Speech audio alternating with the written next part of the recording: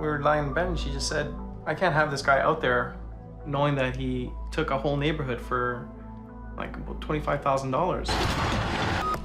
We all want a fence? We knew him, and it was like, oh, perfect. Frank's gonna do our fence. No problem. You need money. We'll get it to you. This is gonna be such a pain. He collected the money and realized he was gonna be in the hole. He took off. 50 homeowners at one time? How could we have been so stupid? Oh, yeah, baby. Mike Holmes. On the money. Ridiculous. I've decided now to gut it. Take it all down. Mike Holmes, I love you. Me too.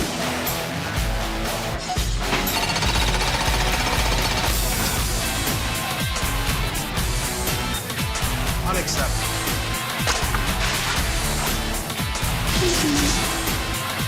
God, I love my job.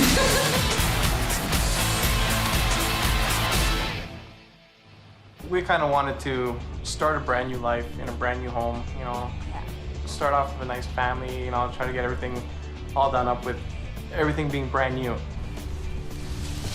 When you buy a new house, does it come with a fence? No. Does it come with a garden? No. I guess this is an opportunity for contractors to step in, knock on your door and say, hey, you looking for a fence? You looking for a deck? Good little business. Michelle! Hi, how are you? Nice to see you again. Thanks for coming. Adrian, nice to see you. This is where you're going to see all the bad guys come in, because it's business galore. So tell me about it. Fencing. Well, we hired a contractor to do our fence. He worked for our builder previously. This is the guy that goes around when you have complaints. You have a couple of pop screws, a couple of things you don't like in the trim or the walls, and he'll fix it up. People, you know, they got close to him on a personal basis. He was Always driving around in the truck. driving around in our neighborhood, you know, we'd go by, we'd wave at him. He got to all 50 of them, and they said, okay, let's do a fence. He gave them a deal they couldn't refuse. In order to do our fence, he came around to all 50 homes and required a deposit. And of half of the price, Pretty much half the deposit. $500 approximately a house. Some people paid more, some people paid the full amount of the fence, and nobody's seen or heard from him since. Just tell me it's not all cash, that everybody paid by check. 90% of these houses paid cash.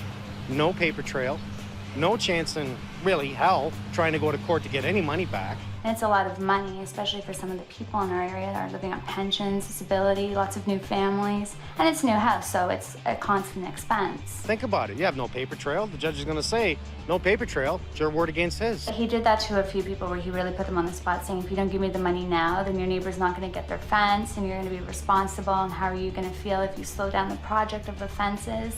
And he gave a few people a guilt trip. And a lot of people left him standing in a driveway, drove to the convenience store to the bank machine, came back and handed him the cash. Michelle had fire. She was lying there in bed with her husband saying, you know what, something's got to be done about this. He's just going to be moving on from street to street taking people. And she was right. I said to my husband, like, we've got to do something because he's just going to get away. Nobody can even get a hold of him. But she at least had the get up and go to knock on everybody's door in this neighborhood and say, hey, we got taken. Did you get taken? What's your name? Did you pay cash? So we took leadership of our street and got everybody's information, contracts, how much money, and started on filing a complaint. But if the people stood up and said, hey, I've had enough of this crap, things are going to change. You know, it's not about the money now. It's about stopping this guy in his tracks from doing this again to other naive homeowners. Ready to take a look? Yeah, sure. Absolutely. Might as well see what I have to fix. These are your neighbors. These are some of our neighbors, yes. How you doing? I take it everybody's been taken here, yes? So who all paid cash here? Put up your hand. Who paid checks? Put up your hand. He was scratching off on the checks. People were writing it to the actual construction company. He scribbled out his business name, put in his personal name, and initialed these people's checks. Nobody you paid in full? Cash? Check in cash. And there are a few people who paid the full amount up front because they just had the money and they figured get it over and done with, and then we don't have to worry about it. You know, obviously it's not done. As you can see, he's stopped halfway. Did he put these on? I put those on just for safety reasons. Smart move. Yeah, I didn't want any kids or anything falling in. You call these holes? That's less than a foot. Looking around, I see holes that are not even the right distance apart. It's as if they just picked up the auger and just drilled one here, drilled one here. When they first came, the one kid didn't even know how to use the measuring tape, and we had to show him. I don't want to see the concrete out of the ground like that. What happens is when they bring the concrete up on top of the ground, the frost will grab it, pick the pole up out of the ground. You ever seen the poles come out of the ground? Your fence shifts up? That's why. He was totally unorganized, didn't have any paper to write on. He was writing numbers on his hand. It's definitely not that good. We don't want to see drywall screws at all in the hangers. We don't always see that this is twisting and pulling it out. We see no nails whatsoever in the top into the 4x4. So unfortunately, this fence would only last a couple of years and pretty well fall down anyways. Was it surveyed? Are they deep enough? Is it built properly? In this case, it's not even not built properly. It's not even built. The only fence that looks good is the one the man finished himself. Let's just hope that's in the right spot. And that I have an issue with that. I don't think it's in the right spot either. I will find out. That's my concern right there. I will find out. Number one, I'm going to bring in the right people. I'm going to bring in a surveyor and survey this whole area. But just taking a look down, if you look straight down, yeah. I bet you could have built that better. Oh yes, definitely. We're going to fill in the old holes, bore all brand new holes, and obviously go buy a whole bunch more new wood and do this again. A whole day of pulling poles. 90% of these houses paid cash. How could we have been so stupid? These guys are just setting up for survey. Let's pull out this panel.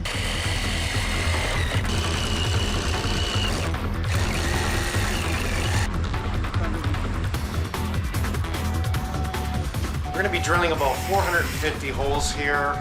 You want to make sure you locate all utility lines and mark them. Call before you dig.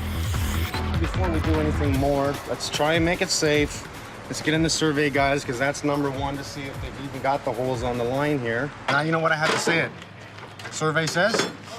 Okay. Let's do it.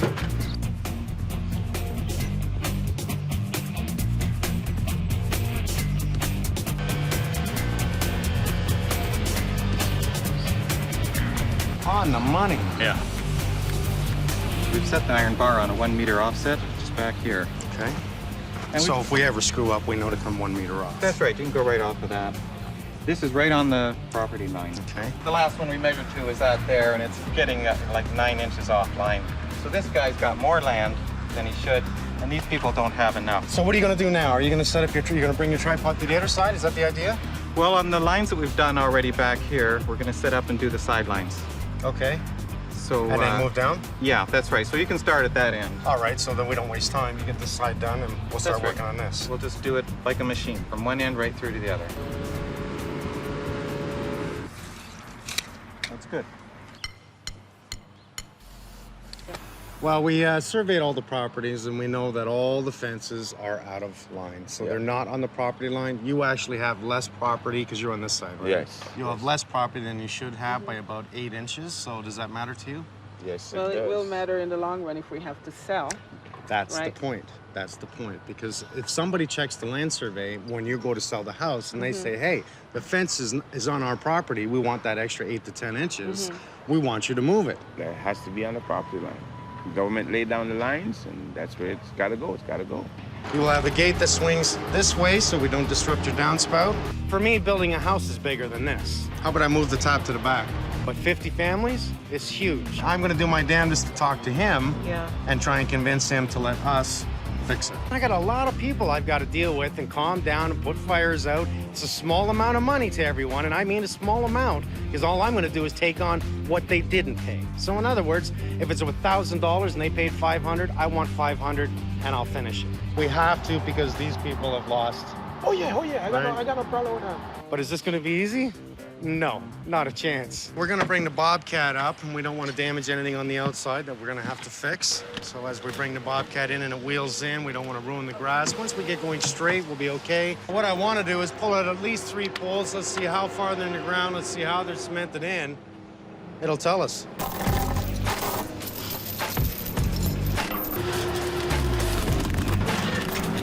Nice try, A for effort there. That sucks. Get the shovels. Man, this is gonna be a pain.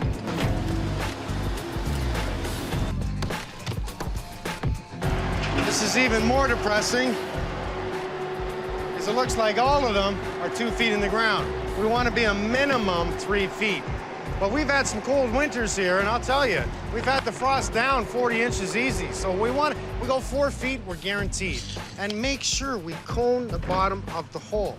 So when the concrete is filled in there, it's impossible for it to lift. The ground is holding it in place. Never, ever bring the concrete up over ground. Always bring it within the ground level itself.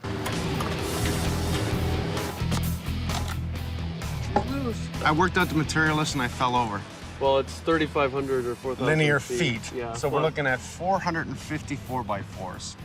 10,000 1x6s by 5 feet. 10,000. The whole day pulling poles. So I figure out the material costs. We're in the range of $40,000 to $45,000 in material. He was charging them $50,000. What does that tell you? He wasn't serious. Not a chance He in was hell. messing around. Not a chance in hell.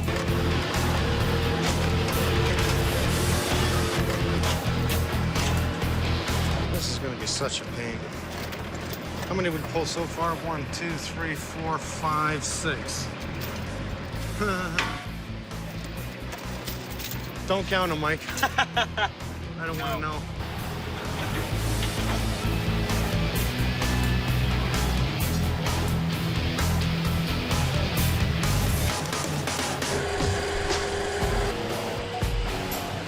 And this poor guy over here is now the enemy. Like I said, I'm just a victim like everybody else.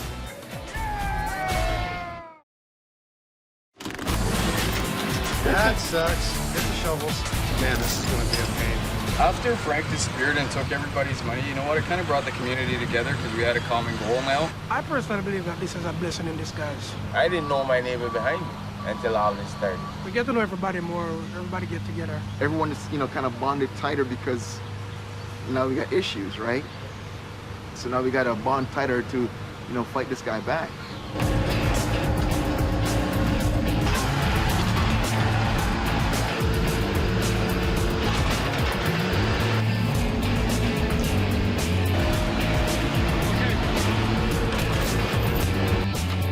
Another case of man versus machine. They've got an hour on us. We just started digging this one out. We'll see if they can. See if they can get it out there. You know what? I'll try to dig it out with the forks like I was doing earlier.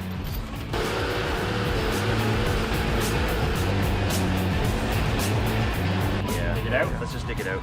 Yeah, if we get this out, you're definitely buying the first round. We gotta win this one. I'm tired of losing. They're getting a little scared, aren't they? Let me get a picture of it. You got all the tools. You should be done already. Fight for my dead cool hands, buddy. I think we're gonna revert to some cheating here, boys.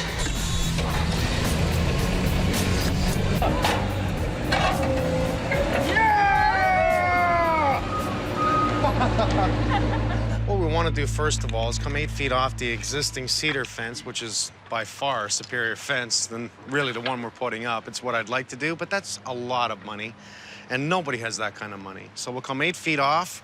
We'll definitely mark where we're going to join in properties, and then we're going to balance out the posts so they're equal. I don't want to go 8 feet, 8 feet, 8 feet, and then 2 feet.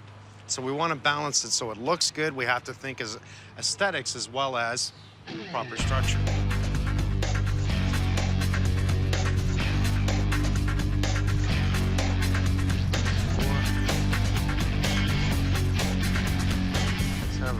Probably take just in setup time to mark all this. Just this area, not way down there, just this area. Let's say it takes 2 hours. 2 hours of setting it up right makes it real easy in the end. I dig them properly, I can fix the old, and it's gonna look damn good.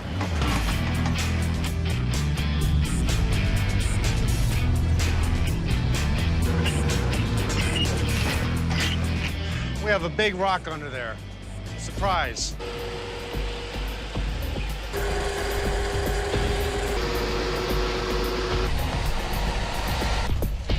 Our poles aren't that far to the ground. These are 10-foot poles. When you turn and look at the 10-foot poles that way, they're way out of the ground. So when we shook that fence, it was very loose. Further we go in the ground, we serve a couple of purposes. 1, we don't have to worry about frost lifting it. 2, structure, we have an incredibly strong fence. So let's go the extra distance. We have the machine, do it. About 4 feet, plenty enough. Right now, we've just drilled everything to 4 feet. Object is to get the other holes filled, especially the ones like this one here that we have to drill in. So I want this full nice and tight so I can get that pin down exactly where I want that hole. So from there, we'll put the poles in. We're gonna put some caution tape up. That's gonna let everybody know where the holes are. Nobody's gonna fall in them. When we're getting ready to cement, as we're setting them up, I'm gonna cone the bottom of the hole slightly out. What that does is acts as an anchor. It cannot lift. So the frost in the wintertime can't grab it and lift that post up. It stays still. My question is, he's got an extended fence. I got an air conditioning standing right there. And we just barely squeeze by with the air conditioning, so hopefully Mike can help us out and solve our problems, and with a double fence, and maybe it'll work out for us. I cannot force him to take it out, but I'm gonna highly recommend he does, because now he's infringing on his neighbor. Peter. How you doing? Nice to see you, buddy. Good. Aretha. Nice to meet you. Nice to meet you. Let's go take a look at your fence and we'll discuss the issues. We're still cool, right? You know, there's no harsh feelings. I mean, the only issue we had was the whole fence thing here. Frank came knocking our door in the morning saying that, you know, we're not going to sign you if you guys can't decide on the extra standard defense or whatever, right? His AC, he wanted to make sure he can get by his AC, and we wanted to make sure that our door was enclosed for our daughter's safety. So pretty much what he did was he just kept on playing me and Peter, you know, talking bad about his wife and his family, and then went probably over there and did the same to me. You know what I mean? So he just played us, and I was getting ready to go out in the morning, and he stuck me, and I had to sign a contract then. What I would have done in the first place is I would have put a fence in right across here with a gate here and a gate here. That way the fence continues, you have your own property, and then I would have put a fence at the front with a single gate so you have privacy here. Rather than doing this and making this a big problem. That's what we wanted to do initially, was to put 2 separate gates in and just 1 mutual gate at the back there, but unfortunately it didn't work that way. I'm gonna recommend it to everybody that wants this gate down here. Instead of doing that, stop it here, which I will do for everyone, and then all they have to do in the future is build it from house to house. Nice and simple, and anybody and almost everybody can do this. And you're handy. I mean, he hired you, didn't he? You're the guy he ripped off. He had a few of his own people, but he actually had one of our neighbors who wasn't working at the time.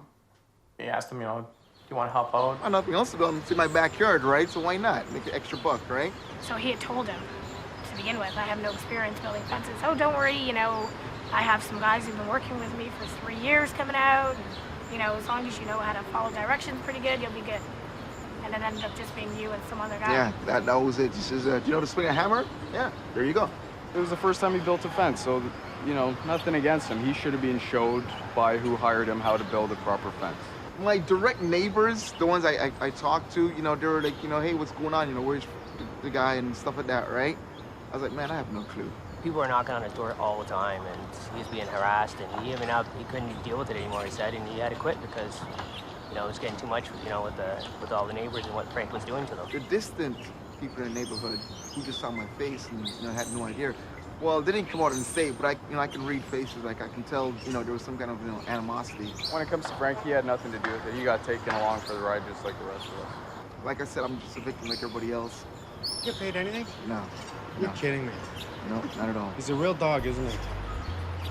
Okay, so our 4x4 is 3.5 inches thick. So what I've done is I've gone 1 3/4 inches off our center point. So I'll make sure now that my string stays on this side so that when I'm marking for the 4x4, it just touches the 4x4. Right.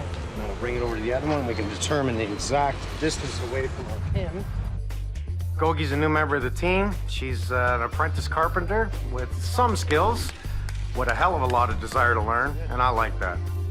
That's exactly what I want to see. It took me 15 minutes, but that's perfect. And if you look down that line, it's straight. Okay, I'm fussy. 900 feet, I want to be able to look from this sand right down and not see another post. In other words, I'm looking at 1 4x4, and everything should be in line. The crown will be where the bow is. It looks like that to me from this side. I totally agree. So here's what we're gonna do. I totally agree. I want you to put an X on the inside of the crown. By the time I'm done, you should be able to look right down the 4x4s, as long as we accept and put the crowns in the right way. Because if the crown of the lumber, say this is the crown, if I have it on this side, it will want to bow this way. So if I keep my crowns in line, in other words, I keep my crown on this side, it won't bow because we're holding the fence together. Now, this may take an extra 10 minutes of our time to actually go through all these posts. In total, maybe an hour or two, but they'll never move. To me, this is a simple job. Make sure it's level, make sure it's proper, make sure it's deep enough, and for years to come, everybody's gonna say, that fence is still standing. Okay? Good. We have the concrete coming in at 130, so I'm gonna take down all the fencing on this side so we can now work over there. I'm gonna split everybody up, take out as much fence posts as I can, much fence section as I can. The more we look at it, the more we realize that nothing is on the line, and it doesn't surprise me in the least.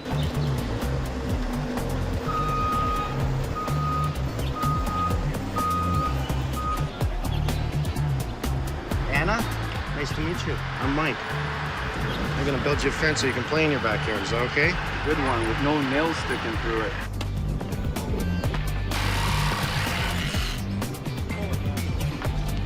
You're paying now? I got, yeah, contracts here. Looks like everybody's on board here. That's nice to see. I think so. We're probably about 85% finished. Missing the lattice, missing a few boards. Thanks, buddy. This is good. All right, thank you. See you at your end soon. Excellent. Okay. So it kind of tugs on you to start all over, right? But after you sit down and you think about it, you want a fence that's going to last. You don't want something that after the winter is going to be popping up and you're going to have to replace anyway. I tell you, if it rains, it's just going to cost me a whole lot of pain and a whole lot of time. Let's get the poles in the holes. Get these poles in the holes, please. Every pole you see lying down, we got to get them in the hole.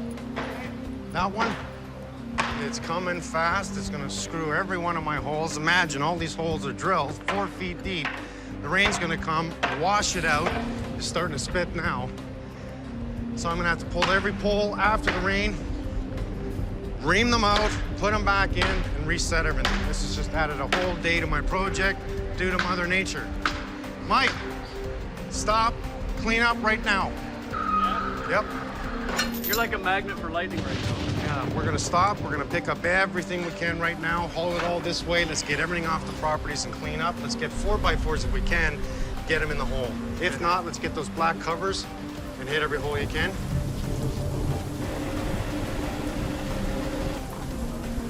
Yeah, it looks like it's gonna rain. Try and get all the material in as quick as we can.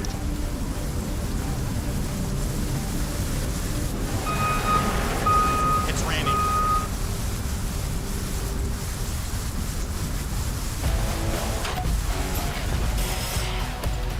That is perfect.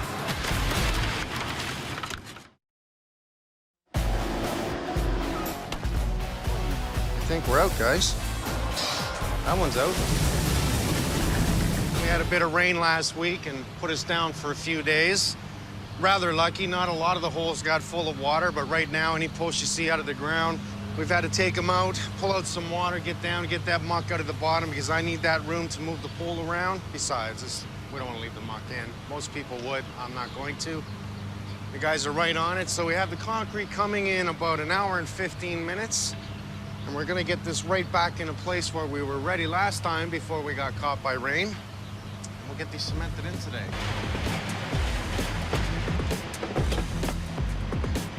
4x4s directly to the end. Damon will run, Adam will run, and I'll run. Okay. And you and Micah can be first relief. Sure. We can put all these 4x4s in, continuing to go down.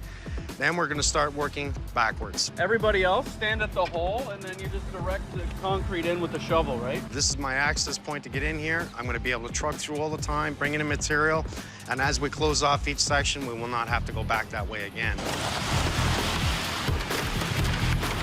Dan, shovel this side, please. That's it. Okay, keep going. Let's get that concrete a little more wet, please. Yep. I'm using a 6-foot level so I can take full advantage of my pole height. Okay, nobody hit that pole.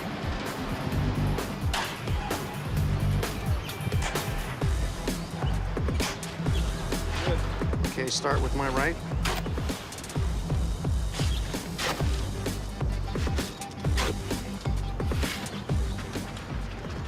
Good, thank you.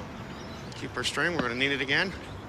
Have a whole lot of fencing to do. We've probably just done, once they're cemented in, 2/3. Excuse me, 1/3. We have 2/3 to go. It's a whole lot of fencing. This is a corner post. This is where they tie in, so we will have the T with the string. This is a crucial post.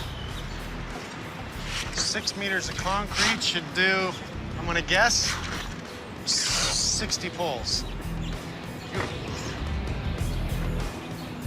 You know, I said there was maybe 2/3 left. I was wrong. There's 450 4x4s total. So, if we've only done 60, what does that tell you? We put a dent in it, that's about it. It'll be a long day. Pull that down. Dean, what's up, buddy? Not much. How's it going, Mike? We're cementing away, as usual. Concrete. Well, you're not using air and trained, are we? Yes, we are. With fence posts like this, the groundwater is going to get down into there, the moisture. And if the frost goes deep enough, we're going to have a tendency for freeze thaw down there too. So when that water wants to expand, it's going to go into the little air bubbles that we've air and trained into it. So we have 25 MPa here. 25 MPa with air, and it's what we call an ultra mix. So we actually have what we call a mid-range water reducer in there. And that's helping you, you know, and helping the workability of the concrete without adding a lot of water to it.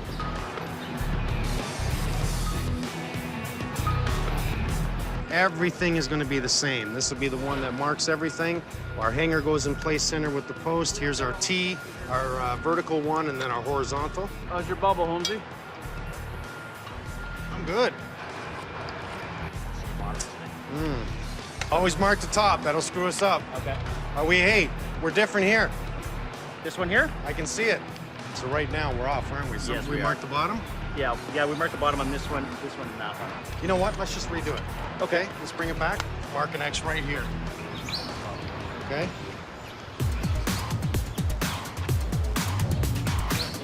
Okay, we have to step down.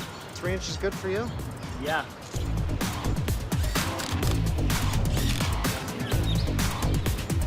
Now the final test. Actually look down and see how straight that is. It's perfect. Look down that. Is that straight or what? That makes me very happy. We're gonna make a fence now, Holmesy. Okay, I'm watching you. Okay. Ah, that's what I wanted to see.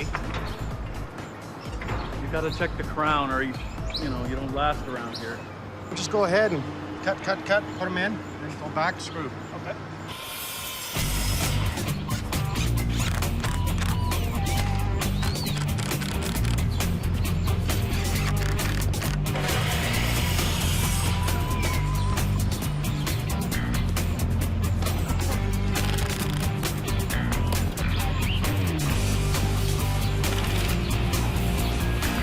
That is perfect. You know what? That's not bad. You're gonna split the cost with me, so it's not gonna cost me much extra. Good job. Do you teed across the front like that? The guy doesn't want to pay. I'd like to take care of it. How do I deal with this? I'm used to dealing with one family at a time.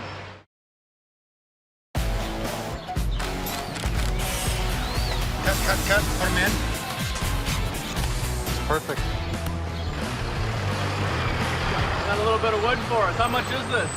A lot and a little. That's a whole lot of fencing. Did you see that load out there? That's half of it. Holy cow. You're talking about 5,000 fence boards there. We're gonna put in the 1x6s today. We're gonna show how to do the proper lattice and proper tops. I think what I'd like to do is take the middle and some right-hand sides and go right down as much as we can, because we can always walk around there, but I want to leave this side open so we can walk through. Had a few complaints already. The fence is not high enough. We want it higher. Go figure. Everybody's become friends, and now they want to block off each other. I like the 6 foot. Look at it. I get on the other side. It comes up to here. It's 6 feet, but this is semi-privacy. You're going to see your neighbor.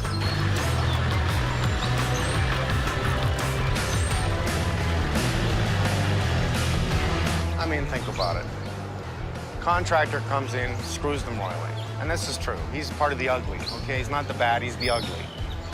Takes everyone's money, fully intentional, gonna take their money. Everybody gets together, starts talking, they contact me, and we come in to help. But now, everybody's fighting that they can see their neighbor.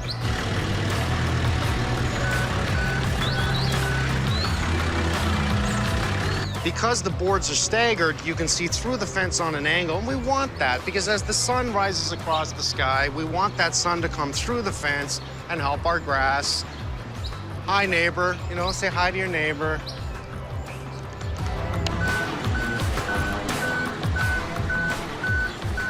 Nicely wrapped. We're gonna see better boards underneath, obviously. We're gonna look through these and make sure we don't use these guys or we'll rip them down. See a little bit of a rip on the board. I don't like that. So let's pick and choose the ones we don't like. We will send back. Okay, we can see because of the grading that we're gonna have to cut some of these boards. No choice in it. You know what? Makes for one hell of a lot of cutting. One down, 999. How many boards? I don't even know. 10,000 1x6, possibly have to cut about 9,000 of them. That's a lot of cutting. Now, this is another important reason we want to make sure that our 4x4s are level, because our first board is going to be right against it. But we will put this in without worrying about it, and we will level our second one. Totally for fence boards. Nice tool. Something else we'll do is we're going to take our time and not just grab boards and throw them up and fire like crazy. We're going to make sure the side we see is a nice side. So I'm just going to keep going with 57.5, which seems to be working good on this one. Yeah. Okay, I cut this one at 57.5. Just put it up there and see if you want it higher. Because I think maybe 57 might be more realistic. Or what do you think? That's not bad. Okay. As long as we can get in there with a weed eater.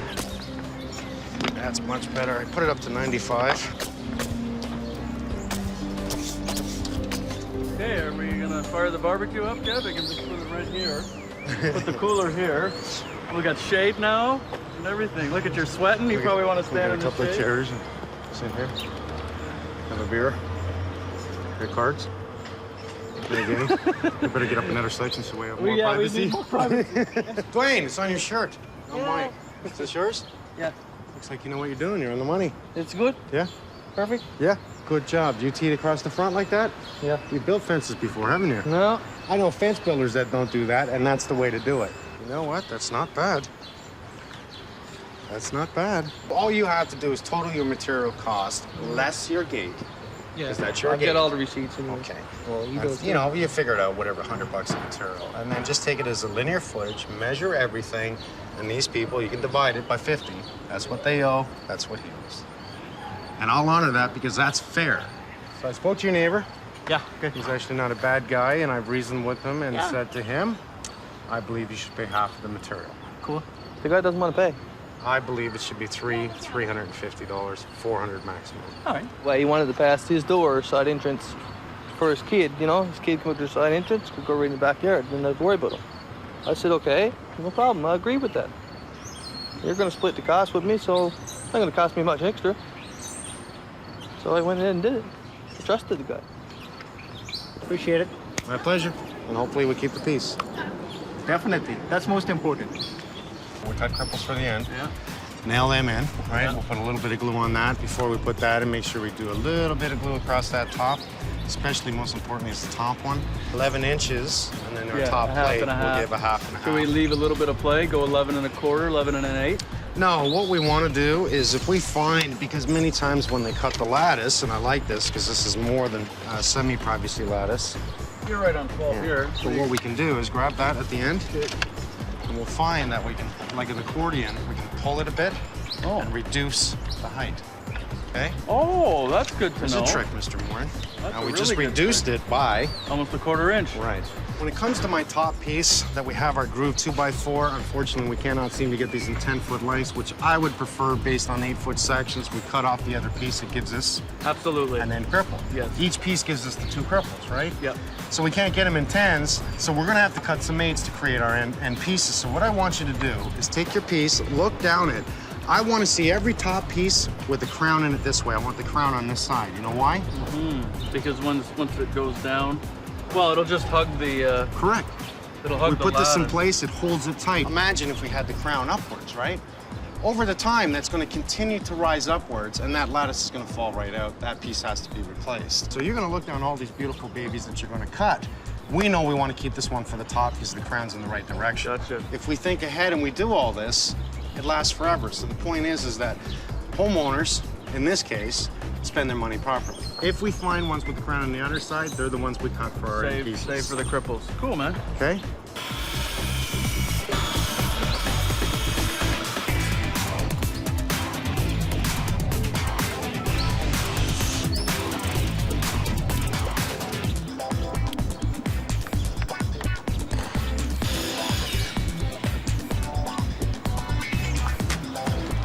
This is a lot nicer than the less privacy lattice or the semi-privacy lattice.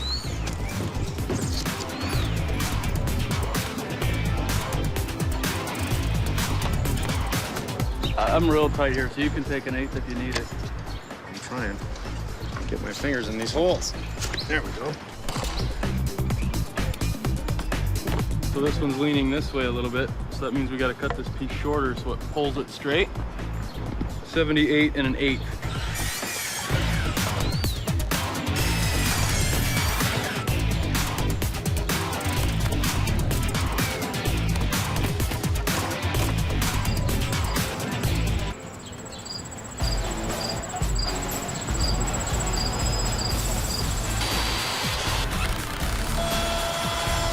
That's a smart move.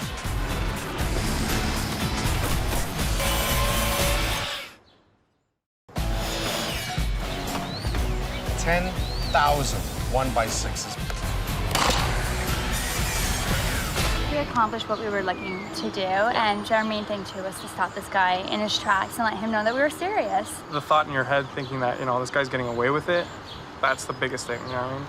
Yeah, we're all getting our fence, we're all happy now that everything's getting completed, but there's that piece behind, in the back of your head thinking, it's like, this guy got away with all this money, and he doesn't even care. We're now going to build a gate, show how to do it properly. We have a great package called Instagate. This is absolutely brilliant. The metal angles on the corners works for me 100%. Someone was using their head when they designed this. We're going to bridge from one side of the house to the other side of the house. We're going to glue our contact at this point, nail it, make sure we are 100% level, which we are, and that's exactly what I want to see. We're going to also use a heavy-duty construction adhesive on the wall and Tapcon our 2x4 into the wall. So we have 45 3/4. I'm going to make it 45 3/8.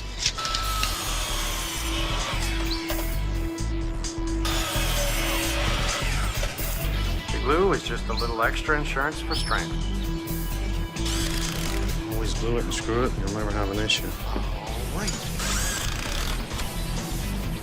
Good.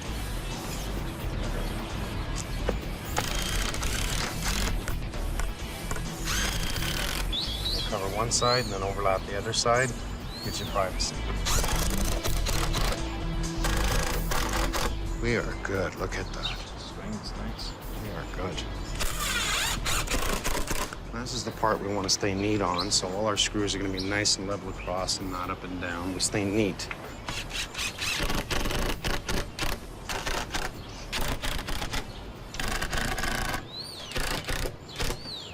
You know what? That is perfect.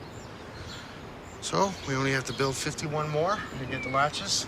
Put the latches on. The next 10 minutes, the concrete truck comes. We got to get the rest of the poles in today. So gratefully, we had a couple of construction guys that heard we were here, offered their help, and they're coming in to help us help these people. So this is great. We'll just start knocking off this fence. You guys ready to work? Let's do it.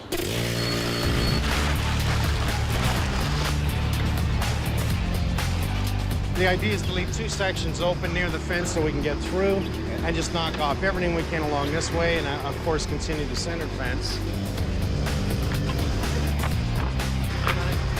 Watch. We just arrived on site, so we just want to get our tools out and get everybody equipped, and then we're going to start nailing some fence boards.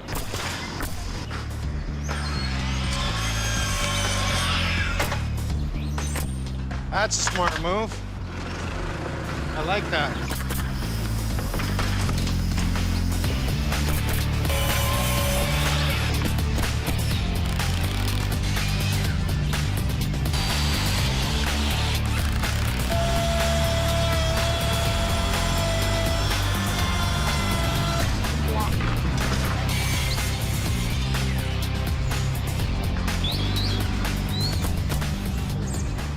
big panic here is the concrete's here, and the concrete truck can't stay here. So we're trying to get as many posts in as possible today.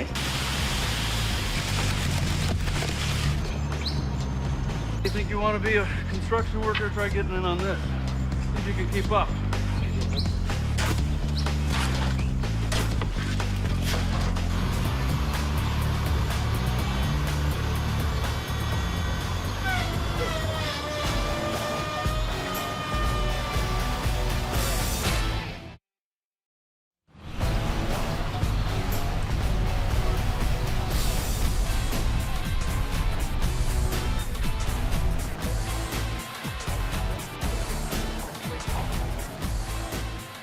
We're done. Woohoo! We're all done. We're gonna party it up. Yeah, we need to celebrate this whole thing. Like, you know, it's finally done. It's over. Now all we need is just to celebrate and enjoy it. We're having the fence completion party. Good. Good. That's for sure. A nice big barbecue, a few beers. Sounds good to me. Well, that castle may need a bit of work. It's not very rigid. But you know what? It works for the kids.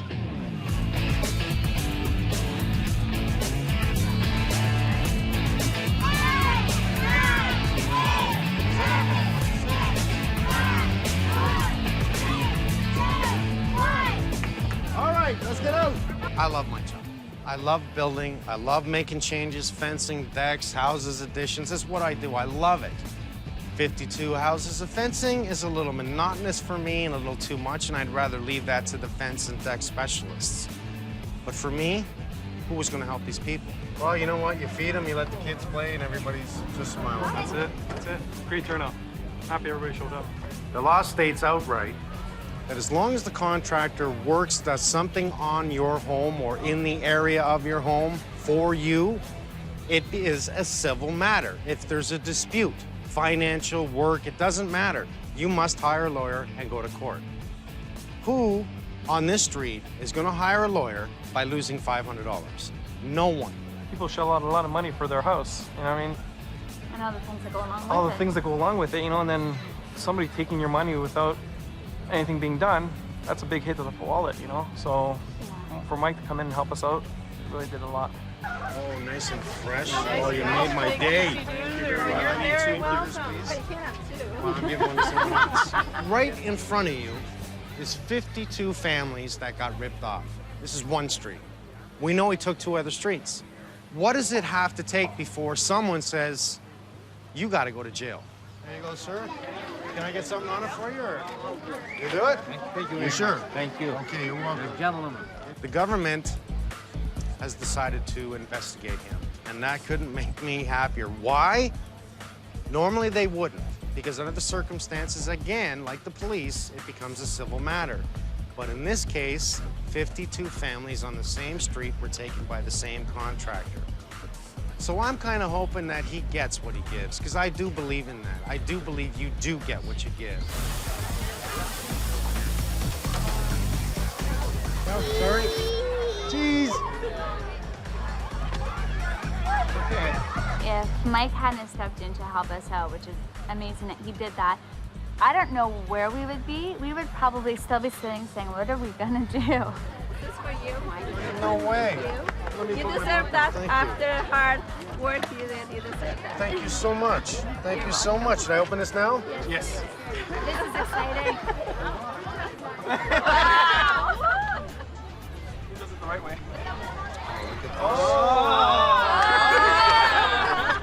Did you see that? That's a body massage. And for the service team, because I worked there. Thank you so much. You're welcome. That's great. When Michelle got on board, she really got the whole street involved and got everybody on board. Michelle and Adrian. I mean, I don't think we've ever been this close before. Thank you for helping with our fence, your friends Buick and Cadillac. Oh my gosh, thank you. Thank you very much, everyone. Thank you, guys.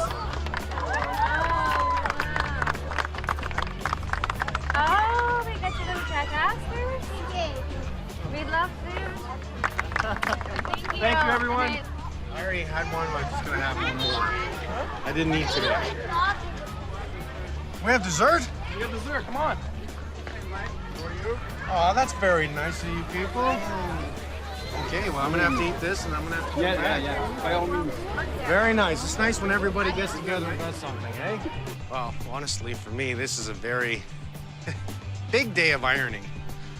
Whole street gets together, calls me. We come in to put in fences. They all like each other, all getting along, everything's going happy. All the fences go up and knock everybody off. All of a sudden, nobody knows anybody anymore. And now, we're gonna go back out and have a street party, all together, to come back to all separate.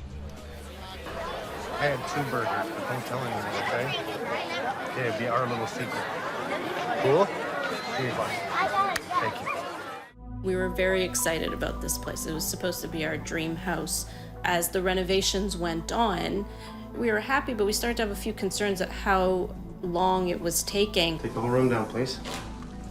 Every time we'd call the contractor, there was always an excuse and always an explanation. This whole thing here is cover-up. When we finally moved in, it sort of hit us like a slap in the face. $170,000 out of their pocket for this crap?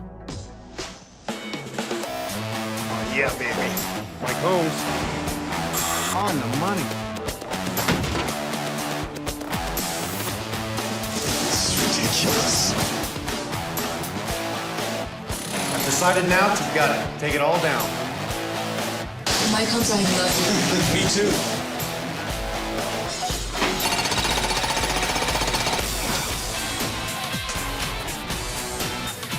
Unacceptable.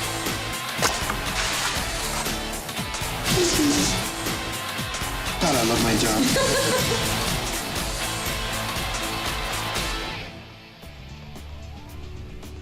Marie and Alex. Simple addition.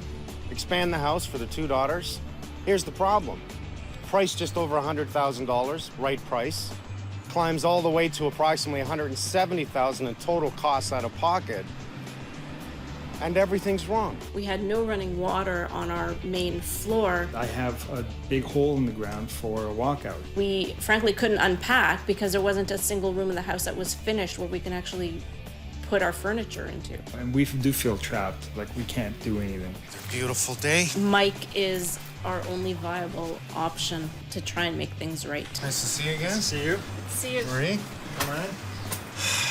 Let's take a look. I'm actually a little frightened at what more he's going to find right now. I see we have an addition. Yes. You hired a contractor? Tell me the story. A friend of the family is a contractor. He's done work within the family. So I guess he's a trusted person by the family. Well, we hired the contractor about 15 months ago.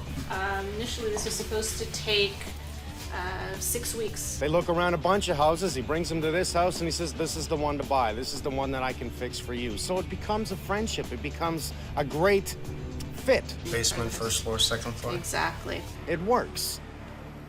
Or it's supposed to. So we're seeing that the kitchen is slightly finished. This cabinet is right on level. Very high on the right-hand side. Wow. We were constantly worried with the younger one because we would find her trying to put cement rocks in her mouth, nails in her mouth. What do we have here? That's for heated tiles. That's for heated tiles. Yeah, that's the... She found some unfinished wires on the wall that she was about to start chewing on. That is live. Do not play with that line, please. It's just been really difficult in here. Okay, this is good so far. I'm feeling really good. Let's go downstairs. Well, the plumbing looks like a spaghetti factory. Right from the beginning, I see that this line is lower here. The idea is this should be up higher to raise the water down that way. I put my money in. If I cut this pipe right now, we're gonna find a whole bunch of things we don't want to see in there. We got all our permits the way we were supposed to get. We were very happy about that. Before the drywall went up, we had inspectors come in and they looked at everything, the plumbing, everything I needed to, and we passed the inspections. One issue, two issue immediately. Floor has been compromised by cutting this out and running the new plumbing line. I see over there, and I only want to go over there, but let's take a look. We see the footing obviously was put down unsquare at the beginning. I can totally see it from this side. This is not how we put a door in. We do not bring it up to the floor joist. We actually bring it down to the base. This should have been filled with concrete or some sort of concrete curb. Is this supposed to be temporary? No, this is going to be the basement door. It's supposed to be the door. Okay. I see no type S on the block. It's a parge they'll put over the outside. Minimum code requirement with a liquid foundation coating. They put the liquid foundation coating right over the cinder block. Not allowed. So how do we find out? Because we were told we passed inspection. You know, how many times do I go to a job site where there are no permits? Here there are permits, all proper permits, HVAC, electrical, plumbing, structural. That's 4 permits. They got them. They did their homework. They did it right. They trusted this man. Who told you that? Our contractor. Contractor did. Okay. New bathroom? New bathrooms, unfinished, still leaks. What do you mean it still leaks? I just wanted to take a bath and lay down in the bath, and I was in there maybe a minute, and my mother-in-law started screaming, "There's water coming out of the pot lights." Let's continue. I'm getting very depressed right now. So this is our master ensuite. Now, this is cute. This is really cute. First of all, this is not how we support a tub, okay? You do not install the tub this way and then just throw a skirt in front of it. Did you see what I just did? Yeah. Yeah. Okay. We've had plumbers come in and show that to us. He told us it was fine to use. We haven't touched it. We're too afraid. Every faucet in this house leaks. And we don't have a shower, so right now we have to tub bathe with this little red container. What's that? I think that's our heating vent. That's your heat register. And I guess that we're gonna heat half the tub. Once this is in place, I take it comes right here. We're gonna heat half the tub and half the bathroom. That's really cute. Is the toilet's right here? Tub's right here. Let's look at this. How is this door gonna open? This is incentive to stay thin. Visually, I can see a lot wrong right from the beginning. As I start to open up, will it become a can of worms? I think so. Got a good feeling on that, which gives me a bad feeling on what I have to do to fix it. Oh my God, you know what? I've seen enough. I'm gonna phone the government right away. I'm gonna find out what's been passed on this, what's been done, and I got a real bad feeling about your foundation. I already know we're gonna have to dig up the outside to see what they've done. The footings are incorrect, the structure's incorrect downstairs in the basement, your bathrooms are incorrect. Now I'm really scared. I'm not gonna promise anything. I'm just gonna do it. Does the toilet work? Now what are we gonna do about that? Rip this down and do it again? Nice.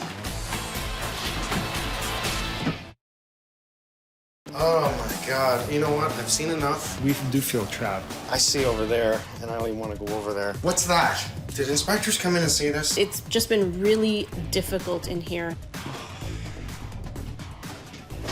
Oh, nice, we're ready to rock and roll. Let's pull the tub, pull the floor, inspect all the plumbing. I'm gonna drop the ceiling downstairs to see both bathrooms.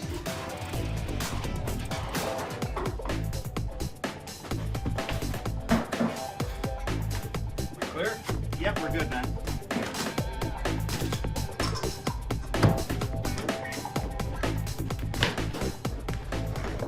Definitely shouldn't be able to do that. I don't see any screws in the drywall on the bottom half here. We have wood on the wall behind the drywall? Yeah. They didn't screw the drywall into that, actually. That was just floating. Really? Yeah. Take the whole room down, please. Okay. Nice. Just like these, maybe. I don't see many screws.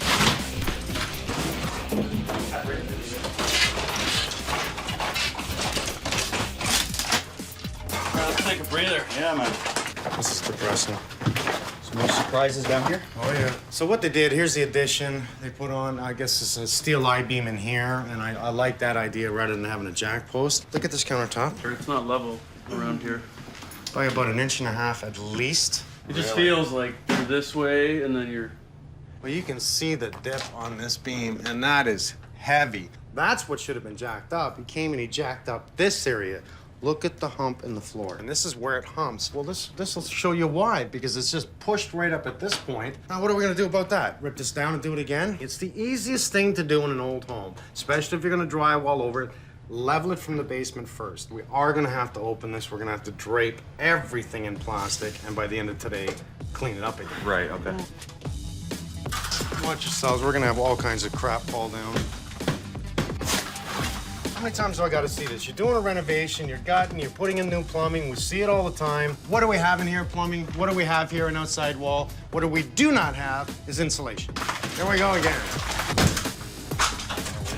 We have vapor barrier up in the wall with insulation tuck tape on one area because the drain goes up into the wall, right? And that's just vent.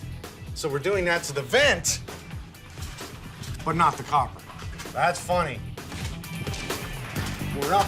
A nice angle, we're up there, and then this runs down. Sloping down. And that's not supposed to run down. That has to be up. That's right. If it's gonna leak, it's gonna leak from that over. That would never pass inspection. No.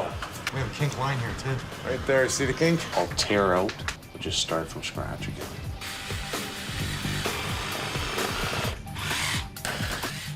We're gonna have everybody in here today. John McRae and his guys, we're gonna dig up the foundation. Unfortunately, we gotta move the air conditioner to get the tractor in. I'm gonna get this tree down as fast as possible. Can't believe that didn't fall and take the fence out, leaning totally into the neighbors. Murray, this is the tree here. It's nothing serious. I know you're used to taking down 100 at a time. I think we can just get up in that main crotch and just take it out piece by piece and throw it back over into here and then walk it out. A lot of properties, all they've got is this type of a tree, which is fine, as long as you maintain them. But in this instance, where the tree was and where they did the digging, they took the root system out of the one side, so made it very unstable.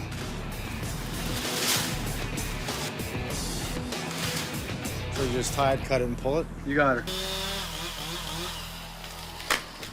Now, this is a truck to have. All in one. 2 guys, rip it up, cut it up, shred it up. I want one. Johnny. Morning, Mike. How are you? Nice to see you again. You too. Well, I seem to call you a lot, eh? Well, look at this. This is just a little depressing. I can imagine. I don't know why they didn't form the stairs in the first place. There's no type S. You can tell they just sprayed the liquid foundation coating over it. What we have to do is get right down to floor level on the inside so that we can reset all this weeping tile and bring it all over to here. Gravel on it, patch the wall, drainage board, backfill.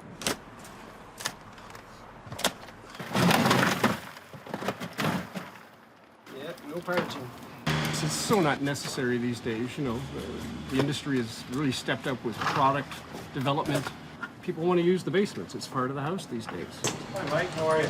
Great. Nice to see you again. Nice to see you. All the footings were laid on square, and the cinder block then went on top to square, and they went off the footings. Now, if you see it like this, fine. We're probably going to see the rest of it outside. But when you see it this thick, is it the same on the other side, on the outside of the wall? Do you know what the soil bearing capacity is like?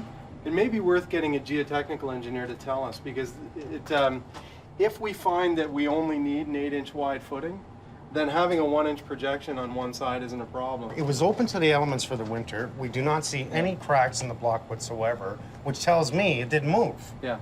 That's a good sign. Yeah. So if they can say it'll be fine, I'm laughing, and all we gotta do is pour concrete. We're gonna pull out all this plumbing, so whatever you say, I'm not gonna touch it till you give me up a plan. I'll do a few hand sketches with the remedial work. We can send a copy to Mike, and he can build right from our sketches. We don't need a full set of drawings. Look at this. It went right over the tile. I'm telling you, I'm getting so frustrated. Look at this freaking crap. Are we even tied into the ceiling? We are not tied in. And since he cut these plates out on either end, these are 2 separate floating walls. And as you can see, it's not even attached. I think that's why he had plywood out here to strengthen this whole wall. The floor's all wrong. I mean, everything's all wrong. I'm really getting frustrated here now. That means we're gonna gut this bathroom. We're gonna drop this wall. We're gonna redesign the 2 of them. And I got a really bad feeling downstairs. Oh, it's 2 bathrooms. That's wonderful. Let's look at the 3rd one. There's a GFI. So far, I am seeing that the electrical appears to be fine. So we see the electrical, and whoever did the taping was good. Plumbing, outside wall, no insulation. This bathroom gets gutted. I'm gonna put him in a hotel, and I'm gonna rip this place apart. I'm gonna put it back together.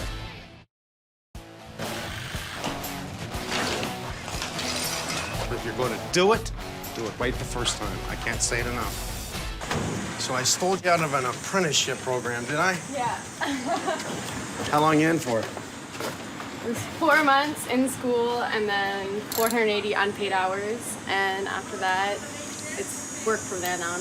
And how do you feel about this business? I love it. You It's love so it? much fun. It's really empowering, especially for women. So how long do I have you for? 100 hours? 100 free hours. That's 100 right. free hours? Yeah.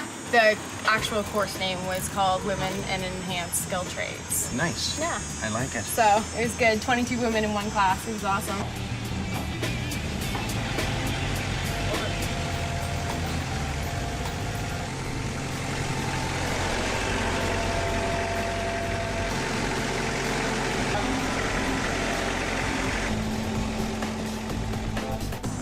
Tight squeeze. You do what you have to do with this plumbing, and we're gonna raise this floor. Corinne is gonna help you today. Thank you very much. Usually I'm by myself. It's a pleasure to have someone nice.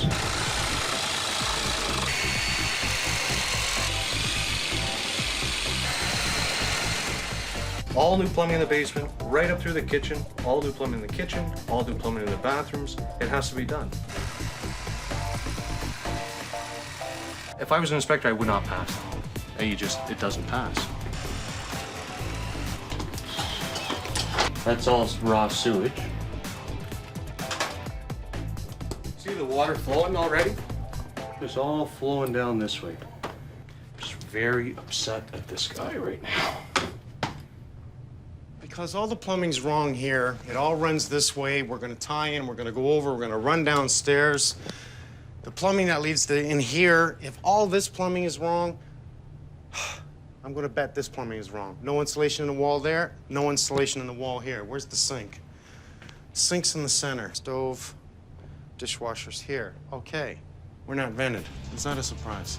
Plumbing in the center, that saves me from ripping all this down. I'm gonna put him in a hotel, and I'm gonna rip this place apart. I'm gonna put it back together. A couple things I'd like to show you. Good positive thing here is that all your vents do go up through the attic and out through the roof 100% proper. Oh, good. However, We thought at least the work he was doing was good work. the structure has been compromised, so we're gonna have major structure fixing across the center of this house. We're gonna be raising your floor in the basement. It's either malicious intent, or he didn't care enough, or he just didn't know enough. All plumbing to do with drainage, ventilation is incorrect from the basement right up to the top of the house. Nothing he did was right. We have to bring in a soil specialist to make sure the footings that were done incorrectly will hold the way it is. If not, we have to underpin absolutely everything on the outside. I mean, I don't think it's malicious, but it's certainly the other two. He didn't know enough, and at the end, I'm sure he didn't care enough. I have gutted completely this bathroom up here. I was blown away by what I saw. This one was also being gutted. This one's being gutted. I'm going to leave you this bathroom right now for the next, I'd say, half an hour till you can beautify yourself, pack, and I'm getting out of this house, okay? You all right? Oh, yeah, no, it's just mind-boggling how somebody could be so bad and not realize it. To Mike. Very, very nice. Thank you so much. I'm honored. Put that in my truck. See you soon.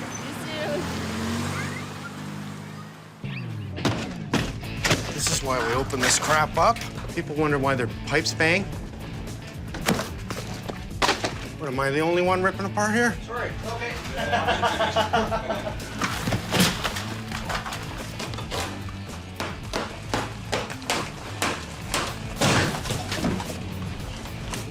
Doesn't anybody remove this stuff? No. He drywalled over it. Yes, when I took this wall off full of tiles, this wall decided to come with it. Never, ever finish anything with leaving the old stuff up. How do we know what's in the wall? You know, that's a good point. Is there mold in behind that? Is there bad electrical in behind that? Has another contractor been previously in 20, 30 years ago and hit something in the wall? You want to go and put a brand new bathroom up and cover it up? Not a smart move. A double top plate, but then even secure it in. Right. It's garbage. Let's take this down. I built a bathroom that can outlive you if you do it right. It'll outlast you. But do it wrong, you're gonna be doing a new bathroom every 5 years. It's just the way it is. What we want to do is an outside 2x4, two 2x4s, and back to standard, which would be 3 32 inches out. So what they did is they're 16-inch on center coming up, cut out for the taps, and put in a 1x, what is that, 3? And they cut that one as well. Yeah.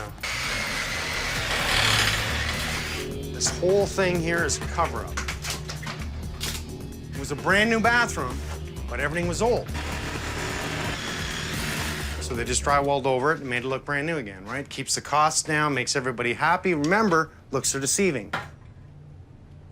That's just so pathetic, it's ridiculous. I come in and open it up and say, who the hell did this? Everything here is ridiculously stupid. Oh my God. Here we go again. And now I'm realizing it was sloppy from the beginning. I don't know how he lives with himself. we have to bring in a soil specialist to make sure the footings that were done incorrectly will hold. I have a concern with the footings. Let me show you. Yeah.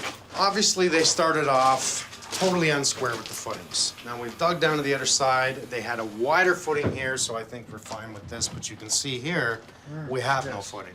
It's more on the outside. So they run square and then tried to square with the cinder block. So Dave has recommended you to do a soil test. Okay. And we can do it right on the spot? Yes. We'll find out today what we're really gonna have to do. I'm only hoping we don't have to support this house and take out that foundation and put in a new one.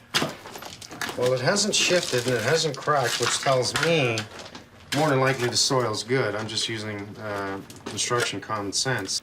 You can see this is what you're sitting on, this brown material here. It's sort of a clay, part silt, part clay. Worst case scenario, that would be it. Secondary is an underpinning. We may have to underpin all the footings in here. Do you like clay or? Well, clay's, this actual soil type really is not the main issue here. It's how strong it is. Take it as it comes. That's all I can do. We're going to use this, I call it a pocket penetrometer, which gives a strength measurement. Okay. And then we got this 1.5 tons per square foot, which is 3,000 pounds per square foot. So we're lucky.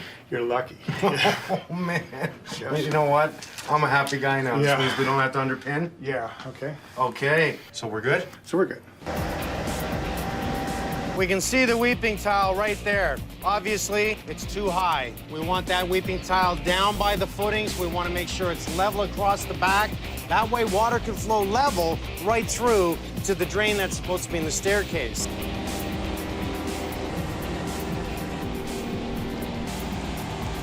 They've already fixed this side and brought it down, so by the time I get to the corner, we'll find that piece that they have in there and tie back in.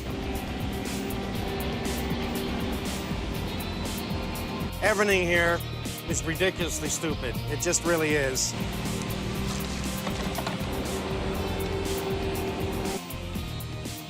I'm gonna put one coat of Hydro Shield on, and then I'm gonna put some fabricated mesh on, and then another coat of Hydro Shield. With the two coats, it turns into its own membrane, which allows elasticity and movement if there's any shifting or cracking in the foundation later on. And then we put some 6mm poly over top. Then we put our drainage board on top.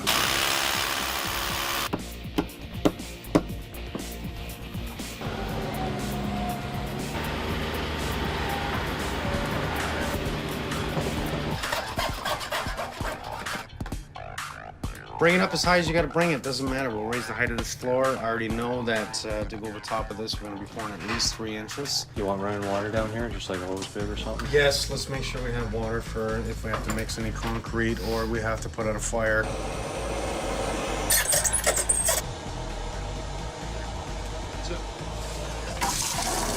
How do you like working with Corinne? I like her a lot. She's a good worker? Yeah. I heard good things about you. Yeah. Good. You want to be able to walk on it without any bolts in it? Good. Mike. Feels like I keep calling you up here, man. I'm sorry. Just wanted to show you a couple of things, like these. These are all not attached on the outside walls here. We got a couple of attached there. This is the only one that's actually attached. These ones aren't, and all the way down that side. The funny part is really how could you screw drywall to it, right? You know, if they're all moving, how do you put drywall up there? Well, for them, it was get it up, screw it, didn't matter if it moved, bring it down and tape it. So it's gonna be held by plaster and not proper screws, no good. So good catch, just make sure you get some screws in there.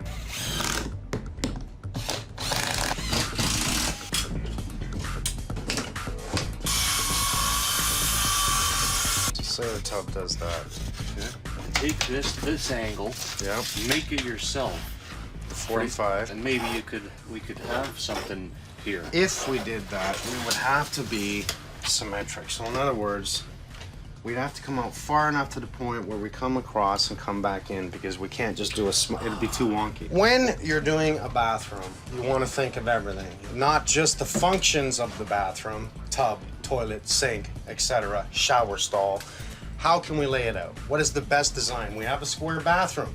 Anytime there's a square bathroom, let's center the door. It gives us wall space to use. By bringing the door to one side, it eliminates putting anything on that wall right there. So by centering it, we have toilet, we have sink, and now we've displaced the room to get the tub and shower in, and we can open up that shower door. It'd be interesting anyway. Ceramic tile wall here, glass over the tub. This looks good. This may work. This may be a very unique look.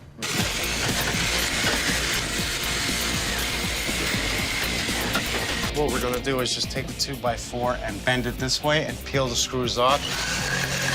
We'll pull out everything in this area, we'll frame our doorway, and then just cut out the drywall and then repair the other side. Peel it off the back, but we won't damage this side. This side should be really good. Like that, Damon? I do like that. That's a nice little trick. I do like it perfect. Works for me. I'm not gonna go far on a flat tire. Do you have a problem?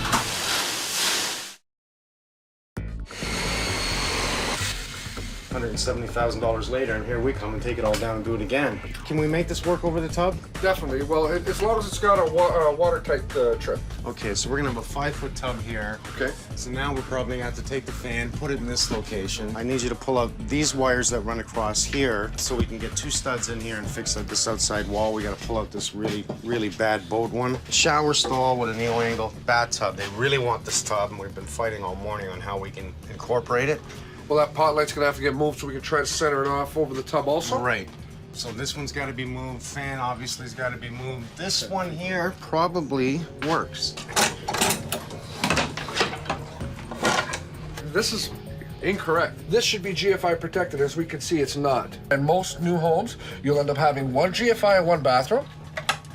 And then off the load of the GFI, it would pick up the other bathroom receptacle. This homeowner would have been, under the false pretense, thinking they were protected properly, and definitely not. We took all the plumbing out of the house. Okay, right from the main pipe coming into the house, the drain pipe, and the water service pipe. So you have 2 pipes coming in the house. It's almost a little bit easier than a rental because you're not attaching to anything that would be existing. This will be my house now and the plumbing. I'll take responsibility for it, and it's nice to do it from scratch. It is. Inside. Yes, our weeping tile is going to come from this side, and from here our connection is just around that corner there, Okay. Nicely covered up. They're going to connect here, and then we're going to have a 4-inch floor drain right here. Which will then run inside. And we're going to have a dedicated line to the inside, to the sump box on the inside. I'm not gonna go far on a flat tire.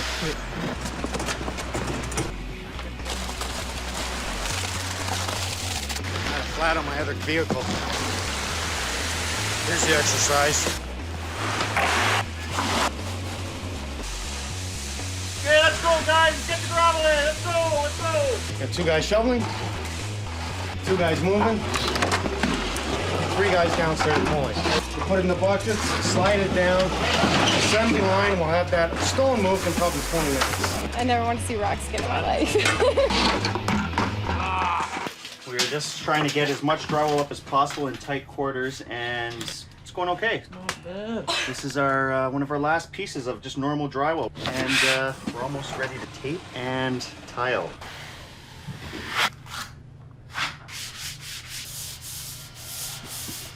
We're doing a detrus system on the floor. It's a waterproofing system. This is going to keep any water that gets on the floor out from the wood. We're going to thin set it down, and there's a layer of fabric there that'll bond to the floor, and the top layer will actually move. So if the house moves, everything moves separately. So your tiles will stay. You'll never get cracked grouts. Trim that, and that's the way I want to see it. That looks good. Do you have a problem? These run a 2-inch, which I thought was a vent pipe going in the old chimney. I looked from the attic, I looked from the first floor. I can't determine without opening up this wall now. Pull it out, Yep. break the wall, Okay. find out. By the way, Yes. nice haircut. Thank you, Mike. We got outside wall. These pipes will be frozen by November. Nothing attached to anything. Man, this drives me insane. We can see how the floor slopes down. I mean, by code, we have to have a watertight floor with a drain. Look at this. I think this is fake. Oh, okay, so that's phony. No membrane in the floor whatsoever, and yet we have it here, creating a curb, okay? So was the idea to put a curb here to stop the water from coming out, but allow it to go through to the ceiling downstairs? Yes. So what is that? It's just a little con job is all it is. It's just another room, just a laundry room. Just more work I have to do, that's all. It's same product as we use on the walls and stuff like that. What it comes with is a pan that's already sloped towards your drain, and it comes with the drain. So here, the drain will slip right inside, and it will drain. It'll actually be flush to this here, so it'll actually drain down into it. So the pans are great, and it goes with the curb as well, and it all ties into the Curdy system that you see on the walls here. So it makes a totally waterproof system. It's great. And you gotta love the rain, eh? Is it okay to lay over the muck? Not really, eh? No. You gotta watch nice. Just like catch the block with the cement, you know? It's called hydraulic cement.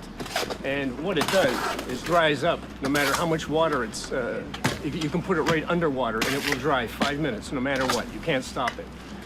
So on a day like today when the footing is so wet after the big rainstorms that we have, we're gonna mix this into the first batch. So the first course of block we put down, this will set very quickly. Then we can put the weight of the extra block on top of that without a problem. Traditionally, you can only lay 4 feet of block at a time. You have to let that set up and then you can go on top of it. Because of the sheer weight of the block, it'll squeeze all the mortar right out of the block itself.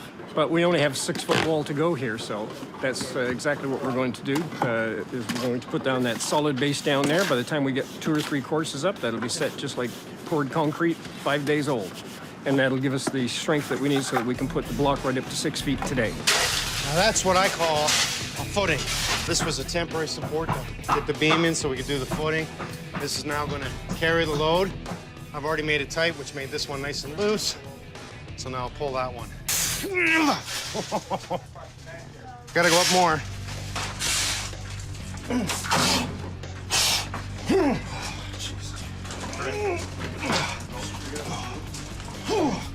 Okay, somebody else is gonna take a whack at this. Corinne! Okay, I'll help you out. Okay, there we go. All right, you know what? I just wanted to bring you over here for a reason. You put in your 100 hours for the apprentice program? Yes. You're full-time, my dear. Yay. I love you. We're gonna work out this point. Okay, Mike, your turn. That's it. We have leveled it. Yeah.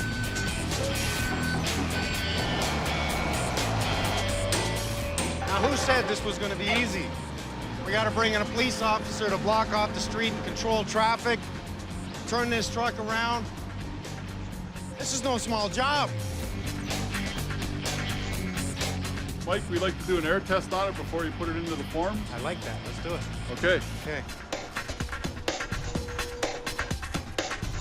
7.4. We're good to go.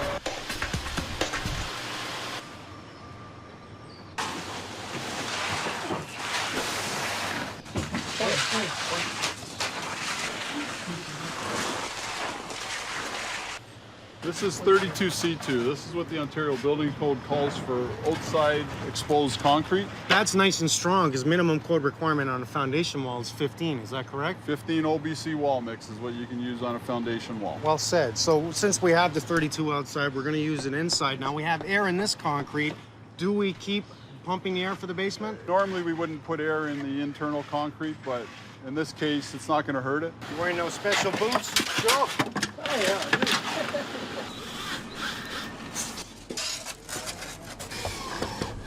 I see you have the drip edge on top of the door here. Yes. You've used the starter strips on the inside so that we have it finished on the bottom, which is, we never see guys do this, and this is the way it should be done. So we're wrapped at least 3 inches on the other side. If moisture does get into the wall, Behind the pucks. behind the pucks, it travels down the cavity, down to the drainage track, and out the hole. Nice.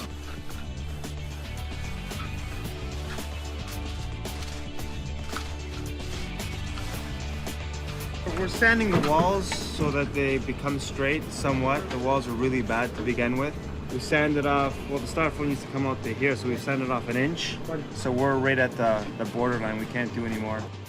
We put the chalk line from corner to corner and snap it. So once we do sand it, it does become a straight corner. We're doing our best here to try to bring it straight. This is the double header at the top of the stairs that run up to the ceramic tile doorway up there.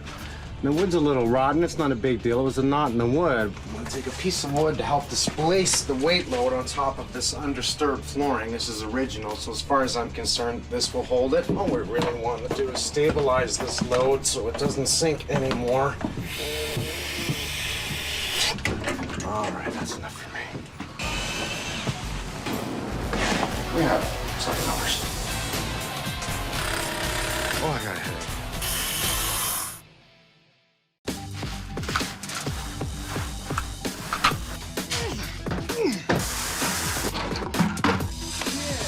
Well, this is what I call hell day. It's the last day. It's the day we get the house back to the homeowners. And we bring in around 20, 25 guys like we have here. Boom. Scaffolds come down, out they go. In comes the soffit guys, gonna get at the soffit, fascia, downspout, east troughs. And believe it or not, by end of day today, this is gonna be completely sodded, a tree in the end of the backyard, all the garbage in the bin. I've got about 100 vehicles on the street right now, and I'm trying to coordinate everyone. I gotta drop off the sod, the earth, get rid of the garbage, make sure everything else is doing well. How are we doing downstairs? We had the sump pump in, everything looks totally professional, drain in the floor, sump pump goes out to outside, water comes in, water goes out. Got the electricians in, hooking up all the lights, minor repairs. We've moved the registered, we're gonna get a pedestal sink in. The tiles look really good. Open concept, looks bigger. I like it. We have 7 hours. I think we can do it.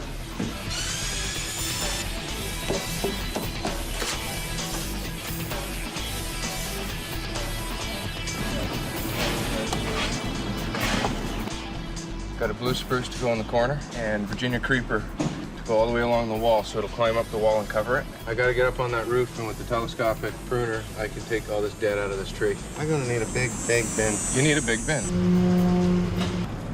I got a bad feeling we're gonna need another bin. Trash compactor. Yeah, I think we filled this one up enough. I'd love to take this kitchen out and do it again, but I can't. You know, all I can do is try and put a little bit of lipstick and mascara on it and make it look proper. Finish off the trimming. No backer here. There's not even a piece here. I'm gonna take the full lengths and rip down a gable and put it up against the wall. I'm gonna take 2 other full lengths and put it on the sides of the cabinet there. We don't have an end gable here, but at least I've got a board here. We'll rip it to fit, we'll put it on. Talk about ass backwards. He couldn't even do receptacles right. I've got holes in the wall over there that were buried by boxes that we're now looking at going, they didn't just screw up the structure, the backyard, the debris everywhere. Concrete was buried under the ground that we had the jackhammer, get it out of here. Bin after bin, get the garbage out. Oh, I got a headache. So what the engineer wanted was to help stabilize the outside load, cripple it into the floor. In other words, what I'm going to do is tie all the floor joists together with a vertical and a horizontal, and it helps lock up so the floor doesn't sink in this area. It helps stabilize the load from the outside in. I have 1 horizontal, 1 vertical. I'll screw it in. Toe screw it there. Screw it here. I'll continue out wherever I can get a 2x4, and I will. Wherever I can get a 2x6 in, I'll do the same thing.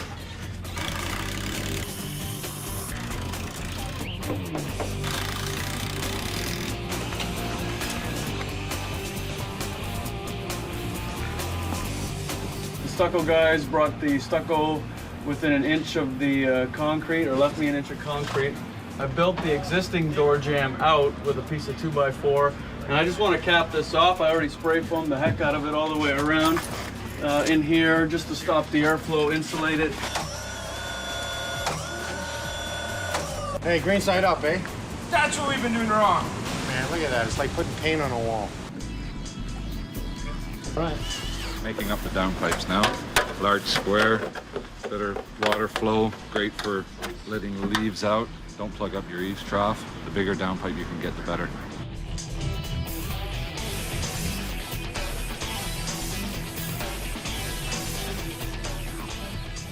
We're using latex melamine in the laundry room here, and actually all the bathrooms. Mildew will grow better on oil paint.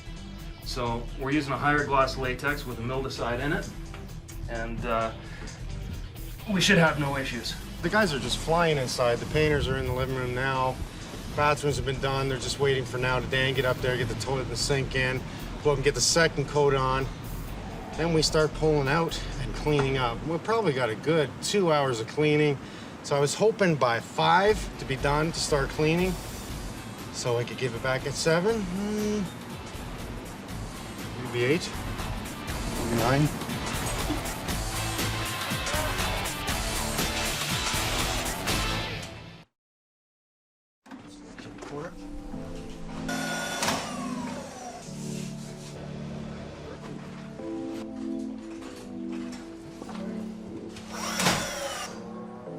So I was hoping by 5 to be done to start cleaning, so I could give it back at 7. Maybe 8, maybe 9. I actually chose to start in the backyard for a very valid reason. Look at the length of your backyard. Oh my goodness. I had no clue. I brought in my landscapers and we ripped out so much stuff. I couldn't believe what was buried in the back. We graded it, put down some sod. They've been working for 2 days straight on this. It's crazy. Brought in my foam and stucco guys. They've got all the foam and stucco up, your downspouts, east trough. From the outside, we had to dig up the whole foundation, completely do a proper waterproofing. And Joe Umbrello, a wonderful man, he came in and he did the concrete here and also inside. We rose this whole floor 4 inches higher than the existing pad over there. First, I brought in an engineer who brought in a second engineer. First engineer is for structure. Second engineer is for a soil test to see if the weight load is good enough that I didn't have to underpin the foundation wall. We got away with that. We got lucky. It wasn't that we got away with it that I didn't want to do it, but the ground was solid enough to hold it. We had to pour 3 new footings, one in this place, this location, that location. We had to go down 2 feet in the ground at this point. Because you remember how bad this was, didn't you? That was just all... We had 4 different levels of flooring in this basement. Now you have 2. Now we have 2. Right from the footings up, structurally, it was all wrong.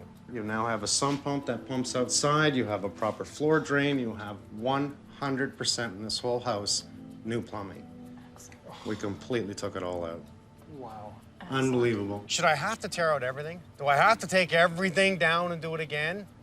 Only if it's wrong. As you can see, your island, there's no slope. There's no slope. It's leveled. It's been leveled. We brought I it don't have up. to walk like this anymore. We finished off your cabinets. We finished off your other side. You have a little bit more room. Yeah. Because I remember when I walked in here, we had no room. Yes. This is great. It's usable, it's safe, and everything's working without leaking. When I opened up the drawings on the job site that were stamped by the government, permitted plumbing, structure, electrical, HVAC, the permits were there. What was done was not done to plan. I had to get the laundry room. All the plumbing was on the outside wall, uninsulated. We built a sub-wall on the inside and ran all our plumbing in the sub-wall. There was a laundry room up there that wasn't in the plans. The bathroom, both layouts of both bathrooms were not the way they were in the plans. The contractor, unfortunately, made it totally phony. He had a rubber base all the way around the baseboard once we pulled it off. This floor requires a drain. There was no drain. Homeowners can see this. If the plans say it should be done this way, they can see whether or not the walls and bathrooms are designed a different way. This is the attic access that you did not have before. For some reason, they closed it in. We checked everything up there. We're happy with everything up in the attic. It's one thing that was good. The gas guys, the ventilation guys, and the electrician were the only good people in this house. Obviously, the contractor took over everything else. But you have to trust yourself to say, okay, I'm going to have to keep an eye on this. I'm going to have to watch the money. I'm going to have to make sure that everything goes the right way according to plan. This was 100% gutted. I moved the wall in. I built a proper 2x6 structured wall. I had to fix all the rafters in this area because somebody tampered up here and nothing was screwed in. What? Nothing.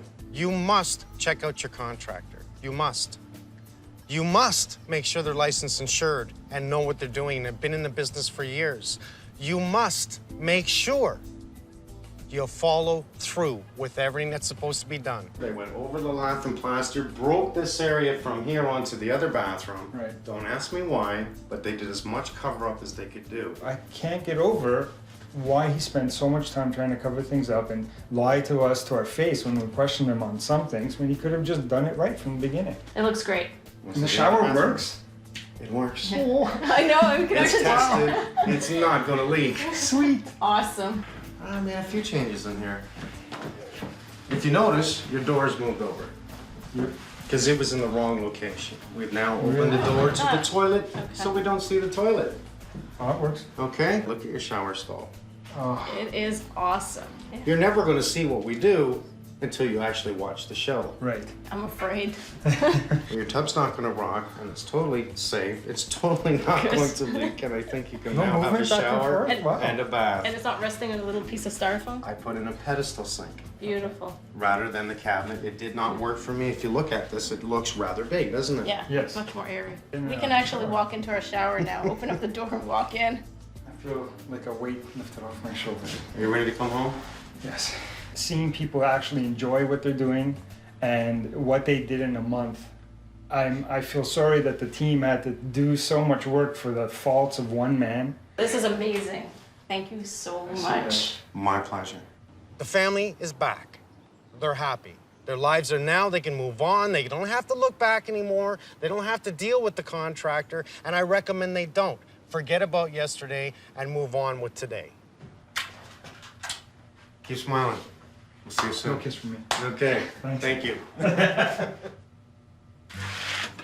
Oh. We've lost a champion. We've lost a superior contractor that's been in this business for years. It's gonna be awful hard to replace that man.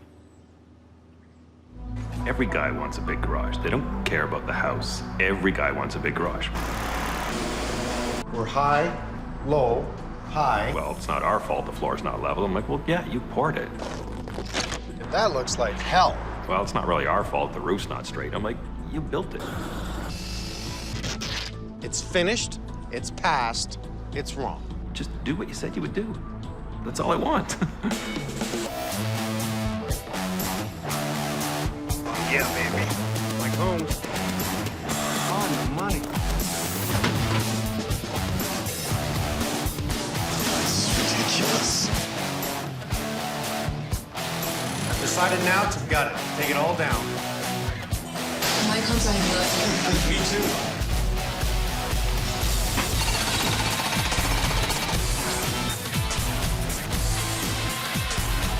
Unacceptable.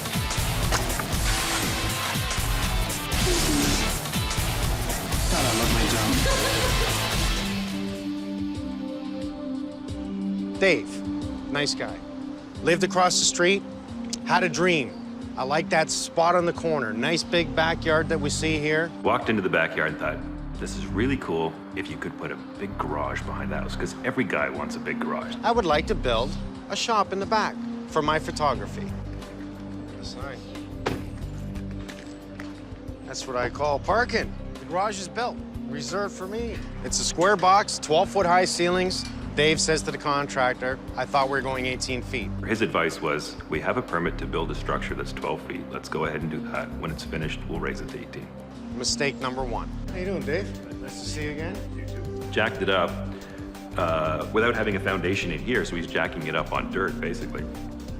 Gets it up, starts building the work around. It's all wobbly, it's all shaky. Ceiling caves in, falls down. Obviously, they've made a mistake in trying to go higher up in the ceiling. Like, he could have killed somebody. We have bathroom? Yes. Kitchen, nice. Poured separately? Yes.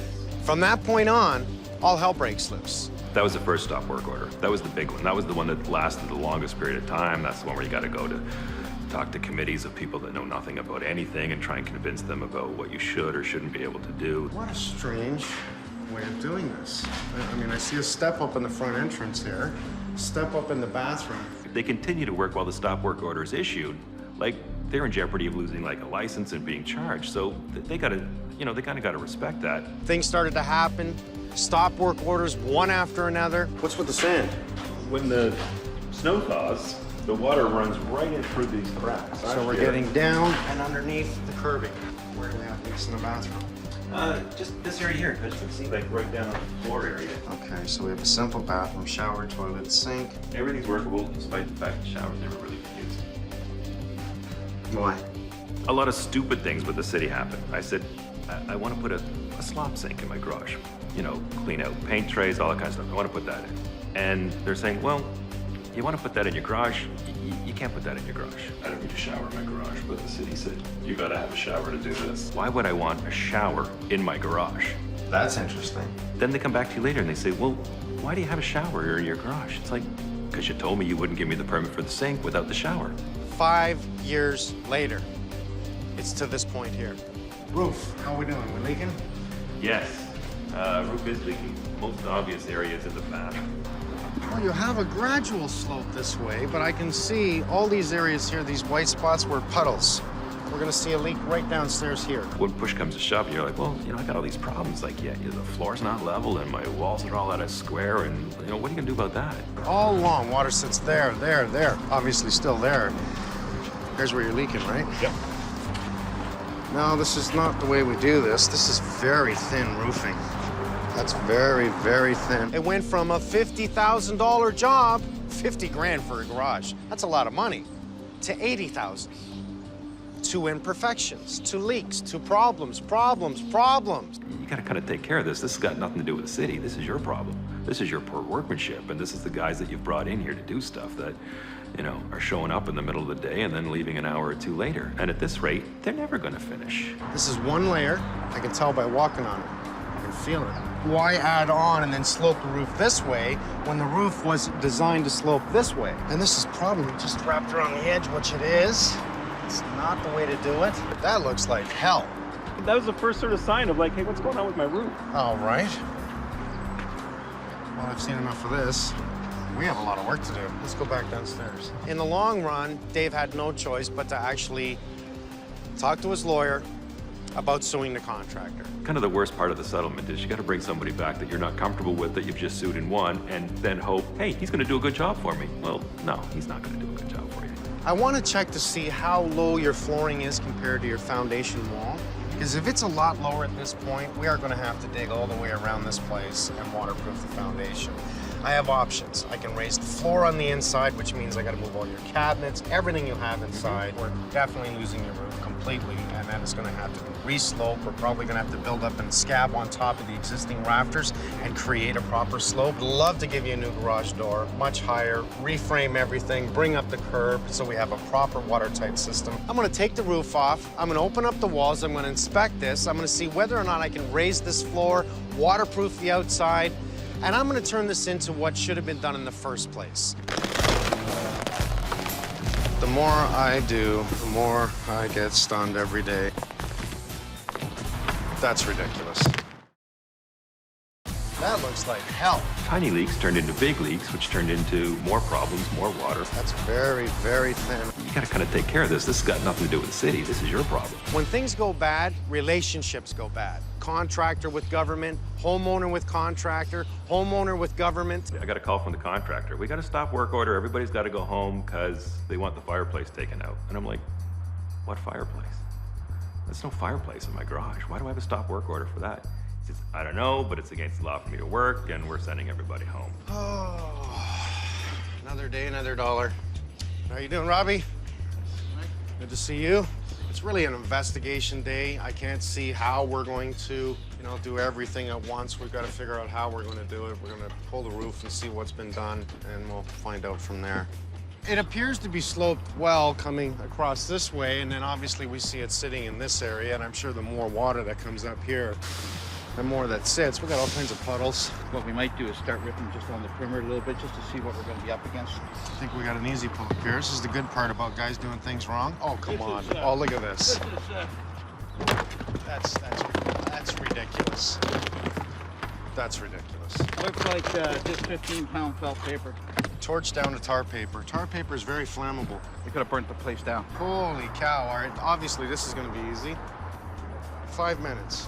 I'm pretty damn sure of it. Good idea. We should save it as a rain tarp. Yeah, really. Look at this.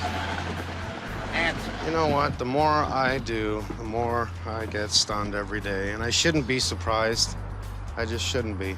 This is the exact leak downstairs in the room where we saw the ceiling, right? So we see that this has been a water area that's been penetrated over and over again. And it's only, what is this, ½ inch? Not a smart move on a flat roof. Look at the rot, look at the rot. We had no choice but to take a photo plywood. I believe it's ½ inch, very flexible. But look how it's cut everywhere. It's just cut. He's an animal. Well, here's one thing that wouldn't have passed, and I'm really afraid of the structure now, just based on what I've seen. I'm not afraid it's gonna fall in. I'm afraid what I have to do to fix it. We have an R30 bad insulation right here. We do have a breathable space. No holes in this beam whatsoever, which means it stops airflow. So no wonder we have so much problems with the sheeting. Okay, so he has a double header. Oh, we're definitely got wet in there. Definitely got wet. This should have been tongue and groove. This is why we're gonna see it go so bad. But because it's so wavy, it's because it's not breathing. It's trapping moisture within the roof itself. It's not breathing. So it's killing all the wood on top. And I can't believe he hasn't flooded way worse than he already has. We see 2x10s, we see 2x12s with a scab on top. We see different layers. Obviously 2x10s on that side with ripped 2x4s on top. They tried to create a slope. This is gonna take me a while to fix. And this is just the roof, which scares the hell out of me.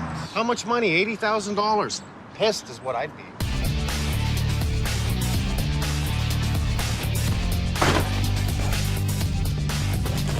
I want at least a 5-degree slope. Insulation was somewhat correct. I mean, it's not that bad, but when it can't breathe, it's gonna rot all the wood. Now, it says 3/8 plywood. We've ordered 5/8, 75 sheets of tongue and groove. Leave this roll for walking for now. Pull up those two. One roll, leave it. Okay.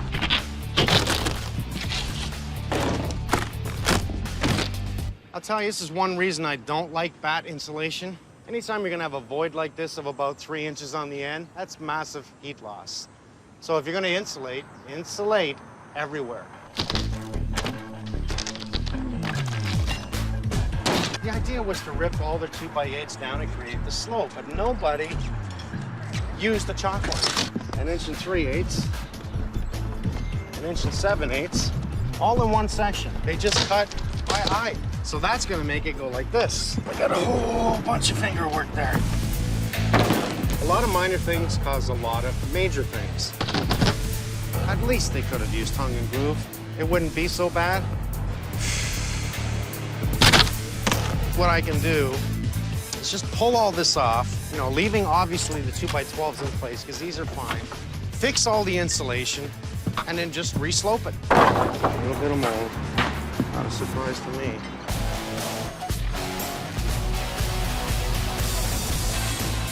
I'm going to slope this roof. Isn't that unbelievable? Torch down to tar paper. Tar paper is very flammable. You could have burnt the place down. Just do what you said you would do. That's all I want.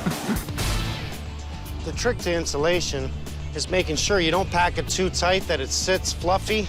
The way this was done, not only is it just packed down, but we have all kinds of voids in the center and on the edges here. And it was insulated right to the outside, so we'll make sure we cut those pieces and fill these voids and fluff everything to sit properly and meet properly. All we want to do is insulate to this point. That allows the soffit to breathe up and above, because now, instead of going from what I'd say they went up 6 inches to 0, on a 30-foot span, it's not enough. We're gonna go up 10 inches to 1.5 inches. That's gonna give us that breathable zone right across the whole top.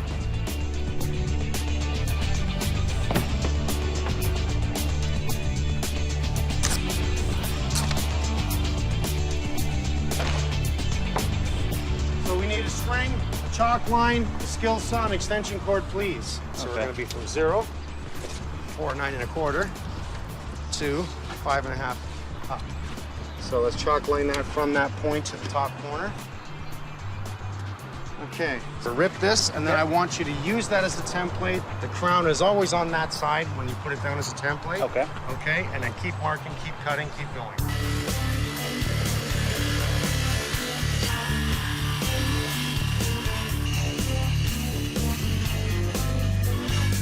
Now, if you notice, what did we do?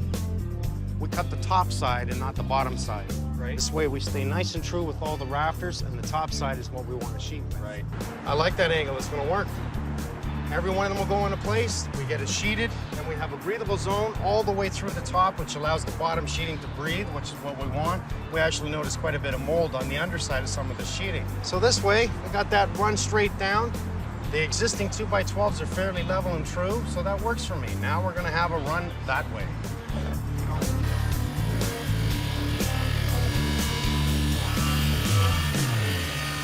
Got our plate on. We gave it a slope. It's quite a significant slope here, and what we're using is ring shank nails to hold it all in. These are nails that are actually ridged so that they grab into the wood. They don't pull out like you see some nails.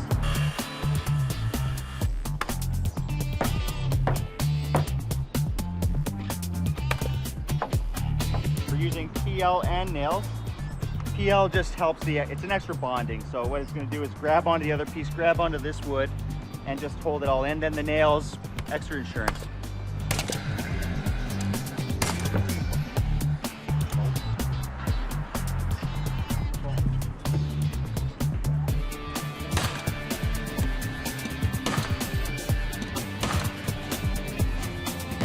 Let's cut them all at 24 5/8.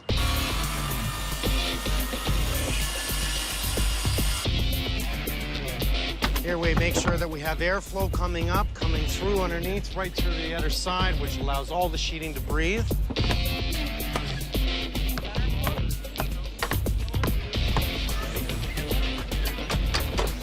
Really the idea with the safety rails is it's a warning. You even come close to it and touch it, you know you're too far. And when it comes down to it, do I want any of my guys falling off this roof and getting hurt? No.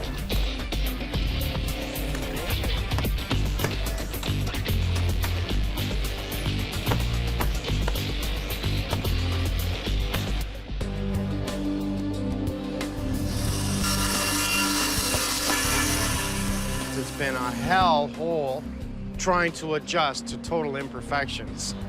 However, the guys are good and they were able to do it. Now we can drastically see that nice 4-inch drop from one side to the other.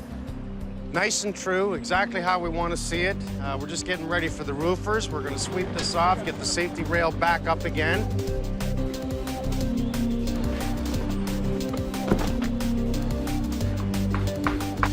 We don't want to get any heat or flame down to the wood deck. We put on this first, and it covers sort of fire blocks those seams on the protective board, so we don't have any chance of a fire. It's not 100% fireproof, but it does keep the heat and the flame away from directly being in contact with the wood. Now this looks light, but let me tell you, at 15 pounds minimum a sheet, it's not light. This is a very smart product to use. It's a fireboard, so when they torch down the first membrane, nothing's gonna light on fire. What we do is we offset the seams, about half a sheet, similar to plywood when you're sheeting a roof. That way it doesn't sort of telegraph through on the base roof. Just flattens out the surface a bit. We're just digging around the foundation, and soon we're gonna be pulling off all the siding because the last thing I'm going to do is cover this up with a new siding. So that does not work for me, but we'll expose it and see if there's any rot or mold or anything. Never cover it up. Not a smart move. Pull it down, investigate, go new. So as we're digging, we're seeing that they have the sill gasket here, and they're just using a plastic that runs underneath the bottom plate. I never want to see wood within 6 inches of earth. We see the plastic membrane that's here, and unfortunately, it's only on the corner and not all the way through. This is the highest point of the place, and this should have been right across it and a waterproofing on it. So we know that the foundation is 4 feet deep. We don't have to dig all the way down to the footings, right? In this case. No, not at all. What we have to be concerned about is the top 2 courses of block, which is above the concrete floor on the inside. And what I'm proposing that we should do is we're going to dig it up, prime it. We're going to apply a blue seal onto the wall, drainage board, weeping tile, 1 foot of gravel.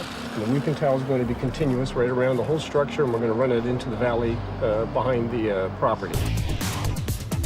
We got a little bit of a storm, I think, coming. They're calling for 70% chance of rain, so we're going to try to get as much of the base on as we can, because that will give us a watertight seal. It's basically a roof at that point, it's just not granulated.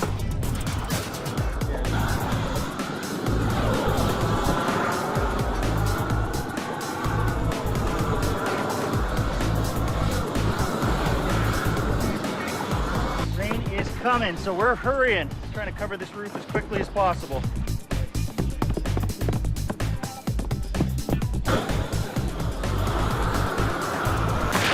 Good job, Micah. Good job, buddy. Way to go. Way to go.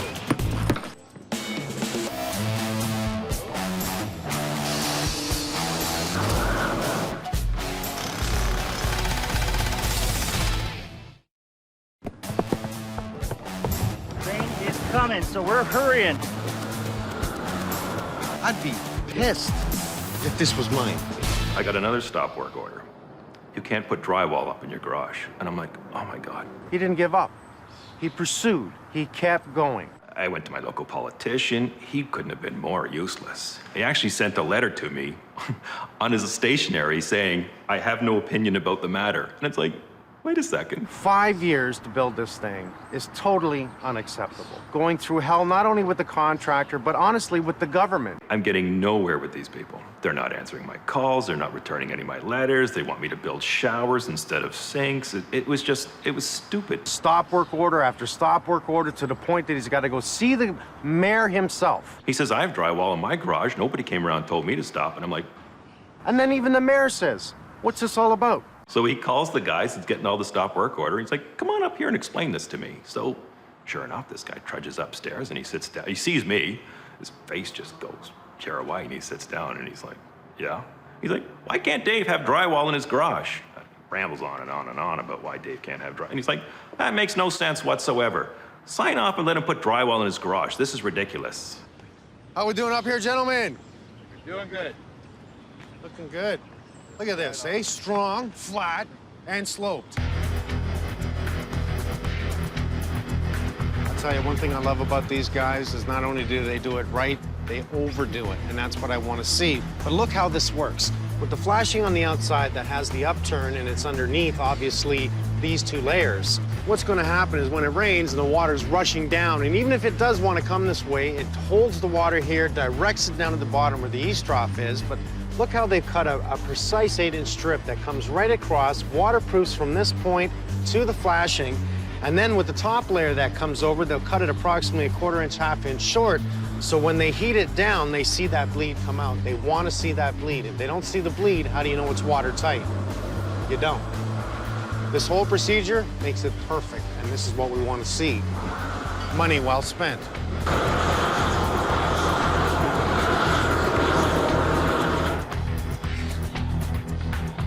What we're doing here is we have to cut out 18 inches of concrete slab at the garage door as well as this door because we've got to dig around the foundation. So I'm going to measure right off this and mark it up with a straight edge, 18 inches. Now, I'm going to do it just a dry cut to give myself a scribe line so I can visually see the line that I want to cut. I like things straight.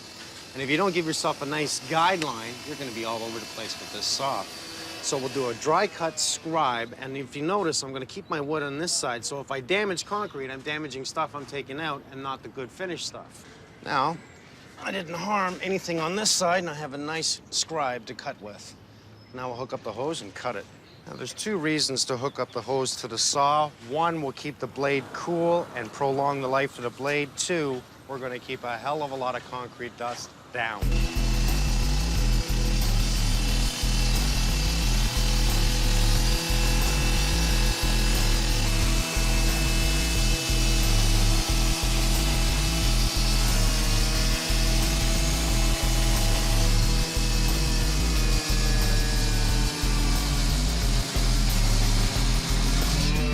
Now we barely raised any dust. I can jackhammer that slab out.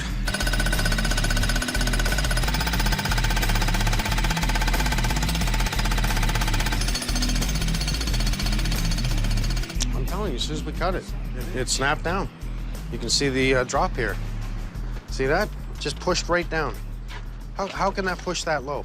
There's never good news. It's never like you come here and he's like, hey, Dave, you know, we went on the roof. There was a pile of money up here. Like, there's never good news when this stuff goes on. It's always just, how much is the bad news bad? First of all, I want to pull it all down and inspect it just to make sure we don't have mold, we have proper insulation because we had to fix a lot of the insulation on the top there. I'm curious to see what's behind the wall here when he takes that off. Like, will there be mold back there? I don't know.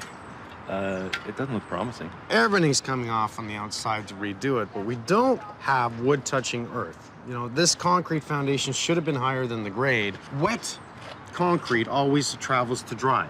So that's why we'll travel inwards because it's dry, right? So same. If we stop it from coming in, it does get wet, it will wick up and breathe out the top and allow it to dry. If you trap it 100%, it won't. When you go a step beyond what it's supposed to be, you've got even less trouble. Because I'm sure a lot of the stuff here was done to code, and it was done the way legally it could have been, but it's not maybe the way it should have been.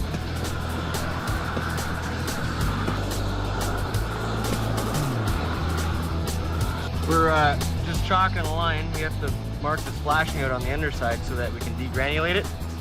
And what degranulating means, we're going to take the surface off here so that when we go to bond the flashing, it's rubber to rubber, not rubber to stone.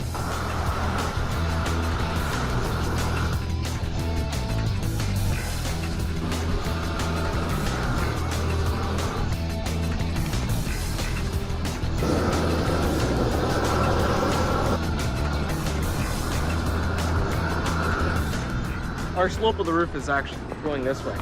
And the reason why we 45 it is so that, you know, the water that's coming in behind this flashing will get diverted down the slope of the roof, as opposed to having the flashing like so, where you've got almost a dam for the water to sit up against. You know, any vulnerable points on roofs, whether it be slope roofing or flat roofing, are usually in the protrusions like the chimneys and vent stacks. And what we want to do is minimize the possibility of a leak.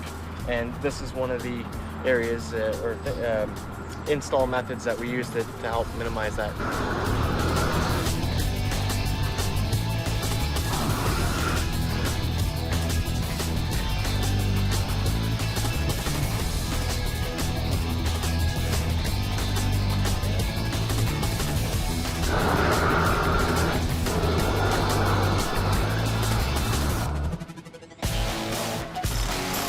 I'd rather do that than pull this concrete out, which would take a week.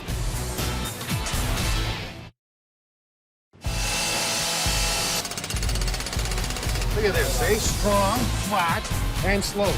We have so much happening today. We've taken over the whole street. We're spraying the foundation wall.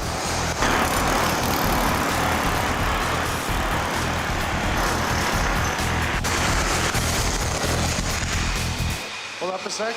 I'm doing this for about 45 minutes now. That's how far I got. This floor is super MPA. It's super, we should be way ahead of this. Let's go over to the doorway here. This appears to be about 8 inches thick. So what I want to do is snap this out so that we see inside, not just the foundation wall. Okay. Okay, this will be a lot easier to break off because you can hit it from this side. Don't hit this floor anymore because I don't think I'm going to take it up.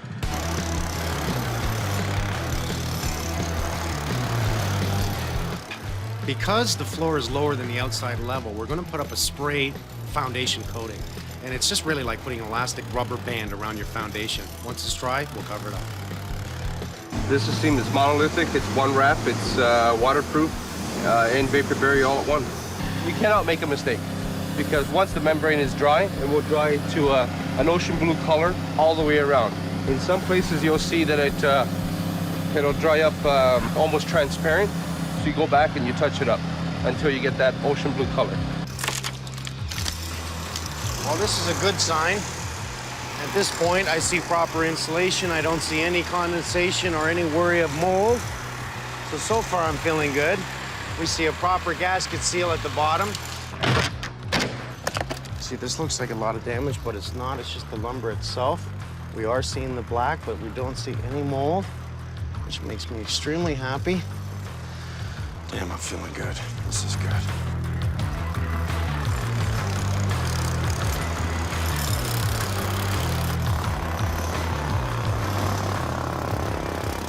This is extremely tough concrete. So what happened is water was getting in here somewhere.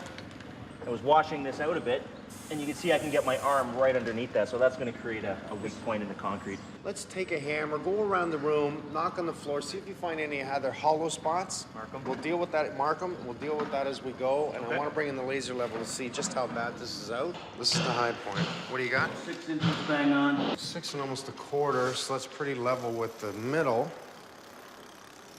Oh, I'm telling you, they have no idea how to level a floor. Well, when I phoned up Dean, the concrete specialist, he says we need a minimum of 4 inches on the floor in order to go over top of this. So I'm happy with that.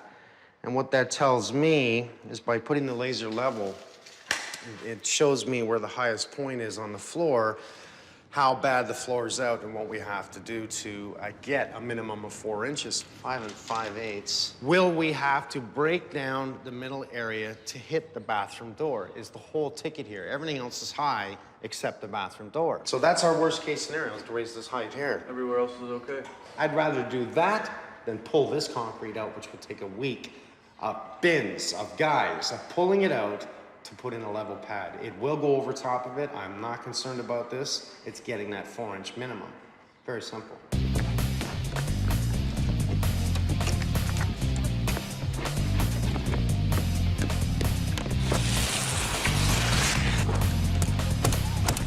We're gonna leave that overhang, right? That's good, I like that. See that? It's a corner. It's not as bad, but you see a gap here and you see a gap at the end. Oh my God. For guys that don't know how to stud, we probably have a crown out, a crown in, a crown out. I don't think this will be too hard coming down. Looks like those guys are having a pretty good time over there, so. Take it down. Okay, bud. Thank you. They call this a sheathing tape, which bonds 2 dissimilar materials, or in this case, 2 similar materials. And now we have a weatherproof seal. And we've just stopped here. We got to do a little framing here. We just want to get the siding guy started right now.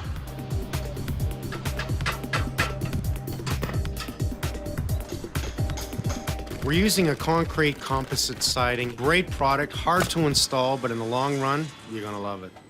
Vinyl aluminum sidings are a lot more flexible in terms of installation, a little more user-friendly. This is definitely not a do-it-yourself type of product.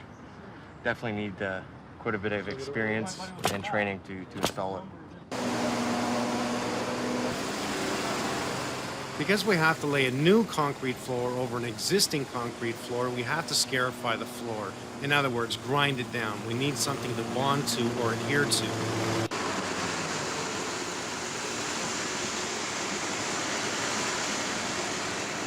That's a workout.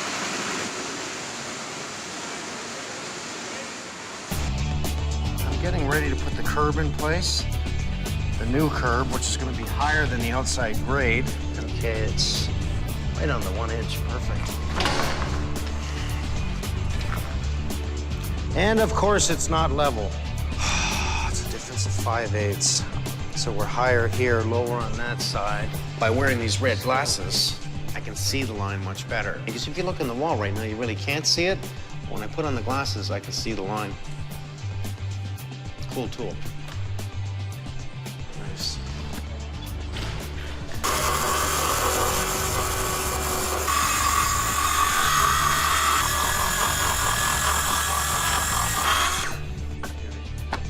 Should be level. That's what I want to see. Outside just the way we are. Right there.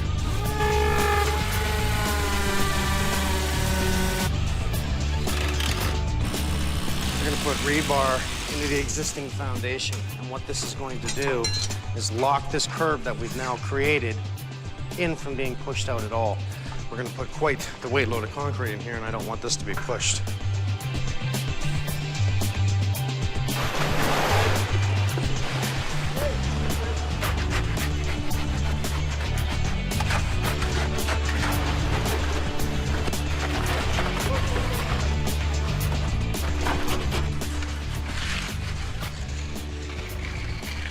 So let it sit 20 minutes? Yep, we're good to go. Nice. Good to go.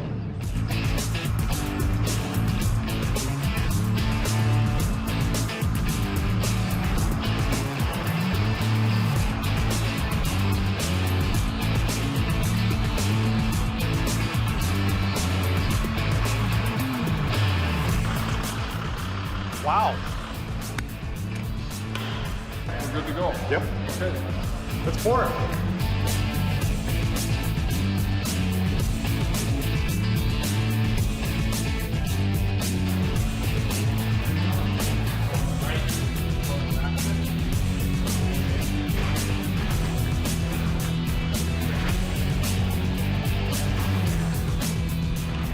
What we have to do to get the new concrete to bond to the old concrete is put down an acrylic bonding agent, and that has to be done within 20 minutes of us laying concrete. So what we're doing is we're just going to lay this liquid down and brush it in with a brush. Okay, we've done some of the area there already. This has got to be wet before the new concrete comes. Otherwise it forms a vapor barrier between the old and the new concrete, which we don't want.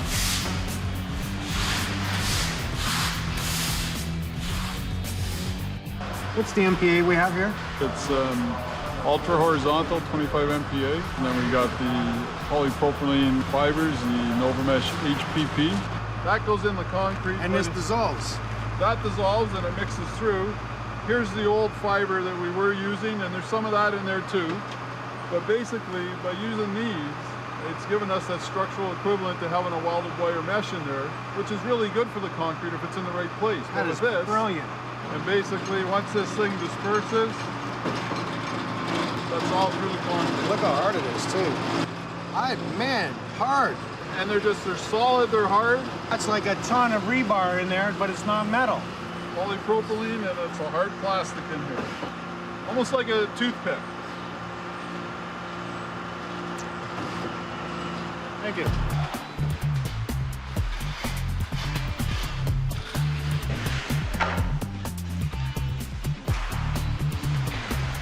Stop, please. I just noticed as I got down on my knees that we had a slight hump in the floor, so I pulled out the laser level to just make sure that we have that mark on the concrete. It's 2 3/16 above our line. 8 3/4. I thought it was high there. It was a little high, so now they're raking it back. They'll float it out again, and we'll double check it again. We want it perfect. We have the opportunity. Let's make it right. That looks way better. That's absolutely perfect. That's what we want to see.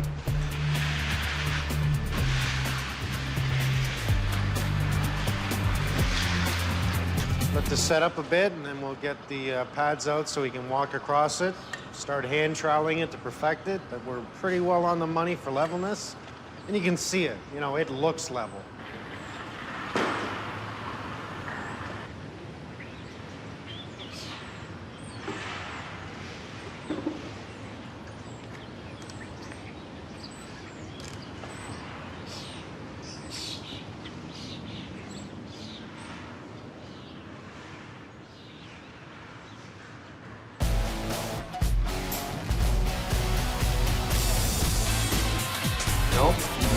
I don't want to shove it too hard. A headache.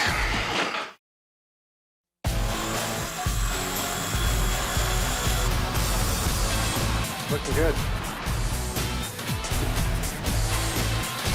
Here we go, last day. The circus.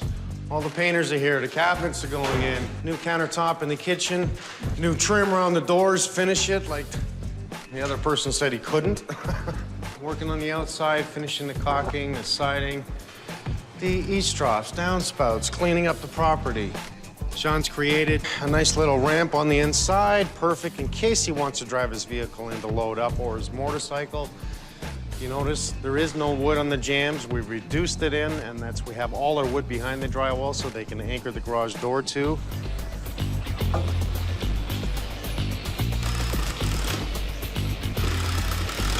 This is actually gonna look good, you know? Because normally you see the wood all the time, right? Now we're attached to the drywall. It's gonna look good. It's gonna look clean. Yeah. That's the main part. It looks clean.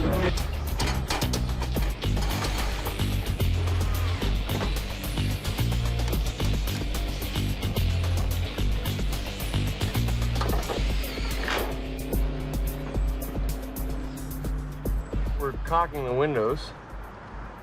Water can't get past the siding, between the siding and the window, which would create quite a problem if it did. So we've got a nice color match caulking. It matches the same color as the siding. We're just gonna seal everything up. Because the countertop is a U-shaped countertop and so big, I've asked Sean to order the countertop 1/4 inch short, that once we get it in there, we can maneuver it and then just caulk the top of it. Okay, we're just starting to get tighter. Are we clenching that tile or something? It's just really tight. It's like rubbing all the way along here. No? No, I don't want to shove it too hard.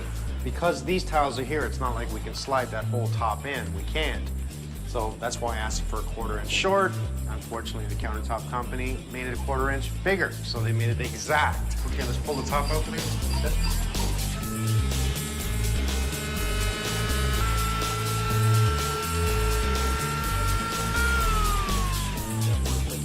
We already striped this. Well, let's try it. Now go to that end, do that end, and we'll fit it.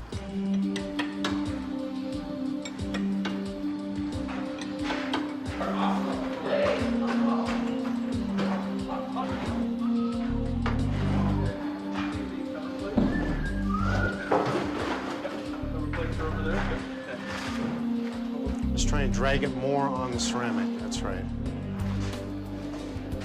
Stay away from the wall on this end. And more than likely, everything's done square. There's no doubt in my mind. I just want to see if I can get it back just a bit more. The whole thing? Yeah, just so I don't have a huge gap here. If I have any room, I'd like to try and get it in. And I'll just push on that in if you can. Ready? That's what I wanted.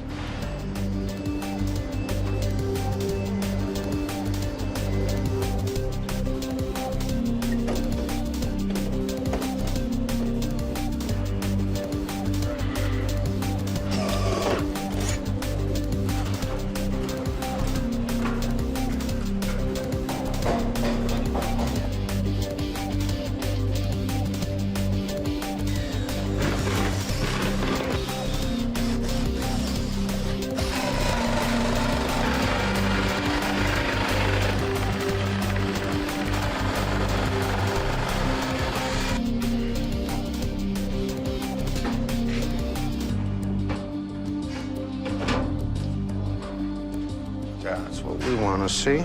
Well, we're almost there now. We just have the sink to put in. We're gonna do a cleanup and give this back to Dave. A little bit of plumbing. Nice to do a little bit of plumbing once in a while, being a plumber.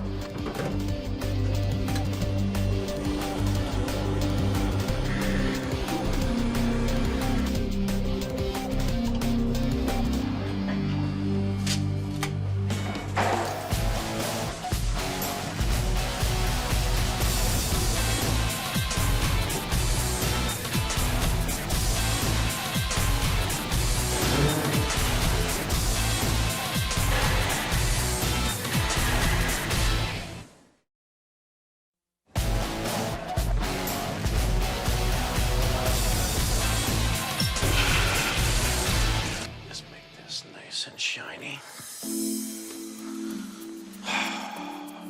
I totally respect this man to not give up. All right, let's go get him.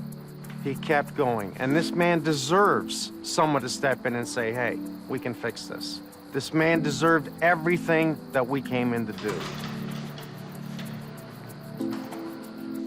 Hey. Are you ready? I am indeed. Okay. How are you? Just a little. Yeah. Just a little.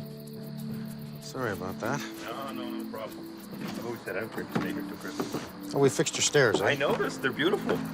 Great. It's all the little things that add up to something. Well, that was minor compared to this. Oh, geez, look at this. Not bad, eh? Oh, it's great. Well, for me, what do? We walk in. It starts with a roof. Wow. Obviously, started with your roof, pulled your complete roof. Mm-hmm.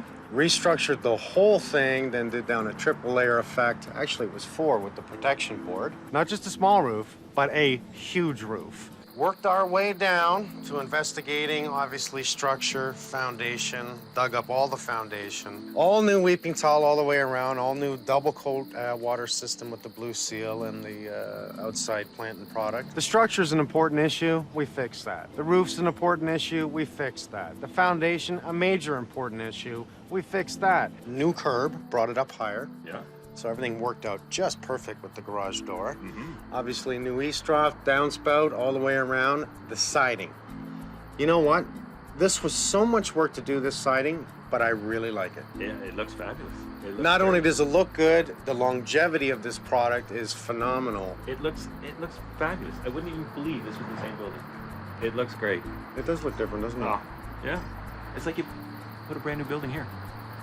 We damn near did. We damn near did. Are you ready to go inside? Absolutely, yes. Yeah. Oh, a garage door opener. Oh, look at that. So let's talk about what we've done inside here. It's great. You know what? It makes a difference when the floor is level, doesn't it? It does. The leveling of the floor on the inside, I think, was more of a pet peeve than anything to Dave. We fixed that. We did a lot of investigation to see just what we could do with this floor. Or brought in specialists big time just to determine, can we do this?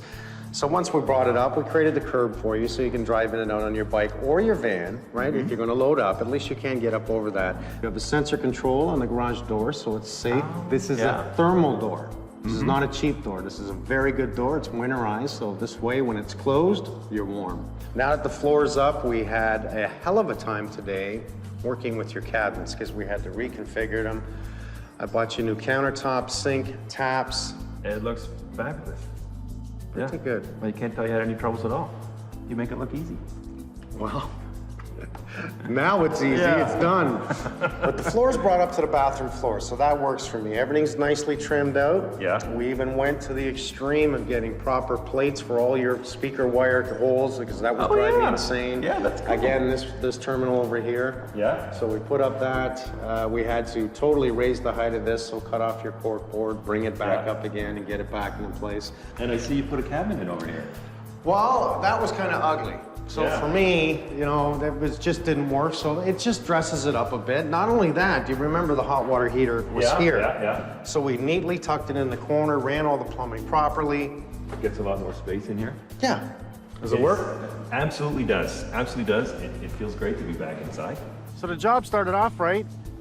Supposedly hired a professional contractor, got all the permits. As a matter of fact, he educated himself so much that he talked to the government to see how big of an area he could build, how he could build it, what his interests were, talked to the neighbors. You know, he did all the proper things. Well, I know everybody usually does the big hug and kiss for you at the end, and that just wouldn't work for us. But no. I wanted to say thanks so much, and I appreciate everything you've done, and we've taken a bit of time to put something together here for you. Why a world of hell? Why? Oh, look at that! So this is just our little thank you. This is Oh everybody my who was involved God. in like putting this together from your end. That's my crew. That's your crew. That's you and the crew. Oh, am I ever impressed. Thank you. You're a good guy. Automatic door.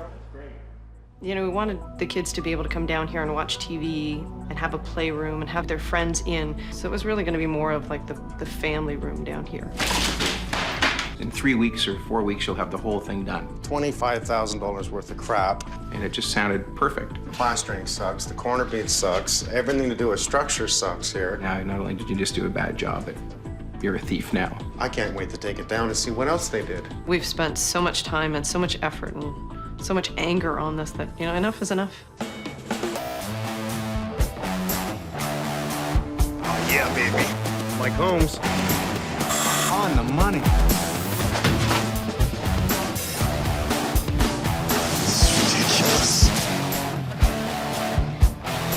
I've decided now to gut it. Take it all down.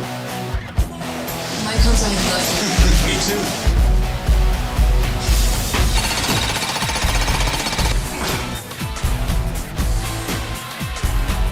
Unacceptable.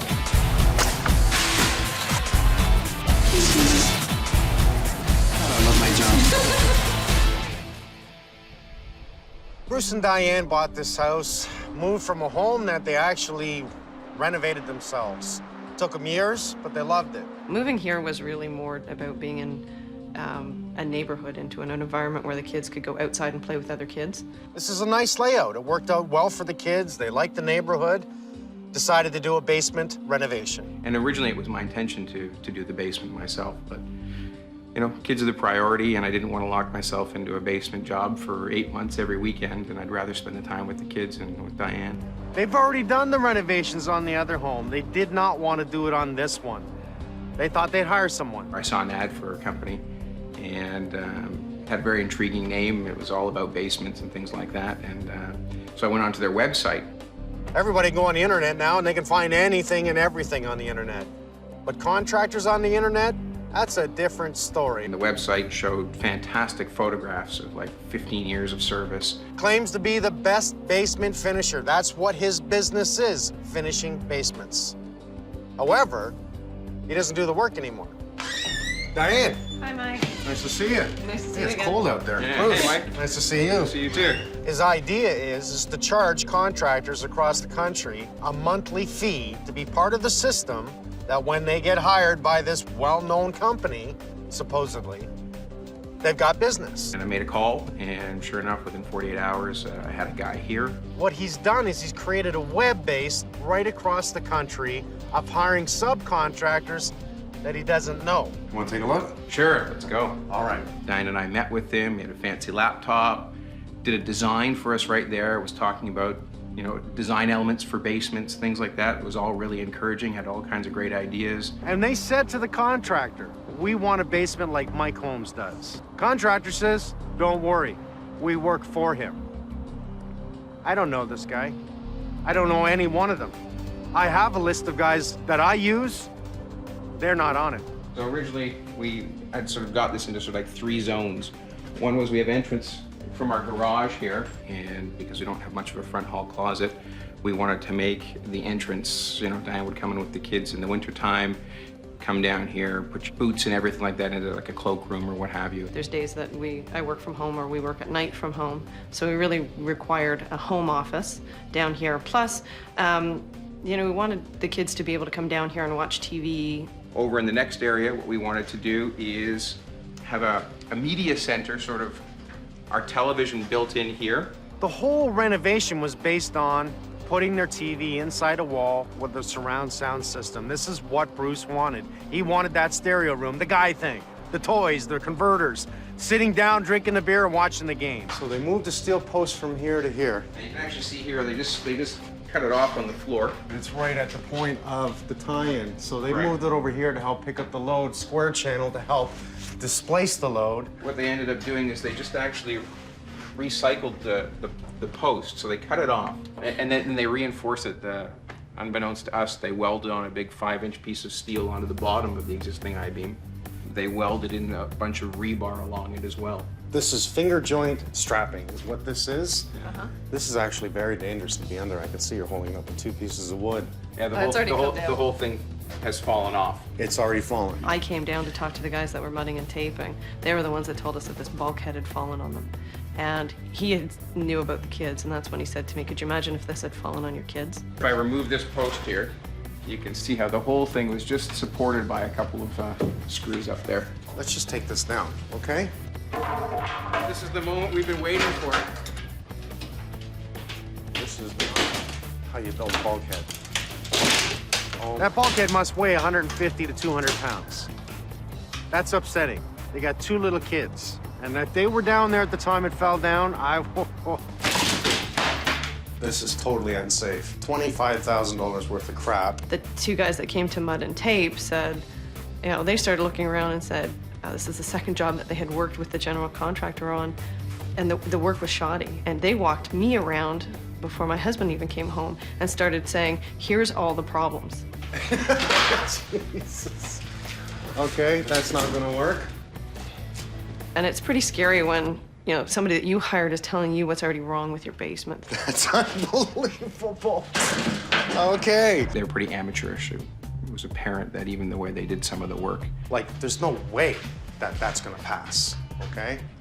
So it sits there, and I guess it gets tied in to the bulkhead that was falling down. We got a metal studded wall in front of a 2x6 structure. Why'd they do this? I'm no expert, but I've done a bunch to know that it's not right. All right, you know I'm gutting it. Let me just take it apart, redesign this, and we'll put it back together again.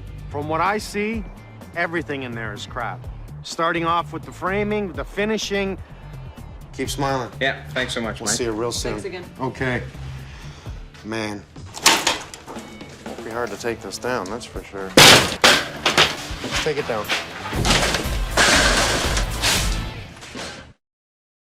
The first thing that goes through my mind is, do I go up and see the kids and Diane, or do I go down into the pit of despair? And Well, obviously, we can see right out that we have a lot of problems, and I don't think we're gonna waste any time. We'll just pull down all the drywall. I already pulled down the bulkhead because it was totally dangerous when the homeowners were here, so that's the bulkhead there. Pot lights just hanging by wire. Structure, you can see the cut on the floor here. There was a steel post here. They removed it, put it back there. Moved the plumbing back, just the way they did everything, all to get this TV in. All 1x2 finger joints screwed in with drywall screws. It was only held by 2 locations. This one here, one on the end, and obviously this here, right? So let's just grab some tools, start taking down the drywall, remove all the metal studs, and again, we'll pull all this down, open it up, and redesign the room.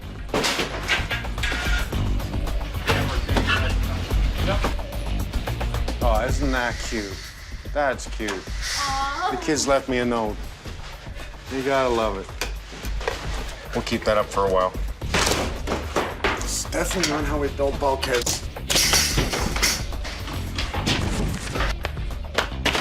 So they put up a square channel and weld a 1/2-inch steel bar right across the top. Like, that is really gonna do anything. It's on both sides. It's called the cover-up board. Okay, this is the cover-up board. It covers up everything that's wrong. That's a milk bag. That's how they close off the return air there. When you can pull things down with your hands with not much effort, it's not good. You know, these guys are responsible for all the waste that goes to the junkyard, spending money twice, which just does not work for me, but all this stuff that was purchased, now we're throwing it to the junkyard, brand new. That is sad. Okay, no insulation around the pot lights, which by code, we don't want insulation around the pot lights. But this is a fire-rated bad insulation, so it can actually go around here. What's the idea of soundproofing if you don't soundproof? At least they didn't notch the structure to run the plumbing, but you can see they forced it up on that side with the 2x2s, but just notched around here. Who says you don't put a screw through there? Oh, so this passed inspection, did it? I don't think so. 12 inches from the box must be clipped. It's too tight too, eh? I don't want to see it that tight. I want to see a little bit of a flex line here. That way, if you ever have any problems, you can pull it back through. 12 inches up with a clip and a little bit of extra.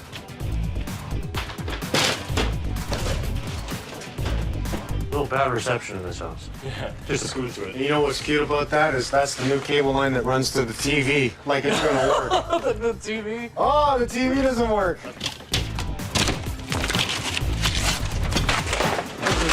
How were they were gonna move the steel beam?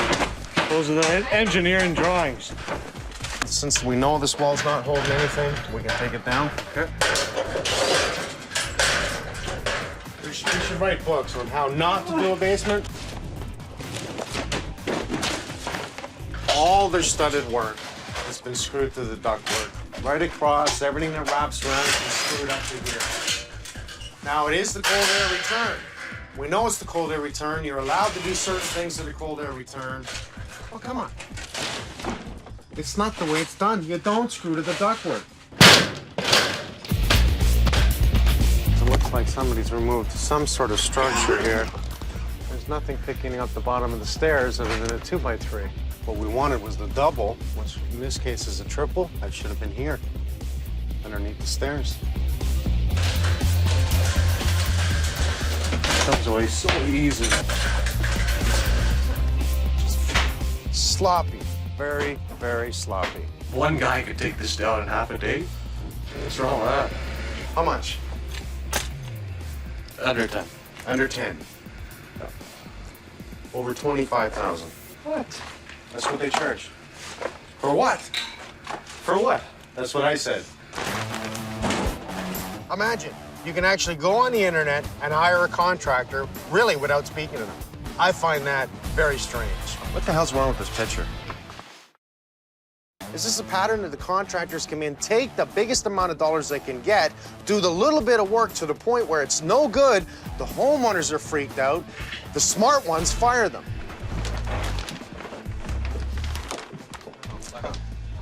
Now that we have everything out, it's just part of that I love about my job is that I get to investigate and see who's done what and how long it's been this way. Let's start with the small stuff. Do you understand the importance of vapor barrier? For every hole in an outside plastic wall, we'll give the equivalent to 1 cup of water per season in moisture for every hole in the plastic. The electrician came in, cut it right across the bottom all the way around so he could run the electrical, but nobody put up any tape on. This 2x6 wall is part of structure. What is it holding at the window? Nothing, right? We see nothing. 1, 2, 3, there's nothing at point. Nothing picking up point loads, okay? They even cut it out here and for some reason tended to move it over. See behind that void? Yeah. Okay, such as the corner. Now we did pull out insulation. It was not enough in the corner. It's freezing cold. Freezing cold. Yeah. And a draft. And a draft. Yeah. When they put up this wall, they screwed everything to the ductwork. There's holes glowing in all the ductwork. We gotta fix all that. They screwed to the elbow that comes off the main trunk. Everything you designed for this basement was because of the TV. You wanted it in the wall. Am I correct? Yeah. Yeah. So here's funny.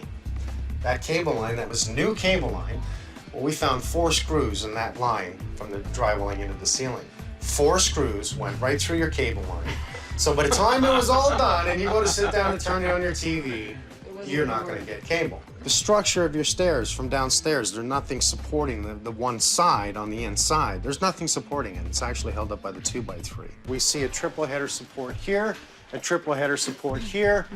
Okay, the funny part is that these 3 should have been here, okay? Because here's your stairs right here. Here's the bottom of your stairs. Yeah. That 2x3 is holding that side of the stairs. It is not for structure. Even though they say you can, it's not for structure. Minimum is 2x4. Let's go to 2x6. Not a 2x3, especially at a stair load. Here's the most important. Now we can see the areas that they cut out to put in the ductwork above and back through again. I'm gonna have my guys come in, take it all out because all the structure that they cut out is totally tied in correctly. We've cut 1 floor joist here, 1 floor joist here. These are continued tied over to the triple beam over there and then run up over top of the I-beam here.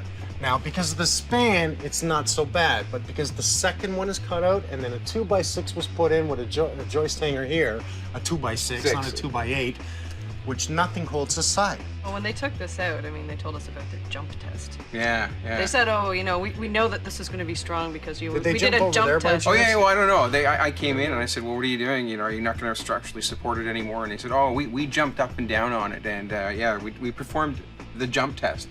And there was no movement whatsoever downstairs. After checking all this out, I brought in my level and I checked the whole basement and you are dropped 1/2 an inch at this point.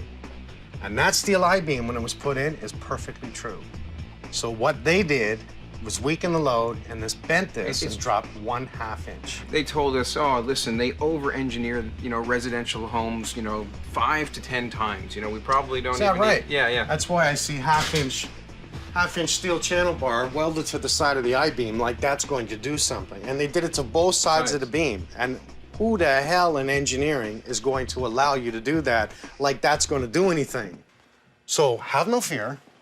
We're going to fix everything. I'm going to redesign it, and you're no longer allowed to come down here until I finish. So keep smiling. Great, sure. Okay? Thank you so much. I'll be back Thanks. tomorrow, and we are going to continue. Excellent. Great. Don't come downstairs. Nope. Frosto. Yeah. You know, that's frost. Look at it on my nails. That's snow. That is perfect example of where mold is going to build behind the wall. For sure, mold will build behind this wall.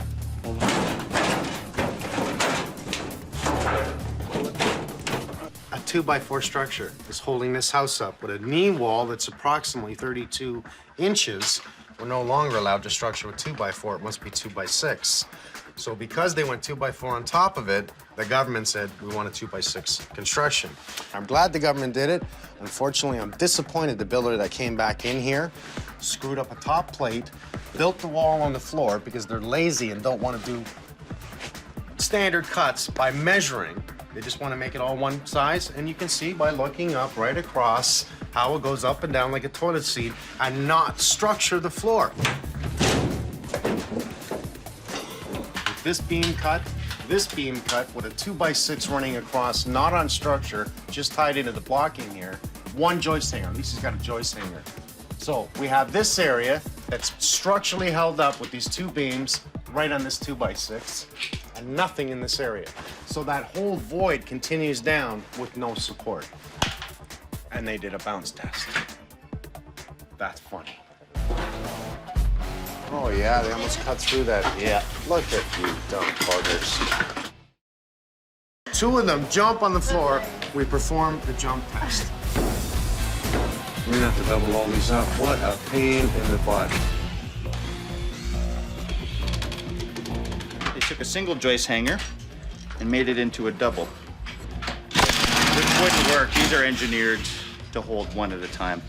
That's why they make doubles and singles.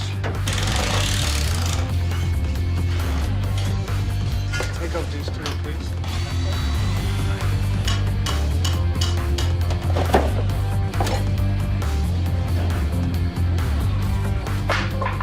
Pull this pod light, pull out the braces. Yeah. Cut a piece that we can get up in, and then stand up and vertically get it in. Okay. So that's where they had their water softener drained into. So now what they had was sewer gas coming up through the pipe, through here, into this connection, draining into the water softener. So now you got sewer gas with your drinking water. This is not as strong as the I-beam. Is this hollow? It's hollow. It's very strong, don't get me wrong, but it's not an I-beam. I-beam is, it's designed to take that weight load. Right. It's either I take it all out, or I just, get them to cut out this point, get in a temporary bowl. Ah, what the hell, you know what, we're gonna take it out.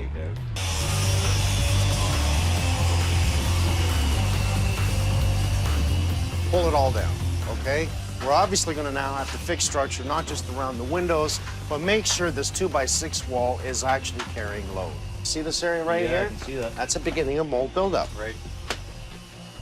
Now make me drop this whole wall and do it all again. Let's just get it all out. Get it out of the way. Take it down, please. Get it in the garage. No problem, man.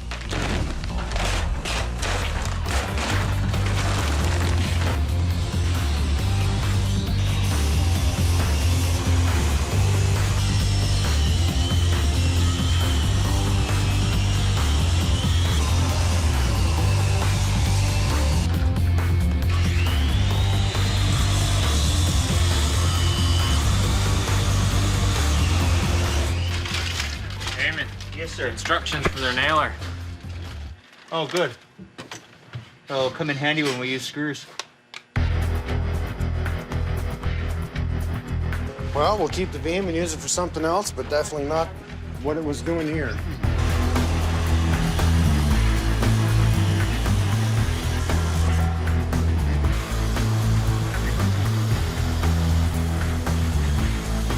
Just looking at it, how was I going to feed it in? I looked down the vent, went perfect location, slipped in the vent, bring it back up and in, and what we're going to do is adhere it to this beam here, and it's called sistering or laminating, one or the other. Or you usually say sistering, or get it in place, screw it up, and what it's going to do is beef up this end as a double beam. We'll do the same thing with this one. I'll get as long as I can. I think I can get a 7-footer in this one. Get this one across, carry it up over the beam. Screw it in place. Anytime you have an open structure, in other words, you want to cut out floor joists, you must have a double and a double with double joist hanger. Come on. Screw into this one with glue as well. So we're going to hit the side, we're going to hit the floor, we're going to hit the beam with it, and then put in my doubled up, and then put in joist hangers. I've tied it so well there, I'll cut smaller ones, I'll come across here. Even though the floor joists run this way, I can now come off with a double on this one, pick up the load on this guy. I should have my tool belt on, and then bring in 2 singles, which carries the floor load here of just flooring and tiles. All day to pull all this out, fix structure, to get the ductwork back in. What should we do first before the ductwork goes in? I know it's not the jump test. No. If we're going to soundproof the floor, let's get above the ductwork, okay? So we'll do that now, and I'll just connect it again. We'll turn on the heat, and we now have heat in the rest of the house.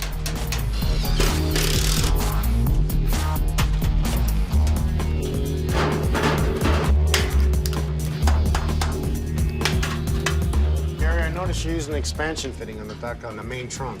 We put it in one, it's easier to, once we put all these fittings in, to tie the duct up. Because you're going from one side to the One other. side to the other, yeah. And it's also good for noise. It's a canvas connection. The noise won't, the vibration won't travel through the canvas. And you made that up today too, or you buy those? No, I made it up in the shop. In 2 hours, you made all this stuff. I love it. And you taped up everything else. You were here taping up everything. Yeah. Make it right. Hey, I like that. That's a good saying. I like that. All our eyes see is the eye candy. What's behind everything? That's my world. You know, you engage somebody to come in and probably touch the biggest asset in your life and fool around with it, and you really have no idea other than the person who's showing up, you know, what they're all about.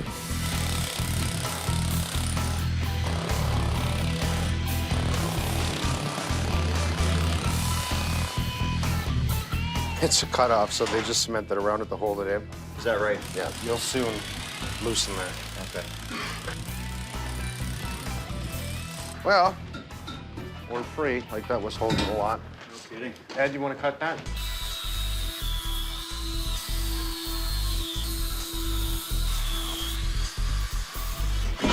I can go up just slightly higher and then bring it back down on it. I have 83 and 7/16.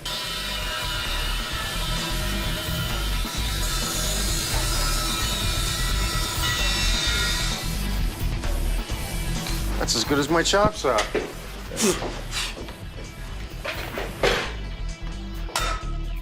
We're good. It's all yours.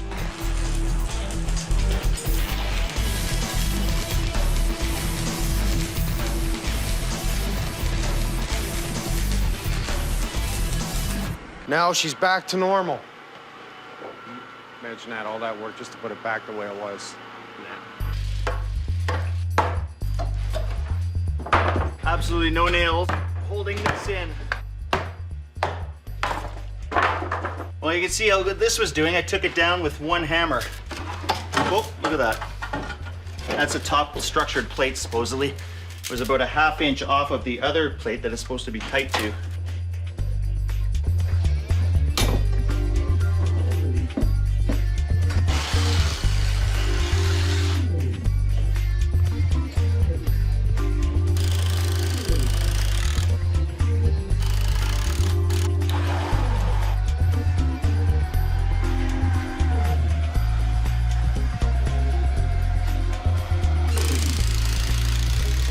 Normally, we would want to make sure we have a plastic in behind the wall. As long as I'm using the spray foam system, I'm not worried about doing it. If wood touches concrete, code states we have to have a minimum tar paper because we don't want the moisture to bleed through and rot the wood. So, always build your wall away from it because the walls are never perfect anyways, and I'm talking about the concrete foundation wall. Build it away from it. Now we can spray foam in and around it and give that R value in behind it. It's just smart, that's all.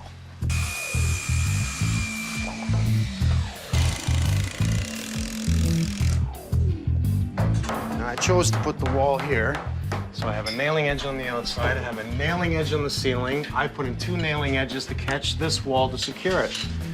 Before I actually put this plate up, I'm gonna level this wall. My crown's on this side. I don't want to put my level on the crown. I want it on the opposite side of the crown for accurate reading.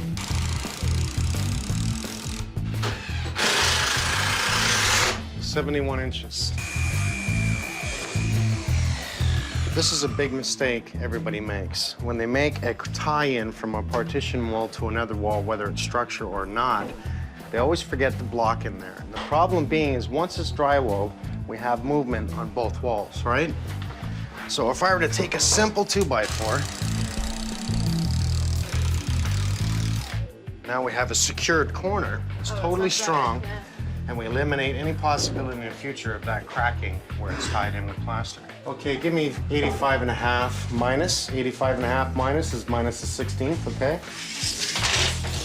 By taking the wall and going off 16-inch on center right across and judging where a door can be, we can actually allow the door to be within the 3 studs of 16-inch on center and continue it so our wall is perfect and we will cut the drywall over the door and not at the edge of the door where it tends to split from the door opening and closing the weight of the door. We have a full piece of drywall around it. I never want to see you set up a door where we didn't have a continuous bottom plate. That piece has to be perfectly straight. If it's not, and our door at the bottom lines up on a slight angle, your door's screwed. By tomorrow morning, here's what we have to have done. All insulation pulled, excluding around this panel, right? Think of how the spray foam can tie into the vapor barrier behind the panel. Lose the stairs. I want you to bring out this 2x6 to the end here. Right. So we have a 2x6 wall. Then I want a 2x4 studded wall right in front of it, right across. So you're gonna build a knee wall up to this point. So let's visually think of absolutely everything for spray foam on the outside today. So tomorrow morning, they come in like clockwork and hit it.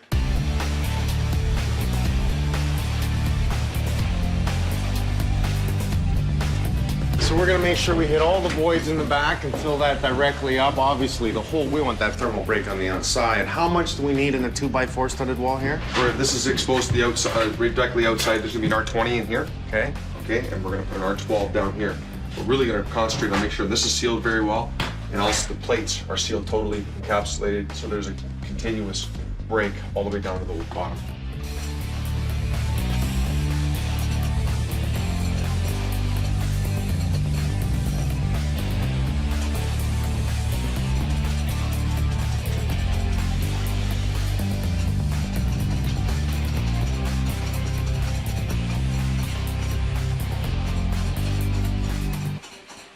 This is gonna be the office. So she has two choices. She can put the back cabinet on this wall with her chair and desk, or she can put the back cabinet on this wall with her chair and desk. I think she's gonna choose this one. So if that's the case that the cabinet's there, we really don't want telephone and everything behind the cabinet, right? Can we put telephone here, receptacle, just in case? That way it gives her the choice. I'll tell you what, if they're on the internet through cable, we'll have to bring cable and a Cat 5 just in case. Well, even if they have it on the phone, and if they ever decide to go to cable, we should give them that option. Okay, go ahead, Frank. Now, this is just a storage room. They'll access it by here. We're gonna move the furnace switch, right? Yep. Okay. Right now, this is a dedicated line. So what we're gonna do is we're gonna leave this one here. Yep. Because I believe they had a fridge that was down here. Yep, so we'll use this for the fridge. Yep, that's the one.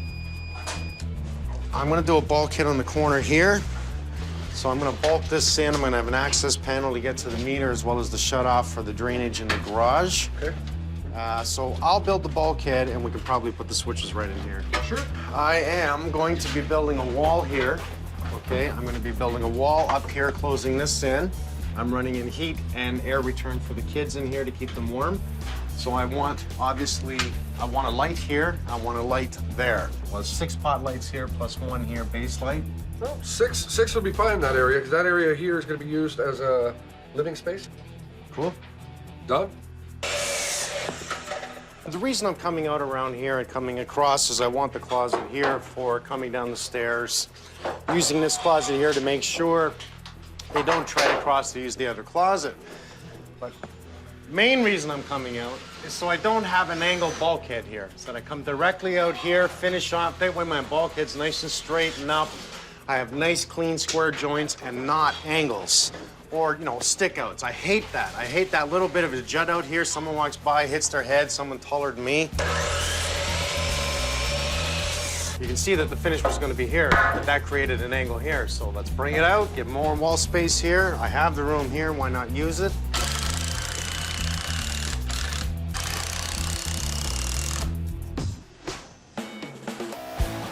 Imagine that. Didn't have to move the pole, didn't have to move anything. Just the proper design, and it totally works. What do you want to call it? Laziness? Don't know. I don't know. Wrong way. That I do know. So we're just finishing up the flooring, actually. We put down 1-inch foam, tug tape all the joints, 5/8 tongue and groove plywood. And the whole floor is this way. That way we have a thermal break from the concrete up. We have the blue spray foam all the way around the room. We have mold-free drywall and water-resistant drywall. I think we got a pretty good job here. Just want to make sure on the outside we, once again, spray foam the edges so we seal it. We do it before you put down the plywood, so the plywood even helps bond to it. Why don't you come over here? Just like, well, holy cow, you can walk in here. You're a freak. When I was a little boy, I used to hang around in the closets, believe it or not. A little guy like me, I'd find a little hole like this, and I'd be up there, and I'd hide. It's my little hideaway, right? So what I saw, we'll keep this. I'll fix up the doorway. We'll keep the door. I'm gonna build a wall across here. I'm gonna close in all the pipes. So it's gonna be a closet. But in the back of the closet will be a secret door that opens in to the little kid's room. So now they go in through the closet, open the little door, and they have their own little paradise. We are doing a first coat plaster in this room. It's only going to be one coat. This is a storage room, so what I'm trying to do is just do a really nice, neat job. Put it on thin, take off the edges, less sanding, and a nicer job.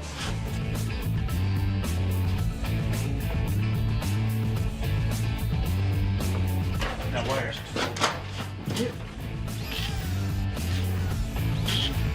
We have a closet here. You come down the stairs just like they wanted. This will be an area that, as far as I'm concerned, will be the entrance from the garage. Hang up the clothes. I don't think we're going to cover in the ductwork because it's inside the closet. We've studded insulated, obviously, with the spray foam. We'll make sure we get some green batt insulation and stuff all the corners again. One, to protect the spray foam, and two, also to get the soundproof insulation. So we'll do the whole outside. We have a nice little storage room in the back here. Actually, it's quite big. This is going to give them everything they need for storage. We're not going to drywall the ceiling because this gives them the opportunity to run anything in the future that they may need for upstairs. And it is a utility room. Oh, it's really coming together. We'll have the door open in. We have the water softener here, not hidden in that little thing under the stairs, which was ridiculous. Try and fill it with salt. Come out to a very wide open area. If you notice, we lost the closet that was here because that didn't work for me, so we got rid of that closet. We're gonna have the TV on the wall right here. If you notice, we continued our bulkhead, and a very strong bulkhead, may I say. We continued that bulkhead right across here to cover in all the ductwork pipes, allow me to run wires, possibly in the future, if necessary, up through the bulkhead. I like it. Nice office area right here. We have two choice cabinet walls, so that full 101-inch cabinet can go either along this wall here or this wall here. You know what? They're gonna love this. Okay, Adam, pull it through.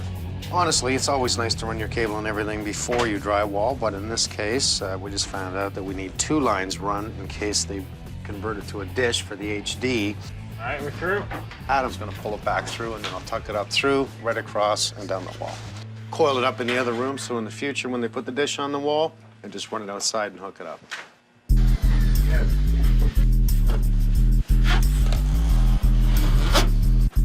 This whole basement was about the TV.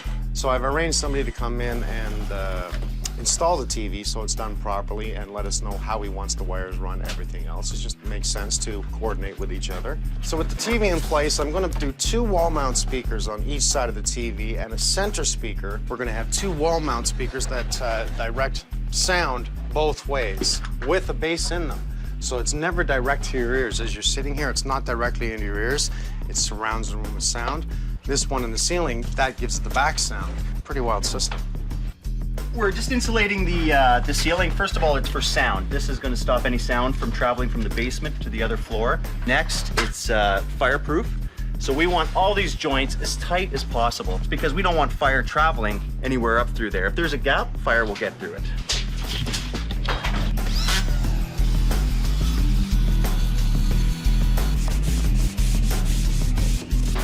I'm gonna spray the ceiling, and Pete is gonna roll behind me to just give it a nice a roll texture. I like back rolling in general. It gives better coverage and a nice smooth finish. It actually looks really great.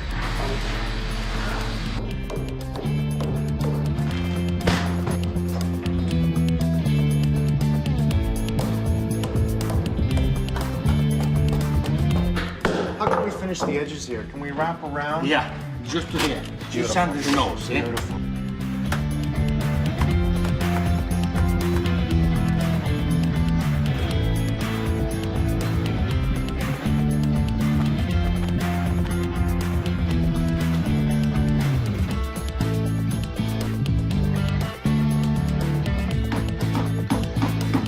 Those two guys laid this carpet 2 hours. I'm impressed. I'm really impressed. Perfection. We're doing a chalkboard for the kids. We were going to put it right on the wall, but Craig and I were talking and we thought this would be a much better idea, putting a piece of plywood, good one side, and painting the whole front face. That's what Craig and his boys did here. So I'll just finish screwing this down and then we'll trim it out. Is that it there? Yeah, that's it there. Surge protection. We're The gonna whole end up, house. We're gonna surge protect on this end, and then for the electronics, we're gonna surge protect on that end also. And there you go. Green light. Done. Basically, we're going to cut the hole. This should be the right size for the exterior of the frame. Exactly. So once we've got that hole cut out, this is going to fit in behind. Will be good.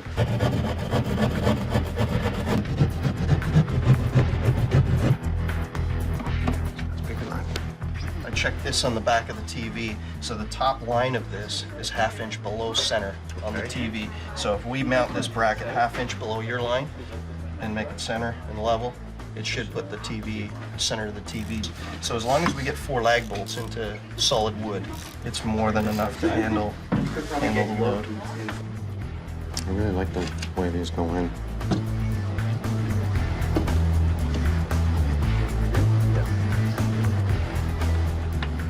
We're good? We're good. Okay, we're gonna keep the plastic on these just to keep the speakers clean.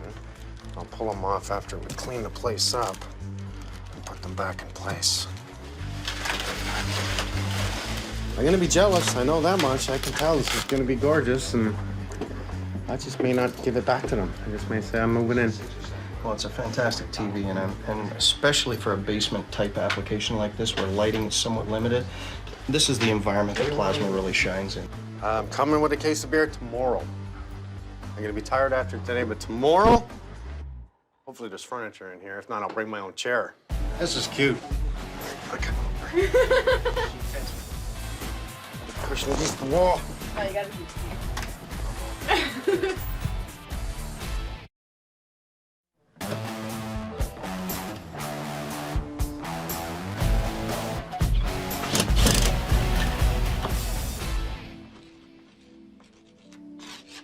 I suppose it is the new age, and eventually you will be able to work solely on the internet and dealing with contractors and permits.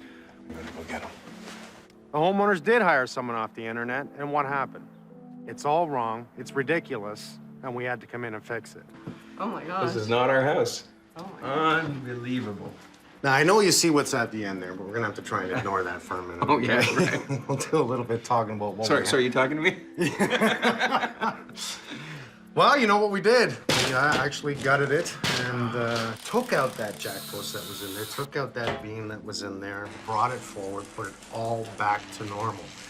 Well, it's kind of hard to justify to your wife and say, you know, I gave this guy $15,000, and I look around and I go, what do we get for like 15 grand? It's $1,500 worth of material. I had to bring my HVAC guys in to reduct it. They actually made up all new duct work. We trusted the guy, and yeah, and then when it all went to hell in a handbasket, you realize, you know, I don't have any leverage anymore. You know, he's got money, and I can't fire him now because then I've lost all that money, and that's what ultimately happened in the end.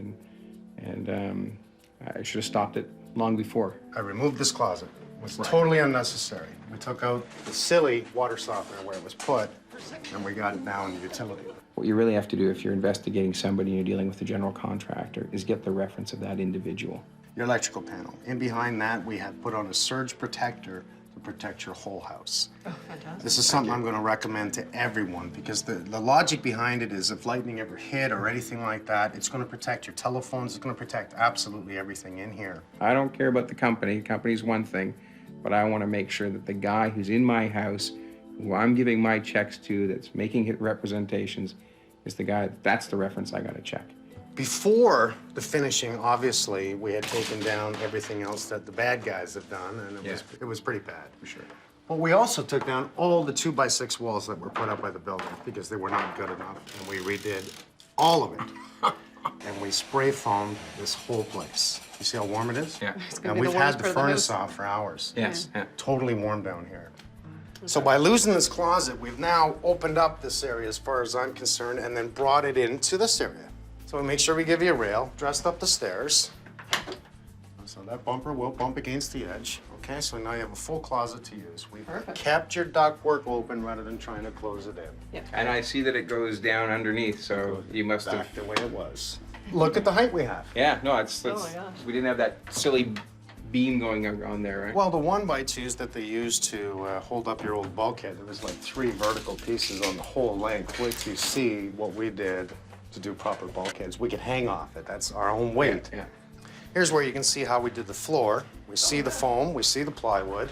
Oh, yeah. We give you a separate outlet for your fridge in case you want to keep it there. There's also a separate outlet for the pump now as well. This is a much bigger storage room. Right. Oh, for sure.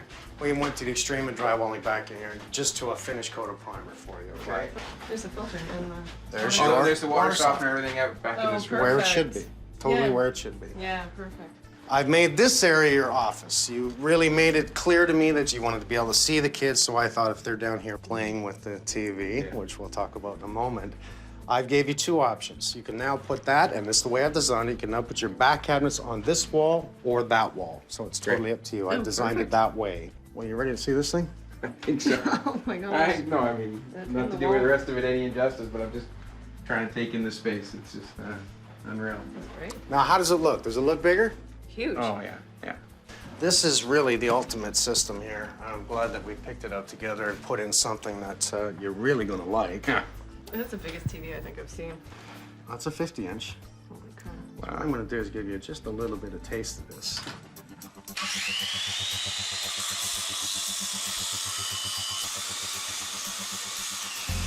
I can feel my circle of Great. friends growing as I stand here. What do you think?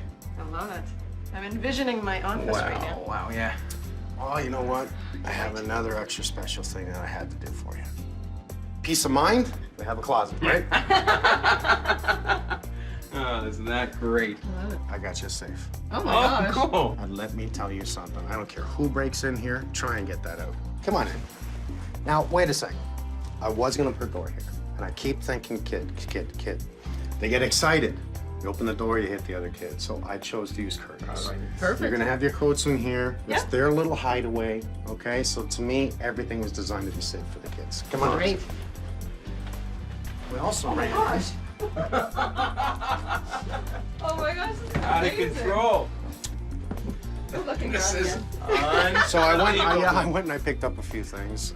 We my have gosh, this is built our amazing. own chalkboard, and with this we put on 10 coats of magnetic. So we my made it gosh. magnetic and a blackboard as well. So you just paint over top of it, and we created this just for the kids to play with, so they can put on anything they want, draw on it. We give them a table and chairs, and of course a TV with a DVD player. Oh my gosh. You think they'll like it? Yeah. They're gonna love it. So come on in. Just walk in. Come take a look. It's okay. It's okay. Look. Is this your new playroom? Come on, here we go. We got you table and chairs. Very pretty. Hey, look, the chairs are your favorite color. You like purple. What do you think about this, Eric? Your own TV. We have your chalkboard. You can also, it's magnetic, so you can put up all kinds of magnets on the board. You can write on it, and I put up that wonderful note that you made me when I first came in the house. You can erase it. Yeah, isn't that cool? All of us sat in here, all my guys, and we thought, okay, what can we do? Well, you know, you have to think of I'm gonna put kids. it away. Right. So we had to put up the board, because that's, you know, otherwise they draw on the walls, right? This will keep them drawing on the board. I'd want a TV. Yeah. I'd want the table. You know, so now they can bring in all their toys, and this will just All their be toys, like, all their friends. the The whole You neighborhood. can say, go to your room. Yeah, And they're not gonna mind. Yeah, I'm gonna say, our dad, you know, I'll be in my room. Give me 5. Come on. Thank you. Return. Ready? High, low. Way to go. We're just very happy with the house, and we're hoping to get the basement finished to add some space. All interior walls this way will come down, but I may be able to keep this. We were starting to have some concerns about the renovation. There were some things that looked kind of sloppy. If the outside looks bad, what have they done with the electrical and what have they done with the plumbing? Water's going in the ground, and it's just gonna come back up as a terrible odor. We are expecting a baby. And with the outlets sparking and that kind of thing, I got really worried that the house isn't safe. Yeah, baby. Mike Holmes. On the money. This is ridiculous. I've decided now to gut it. Take it all down. Mike Holmes, I love you. Me too.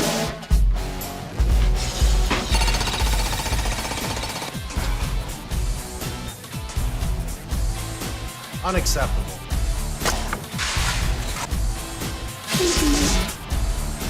God, I love my job. Tom and Rebecca bought a house, brand new home. They have a baby on the way, so the idea was to do a basement and make it really usable for a future family. They brought in about 5-6 different contractors, and they were all in the ballpark of around $15,000, and one of them was actually a lot cheaper. This contractor we ended up choosing stood out for us because he seemed quite professional. He put it in writing. His quote was very detailed, and he gave us a guarantee. And he returned our calls, and he seemed to have no problem answering questions, so he really seemed to stand out as the most professional. I understand why the homeowners will, see 5-6 different contractors, get approximately the same price, and now they're judging at who's come in their door as to who wins the job. I understand it, but they've got to check them out. If they don't check them out, they're just pulling at straws. Tom. Hi, Mike. Nice to see you. Nice to see you. Rebecca. Hi, nice to see you again. Nice to see you. Come on in. Come on I in. hear we have some basement problems. We do. The only time we saw him was in the morning. He would come and he had the access code for the house, so he would let himself in and he would let these 3 workers in. What is wrong with this picture?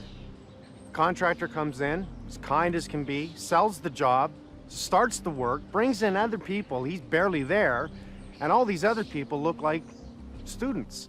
So this is supposed to be finished.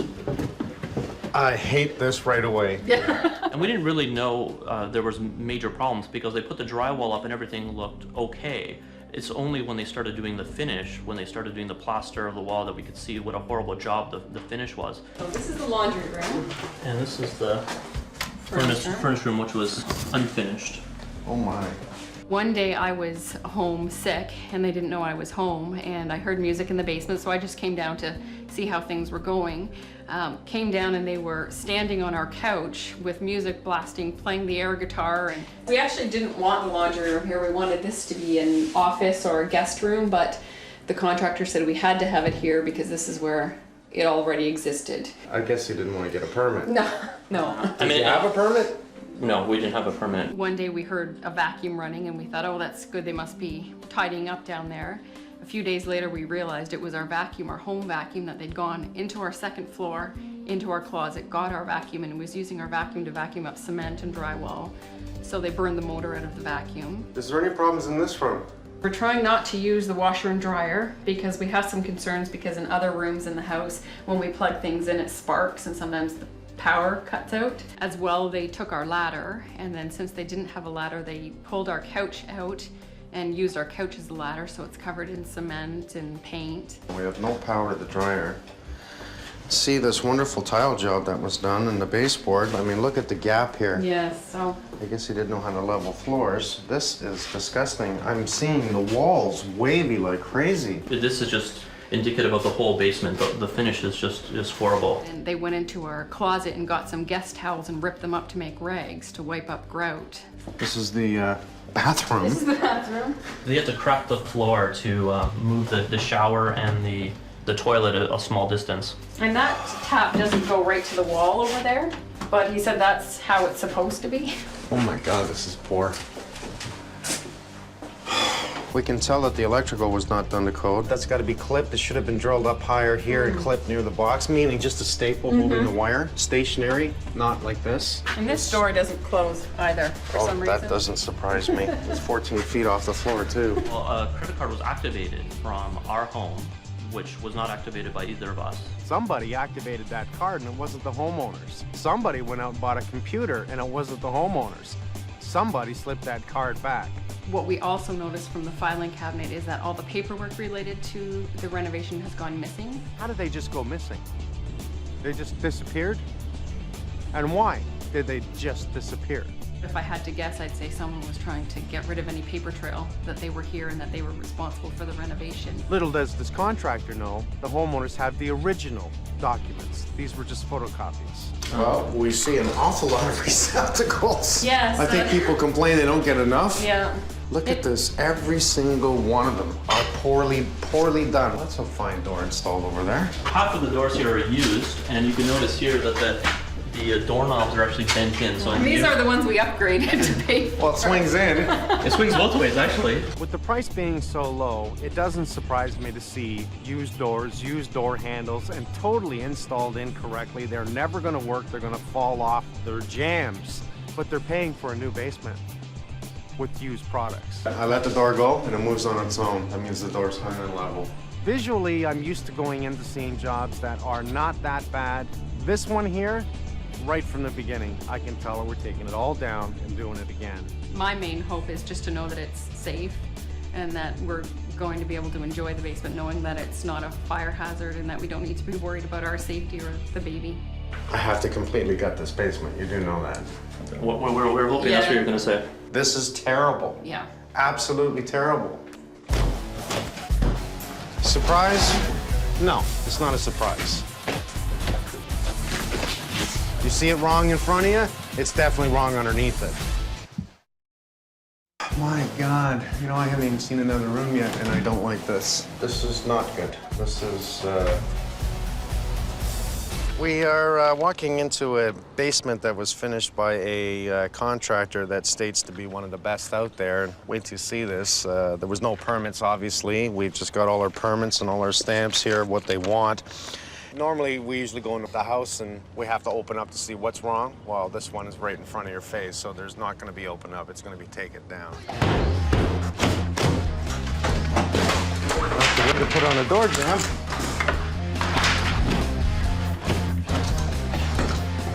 You see insulation? I do see insulation and paper barrier, which is a good sign so far.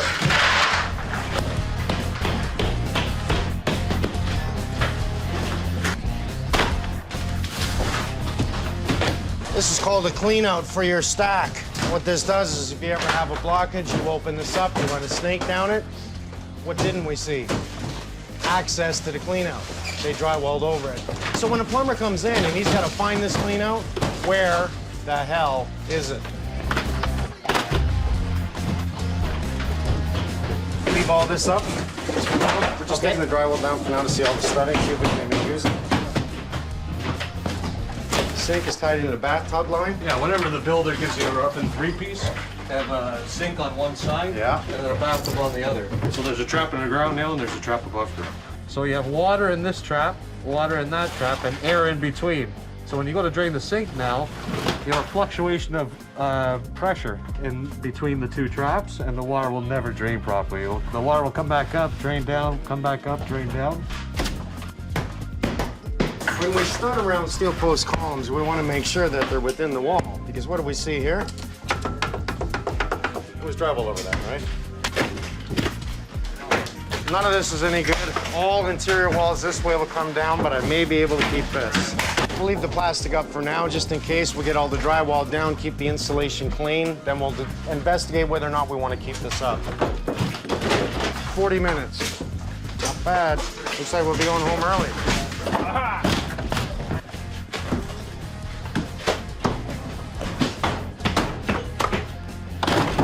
This is how you want to do a wall. That's insane. Number one, we did not do this. This is a heat line that was tied into upstairs that was removed. There's a duct that leads upstairs somewhere that no longer has heat going to there, and this was closed in. Number two, we have central vacuum that is not even hooked up to anything, not even capped off. So imagine turning on the central vac, and all it's doing is sucking up air from this point, which gives you no draw from the area you're using. Number three, we have a totally illegal junction, not even close to being done right. All loose wires, we can see, I just hit that, and it actually just shut off the light in there. This was hidden, not a way to stud the wall. Never mind the electrical, never mind how many locations we found that they could have moved the bathroom to. Why does everybody choose to put it where the ductwork is? On all the electrical, do you see any staples anywhere? Do you see any staples at all? Mark, have you found any? No, I haven't found one. And this is code. As a matter of fact, it is code to be, what is it? It's 12 inches. That's what I thought. Away from the box, yeah. Why? Because in case somebody pulls this by accident, Exactly. it doesn't create a short. Yeah, it's a disaster. 1, 2, 3, 4, 5, 6, 7, 8, 9, 10, 11, 12, 13, 14, 15, 16, 17. That's here. You're only allowed 12 per circuit. We gotta see this. An extension cord buried in the wall. There's all kinds of cables up there. What the hell's up there? Well, Mark thinks that might be the stove, It is Mike. no, it's the fireplace. It is? Yeah. There's the fireplace right there. So we have an extension cord.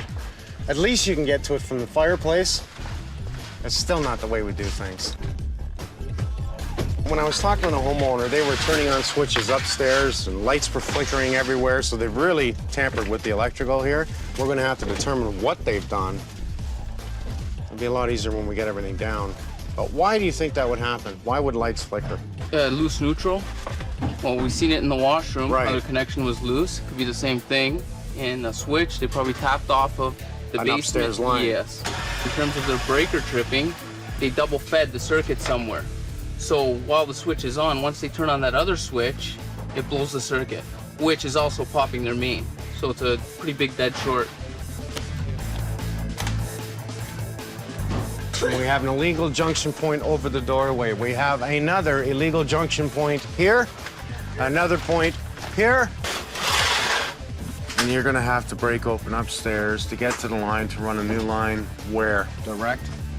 Yeah. The problem being is the two junction points here were the lines upstairs in the wall, the receptacles. So in order to eliminate this so we can drywall it, we don't have to have an access panel to get to it. We've got to now go upstairs, break the wall, pull out the line, run a whole new line to the panel, or at least to an area that is accessible, such as the furnace room. Okay, do what you gotta do. Try not to do too much damage. All right. We'll fix it. Shut it. At least they didn't cement it down and made it easy for us. Yeah. Leave us the garbage. And this just drives me insane. You're gonna love this. We don't have to investigate, we have to take it down. Oh, man. Not again. I have a piece of lumber in my hand, and I just decided to read it. Someone's name, I won't mention the name, as a matter of fact, I'll cover it out.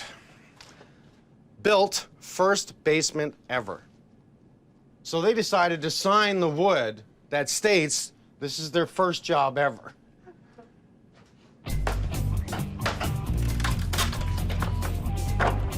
Here's a very, very good reason not to allow anybody in your house that does not know what they're doing. We have a shut-off tap that leads to outside that was concealed. Here's the worst part. Follow this over, and what do we find?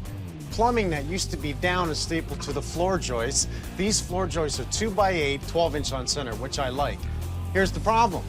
They took the plumbing so they could drywall the ceiling and notched all the floor joists all the way down. Do you know what this does? This now gives us a problem with structure, notched all the way down. Who cares, right? You're not gonna see it. We're gonna put up drywall. I'm surprised I didn't put a screw in one of these pipes because it's right there. Not to mention we have pipes just doing what? Banging every time you turn them on, but they cut structure to run them. Very nice. No sill gasket. So we see someone in here that's been in the business for years, but no new common sense. I love my axe. No new techniques. Whole lot of hiding things, though.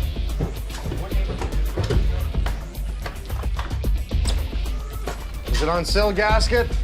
If it's not, take it out. Well, I have snips, but you know what? I like to see that better. So. Shoddy. Oh, that wasn't even bad. Nice. That's really cute. We'll see where they broke the floor. When we get it cleaned up, we'll break the floor and follow the route and see what they did. Yep. That plumbing is wonderful. Imagine having a shower in there and filling up the ground underneath it all the time. Wonder what that smell is. It's funny when people say to me, my bathroom stinks, Mike. You know, we really don't know. We do the little checks, but we actually have to gut it to find out why. That's a great point right there, because the water's going in the ground and it's just gonna come back up as a terrible odor. Well, I almost don't know where to start, but we might as well start with the whole point that visually, when I first walked in here, we could see many things wrong right from the beginning, right?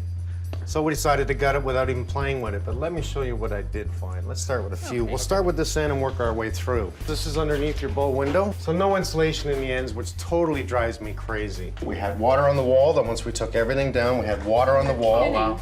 Because of improper insulation under that window that they took out. Pipes to the outside. This is to your garage. The shut-off, totally closed in. This shower tray was not even attached. This almost looked like a testing ground for them, was our basement on doing like plumbing and possibly electrical. We disconnected the duct line to the second floor to put in a bulkhead right here. Here's where the bulkhead was. Right. This was in their way, so they broke it and closed it all in. Right. We had hidden junction points in the ceiling, probably 7 junction points electrically that you are not allowed to do. In the contract, he specified that he wouldn't tap into any old electrical lines. He would create all new lines, and he specified he wouldn't hire any subcontractors. He put things such as, he would put a special GFI outlet in the bathroom, just numerous things that he put in writing but didn't fulfill. You had a clean out in the floor over here. They tiled over it. Oh. Right. You see that gap across the top there? No insulation. That will create a condensation zone, which creates what? Mold. We just knew from what we saw on the outside that looked absolutely horrible that what was going to be underneath was probably going to be worse. So what do we see? We see nothing but crap, and then we find this wonderful piece of lumber here that reads, first basement ever. So they decided to sign the lumber and put down it was their first basement ever. Oh, yeah. Every possible worst scenario I've imagined. I've just been so scared about what a horrible job was done down here. So when I came down here and saw that it had been gutted and it was gone, I felt such relief to know that we could start from scratch and it would be safe. We'll fix your heating, we will properly insulate this, we'll properly finish this, bring it back and show you what it should have looked like. Great. It looks 100% better right now. I have to agree. Yeah. Sound like a deal, right? 15 grand worth of crap down here. This is wrong. Everything possibly wrong is wrong. Let's keep playing. We'll leave this all open. On the inside, it's not finished. Right. Yeah. It's part of the mechanical room. This actually becomes the mechanical room. Right. And laundry room. That's right. This would be the perfect room for the office area, honestly. So if we turn this into an office, and we leave open concept here, which now makes me want to take this wall down because it's in my way. Visually, it's in my way. We now incorporate all this open concept as the room, and the bathroom's at the end. We only have to come through the floor here, bring all our plumbing at the end back here. Right. Right? Okay, so you want the toilet over here. Well, you have 2 choices. You come off this wall with the toilet, or you come off this wall with the toilet. Surprise me, either way. All right. No toilet at all. They're not getting a toilet. Surprise! Laundry room. Bathroom at the end. Now this is open. Office. Office. Sold.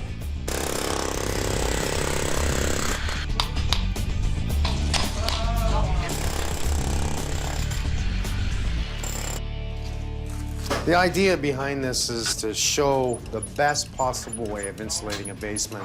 So what we're gonna do is we're gonna lay 1-inch foam, not styrofoam, but foam, on the floor. We are gonna caulk every joint, we're gonna tuck tape every joint, we're gonna leave a 1/4-inch expansion around the room, and then we are gonna spray foam that expansion. When we spray foam that expansion, we're going to put up our wall, which is 2-inch foam. It is lap joints, so they overlap each other. So the whole idea is that the whole outside wall and the floor will have foam on it. So it stops anything to do with moisture buildup. We'll put the 300 dabs on the wall. stick up our piece, make sure we have that little bit in the corner. Later we'll spray foam it, but we definitely want to spray foam this area now, because we're going to come right up to the floor joists. Just to give you an example of how we get moisture in our walls, based on a theory of using a batt insulation with a 6 mil vapor barrier, if you have one pinhole in that plastic, that pinhole can fill a cup of water in a season. If you're going to make it airtight, you better make it airtight.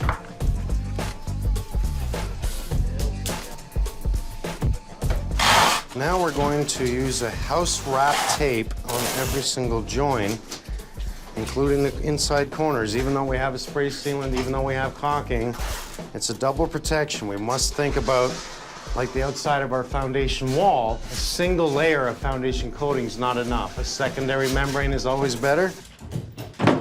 We're going to put down 5/8 tongue and groove plywood, and we're going to tap con it to the floor. We have a thermal break on the floor, which really helps insulation, okay? So in other words, it'll stop the pool from coming through.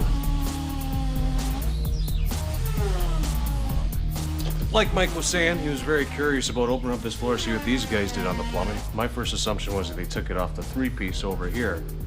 What the guy actually did was tie into the main drain. This was the toilet, no vent on the toilet. They used some kind of coupling here. No glue. Nothing tight. See this over here? You use the wrong glue on the main. You can see this yellow glue. It's like ABS glue for the black pipe.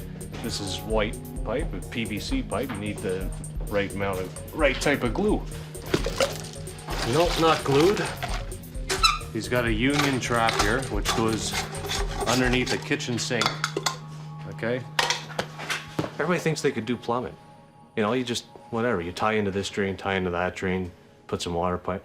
But then there's always problems after like a year. You know, it's a big thing. And it's gonna cost you a fortune to get a good plumber to come back in and fix things.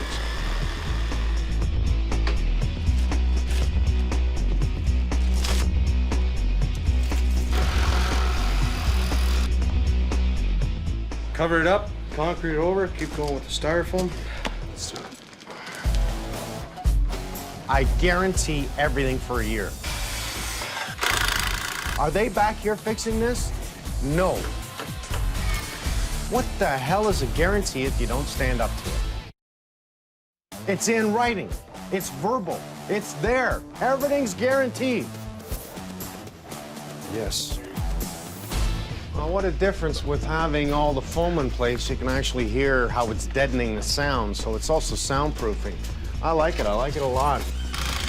It's probably a third more in insulation cost, but when you look at the long run and what you get out of it, you're going to get your money back plus in the next 10 years. Don't think about money. Think about spending money the right way. That valve there, you want that there for the access? That's something the builders never think of, is that when people finish the basement, the wall that comes up comes all the way up to this point. Right. You put in an access panel here and you can't get to it. How about if we put that valve, which I like to do is put it underneath the kitchen sink and then just have a pipe going out so you can turn your hose tube off underneath the kitchen sink? I like that. Okay. Please, I like that. No Very problem. good. Okay. The reason why I'm using this and why I'm liking this Ipex pipe more is just the convenience of using it, the less fittings it uses. Like, I know probably already from this line to there would have had like 3 or 4 90s on it, and now I have none. So the flow is going to be a lot better, and it goes up a lot quicker too. I love the product. You look at price comparison, just to buy the product, it's more expensive than copper, but what you have to consider is the ease of installation. So when it comes to plumbing a brand new home, it would take less time to do the plumbing. So in other words, you save on the labor. So in the same run, it would be equal.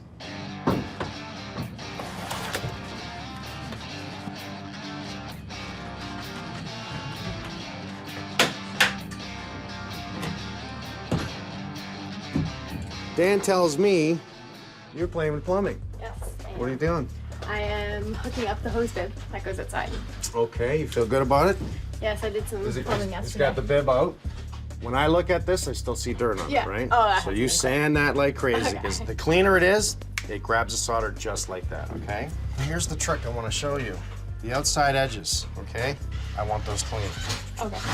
Now, some people are gonna say, Mike, you're doing it too much. I say no, because once my plumbing's done, I never come back, it never leaks, and I've never had a complaint in all my life.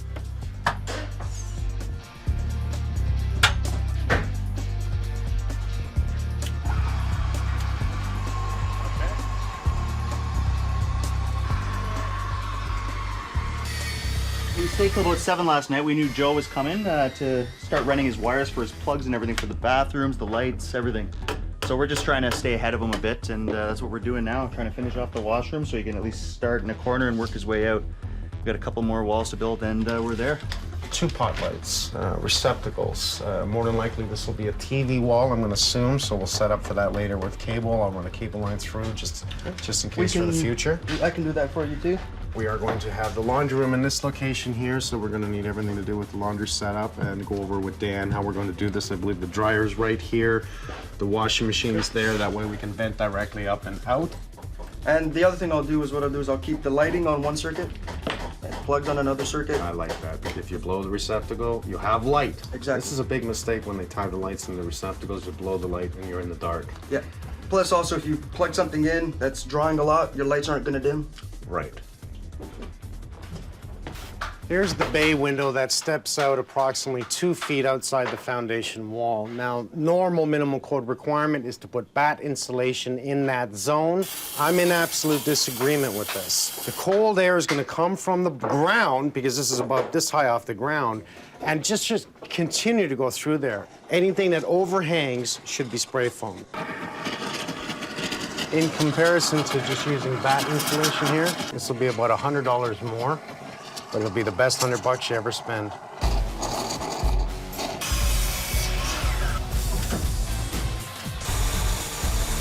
Looks very good.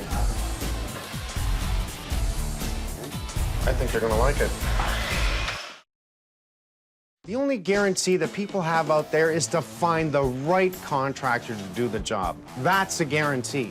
So I thought I'd bring in Digby just to really show about why we want to use the best products. I have the opportunity now to show the best insulation, the best drywall, where you're going to use a mold resistant, and the importance of using a proper ventilation system in a home. What we want to be concerned about is just this washroom at this point. How are we going to properly ventilate this washroom? We're going to size our fan to give us the proper number of air change to take care of the moisture and the odor within this space. A lot of people don't know when they're finished having a shower in the bathroom, what do? They turn out the light, they shut off the fan. We should actually run that fan for about 20 minutes after the shower, correct? That's right. That's the importance of the control part of the system.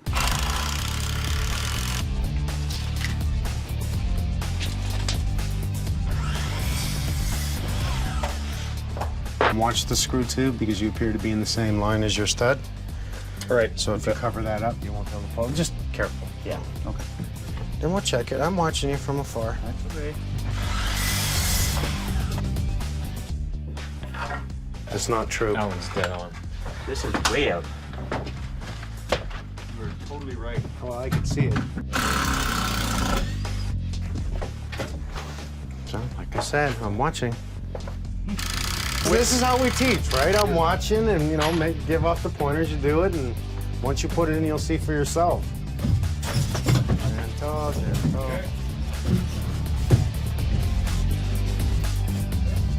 Do your waste and overflow, we'll put it in permanent. Okay. Thank you. Good job, guys. Thank you, sir. Good job. I am so against using metal in a home, but when it comes to bulkheads, it's better, it's easier, and now I'm into that. I like. Metal bulkheads, I'm fine with. Exterior metal studs, I'm totally against. It's a cold zone, and as long as we have a cold zone that can possibly have warm air, in our insulation system, we've stopped that. We give a thermal break against the foundation. You can't insulate any better than this.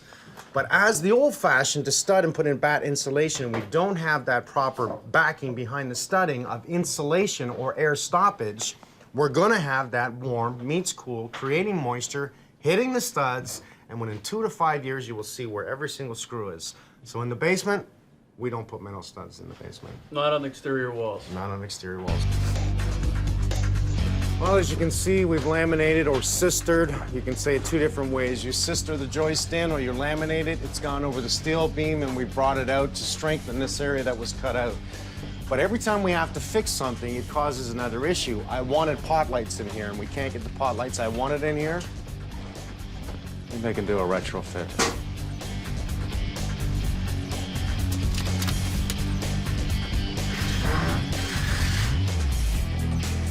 This is probably the tightest spot in the basement where I picked best spot for the hose bib, tightest spot to work. Be real careful soldering with this plastic here, because if you light this plastic on fire, you're not even going to see a flame. You're just going to see it start going away, but it's actually on fire, melting. If I put my torch like this for a second, it'll take about 10 seconds for this whole thing to be gone and the house to be on fire, and maybe I'm dead too. Fire stop will be on all the bulkheads, right? Where anytime a fire can come up that wall, and we have to create the fire stop here, so this must be filled with Roxol as well. 1, 2, every one of them. Okay. You know he's gonna insulate. He's got his shirt buttoned right up to his neck. He's got his sleeves taped to his arm. I don't want insulation under my shirt. I love it. Not recommended with bare hands.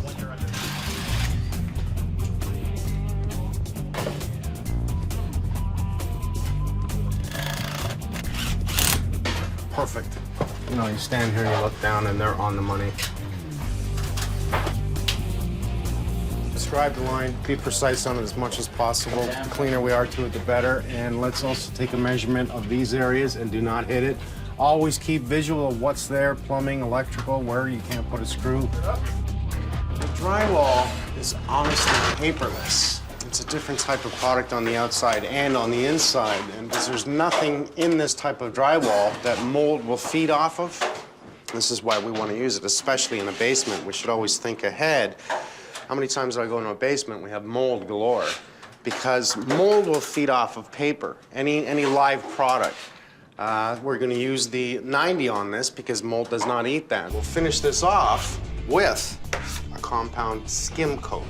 Just a flared coat, that's where we'll take everything and flare everything right out with a compound, because it's a nice finish coat, where this is a much rougher coat. So our last skim coat will be a compound, everything else will be a sandable 90. The numbers mean it dries in 90 minutes, 45, 45 minutes, 20, 20 minutes. So if you're using a sandable 20, you better work quick, because it will harden on you like you won't believe. If you just use compound, which you're gonna see 9 times out of 10 in new homes and in any type of renovation, because it's a pre-mix, they don't have to waste time on it. The sandable 90 is an expensive product, but it's very hard. And the benefits to it is mold doesn't eat it. It doesn't like it, but it loves compound. So if you fill all your outside corners and you have any issues at all with moisture, that's where the mold's gonna be.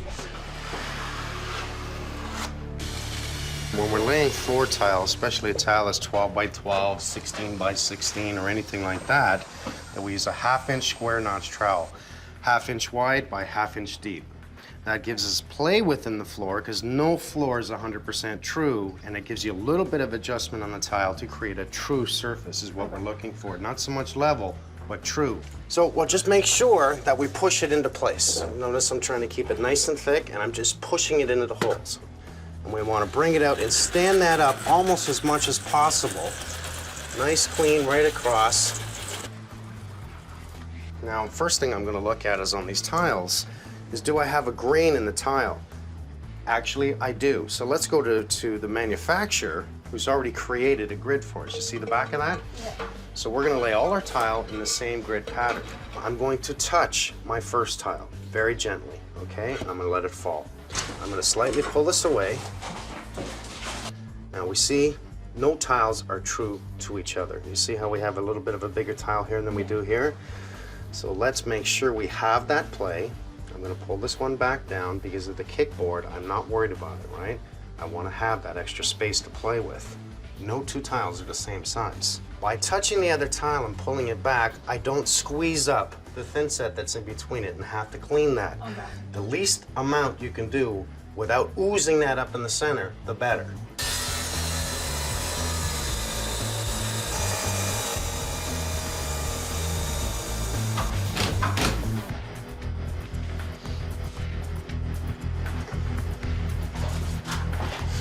Good job. Thank you.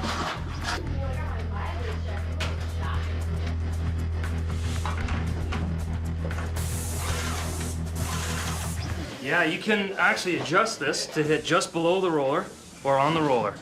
So what I'm doing is spraying just below the roller so I don't get any overspray hitting the ceiling. Because you're not dipping in the tray, I would say you're halving your time. No back rolling with this either, which is great. I'm really liking this system. How we doing, gentlemen? Nothing like having a small basement with 140 people in here, eh? Yep. It looks good. So we have carpet coming in an hour.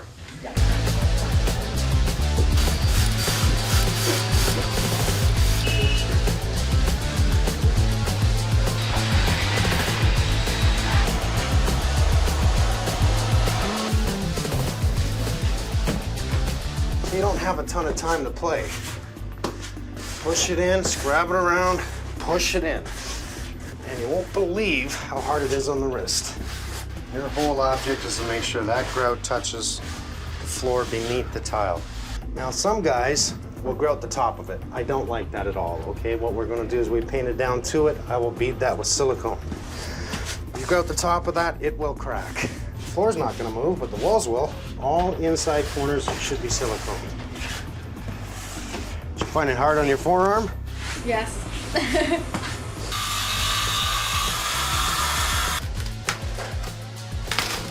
Haha! Just finding all the little imperfections at this point right now. This product I love, Drydex, is just, we'll use this for wood fill, we'll use it for drywall repairs. You see little pinholes, you see little divots, especially now that the lights are in, we're gonna start seeing things. You just quickly do it, and 15 minutes sand it, paint it.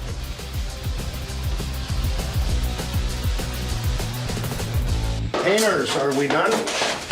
No, halfway. Okay, we're gonna have to stop. Heads up, coming through. Watch out, Desmond. Let's get these guys from the carpet.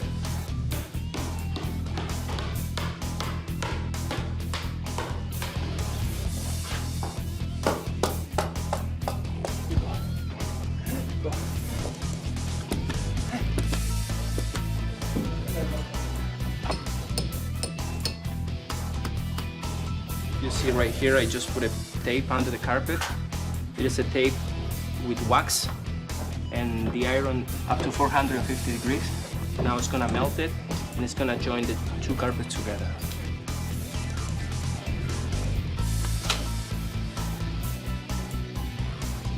I'm feeling really good here. This has been a good day. The guys worked till about 9 last night to make sure that this was not going to be an issue, and it's not. You know, for me right now, it's 3:25. 2-3 hours max, we're done clean up, and we'll give it back to them.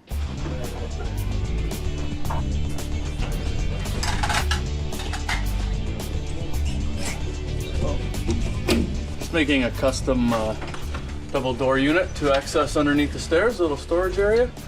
They don't make doors that are 13 7/8 by 38, so I made a couple out of 3/4 inch MDF here, and we'll just got a piano hinge that I'm gonna put here, and a couple magnetic latches, and that way they can have some storage underneath the steps, which is always nice. I'm really fussy with the caulking. I had said to everybody, let me do the caulking. I've done so much caulking in my life. Now, if we leave just the grout in this corner, it will crack. So we're gonna use an almond silicone at this point. And here's the trick. From tile to wall, I wet my finger and drive it directly up as far as I can reach. Stop. Here's the trick, is to go both ways, because by going both ways, it makes it equal on the grout joint. And already the appearance is 10 times better, isn't it?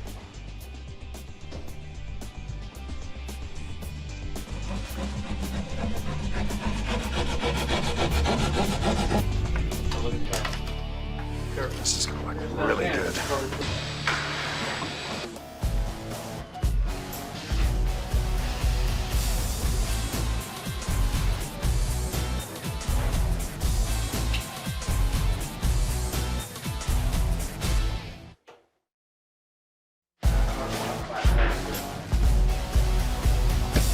clean up.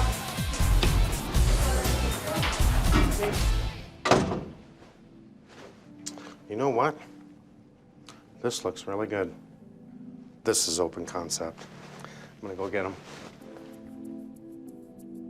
This company claims to specialize in basements. I think the thing that scares me the most is, from what I've seen, I'd hate to see the other ones they've done and the ones they're about to do. Already, I love it. Already? You haven't even downstairs yet? Oh my God. I can't believe it's the same basement. Just yeah, look at this. Oh my God. I'm stunned. Wow, this is great. So we're no longer cramped in this area with 4 doors. This is This is amazing. what opens it up, and it's the way it should be when you come down the stairs. This looks great. Oh. What's behind door number 1? My God. Wow. Oh, this looks amazing. This is gorgeous. your office. Looks pretty good. This actually looks so much bigger than it did before. Yeah, this looks huge. Yeah. Just so you know, little things that we did do, okay, was make sure that you have a smoke detector and carbon monoxide all in one. Right. And so you know, it is linked to every other one in the house. If this one goes off, they go off. Everything's wrong, electrical, plumbing, structure. Everything here was wrong. And the worst part was, it was right in front of your eyes on the finishing. It was that bad. I'm blown away. So your office is comfortable? This Office is great. gorgeous. Okay. You know the only problem with this whole thing is we might not see each other that much because I might be coming down here. Or I will. We'll be fighting So for the space. we'll have to fight for some of this space. Here's your laundry room. Oh. Great. We did not finish this area, and on purpose. It's not because I was tired. It was the whole point is that if you ever have to fish phone lines, wires, cable lines, this is the room to go from side to side, right through the bulkhead to the panel. Yep. Right? Great. Why finish the room when it is the utility room? Yep, exactly. Sure. How do I know if they're good? Go see the work. Go talk to the people they worked for before. Ask them questions. Did he start on time? Did he finish on time? Was he courteous? Was he clean? Did he charge more money at the end of the job that you did not expect? Wow. Wow. So, just to start off with, you know that from the beginning we had gutted this, right? We knew it from the beginning. It was not even a factor that we were going to investigate. It was coming down. Yeah. And we noticed that we had duct lines that were dismembered, 1, 2 locations, so you would have been awful cold in the winter. Oh my Upstairs, we did start with your floor. We have 1-inch foam. Wow. Okay? Each and every joint has been tuck taped and spray foamed around the perimeter. Yep. And then we put down 5/8 of an inch tongue and groove plywood tapped onto the floor. Yeah. So now we have a thermal break on the floor, which makes this floor warm. Okay? Yeah, it's very The warm. walls, 2-inch foam, right to the outside wall. Glued to it, right to the outside wall. Tuck tape on the joints, spray foamed on all the perimeters. Every single piece of drywall down here is mold resistant and water resistant. Oh, wow, that's amazing. As much as I say educate yourself, you can't learn everything and you can't know everything. But one thing you can do is pay attention to what's happening. It's so bright in here too. Well, it's just the right amount of pot lights and the right way of using the bulkhead and using the lighting within the bulkhead, and it works for me. It's what I see. I Yep. come down and I say, this is what I can do with it. Ready? Yeah. Yeah. Oh, I'm so excited to open it. Up to you. Oh. Oh my God. Wow. Oh, this is awesome. Wow. This is awesome. This is the nicest bathroom in our house. We were expecting something great, and it was This- even better than we could have thought, really. I can't even believe it. I've never seen a basement like this. It's perfect. It's just, you look around, everything is perfection. This is stunning. We chose to use the area properly. This gives you a big bathroom, Yep. toilets hidden behind the door, which is you want to see, right? Great. The tub, again, is designed for no mold. Okay, that's why I love using these. We have ceramic to give it a nice edge all the way around it. That's very nice. They may even come up with a nice That's little border amazing. because the idea is to bring it up even and join in the center. Not only do we have the foam on the floor and the plywood, we also use a water protection system underneath the tile. Yeah. What this is going to do is not only make it watertight, but give the proper subfloor underneath the tile. So nothing's ever gonna crack, nothing's ever gonna be an issue here. We have a super air cleaning system in here. And this is the Really? little things that you need to know about to actually remove the air. This Come on up. is just stunning. Let's just take one more look at it. Wow. The length, you still have a long area, don't Oh, you? this is a huge room. I love it. Yeah. If the other guy's job had looked a quarter as nice as this, I would have been happy. This is amazing, just amazing. I gave you the area with cable and receptacle, 2 pot lights on their own switch right there, okay? Oh, wow. The idea is, to me, a nice little sitting area and your entertainment's right here. No, but it's all the like attention to detail that was completely missed. Like even the simple things were completely screwed up before, and all of these sort of very small but important points are given a lot of attention here. So it's really nice. This is, I can't even thank you enough. This is a million times more than I could ever imagined. Thank you very much. No, thank you. Thank you so much. My absolute Thank pleasure. you. Oh, I think, well, all right, yeah. Okay, that's it. Thanks very much. I'll give you this. Oh my God. I was hoping for something that I would like, but I love it. It's just above and beyond. I looked down the driveway, and that was what got me. I went, oh, I could see kids. Oh, this is not good. 1 month after we signed the papers, we found out we were pregnant with triplets. Not only is there plumbing over top of the frickin' panel, there's no insulation holding it. The following year, we found out that one of our daughters had cerebral palsy. This is a total, It was inevitable that we would have to renovate. I just want to kick someone's ass right now. Oh yeah, baby. Mike Holmes. On the money. This is ridiculous.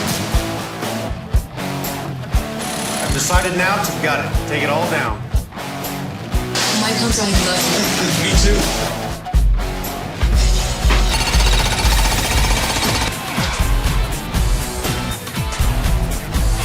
Unacceptable.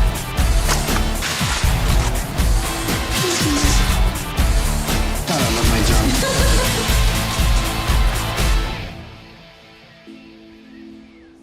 Beautiful fall day out in the country, and to see a wonderful family. Jim and Allison started with an addition for their children, mainly for Annie, who was diagnosed with cerebral palsy. The good thing was that she was very tiny, so we could get her in around the house, we could get her upstairs to her room. But by the time she was getting near 8, it was obvious that there was no way we could have her in this house. And we had to think long-term as well for her. And the idea was to give wheelchair access, to give her a bedroom in the front and off the kitchen and make everything a wonderful layout. It works. Everything I see is the way it should be, other than finished. Good morning. How are you? How you doing today? Good. How you doing? Good Nice to see you, Jim.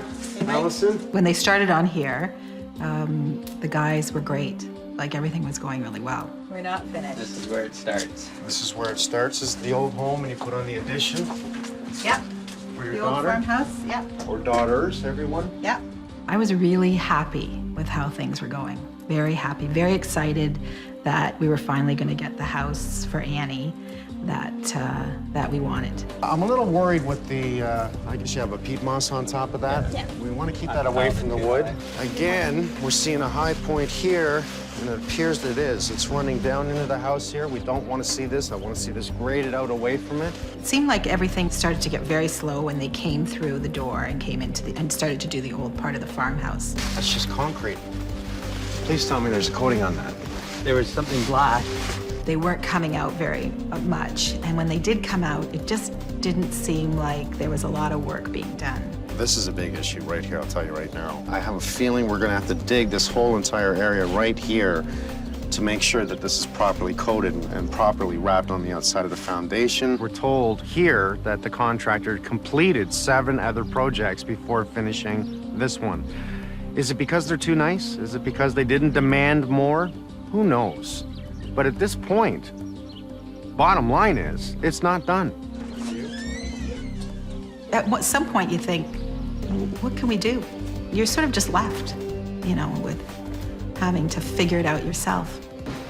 I love the windows. Very nice open concept. Yeah, that's where the girlies play. So far, everything's looking half decent. Electrical seems to be neatly run. Structure appears to be fine. We have underpinning on this side here. So far, this is not so bad. I'd love to take a look at this, but you know what? When we bring the guys in, we'll investigate everything, because it looks like you have quite the maze back there. Whoa. Yeah, that's the old crawl space. You already have some earth falling down there. That's where we think the water is probably coming in. Ooh, you may have a structure issue here. Did they take apart this corner at all? No. Okay, we have a lot of inspections to do here. This was all closed in. This was 2 rooms with an attic up above. Okay. A bedroom back there with a wall, a bathroom back there. It was very tight in here. So we're slightly unfinished. I'm seeing a handmade island in the kitchen here. Yes, this is our island that we got. It was one of the last things that was done. They're missing the doors.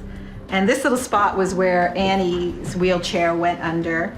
And this is where she was fed. It actually fell down on top of her one day. By the time they got to Annie's room, the bedroom, the bathroom, we can see that they started cutting corners and not caring about the finishing, just to get it done and get out of here. So the idea was just to be off the kitchen here for Annie, and we could wheel her in and put her on the bed and then use the bathroom. They put the wrong door in Annie's room, and the bathroom floor was supposed to be ready to tile. It wasn't ready to tile, and the bathtub wasn't ready to tile either. This is not what we tile over. This is forward linoleum or a vinyl. Yeah. And some things I don't like seeing right from the beginning here. It's not a shower, it is just a tub. You have the hand wand, but you have regular drywall. This is a real simple thing. I'm a man of my word. I do what I say I'm going to do. If I make a mistake, it's my problem. I will learn from it and I will pay for it. It's very simple. Why do homeowners have to pay the price? Yeah, so at that point, we sort of thought, well, we'll wait till the spring. Wait till the spring and try and find somebody to fix the house. In April of '05, our daughter passed away, and that was pretty tough. That was a pretty tough thing to have happen. And at that point, looking at the house, it just became a really sad reminder of what we were doing here, of what we were trying to do. It was all about her. It was all about her. This just wasn't a house for her. It was like a really safe place for her to be. She had a little school around the corner that she went to. This little village was everything for her.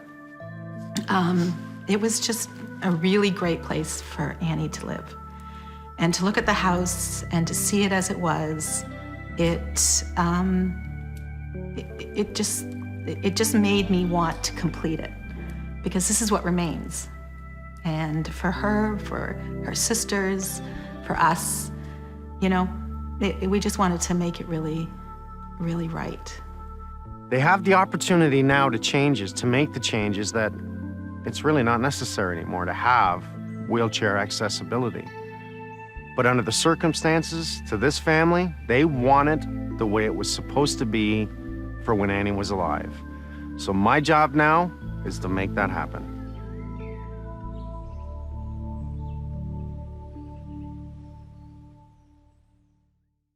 The cutest, funniest, she was a great kid. Well, good morning, gentlemen. We have a beautiful neighborhood here, a little bit of a cool day, but nothing we can't handle. We've got to do major inspections on this house. Armando, what I was looking at was, you can see, he's tried to create a weeping system within, but the problem that I see is it drops right back down into the house, and I don't like it against the wood. Again, the same thing here. We're really high against the house and not allowing that minimum 6 inches we need on the concrete, and now you can see that it's dropping back into the house, especially here. Well, there's plenty of falls, so we'll start with that. Take it 6 inches down here and just grade it away. How do you like that brickwork? This brick is a very soft material, so a lot of movement can occur, and you don't even notice it because the brick and the mortar joints will allow it to move. It's very soft. This is the area downstairs where it's leaking right here. We'll go inside and have a look and see. I agree. And this is the area that supposedly leaks, and now we know that you can see the water stains on the wood there. Sure. Let's take a look at this side. You know what? This looks awful curious because I don't think they're allowed to do this. This house was built right on Earth. Is that what I'm seeing? Oh, boy, oh, boy, oh, boy. Oh, give me a break. You tell me, Inspector, seen this? Yeah, it looks like they've cut out a big portion of that wall there. Right? Oh, this is not good. You have a 2x3 here. You have a 2x4 here trying to hold this bracing in. As they broke through this wall, they've compromised right from this point to this point. Okay, let's go back to the corner and take a look at that corner. This scares the hell out of me. This is ridiculous. This will continue to cave in right here. That's exactly what's happening right there in front of you. That big hunk just dried out and came down. This whole corner structure of this house has been undermined. Here, this would have been the original level of the stone rubble foundation right the way around. And what happens, like I was saying, what happens, it just keeps drying out. And it becomes more it just becomes finer and finer and finer. We've got a major issue here. Everything just sitting on one stone. This is making me sick. Oh my God, this is a total trouble and a whole lot of it. So they put up two 2x8s, laminated as a beam across this area and held it up with vertical 4x4s. Yeah, just put a piece of plastic around it so it's not touching concrete. It's not even anchored. You gotta love this. That's wonderful. Why do people do this? Not only is there plumbing over top of the frickin' panel, there's no insulation holding it. Is this supposed to be a sump pump? That's submerged into muck? Look at all the plumbing in these voids. I'm telling you, I just want to kick someone's ass right now. How's it going, Mike? No, I'm upset, Dan. I've been checking out the plumbing from here on. It's all over the place, a mess. Why would they come down the outside wall when they had total advantage of going right up here? Here's the bathroom upstairs. Why didn't they go directly through the walls upstairs? Wait, you've got water lines on the outside walls? I got water lines everywhere. I've got water lines in here, okay? I don't even know where they go. Well, why am I seeing them in the outside void directly over top of this panel? See this? This is the way you insulate that? Oh, we got plumbing, structure. This has just turned into a total nightmare for me. How do you do this to a family?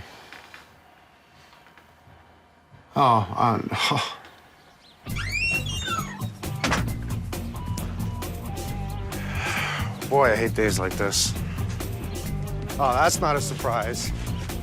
That's just not a surprise. This is the window. Downstairs, that's covered up with wood, right here. This is old. This is the way it was done years ago, okay? And it's still standing. We have the wood structure here over the brick wall. This would be now a metal lintel, but back then it was wood. It's fine, although the plumbing is not fine. I wonder how many times I fixed that. If I was a home inspector coming in to inspect this home for a family, I'd say run like hell. Run like hell. You want nothing to do with this house. This here on top of the ductwork is the feed going up into the bulkhead. Yeah. Think and throw. How do you do that when everything else here is somewhat half decent? Proper concrete, nice high ceilings, good stud work, good HVAC. And we go back there. Now I'm scared. The more we open, I gotta worry. I got a big worry.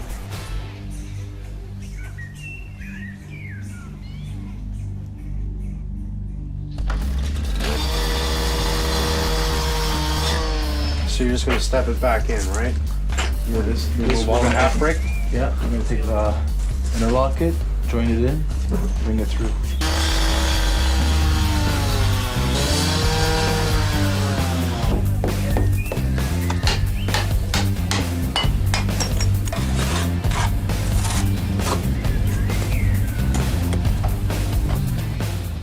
Something tells me this would flood like crazy in the spring. Look at this. Absolutely.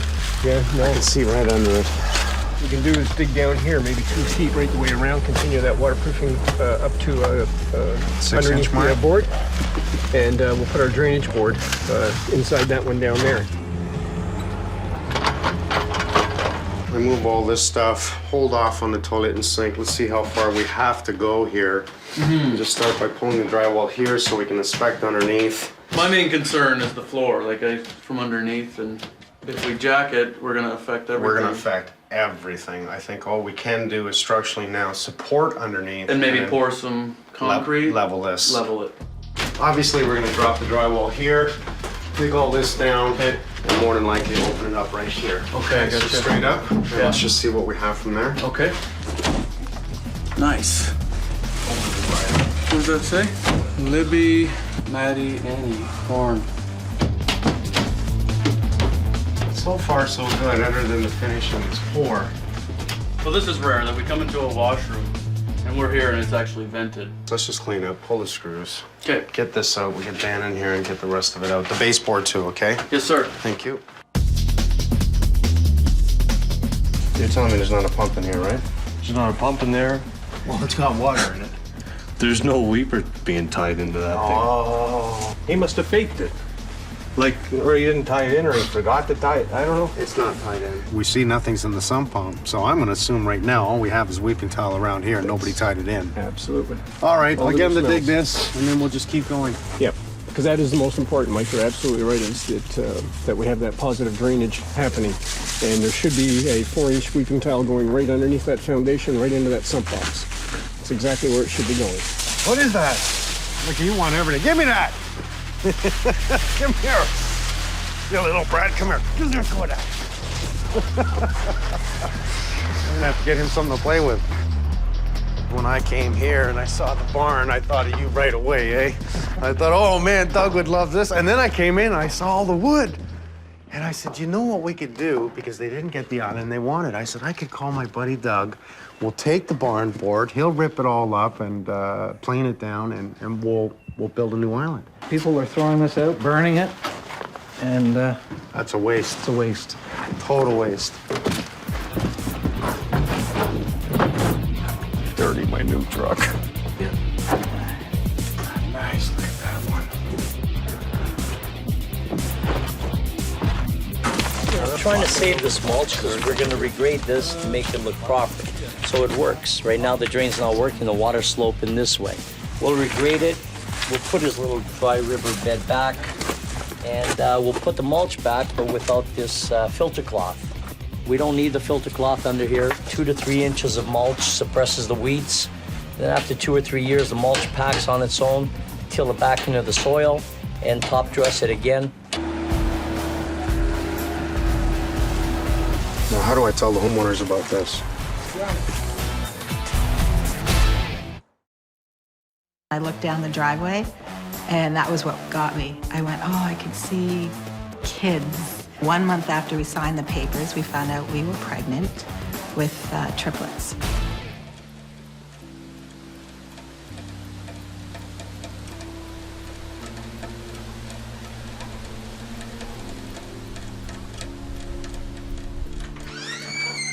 Good morning. Mike, how are you? Not so bad. A little bit damp out there. A little bit of a rainy day. Nice to see you again. Nice. So I wanted to walk you around and show you a few things that I found, okay? Yeah? Actually, let's start this way. Sure. I was nervous because I just didn't want to hear any more bad news. I was just didn't want any more bad news. This was the kitchen. And you had said right there and then that when they moved the kitchen, you found that the plumbing lines were freezing. It would just freeze, and then we would just turn off the tap and not talk about it because it was like, we're not gonna fix that. By code, you must have the copper on this side of the vapor barrier, the warm side of the vapor barrier. This is absolutely minor. Once we walked into the bathroom and took a few things apart, at least the tub was cemented in place. It's fairly level. I don't have a big problem with it. I do have the big problem with drywall around the tub, okay? Minor. Let's go downstairs. You have no sump pump, so I suppose you know that. We do know that, yes. Okay, what you don't know is the weeping is not tied into this. Minor. Again, let's go this way. Keep saying minor, but this way. Yes. Here's the major. You see this here? Yep. This is your old foundation. So as they came in, this is the new guy, as he came in and dug this trench, he's now compromised the structure here. Not to mention here, the whole thing. Because he dug this trench, this earth can fall in, your foundation walls can come in, and your house can come down. I'm shocked by actually seeing what was in that hole. Because actually when you look at it, you can see that the house isn't supported very well. You see the outside foundation there? Oh yeah. This will continue to fall. We have to pour and support all this so it doesn't fall in. This is extremely dangerous, right here.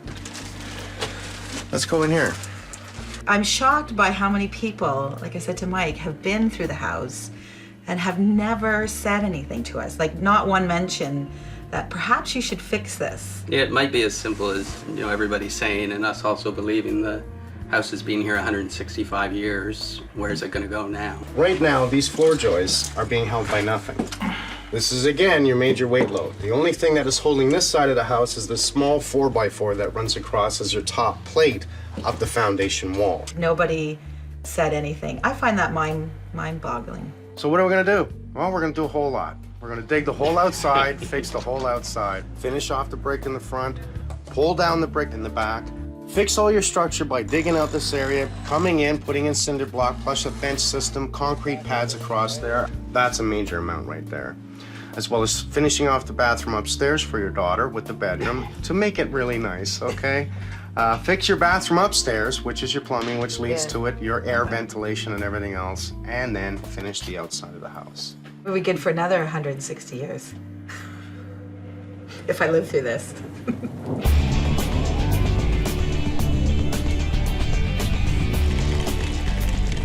Holy muckville. Well, we've found the T connection there. Got it all cleared out. So we do have a connection going to the inside of the house. I noticed you dug under the block there, so what we'll do is structurally support it off this footing. It's gonna be tricky to make it watertight though, isn't it? No, once he gets it up there, we'll get... watertight over that? He'll do a parging on it, we'll prime it, put the rubberized membrane on it. New foundation coating is going up to there. Maybe 6 inches, which is just a little bit below grade. Get the weeping in, get the stone in, get this up. Yes, we're gonna get all this done here. Just, it's not good to leave them open too long with all the mud and everything else. At least if the weeping tile are in and it's covered up with gravel, doesn't make any difference what falls on it. We'll leave this up then? Yep, absolutely, yeah. We're gonna leave it up until we're finished out here.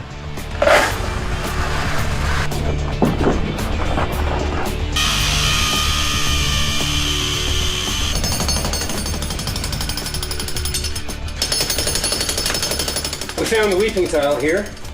It's not as deep as it should be, and it's not connected to anything. It just ends right there. We're probably 6 inches too short. Don't ask me why they didn't connect it. I just... Can we take our cinder block right up to this point? Or even up maybe one more? Yep. And then pour concrete on top of this? Yep. Drive it in? Bring it over that wall? Yep.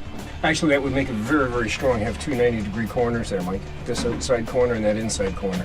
So I think we get all of this lowered down to about here, Mike. Like I said, about 30 inches from the bottom of this joist. So we should get an assembly line and just start digging? That's what we'll do, yep.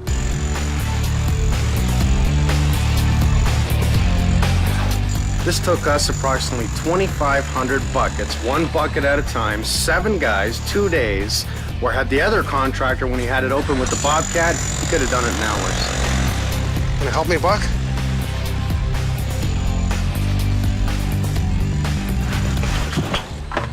God, what we filled this bin.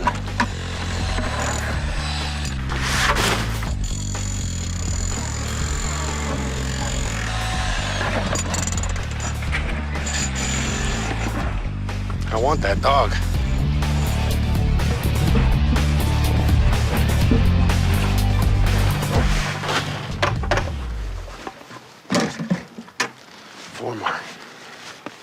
Walk around for days like this. We'll find some water.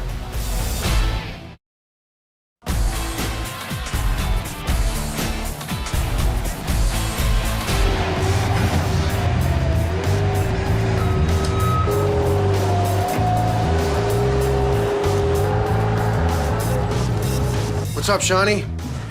Oh, not much, Mike. I'm just getting this floor ready for a scratch coat. Oh, you've been planing away, haven't you? Yeah, I'm trying to level this thing out. Well, you've layered this upon layer, haven't you?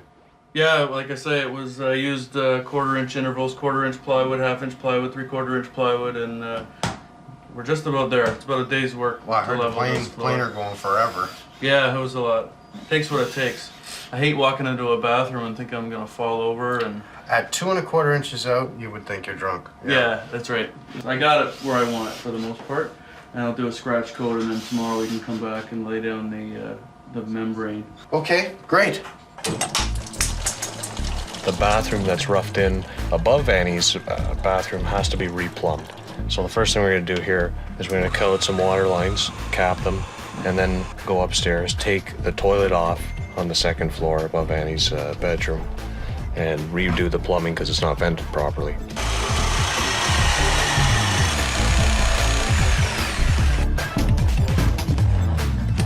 We had the inspector by too, and we have a 3-inch pipe going up to the septic system. We might have to upgrade the septic system. We're gonna see. If we change the septic tank to upgrade it, do we have to also do all the weeping? It all depends on the calculations that the code tells us what our design flow is.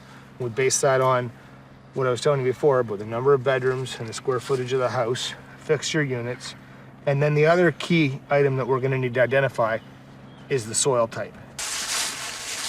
There's our line there. Twice in a row, same spot. And then if we keep going, if I don't get another one right about here, then we know we're still working on the sewer line going from the tank. Okay, so here's our network of lines for our disposal bed. As you can see, at 3 there. There's 4. Okay. I gotta try this. There we go. Holy crap. Now, I've heard of this. It's like you're completing a circuit. I've heard of this. You said there was 5 of them. Yeah, there was 5 from where I started. Now, there may be I don't another believe this. This is weird. That blows me away. that I've seen it, and I just can't believe it, but it did it. And I'm stunned by it. Right on. Well, now you can do it. So these are yours. You can keep Well, thank you. All right. You can see me walking around angry. All right, I'll find that water line. Don't you worry. Holy man. What we've got here is a cement-based product, a backer board 1/2 inch thick, and it's tough. By putting up the orange waterproof membrane here, this totally guarantees the shower for basically as long as you own your home, which I really like. And it only took me about an hour and a half to cut these pieces, put the thin set on. Just had to get the plumbing inspected here, which is done. Now I'll bring this across, and if you'll notice down here too, this tub surround down here will all be tiled. And I'll bring another product which is meant to prevent cracking on the floor. But that will overlap this, making the floor and the shower stall a completely waterproof unit.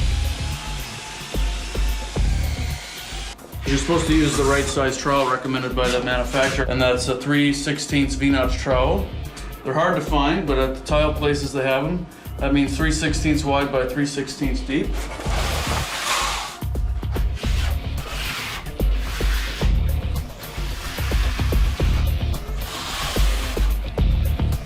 And all I'm using here is just the rubber grout float. And it's a good idea here to just use a little bit of muscle, double grease to make sure that the fabric membrane here is going to adhere to the thin set. The working time on this is pretty flexible because the mix we put down is very soupy. We pre-cut this piece and the next piece. Like so, no matter what your square footage, you would pre-cut everything, mix your thin set mortar all soupy, boom, lay it down, just like we are doing now. This process is only going to take me about 20 minutes.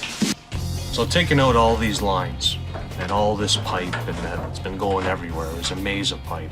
Lines going here, lines going there, guys tying in here over the years, tying in there over the years, like spaghetti. But the biggest problem in this house was these water lines going up to the second floor on the outside wall. It kind of makes you sick, but at the same time, you know, it's cleaned up now, and we're gonna get going. One more tying to do, and we're done.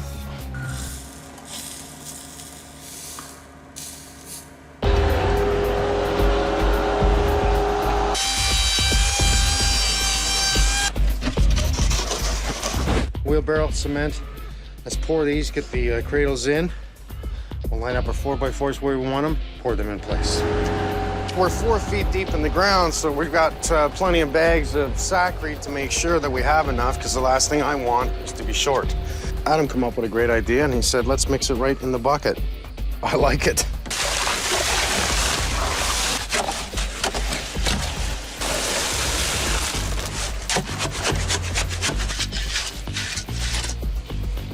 The idea with your saddle is to rest right on top of the concrete, because think of structure. With it being right on top, the weight displacement is a lot stronger. If I push it within, then I'm going to have concrete oozing in, I'm going to have concrete touching, which also will break the top of it. This will keep it nice and flush, and perfect for what we need. Okay, now what we're gonna do is measure off the bottom. We gotta hit that on the money, level it, and then pour the concrete. Level. Okay, 1/4 inch towards the house.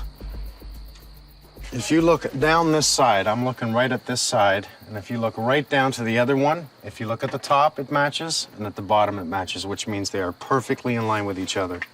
Absolutely perfect. Now that's what I call a bucket. A couple of scoops and you're out of here.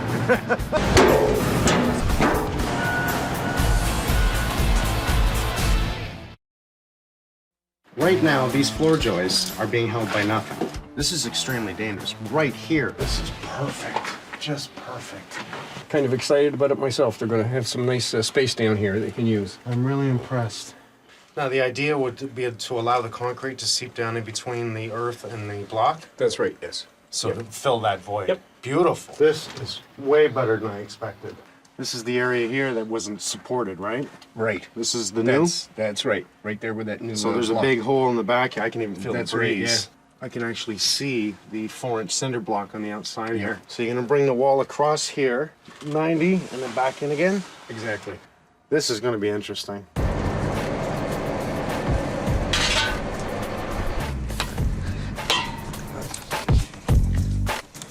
Just like plumbing. It's freezing cold outside. We're bringing in 9 meters of concrete. We got the pump guys in here, and we're running this line through here to connect our lines to get in there and fill this up. I love Johnny, because Johnny's saying, piece of cake, Mike, don't worry, we'll be done by lunchtime. Okay. So we don't have a lot of room to maneuver things. This is not gonna be easy. Okay, let's go.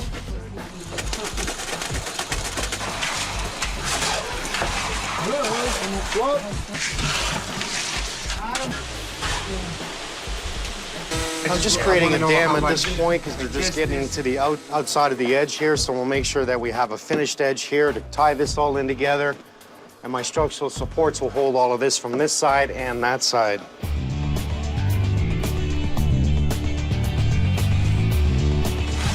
little bit more if you got it. Half a shot, please. You gonna get this? That's it. I think it's your turn to move there, sir. I believe they want to put a little bit against that back wall there. Nice and slow. Start the pump, please. Start the pump. All because he dug that trench in there and compromised all the structure, not to mention not even talked about the existing weight load that's on top of the floor joists on this side of the house. The major weight load is on this side of the house. I checked that out. That's probably why we see the floor joist finished here, because the load bearing's right here. But this is still floor upstairs, and that's a lot of weight. Now it's cleaned up, they can use the area for storage. We'll continue to work on this side, work our way out of this area, fix all the duct work, get the new support beam in. And this is what should have been done before. A little smelly. Yeah, that's just a little smelly. What we've got is, if you look at the exit pipe, which would exit the septic tank, yeah, it's half full of water. That pipe should technically be empty with the water slowly dribbling out into the disposal field. Meaning either we're blocked, full, it's not weeping. It means we're due anyway. It's just old enough now that it's now full of biological material and it can't accept any more liquid. So what we'll do is we'll just start the excavation for the new tanks. We'll decommission the old tank while we're at it. Let's do it. Okay. This is where we're gonna dig the trench to pick up the 2 downspouts, one at this side, one at this side. It will allow and pick up the water from the driveway as well as the roof and direct it that way rather than bring it into the house. Grade runs into the house this way, that's an issue. Plus the downspouts, let's keep the water away from the foundation.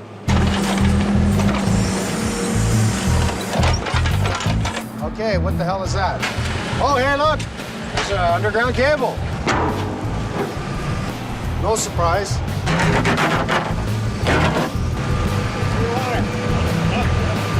It's a self-leveling laser, so we can set the heights on the tank so we don't set it too deep or too high. But it's one that we just turn on and it levels itself, and then we always do from there to set the heights. The tank has to be level because there's only 2 inches difference from the inlet and the outlet. So if we put it in 2 inches the wrong way, the water won't go out the tank, it'll come back into the house. Okay.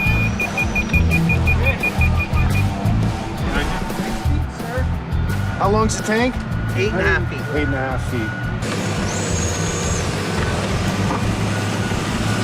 Man versus machine. You set up a solid PVC system carrying right off the downspout, driving it, forcing it solid so it doesn't weep here. Takes it down to the end of the weeping system, and out she's gonna go past that tractor.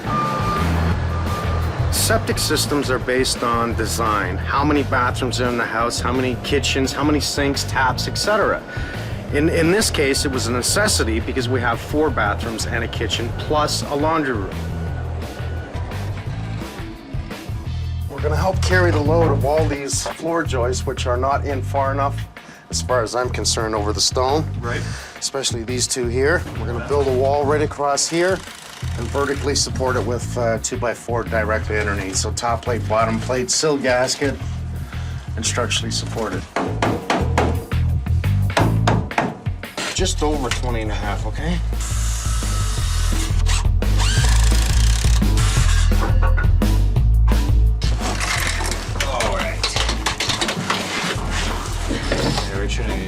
Maybe we should have got Pinky to do this. You can walk around down here.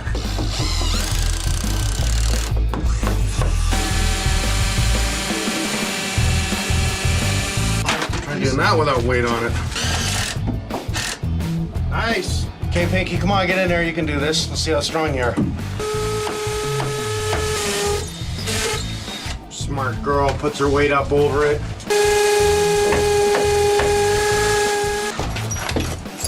Now look at that wall. There is nothing straight about that. I mean, the 2x4 is vertically or level. Everything is pretty well level this way, but it's up and down like a toilet seat. I really don't care. We have 8 inches of concrete on the floor here, and as long as we have the 8 inches, I can carry the load with the 2x4s the way we've done it and secure this floor. Have fun. Just tie a rope around your waist, we'll pull you back out.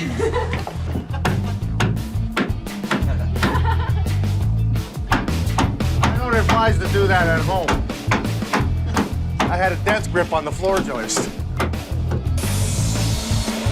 Cedar is a natural wood that not only smells wonderful, water doesn't normally harm it. That's why you see cedar shingles on a roof, because it's cedar, not a pine, not a spruce, not anything like that that'll rot. Cedar naturally will not rot.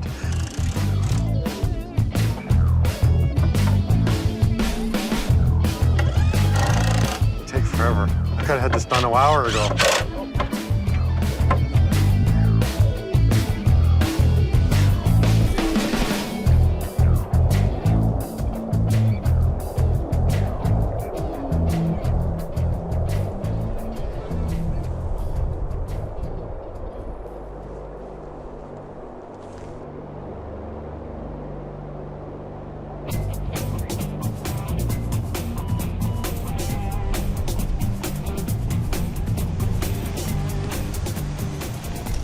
Holy cow.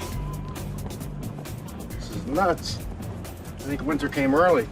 Well, we got everyone here today. Steve's here to fix up the roofing. They have a leaf-proof system over top of the gutters, and what that's going to do is no longer allow the gutters to be blocked.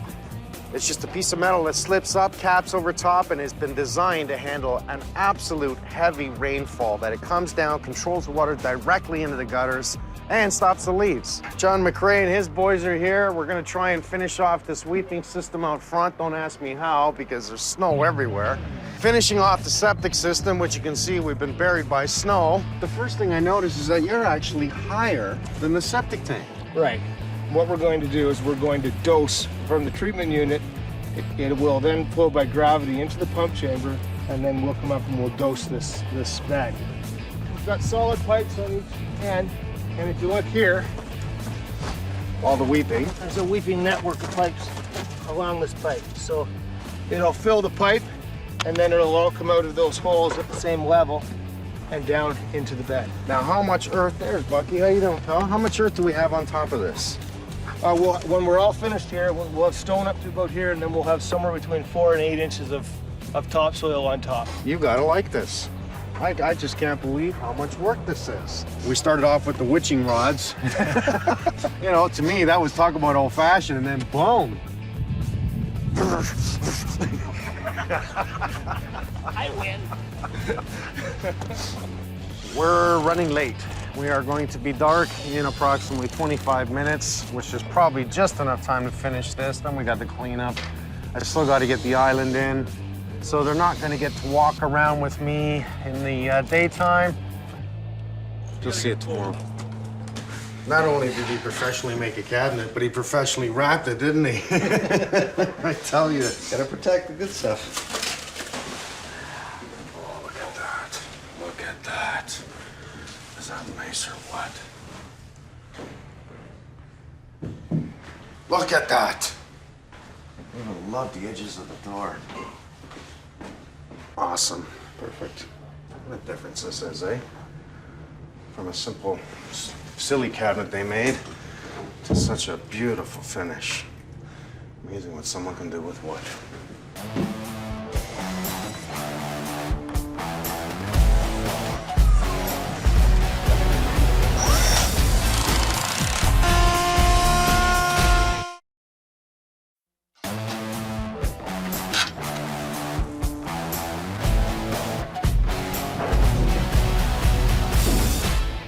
Just having to look at the house the way it was before, it was just a constant reminder of all these things that we had to do and that we set out to do but never got done. Well, this was a very specific project. This project was to turn the home into the use that it's supposed to be for a little girl in a wheelchair. How you doing? Welcome to my home. They did not know that Annie was going to pass away. This was a total surprise during construction for her. But the contractor walked away. Like, it meant nothing. Something terrible happened to us, and in the course of that, you start to kind of feel like the whole things are really uneasy. You know, you don't think it's gonna happen, and then it happens, and you get this very insecure feeling about the world around you. Why don't we start in the basement? Sure. Very good. Out of all the things that were wrong on the other side, the majority was on this side. Yeah. Once he had come through with the tractor here, we could see that he had compromised really all your foundation. There were some moments I was very worried.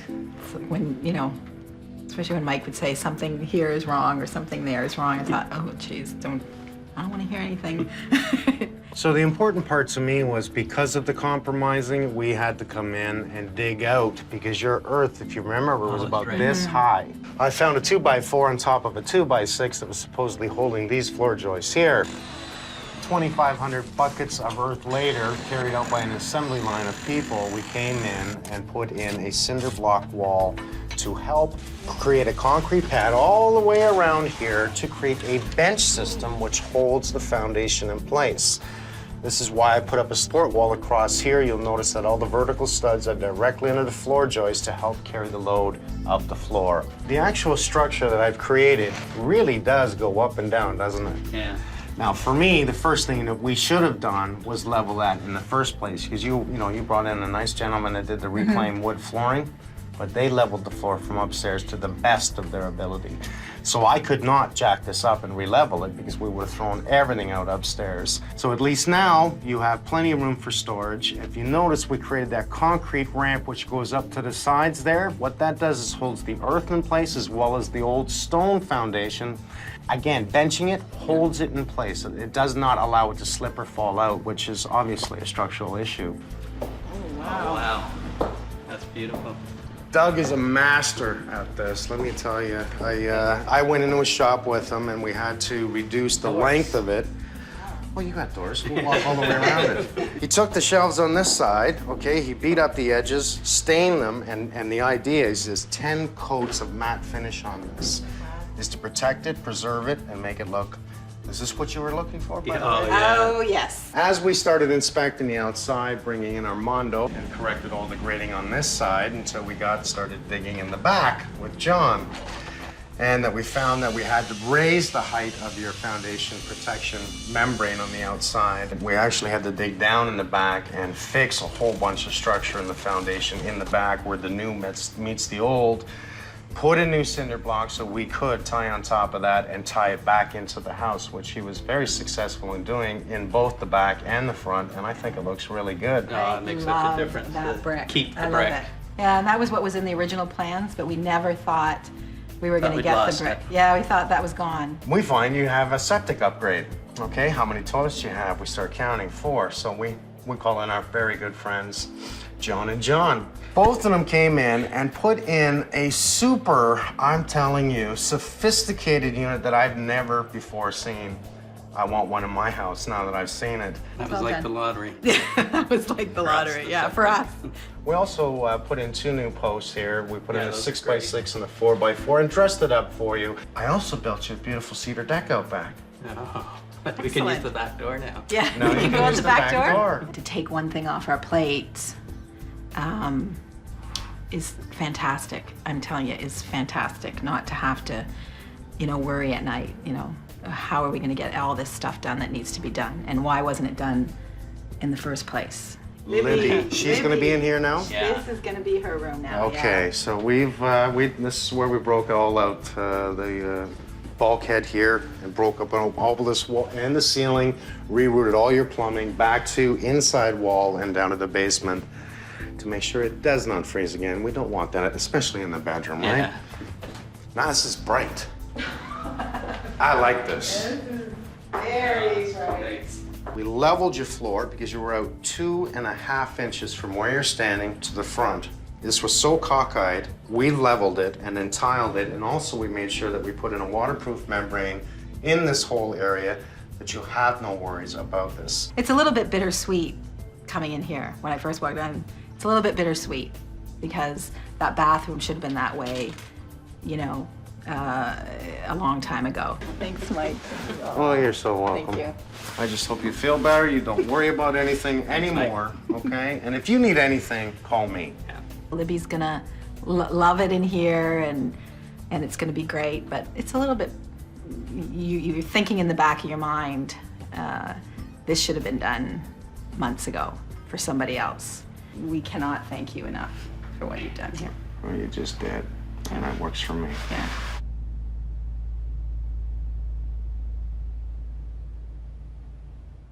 I was the only one home. I heard a noise, went upstairs, and I saw flames coming from underneath the door and got out. I think this is asbestos. Did anybody touch this? No. So we went with this contractor, and then just things did not go well. My God, this house will tell a story. But every time I came in, I found more and more things going wrong. Everything else from this point on gets removed? Every time I came, there was another issue and another issue and another issue. Take this wall down. I never in a million years would have believed raccoons can smell that bad. It's a disaster. I mean, I don't know if everything has to be redone. How far is it gone? What is it contaminated? That makes me worried. Most definitely. Oh, yeah, baby. Mike Holmes. On the money.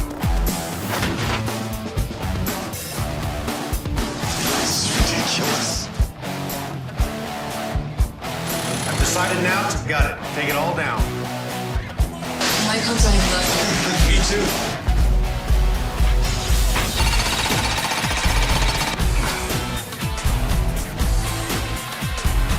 Unacceptable.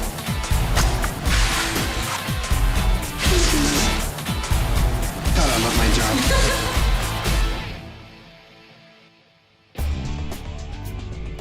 Frank and her family's been living here for probably in the area of 18 years. Out of all the jobs I've done, this must be the most life-changing event. Start with a fire in the middle bedroom. Her friend called me and said that the house was on fire and that my daughter was okay. Got my cat out, ran across the street, and got my neighbors, and they called 911. I got out of the car while it was still moving.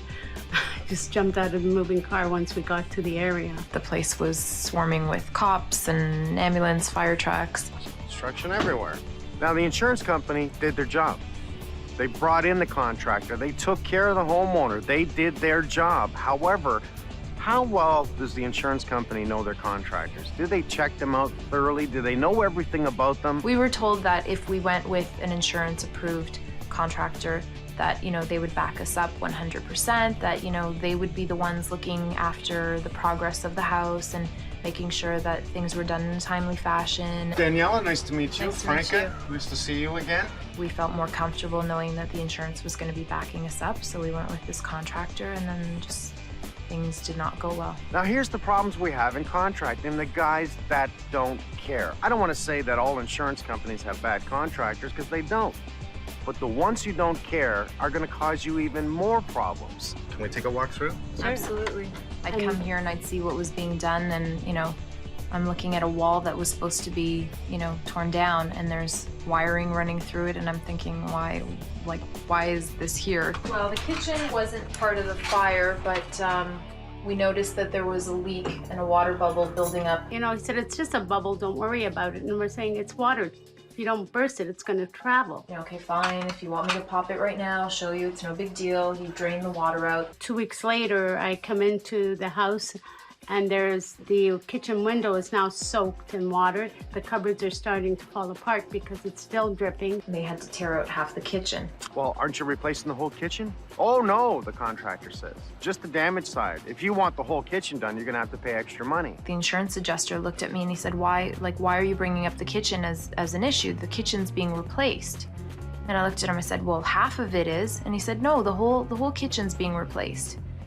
And so at that point, I looked at the contractor and I said, well, that's not what you told me. Foul play.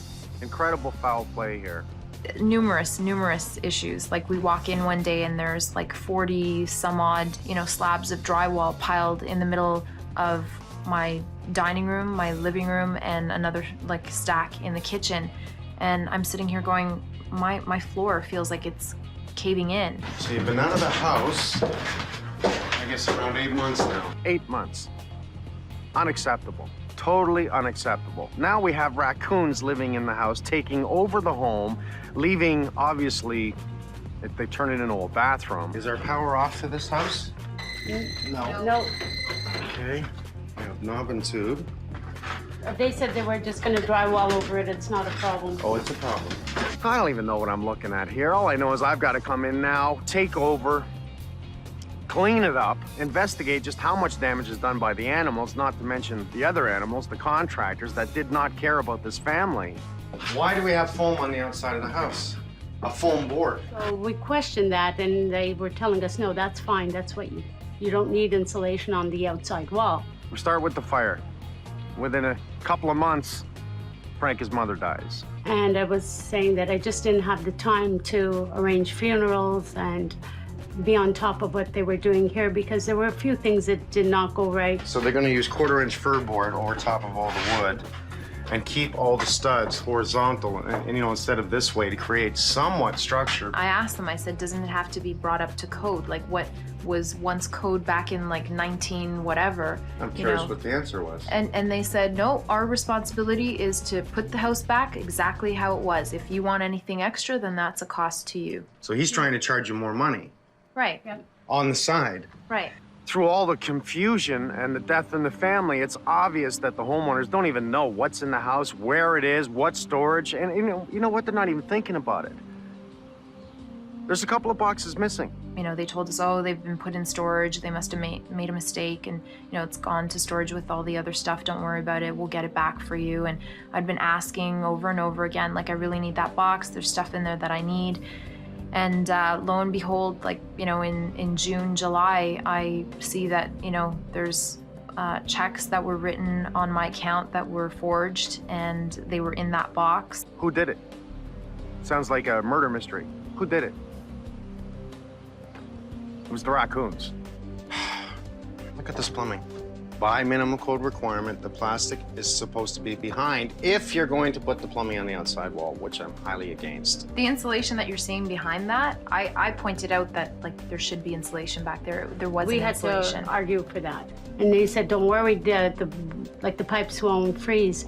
And I'm thinking, yeah, they will. 2 months work? 2 months they've been in this house? 3. 3 months. 3 good months of work. They've put in 3 good months in here. Well, let's be serious. What did they do? Not very much. Basically, they were cutting corners, is bottom line. Yeah, like things that, you know, I think they thought that they could get away with. And then Shortly after my grandmother died, my dad died. All within a matter of months, devastation within the family. That the fire is the minor part. It was hard. And the last thing we wanted was to worry about the house. You get things in perspective then. There's nothing that can upset me more when people are treated not only unfairly, but robbed. And at one point I had phoned the insurance and said, that's it. I just want them to stop. I can't deal with another death and the house at this time. So we have obviously a bad contractor that came in here that took total advantage of the situation, which makes me sick. And they just kept saying, don't worry, you don't have to be here. We'll take care of it. We'll look after it for you. We know you've got a lot of things to deal with. Don't worry. I'm going to completely take over. I'm going to deal with the insurance company. I'm going to deal with taking this house apart and doing whatever I have to do to put it back together again, to bring them home and give them what they should have. I'm going to turn this into a dream home for you because you deserve it. I think enough bad has happened, and I think it's time we have some good. Thank you. Okay? Thank you. It's just, I just saw the two totally extreme ends of people. Somebody who's going way out of the way to help you out and somebody who's going way out of the way to do as little as possible. I just don't think that these guys, A, know what they're doing, and B, I don't think that they can really be trusted. And if I was the insurance company, I wouldn't want to be associated with them anymore. So don't worry about anything. Thank You're a you. sweetie. I'm gonna fix it, okay? Some of my friends say to me, I don't know how you get up in the morning. And I say, like, you just gotta go on. Like, life goes on. You deal with it as best you can, and you gotta keep going. I'm gonna change this whole place. Whoa, I gotta get a bin in here and bring the family in and say, what do you want to go? Things went from bad to worse. This makes me sick, absolutely sick. You know, the fact that I'm a woman doesn't mean I'm stupid. You got a skunk in there? Did they ever get sprayed? Yeah, I got sprayed. That's why it stinks. It's you that stinks. Yeah. Okay, because I smell it. We've been looking around. There used to be a hole on the side of the end gable here. Also looking up the plastic. We can also see that they've dropped through, because the last time I was here, this was not down. I don't know if there's 1, 10, 20. Take a look and see what's inside. And if there is something in there, we'll try and get it out. And then it's up to you guys, I'm assuming at this point, to make sure that they won't be able to get back in. Oh, well, let me see the footprints, paw prints. Paw prints here and there. Yeah, there's a footprint right there too. Yeah. They could be anywhere. There's no way to know exactly where they're going to be. I think we would have heard them moving. What do you think? Not necessarily. You'd be surprised how quiet they can be. Yeah? You're going to be looking for a lot of footprints. Where the majority of the footprints are, raccoons all have what they call a communal toilet for the most part. Raccoons will go to the bathroom in the same spot. They've had free run of the place for 8 months, so they know it better than you and I do at this point. Well, there's a pile of droppings here too. There was only one job I was on before where we had one raccoon and we were able to do it ourselves. We just scared him out of the attic, closed off the entrance. But this house here being vacant for so long, we thought we'd call these guys in because there could be 10 of them in here. We don't know. Is that their pee? Yeah. Okay, I'm gonna go get the guys to start cleaning up. You want to do a thorough? Work your way down. I'm gonna pull down the stuff in the front. No sweat. They can live in there easy. All kinds of signs here. I don't know if that's raccoons chewing on that or squirrels. What they've done is they've ripped it apart, squirrels or raccoons, one or the other. So we definitely don't want this. We'll only keep the full pieces. But this just shows they're tearing it apart, trying to make a bed or whatever they're doing with it. We're not sure why they come and go the way they do, but we've inspected it. It's not home. We're gonna close up the outside so we can stop the animals from coming in here. We know we're clear right now, so don't worry about anything. At this point, let's leave all vapor barrier in the ceiling. That is still there, but I want everything down. Let's keep the foam so we don't waste it and throw it into garbage. Throw out the plastic. Okay. Anything that's strapped, we're gonna redo. Since we're putting in a new forced air unit with air conditioning, we can get rid of these rads, give them to someone that can use them. Man, these guys are heavy.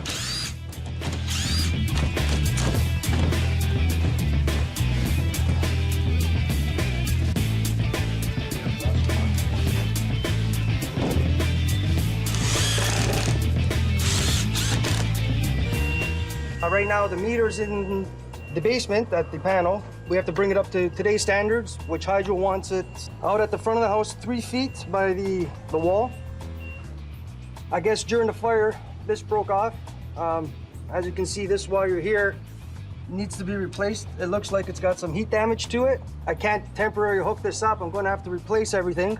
That means I'm going to have to change this whole mast here, this weatherhead here, which is broken apart and it's all rusted out. We're gonna have to call ESA, the authorities, get the permits, meter locate, before I can do anything here. We don't have a choice, right? We can't put it at the back of the house. We can't put it in front of the house. So let's just do it. But you're gonna prep for a new panel. We're gonna rewire the whole place, kill the knob and tube. Yeah, and bring everything up to today's codes. What's the container for, Mike? A whole bunch of drywall. What are we doing, standing up? Yep. Yeah. Okay. A lot of stuff coming out of this house. Okay.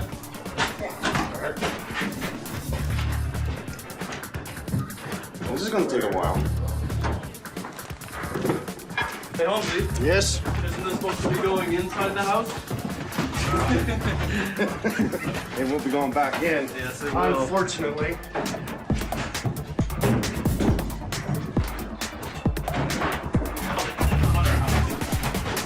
Well, all this drywall is supposed to do the whole upstairs. It looks like a hell of a lot of drywall. Because you got the kitchen, the dining room, the living room put on the middle of the floor, compromising the structure, so we've got to pull it all out to gut the place, clean it up. Well, we're gonna put up a sign of luck for the homeowner here. I think when we're done, we'll take that and hang it inside. I like it. This way it holds the luck. Bedroom for the raccoons. If I could reuse these floors, I would, but due to the animals using this home as their bathroom for the last 8 months, I'm taking it right down and redoing it. Let's get rid of any incredible odor. I never in a million years would have believed raccoons can smell that bad. I am so going to take all this down. Let's get rid of it. Let's get it out of here.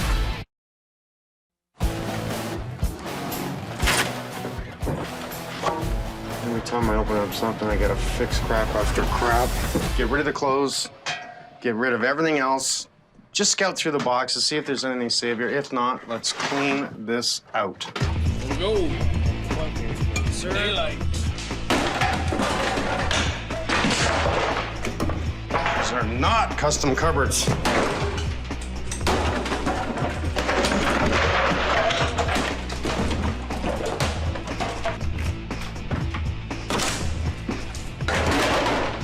Let's keep bringing the stuff in. These are all junk. Let's just get as much garbage in here as possible right now so we can get rid of it. You think these guys cared about whether or not to clean out that basement? Not a chance. They didn't want to do this. We're going through it. Well, how do you work around it? You can't. Get rid of it. Start fresh. Look at the wood we found in the basement. This is old pine. I would never, ever throw any wood like this out because to a woodworking guy, this is fabulous, this is gold, and my buddy Doug can take this wood and turn this old door with the old handle into a table. So what I'm gonna do is I'm gonna bring him this wood and I'm gonna get him to make an 8-foot table for the new dining room. She's gonna love it. Now it's time to turn this house into the house that it should be. So we're going to take this wall down, restructure it, just to give the kitchen idea that we have a 118-inch counter island with a 36-inch depth. I'm having a custom table made for the dining room. All new windows, all new doors. Let's get 2 guys getting the ventilation units. One hosed out the back, one hosed out the front, so we can grab, obviously in and out. We'll take all the doors off, and we'll keep the doors. We'll put them in the bin, and this way we'll bring it to a reusable store, because some people love the old doors. So masks, Units, doors. Go ahead, pick your teams.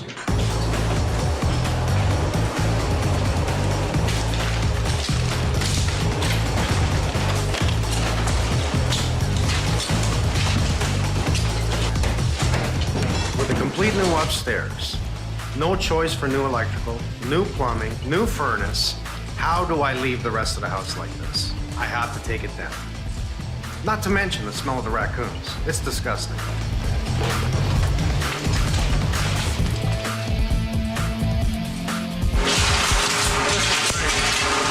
really is great.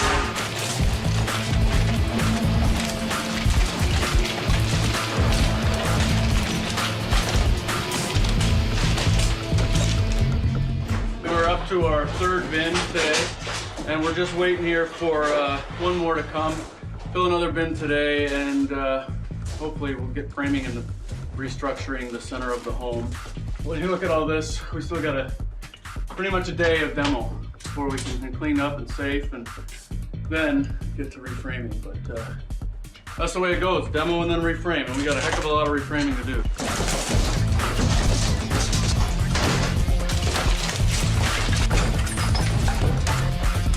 Got a sink repair over here, Dan?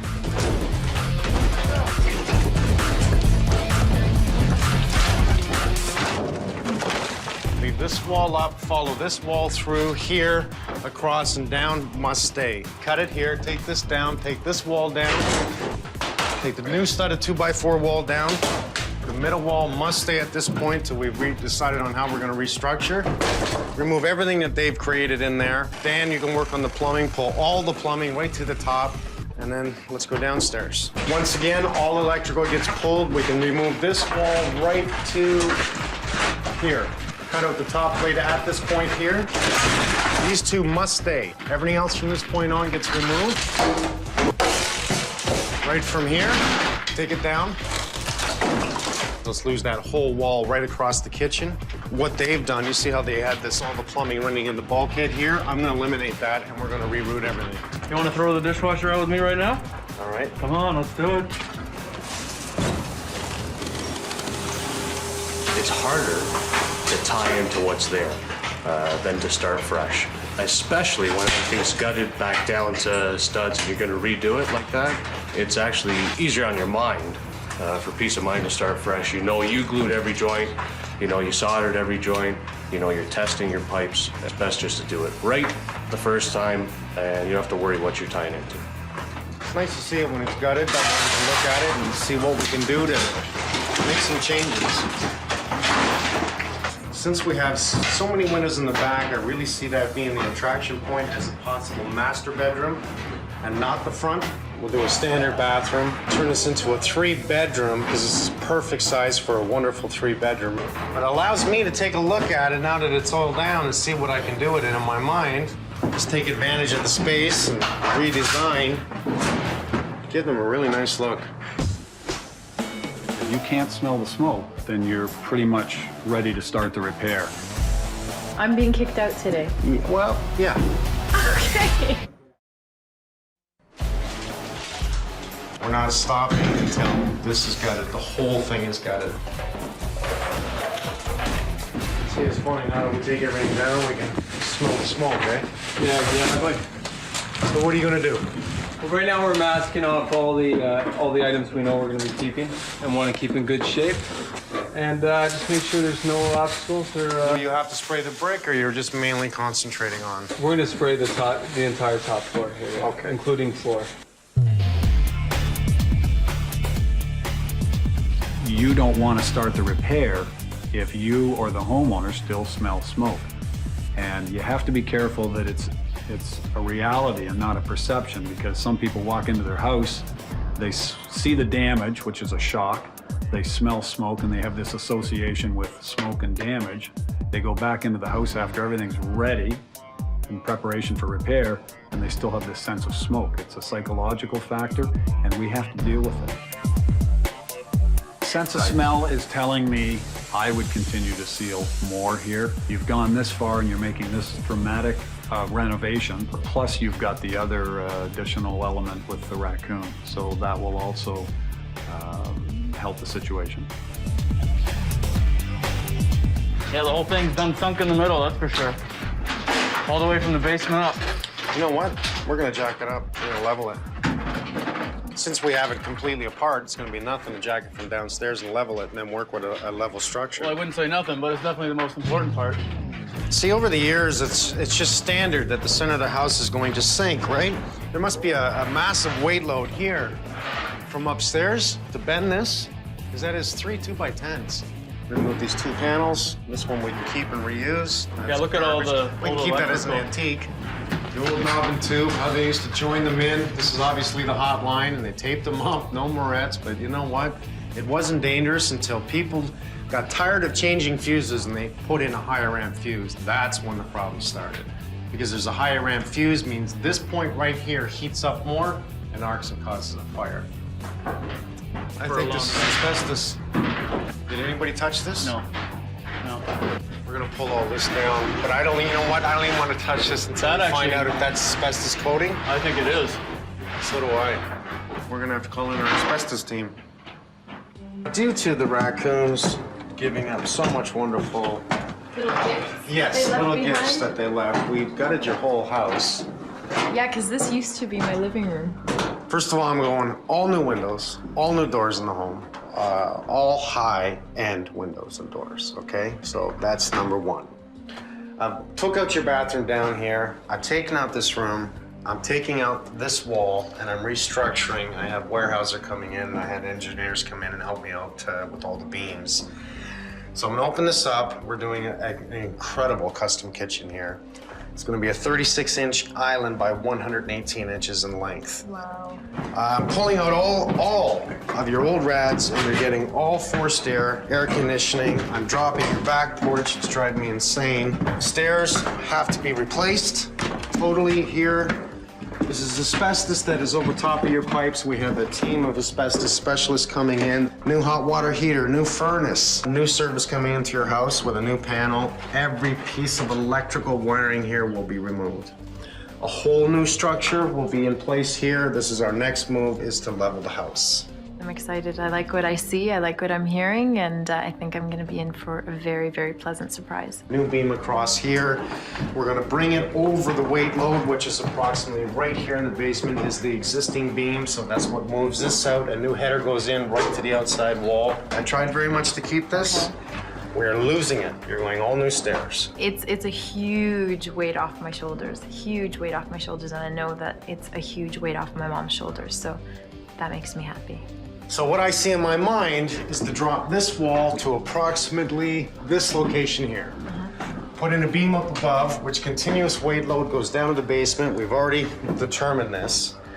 So now I'm gonna give you a big bedroom in the back here. I thought I had seen the worst, and I thought I had seen, you know, anything that, you know, could possibly shock me, and then you guys letting me like sneak peek the other day, and now this, like, wow. Guess your mom's gonna wanna stay up here?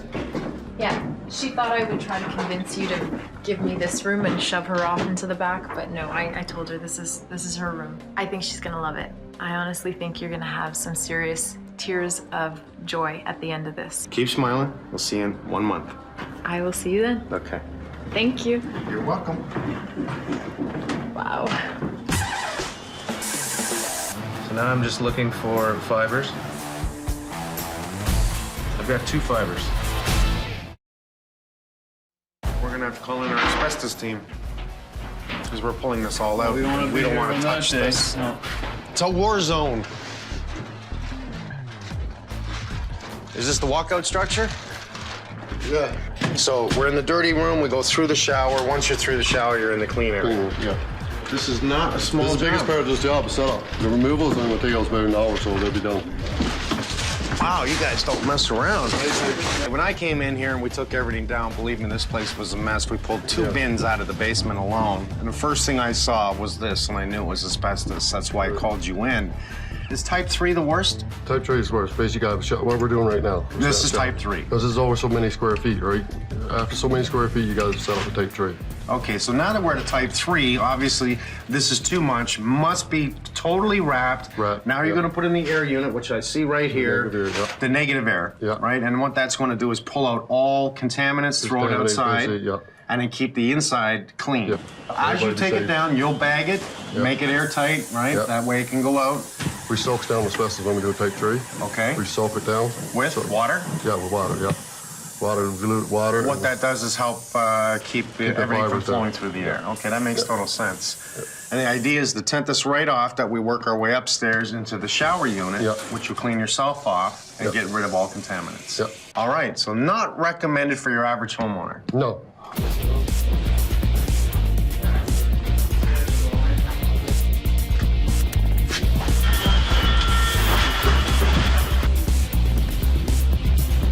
As long as you don't touch asbestos, it's not a danger. But as soon as you play with it, move it, break it, it now releases fibers into the air that are extremely dangerous for you to breathe. What these guys are doing is using a mixture of water and glue, and the idea is to knock down the fibers onto the floor, the fibers, the particles. We don't want it floating through the air. So this grabs it, holds it, easier to clean up.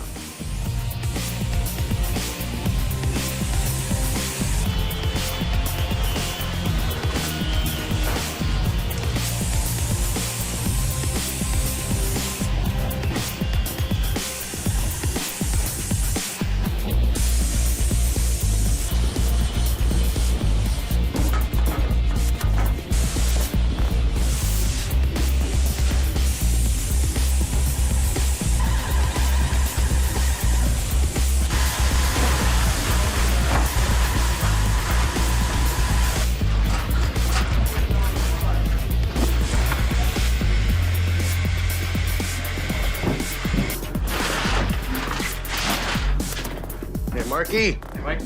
We got a sample. We ready to test this out? Got a sample. I'm gonna set it up, look at it through the microscope. This is absolutely regular. Each and every time you have a crew come in to do a test, we'll have an outside crew, someone totally independent, to test to make sure it's safe. Yeah.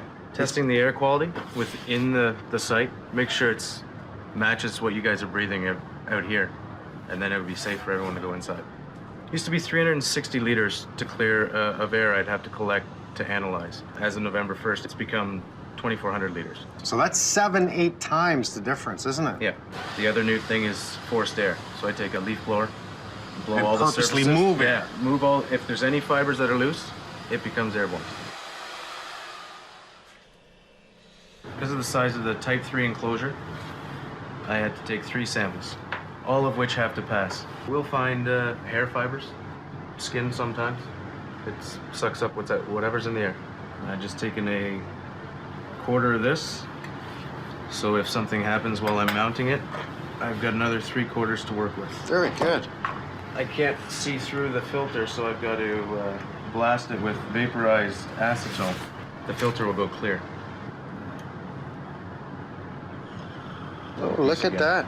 I'll count every fiber that I see in 100 fields. I've got to look at 100 different fields and count the fibers in there. And not necessarily are they asbestos, but we are on the side of caution. So now I'm just looking for fibers.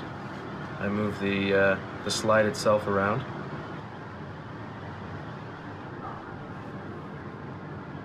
And I think you're good. What have you marked?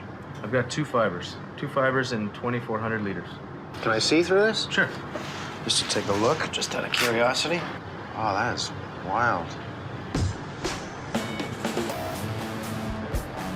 1, 2, 3. What is that? Usually they stand still. It's strong, but it's just not level, right? Like, that's gold. That's gonna be a little bit of a pain. We're gonna jack it up. We're gonna level it.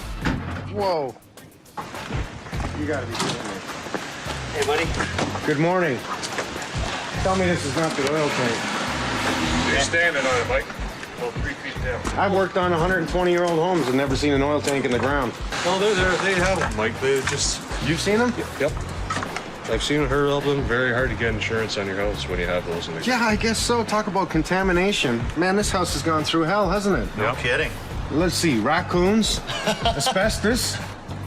My God, this house will tell a story. Is there anything in it? I don't know. Well, we're gonna have to check, because if there's something in it, we've got to get rid of it. Yep. I'm just marking these beams for homes. We're going to place them in the areas that we're going to be inserting them, and just getting it organized so that when we go to do it, it's not hauling everything up and everything's right there where we need it. So Just organizing it all here, getting it squared off on the sheet, checking it off, and then we're almost ready to go on them. This is man-made. It comes from 2 weed trees, aspen and poplar. Okay, so we're no longer using spruce and pine. Perfect. Spruce and pine takes 30 years to rejuvenate, where these trees take 15. We take 2 weed trees, and now everybody thinks they're full of glue. They're not. It's minimal glue. It's the way the compression ratio is to create these beams. I've been in the factory where they do it, they actually bake it off. It's unbelievable. I'm gonna carry load on this side of the beam, and I'm gonna jack it up. Floor joists come over this beam like this, okay? So that carries the load. I don't have a continuous on this side, I have it here. So here's where I'm gonna take a temporary beam, I'm gonna jack this up, I'm gonna cut out the nails in here, and I'll pull this beam out. Then I'm gonna put in the new beam and drop the floor back on top of it. Put the big beam in here, and we'll carry up underneath it, and we'll get a jack post there, a jack post here, a jack post here. These brick columns have been here since the house was built. Now, over the years, they've sunk down just slightly. And it's just, you can see it, it's probably an inch, maybe an inch and a quarter. They're not going anywhere. These have now settled to the point where they're not gonna move. Why should I remove these and put in a steel column post when they're perfect?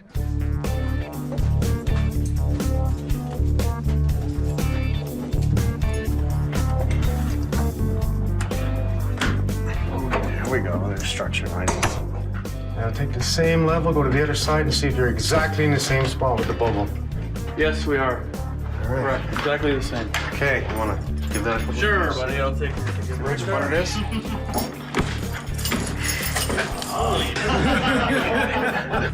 Odds are we gotta go higher. And we do. Oh, yes. Tell me your level. Oh, your level. And we can see now that we're up off, okay? You can see how much we've lifted this area. That's a lot, eh? Yeah, it is a lot. Pull off these boards on this side, get that blade in there, cut those nails off so we see this drop, okay? Cut it right here. Okay. Get rid of this piece and then we'll shimmy it out.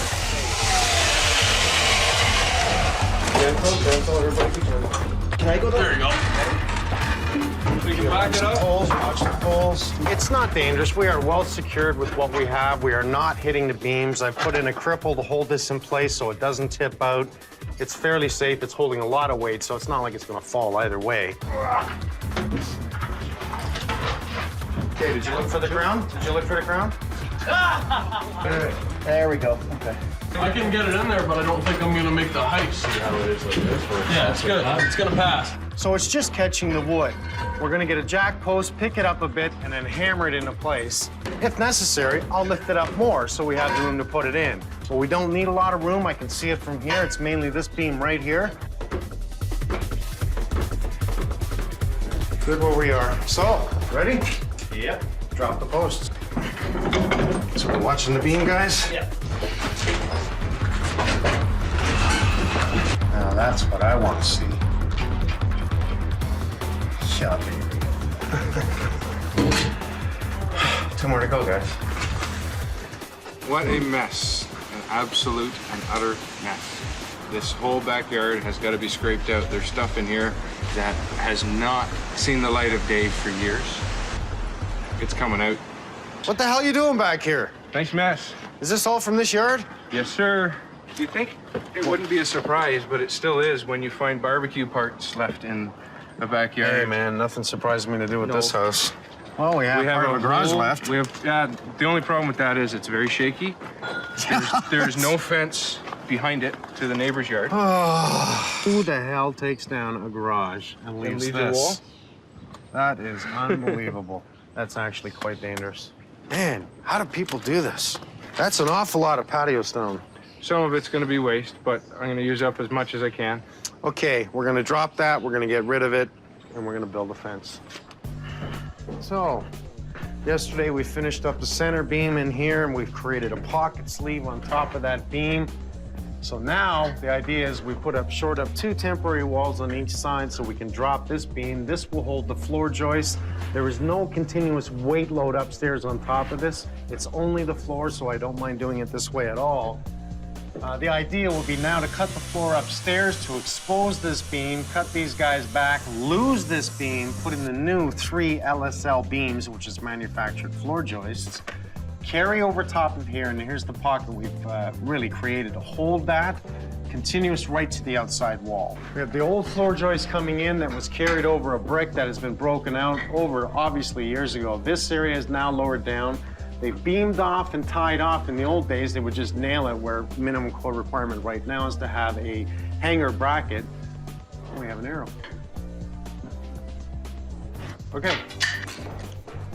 So what we're gonna do, we're gonna fix this. We're gonna now carry to this side here. We're gonna bring in a temporary small beam. We're gonna lift this area up true.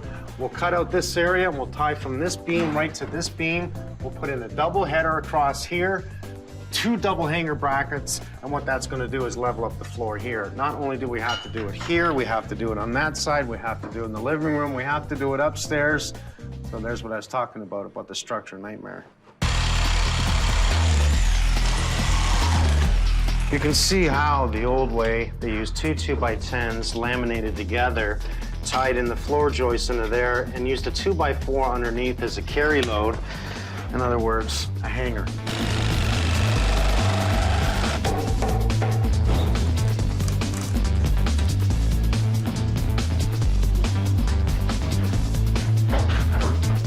Not bad, eh? It's like removing structure. All right, so let's draw a center line and measure back off the center line. Okay, Adam? Okay. Good. All right, nice.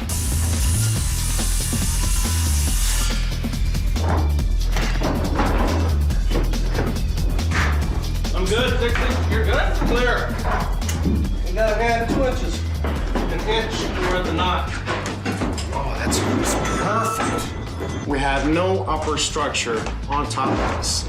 So we know we can easily put in a temporary wall there, a temporary wall there, cut out this beam, set it up in place, which we've done. We've measured off the 5 1/4 in thickness and the length, that we can pick it up and drop it in place.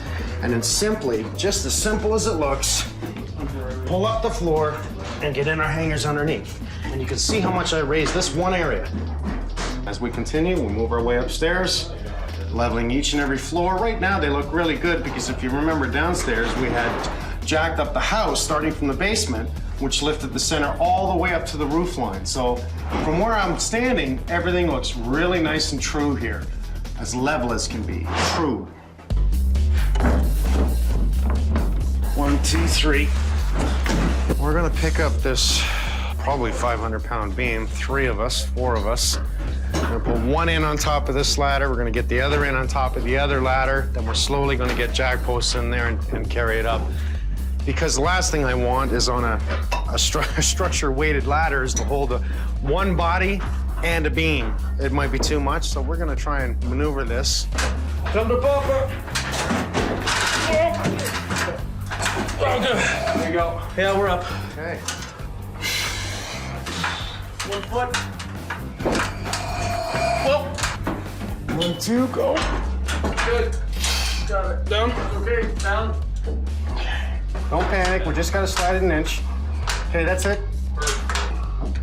Ready? Yep. Go. Okay. Come down slowly. You're good. That's perfect. You happy with that? Yes. Very. All right, you got me nervous now. So far, so good. So far. So far. I have never in my life seen an oil tank in the ground. The last thing I want is to contaminate this earth. We have got a world of hell today. We've got Murray in to cut some trees and remove the branches. We've got the bin guy coming in. We've got the TSSA in to help oversee removal of this oil tank, which now we have the company coming in. They're going to test to see what is in here, if the ground is contaminated, and I'm just finding out all kinds of stuff on contamination and what they have to do. That's the old dip port for the tank. It was buried. Yep. Well, first thing I noticed, there's only maybe 2 threads into the fitting, so whoever put it in didn't plumb it right. Okay. There should be at least 4 or 5 fittings There are threads into the fitting. Would it give you any sign that it would ever leak just by looking at it here? No, but what can happen in this case is if there's a high groundwater, the water will get in around this and fill the tank. And in doing so, it'll push the oil out if the tank is filled. Okay. Make a bigger mess. Okay. Oh, you got me nervous now. Okay. 20 centimeters. Now that we know there's product in the tank, we'll put this pipe back in just so the dirt doesn't go in the tank. We'll excavate over top of the tank till we get to the tank. Then we'll cut the tank open. Okay. All right, well, I might as well get these branches out of the way, just out of your hair right now, and we'll get as much out of the way as possible.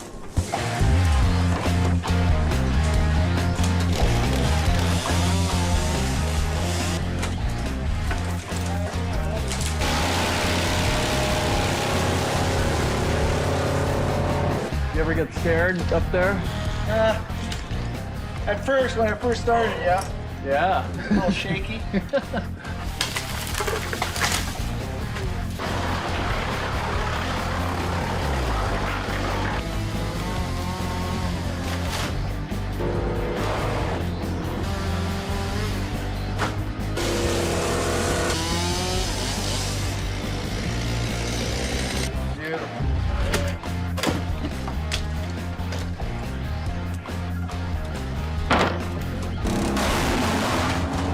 Other job done.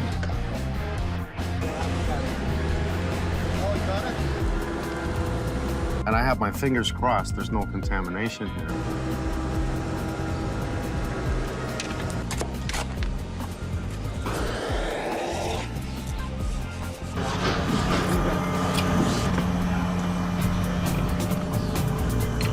Let's just say it has contaminated the property. How can we determine a cost on the cleanup? Well, the level of cleanup required now comes under the environmental guys who are involved. They come and determine how far it has leached into the ground, how far down it's gone into the ground, and what's involved with the terrain around it.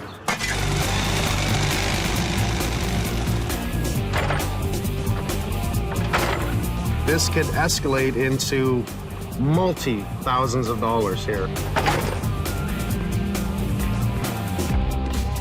I have my fingers crossed on this one.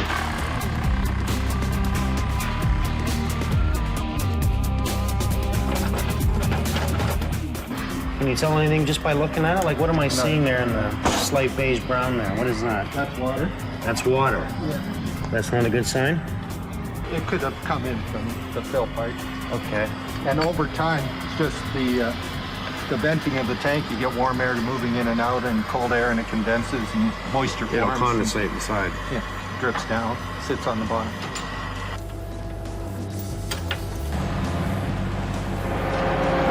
We could have some in the ground. This is a worry for me that how far has it gone? What has it contaminated? Has it gotten into the water? Has it gotten into the neighbors? Do we have to remove that deck? Do we have to dig up the driveway? How far has it gone this way? That makes me worry. Most definitely. You ever hear that saying, can of worms? Big can. Real big.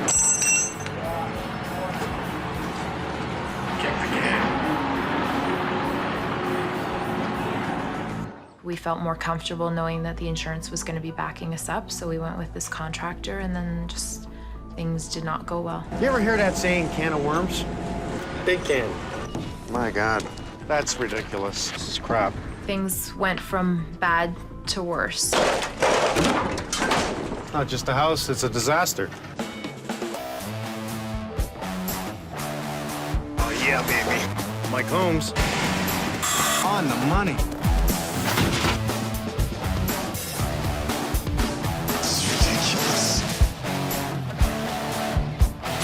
Decided now to gut it. Take it all down. Mike Holmes, I love you. Me too.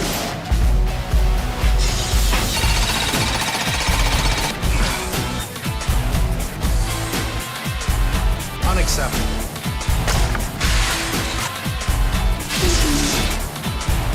God, I love my job. You know, you look and you see and you think, oh my God, like there was a fire here and it's all full of smoke and stuff. But I honestly didn't think it was that bad. I thought it was pretty contained. there's a lot of damage here. My mother had been sick and she had been back home, and then shortly thereafter she passed away. And I was saying that I just didn't have the time to arrange funerals and be on top of what they were doing here, because there were a few things that did not go right. Things that, you know, I think they thought that they could get away with. And then shortly after my grandmother died, my dad died. It was hard. And the last thing we wanted was to worry about the house. You get things in perspective then. I just actually wanted to bring you in and show you what we've done so far, what we found, the changes that we have to do, and really what we're going to do to fix it. Okay. You ready to take a look? Yep. It looks like a hell zone right now, doesn't it? No, not so bad. Not so bad? Compared to what it was before. Oh, you ain't seen nothing yet. I have completely gutted your house. The raccoons actually had done such a number in this place, we decided to gut it.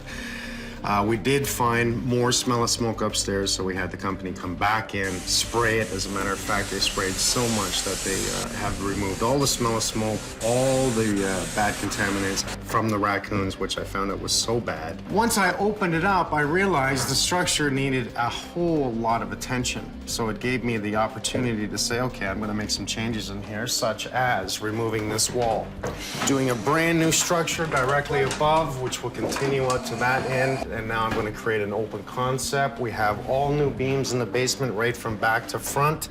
We have pulled out your boiler, your hot water heater. We're going to give you a brand new forced air furnace with air conditioning, a brand new tankless hot water heater mounted on the wall, so it's very efficient. All new structure from back to front. We are still temporarily braced until we've continued our structure. We have quite a lot of structure work here. We've had to re-carry structure load under the fireplace. We've lifted up this area. We've lifted up the whole center of the house now to level the floors because they were so badly dropped down the center. Actually, it was just like a roller coaster ride, your floors.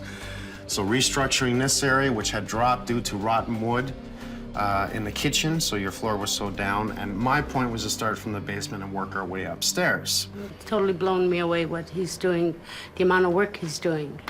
In this backyard, we found an old brick wall, which I did not know was there. That's coming down. It is a very big safety hazard. But worse than that, we have just found that you have an oil tank in the backyard. We had oil when we moved in and we changed it to gas. Mm-hmm. And they said that if it was buried in the backyard, it could stay there. Well, they lied to you because by law, it had to be removed. I am really happy with the changes. Just making it sound and safe, it's just so great. We also brought in an asbestos removal team, so everything was tented in. It looked like a UFO movie. Total suits, air masks, everything else, with the guys coming in to remove the asbestos. Now they say, you're gonna have the best house on the street. And they said, are you selling it? And I said, are you crazy? I'll give you a hug now. You just go relax, okay? Thank you so much. Don't worry about anything. Okay. I like the house, I like the area. We gave up a lot when we moved here, so it means a lot to me to move back into my own home.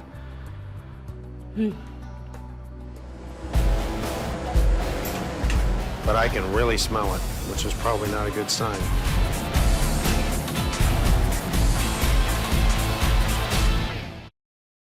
How far has it gone? What has it contaminated? Has it gotten into the water? Has it gotten into the neighbor? That makes me worry. Most definitely. We could have some in the ground.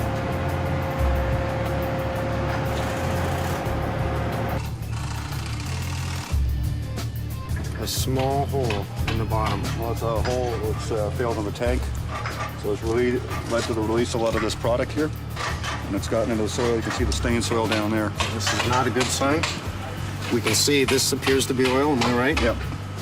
Now we got to do what? What we're going to do today is just take a couple of samples, have them analyzed. We're going to come back and do a delineation and clean up the... So a delineation would be a determination? To define how far the contamination has gone and to what level we've got to Is that possible we could be digging the whole backyard? And... It's not inconceivable. Okay. Interesting. Welcome to my world. I'm telling you. 1, 2, 3. Well, I think we're going to have a bit of a delay. I don't even know if, I think the only thing we can do is clean up the property. Exactly. Because we don't even know. They may have to dig right to the end, right to the tree. We have no idea. Exactly. Until they come back with those tests and how far it's gone, where it's gone to, I'm on hold. Well, anytime we're going to do a massive renovation like this, I want to make sure I go new windows and doors. The old windows were nice. The lead in the glass, I liked it, attractive, but it was broke from the fire. There was a lot of damage. There was rotten windows. For attractiveness, we're going new. We're going to go new on everything.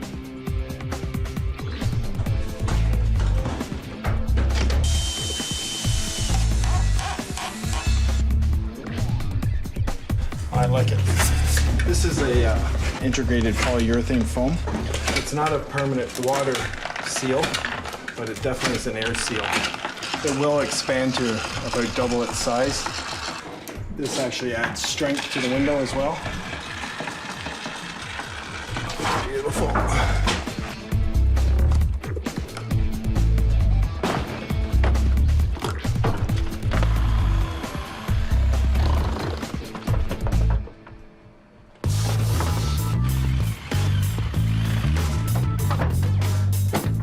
The opening here is when we're measuring brick to brick, we need 37 and a half would be nice. I've got 37 and a quarter.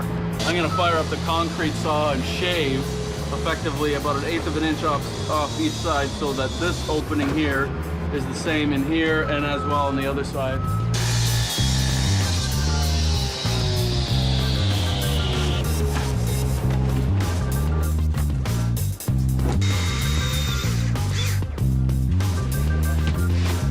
I think we're going to start some plumbing today, get some partition walls up.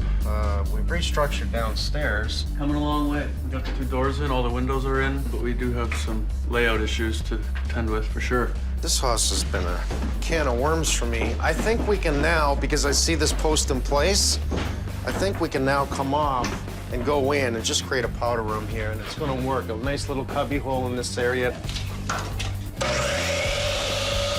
This will be the bedroom back here. So we're gonna have 2 big bedrooms, one in the front, one in the back, small in the center. Sean's put in the beam here. The load that's been picked up to re-level this, we're gonna have to do the same right across. So we will drop this wall, put in a new one, bring it to this point, carrying over the beam, and bring that ceiling height up. What I'm thinking of is keeping the bathroom here, Dan. Using this window in the bathroom and probably this window in the bedroom. So 8 feet by 5 feet, and if we can create that small hallway here, door into the bathroom, stop the wall here. This will be the door to the bedroom. So it'll come out square, go up, cathedral ceiling down, across.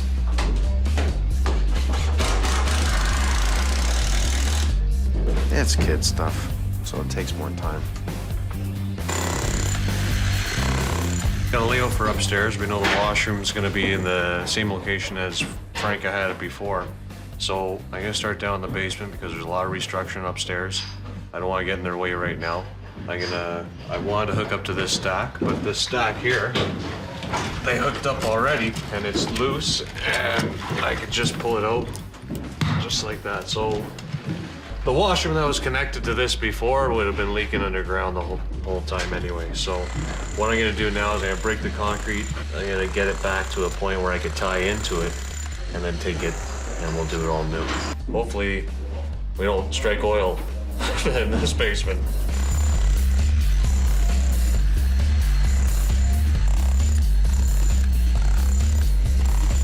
This is the drain that they hooked up to. That's what they hooked up to. So now,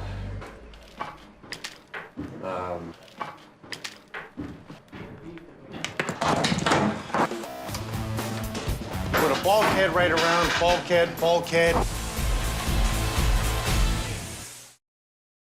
We're there. We're there. Good. Nice. Build the wall. This is gonna be like a brand new house. Better though.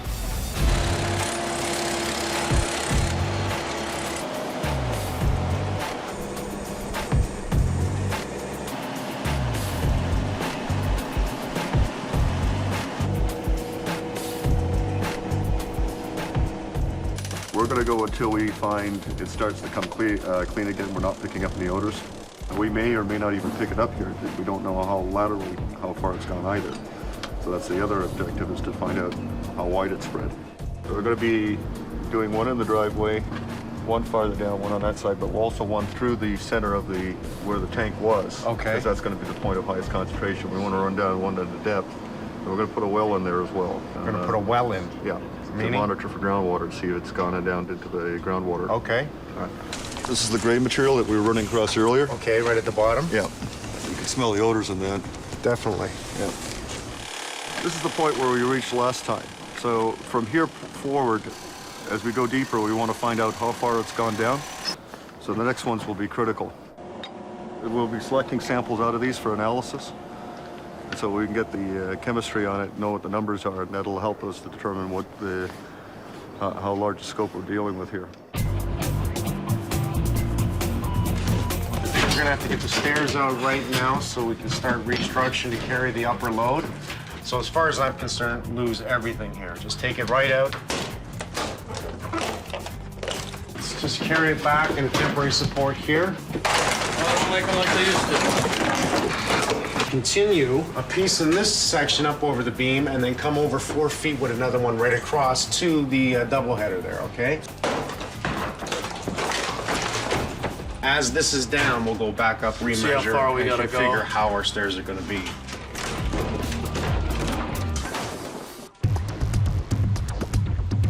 Okay, we've already poured a pad for you in the basement so you can determine where your furnace is going and all your trunk lines today. And what I wanted while I'm here today is to talk about vertical runs. So we are gonna have a bulkhead here, okay? It's gonna run right down. You can use this void. We can build a box this big. If you run any horizontal lines against the floor joists, I want you to come at least 3 inches away from the studding. So I can get drywall directly up, drywall directly over, so I've created a warm zone. We can determine that we can use any run you want along the outside of the wall. So that'll help you bring up, carry off, and then just as another example, say one was here, and then one was equally on the other side of the window. I don't care where you come up, but just keep in mind for aesthetics. Okay. Okay, Pete. Yeah, you pull. What this system is, this is the best water supply plumbing system you can put in your house. What it is a pressure balanced system. You have a hot manifold and you have a cold manifold. And from this T to this first valve and the other T to this first valve is equal length, so that in essence, when this valve is supplying the upstairs hot shower and this valve is supplying the hot supply for the kitchen and they're both on, it will dispense from this T equal amount of pressure. And then when the homeowner comes down, they're just like they're coming to their electrical panel. You know, there's going to be a white 8x10 sheet here marking numbers. All the valves will be numbered, and it'll mark all the valves, which one's for which. So if you have a problem with your toilet upstairs, that it's running on or whatever, and you want to close it, you could come down here, follow on the sheet. Okay, upstairs washroom, it's the third one down. 1, 2, 3, off. It's a little bit of finesse work to make it all nice and neat and equal, but in the end, your flow is tenfold better. So are we ready for you? I had them yesterday concentrate on all outside walls. I'll finish the interior once you sprayed the outside. Great. We're gonna spray the soffit shut because there's no ventilation there. We're gonna seal it all off. It's non-vented, totally enclosed. We're gonna come up the cathedral ceiling here. Now this is all gonna get done in 2 passes, just to make sure we get the stability in place and the structural strength of the foam. This spot here, we're gonna spray foam here. We're gonna seal this right up down to here. And then you're gonna put your drywall in. We're gonna spray it from the back side and we're gonna join up to the spray foam here. Otherwise, we'd have to put a backing here. We've already got a backing on this side. We'll spray from the back side. Okay, so we'll do that afterwards. You can't obviously do that in one day, we'll right? make that on the next truck. So when we do the attic with cellulose, Well, is that what we're doing in the attic? Well, we're gonna spray the inch foam first on the Nice. on the back side of the drywall. Nice. We're gonna make this thing tight. We're gonna heat this place with a candle. So I don't need any vapor barrier? No. Nice. There is light at the end of the tunnel. This is almost to the point of drywall, which now we're on the finishing stages. I'm feeling good. As long as it's the same and nobody touches it, you don't have to make changes. But it's funny what you see when you open this up and go, okay. So we have the drywall guys starting the resilient channel on the ceiling. The idea is to true up the ceiling. If you remember the house being cockeyed, we couldn't get it 100% level. Well, what I'm looking for is 100% true. So he's already started in this room. We can see where we've had to shim down to create the 100% trueness that we're looking for on the ceiling. Just one man now, but he's gonna have this done. Our whole object, hopefully today, is to get that drywall up, get the spray foam on, get the furnace going so we can heat the house and not be freezing in here anymore. But you know what? It's looking really good.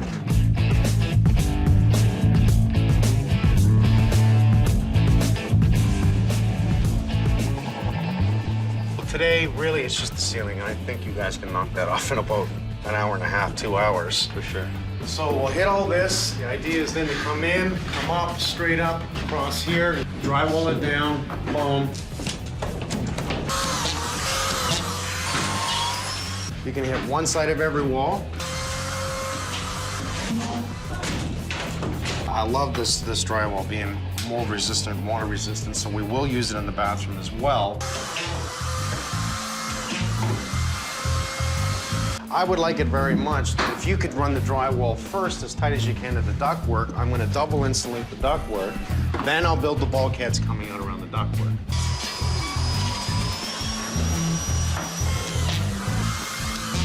That'll be the stop of the bulkhead, the beam right there. Right over here? Yep, that'll be the stop. It'll be 32 inches inside. We're going to mimic the kitchen in here as well. I'm gonna be out 16 inches, so that way if you drywall the ceiling first, we'll create the bulks for you. You come back and boom, you drywall the bulkheads.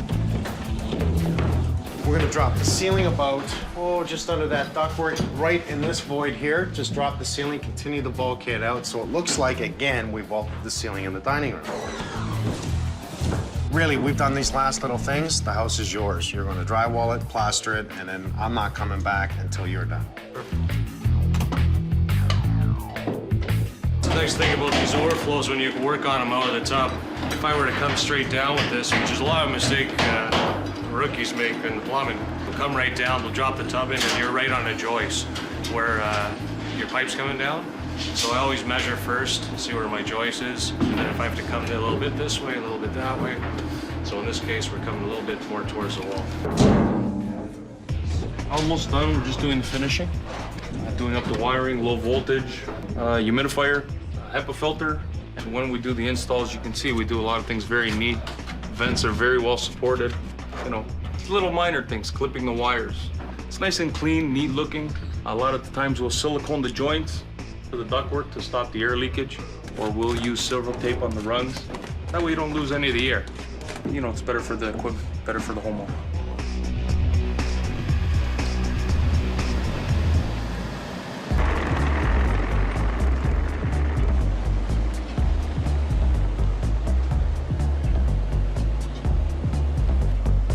So all we're gonna do today is you have to do a water sample, is that correct? Looked at the well, it's dry inside, so there was no appreciable accumulation of water. Good. So that's a good sign, all right? The previous results indicated that we clean here and against the house and the other samples that we'd taken earlier. And the sample that we took at 12 feet, there was a bit of detectable petroleum, but it was within the allowable limits. Okay. So we know we're clean at that level. So since we know it's only in this area, and I'm really happy about that, we only have to dig out and get rid of the contaminated soil. That's correct. Okay, so just use this as clean fill, get the other clean fill, top it off, and boom, we're back in business, and I can finish this yard. Exactly. Once they've got the contaminated material down there, we'll be taking a series of conformatory samples just to verify that it has been removed. Well, do you believe it?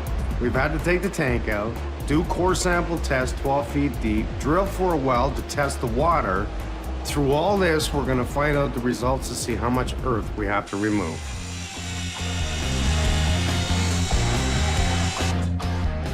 You can do this whole house in a day? We can do this whole house in 1 day. 4 guys. 3 guys. 3 guys? 3 guys. You know how long it take my guys? A week. I love them, but it would take them a week, and then I got to repair around some of the boxes. But you know what? They're all learning. They're all doing really good, and it takes years. Like this, that's all these guys do, right? They eat, breathe, and sleep drywall. What happens now is we pre-filled all the joints. Yeah. With Durabond, so that once the house settles, it doesn't crack as much. And then you put the paper tape on, and that'll dry. And then you come back with a 10-inch machine, let that dry. And then a 12-inch machine, that'll dry. And then you skim everything by hand, fix all the imperfections, and then sand it. Perfection. Nice and clean and quick. You believe that? I like that.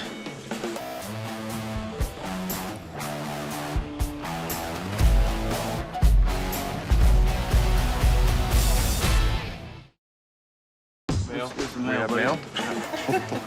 Thanks, man. Normally, I would make sure that I tile all the floors first before I put my cabinets in. So object for me today is to put in these cabinets because I need this height clearance for the cabinets for perfection. The island will temporarily put in place, remove it again, and finish off the floor and put it back down again.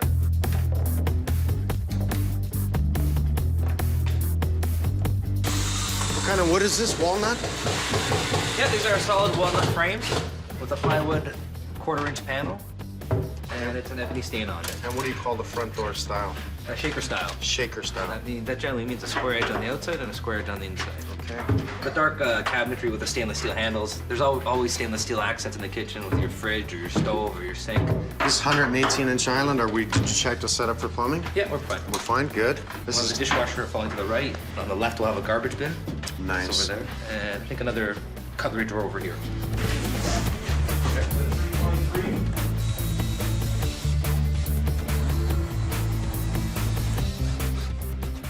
So we're gonna have it, say, this wide in soldier course? Yeah. You're gonna put any soldier course in the top or not? Exactly the same as the bottom. Okay, I like that. I've got it the whole place. All new electrical, all new plumbing, heating. The last thing I need to deal with is an old, ratty-looking fireplace. Simple fix, let's brick in front of it, let's install an electric fireplace. It'll work, it'll look good. With the narrower boards, you can play around with it and fix it. But when it's this wide, you have to be on the money. You have to baby it. Well, you start right, you end right. This is perfect. Always pick the length of the room, eh? Well, you got your windows on each side, so you want to elongate the house. You don't That's want right. to make it stubby. I think a lot of people don't realize that they make that mistake. They think they can run it any which way, where you'll always want to run the length of the room. Once you're done, I'm bringing my guys in and we're gonna cover this up so well because I'm not gonna accept a scratch, nothing. I want it clean and I want it covered up.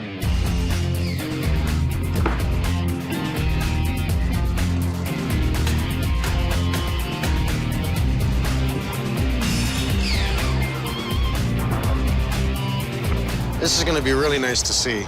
So all the sheeting is nailed down with roofing nails and not spikes. It would appear that way. Out of sight, out of mind. Like where the customer cannot see what was being done, they come up here, they leave the old vents in, they don't flash the chimneys properly, all right? Because they know the customer's not gonna come up here and check it out. Okay, well, if they've done this, what else have they covered up? We'll have to take it down and look at it.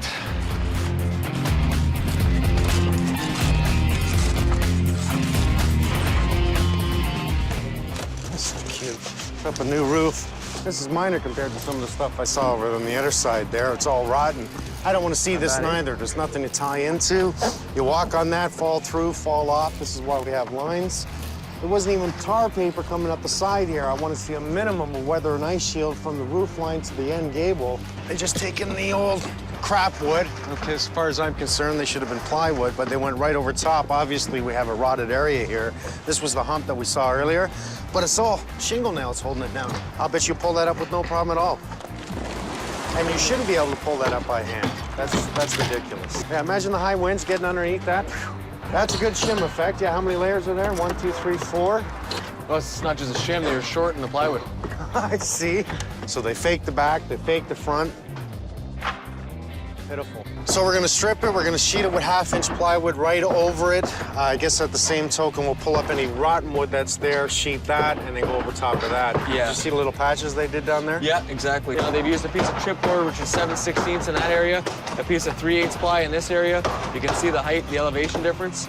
And all of that, like the rest of this roof, it just telegraphs through the shingle, and it gives an uneven appearance and can actually cause a leak. So much for a simple repair that I called you in to do. Yeah, we wanted just to fix up the venting and get rid of these chimneys, but unfortunately, it's led to a total re-roof. They should be ashamed of themselves just covering this up. They don't care. My God. If anything, that spray foam's holding that roof up. Plywood is so much stronger. This is crap. Oh boy, oh boy, oh boy, oh boy. Well, the outside edge, you can see how they tied in everything. We're gonna have to keep the good ones, cut off all the old ones, and get a 2x6 front, come back out again. I'd rather come up in, but I can't because we spray foamed. I don't have a lot of height over that window, but we probably have enough just to fix it. Let's get the rest off and fix this piece of crap. It is a piece of crap, isn't it? It's a total piece of crap. Unfortunately, we were really here just to fix some vents, repair a couple of flashings on the chimneys, that sort of thing. But, I mean, the flashings were completely done wrong. The chimneys were non-functional anyways, so we got rid of those. The roof boards were completely out of whack and original, so we've ended up having to rip the whole thing off and redo it from scratch. What we're putting in here is a layer of ice and water shield. When we took off this area of roofing here, we actually noticed a bit of moisture underneath some of the shingles. And what this ice and water membrane will do is will allow it to wick out on top of this roof as opposed to seeping down in behind it. And this roof's going to be good for at least 25 years. It's going to keep anything from happening to the interior, all that brand new drywall, that brand new paint, that brand new kitchen, those brand new floors. And that's really what we need to do here. What is this? It's a sled. It's an old-fashioned sled. No? I bet you that's the round part of the bottom. Very nice. Okay.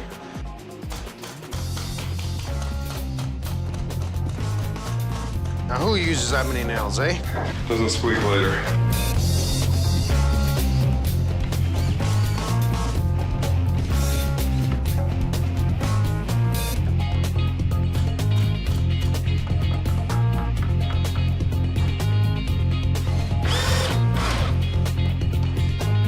Really the first time we've actually put the stairs together at the job site. Yeah.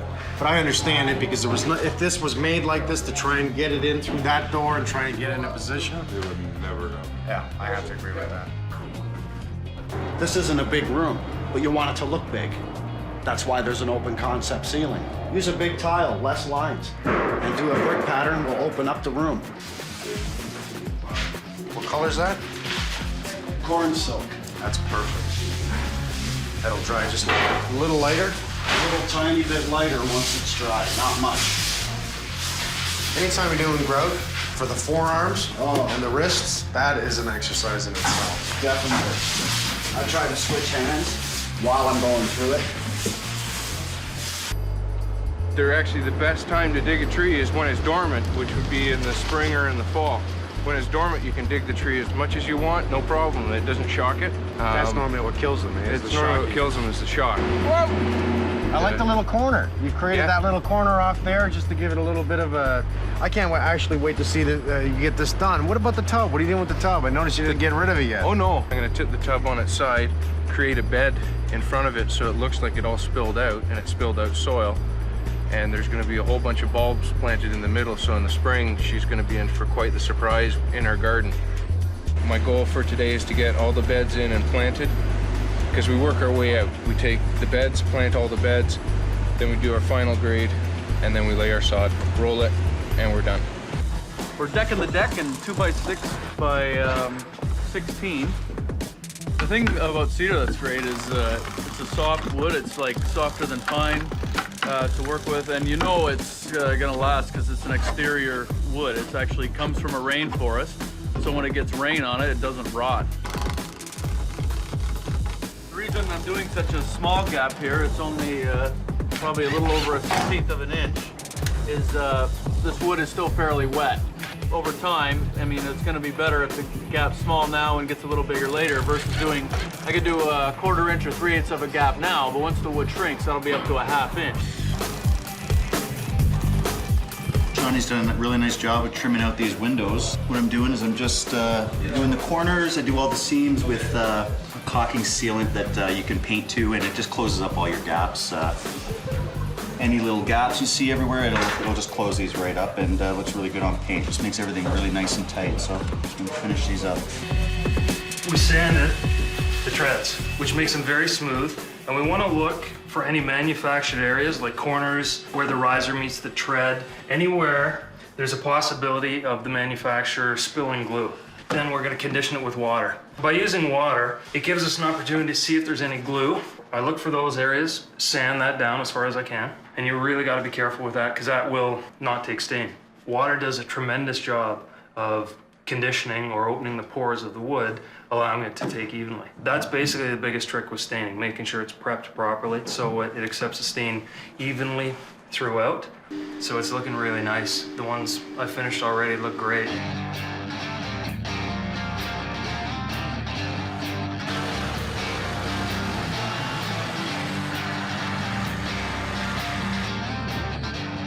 Ready to put the counter in? Yep, we're ready. Let's do it. Basically, it's 93% quartz, 7% resin, and a little bit of color. And they combine them in a formula to give you different looks to them. So they take this and they mix it up, they put it into a mold, and they compress it. So they put 100 tons of pressure on it to make it into a slab. Polished like granite, it's cut like granite. All it is harder. Low maintenance, no worries. We're just installing all the fixtures, the kitchen sink, faucets and stuff. Here we got a 4-piece kitchen sink faucet. We have a sprayer, hot and cold feed, spout and a soap dispenser. But it just pulls out, put the soap in, pour the soap in, put it back in. This house was plumbed in IPEX pipe, the blue pipe, that water supply that you've seen everywhere. What I'll do now is when it comes through the floor in this kitchen scenario, in IPEX, I'll connect to copper now.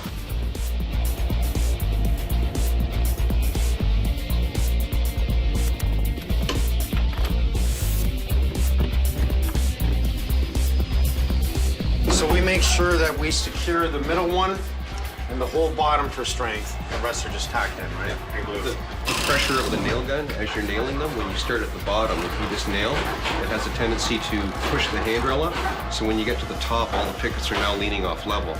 So if you secure it top and bottom periodically, then it can handle that type of pressure. Makes sense. He's been doing this for a while.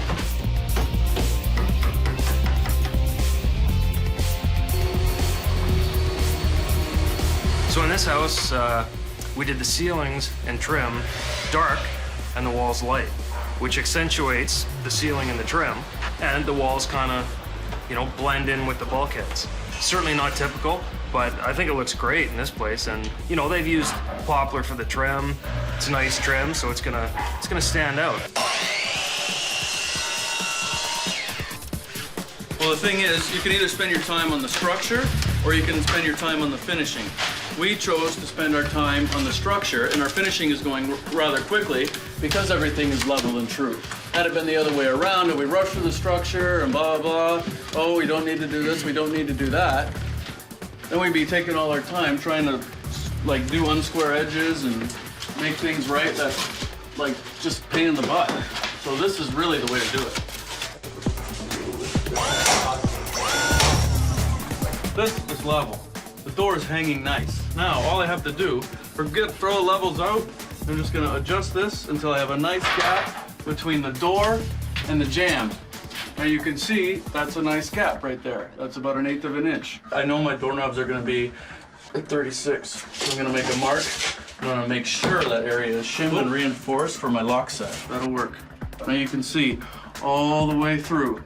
That's a uniform line, and I didn't even use a level once. Normally, we'll install the hood first and then tile up to it, but we had the tile guy in, so I said bring it right up and we'll install it afterwards. I had the room because the back of the cabinet is a 5/8 board, much like this thickness, rather than a 1/8 of an inch board that you're used to seeing, the very flimsy backboard. So all I had to do is really drill through the tile. I have to make enough room to allow my toggle bolts to go in and clamp and grab the back of the wall. I have a stud marking here, so it requires that this bracket has at least one screw in the stud. I have that. This one's fine. Under the bead. We're done. Okay, sir. It's all yours now.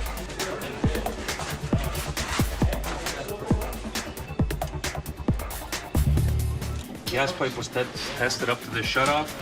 So now that we're hooking up the stove, we're gonna test the line from here to the stove to make sure we don't have any leaks. So you would use just a soapy solution, soap up all your joints, and just make sure you don't have any bubbles. If you have no bubbles, you have no leaks. No bubbles, no trouble.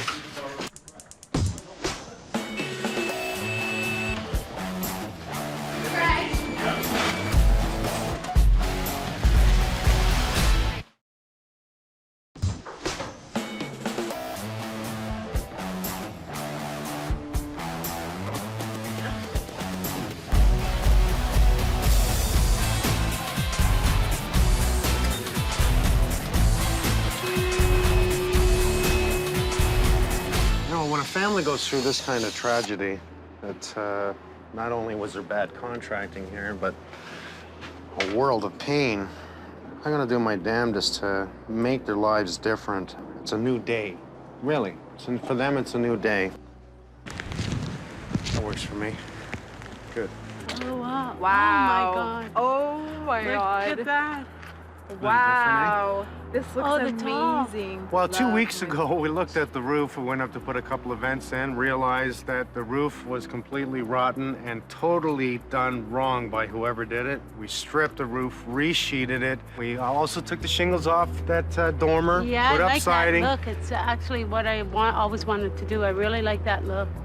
Well, now it's definitely safe. Not to mention all new fascia, eavesdrops, downspouts, obviously a new cedar deck for you. We've closed it in. You have a gate on the other side. All new windows and doors. That smells good. It smells good, doesn't it? Come on, let's just walk up and take a look. This family's gone through hell as far as I'm concerned. It's now an opportunity that I have to make their life better. Have you been excited waiting? Yes, I'm really excited. For sure, definitely. And nervous. Wasn't expecting this though. Oh, wow, this is amazing. Holy crap. Take it down, do it again. It might have been easier if I took the house down and built a new one, but that's their home. This is so nice. I'm gonna soften the lights. Oh, look at Paul lights out on the porch. Oh, that's so cool. New electrical, new plumbing, new heating, new air conditioning, you name it, new. New floors, new cabinets, new. The only thing that wasn't new was the brick.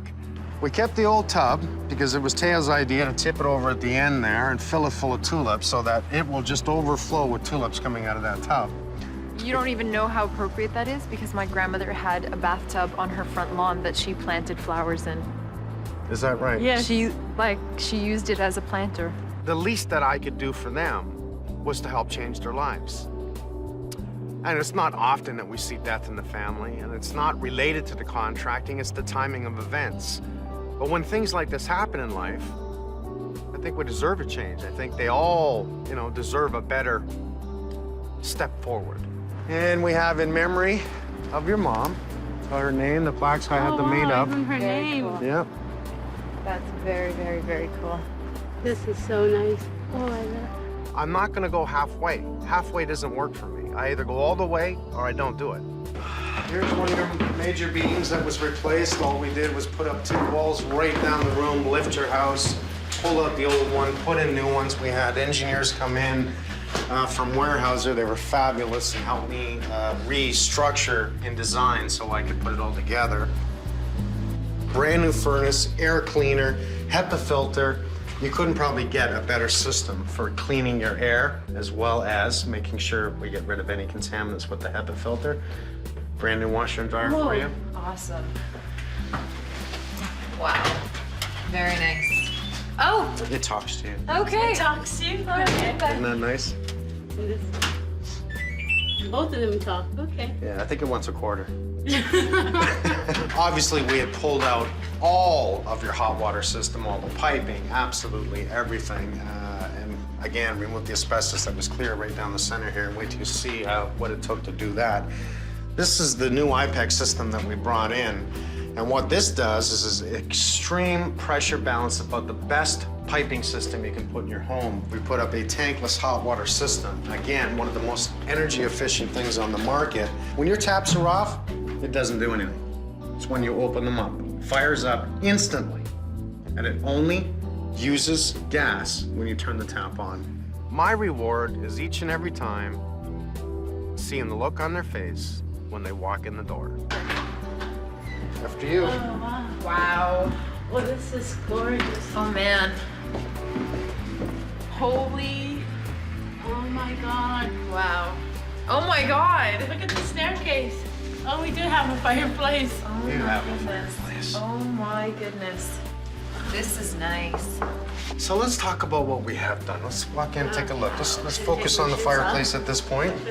So what we did with the fireplace, because I hated the stone. Oh, come on. You didn't love that I painted absolutely stone? hated it. So we re-bricked it, and we installed an electric fireplace. And also, it's a heater, so you can actually sit and be warm with it, okay?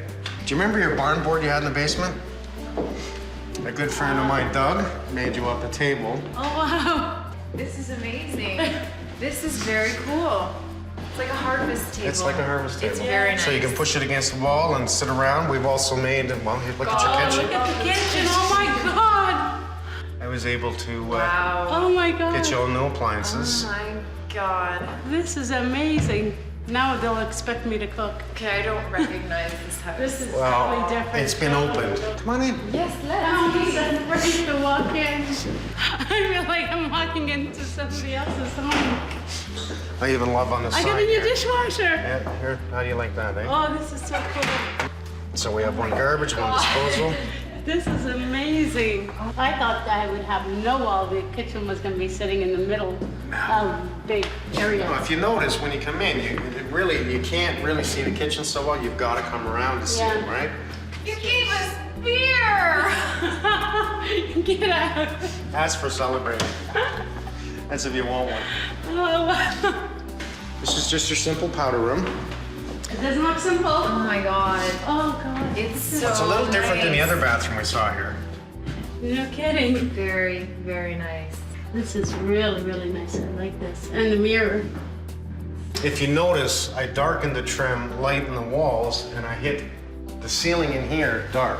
And then it gets into the kitchen, everything else is light color, and then dark again on the ceiling here. It matches all the trim and the baseboards. Let's go take a look upstairs. Now, this probably doesn't look the same either. Not even close. We started from the basement, putting in all new support beams, jacking the house up because it was unlevel, dropping down in the center. So we put in all new support beams, picked it up, which brought it all the way up to the roof line. Major load bearing across here. And what we did was try and create a cathedral, so open up the room a bit. If you've noticed, I closed out both sides and given you a closet on both sides. Okay, so whoever takes this room has a closet on both sides. I love the floors. I really love the floors. Actually, so do I. I chose the wetter place. It just worked for me. This room also has two closets because I figured the smaller room, let's give two closets. This is really, really nice. Oh, wow. Due to the square footage, I was unable to give you two bathrooms upstairs, so I made an ensuite to this bedroom to be able to come into here. Nice and simple. Cute little sink. The idea is to make it look bigger than it actually is. This room I looked at because you had the 4 bedrooms. It didn't work for me at all that you go through one bedroom to get in the other. I reduced it to the 3 and made it that you had an area to put the bed with a sitting room on that side, closet. I've done my part. I can now walk away and help someone else, and I feel damn good about what I do. I feel real good about making their future different. So my job's done, I can go home now? It's better than winning the lottery. You just won the lottery, I'm telling you. You did, you did. It's better than winning the lottery. Now, did I pass? Oh, yeah. Flying colors. Flying colors? I don't even know how Very we'll much. ever thank you. Like, never. We can never thank you for this, never. Well, you know what? Just you getting back home and living a different life, that's thanks enough for me. It's amazing. We bought a new home thinking that we would be protected through the warranty program. It's not major. So far, I like it, other than cheap crap. And we were really excited to come in and to own our own home. You can smell it. It's already starting. Little did we know that there was going to be more problems with a new home than there is with a resale home. This is really upsetting me. Oh, yeah, baby. Mike Holmes. On the money. This is ridiculous. I've decided now to gut it. Take it all down. Mike Holmes, I love you. Me too.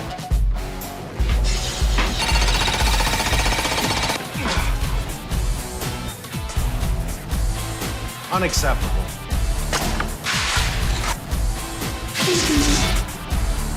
God, I love my job.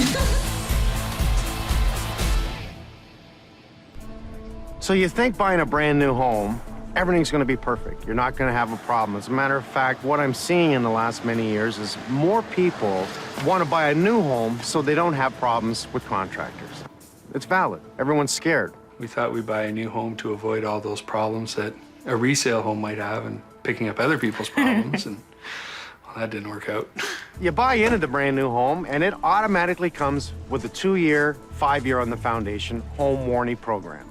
Now, this is designed for the homeowners. This is there to help you. But I'm hearing way too many stories that state the opposite. Hello. Hello, sir. Hi, Gary. How are you? Mary Jo. Nice to see you. Nice to see you again. Look good. How you doing, Lucy? In this case, Mary Jo and Gary bought a beautiful home. They've been here for 3 years. And what's happening? Not 1, not 2, not 3, but 4 tubs and 2 different bathrooms, identically the same, problem after problem. Want to take a look? Yeah, come on in. Thank you. We noticed there was rust in the tubs, spoke to the builder, and they said, sure, no problem, we'll come in, we'll replace the tubs. So I guess we'll start with the main bathroom? Yes, please. Well, you know, it looks good. Sure, everything looks does good look from the nice. outside. They came in and tore down 2 rows of tiles, tore the tub out and put in the new tubs, and 4 months or so after that, we noticed it was happening again. What did you notice? We noticed that the tub started warping, and then the porcelain cracks, and then the water pools in the cracks, and then it starts to rust. You would have thought after the second tub installation, somebody would have said, let's buy a better tub. We don't want to come back here again. Let's fix it now so we don't have to come back. But no. That didn't happen. They said, no, we have to put in the same tubs because the manufacturer of the tub is actually paying for the repair. The vice president of the company and his engineer came and inspected our tubs, and they were baffled. They just looked at it and went, This bathroom looks really good right now. I'm not seeing any problems with the tub, but let's go see the other bathroom. Okay. We got smart, and we noticed the warning signs. So it wasn't a month after those tubs were in that we saw it starting again. They ended up tearing down all the tile because they couldn't find tile to match. Again, nice and clean. Tell me about this one. It's been replaced 4 times as well. Same as the other bathroom. Same as the other one. All within 2 years. That's right. Okay, same tub, same tile, same look, same way. Yeah. And when they tore down all the tile and the wall, there was mold like crazy. I'd be freaking. I'd be down there picketing saying, you guys suck. Whoa, Yeah. look at the mold. Whoa. Now, is this on this side of the plastic or on the other side of the This plastic? is on this side of the plastic behind the drywall. So It's So the this would be drywall- on It's between here. it. And then we said, well, what about the other bathroom? Because there's mold there too. He said, well, there's nothing there. So They refused. they refused to They do it. refused to open the walls in the main bathroom. They refused to take this down. That's correct. That's right. What was their wording? I'm not taking it down. I'm not taking it I'm down. not This is taking the it. builders. The That's builder, the builder. right. yeah. Why? Because it looks fine. It looks fine. Yeah. Okay. In this house, 8 tubs have been installed, and nobody's learned from their mistakes. As a matter of fact, everybody's washed their hands of it. The builder said, we're done. You're not getting any more tubs. We're not going to keep paying for this. The warranty program, it looks fine. The field representative came in and said, oh, the tubs look great. You know, what are you talking about? So we showed them the pictures. Okay. Not good enough. Pardon? Not good enough. Why isn't the builder covering themselves and protecting you, the single most expensive investment in your life? Why aren't they standing up for their mistakes Like, they're gonna say they are. We came in and did this, right? But they didn't fix it. That's Here a water test what to we've show done how the is water drains. We've colored the water to make sure that we could illustrate how it is draining and where the warpage in the tubs are. And then the water pools. And the So water it won't pools. actually See drain. a warp here. We see that it's starting to sink down in this area. Right. Why aren't they standing up and doing it better and standing up saying, you know what? We build the best houses and we guarantee it. Forget the new home warranty, we'll cover it. No one's gonna do that, are they? Do you want 2 tubs or would you like a shower? A shower would be great. Okay, because I'm a shower person. I don't know about you guys. Yeah. But we want to keep a tub because for resale purposes, a tub is very important in the house. So if you have 2, why wouldn't we turn one into a shower? Okay, let me get my guys, let me get everything I need. We'll open it up and I'll bring it back to show you what I found and let you know what I'm gonna do to fix it. That's great. That would be great. Okay. Thank you. Keep smiling. We'll try. Won't be long. Yeah. And I you. like the way you did this. That is really you. good. I wish more people did that. That just shows evidence galore and it stands up, but obviously it didn't help you enough. That's why we're here. We're confident that he can make it right. Please. Please.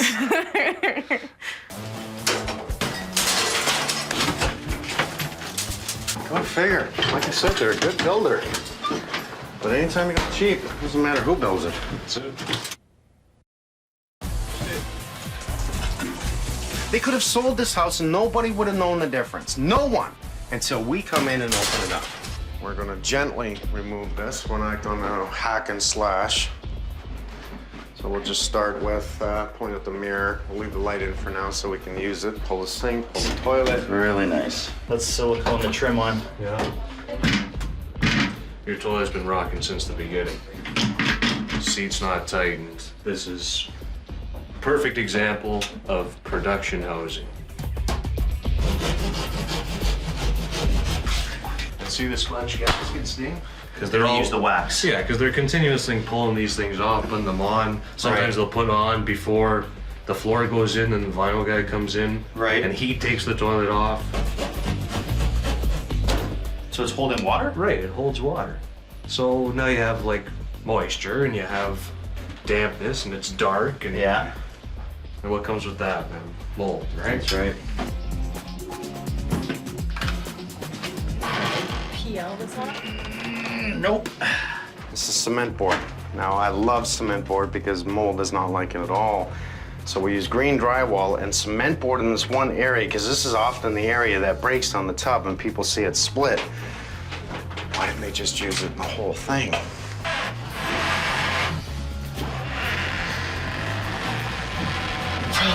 No mold. It appears to be on the outside wall. This mirror wasn't gonna go anywhere, that's for sure.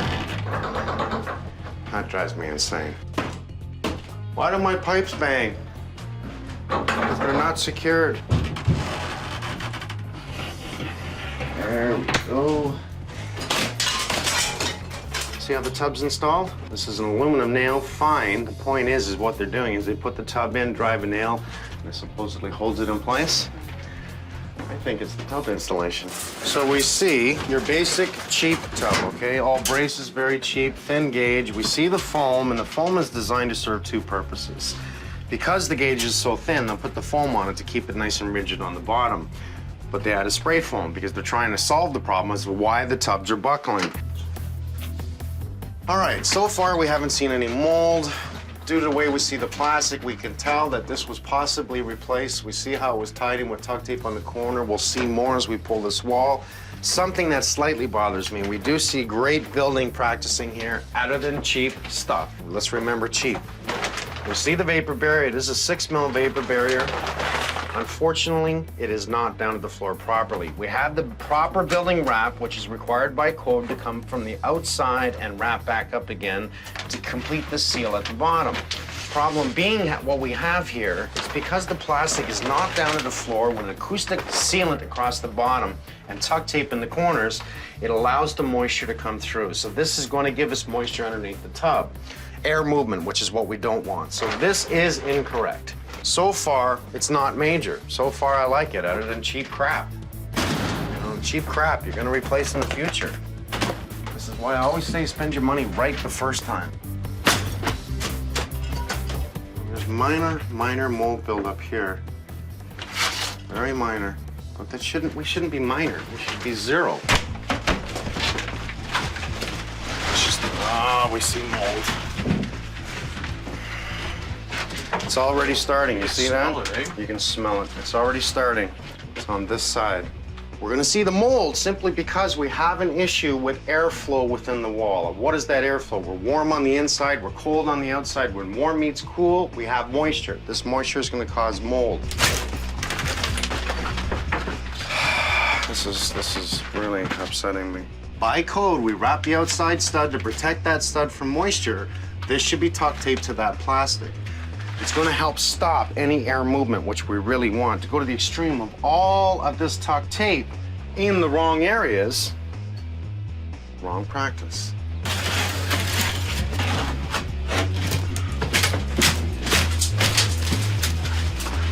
Shouldn't be that easy. There's a bunch of mold. When they build homes, you buy it by the paint, you buy it by the floor, the cabinets. We're not looking at what we need behind the walls. This is the whole education about this. Why do we need this? So we don't have to come back in 5 times and still see mold. That's why. Let's talk about this exhaust fan. This is a good brand name. This is not a bad name fan.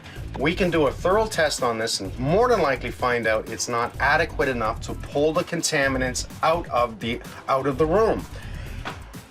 Real simple test. You know what? Find me a Kleenex, please.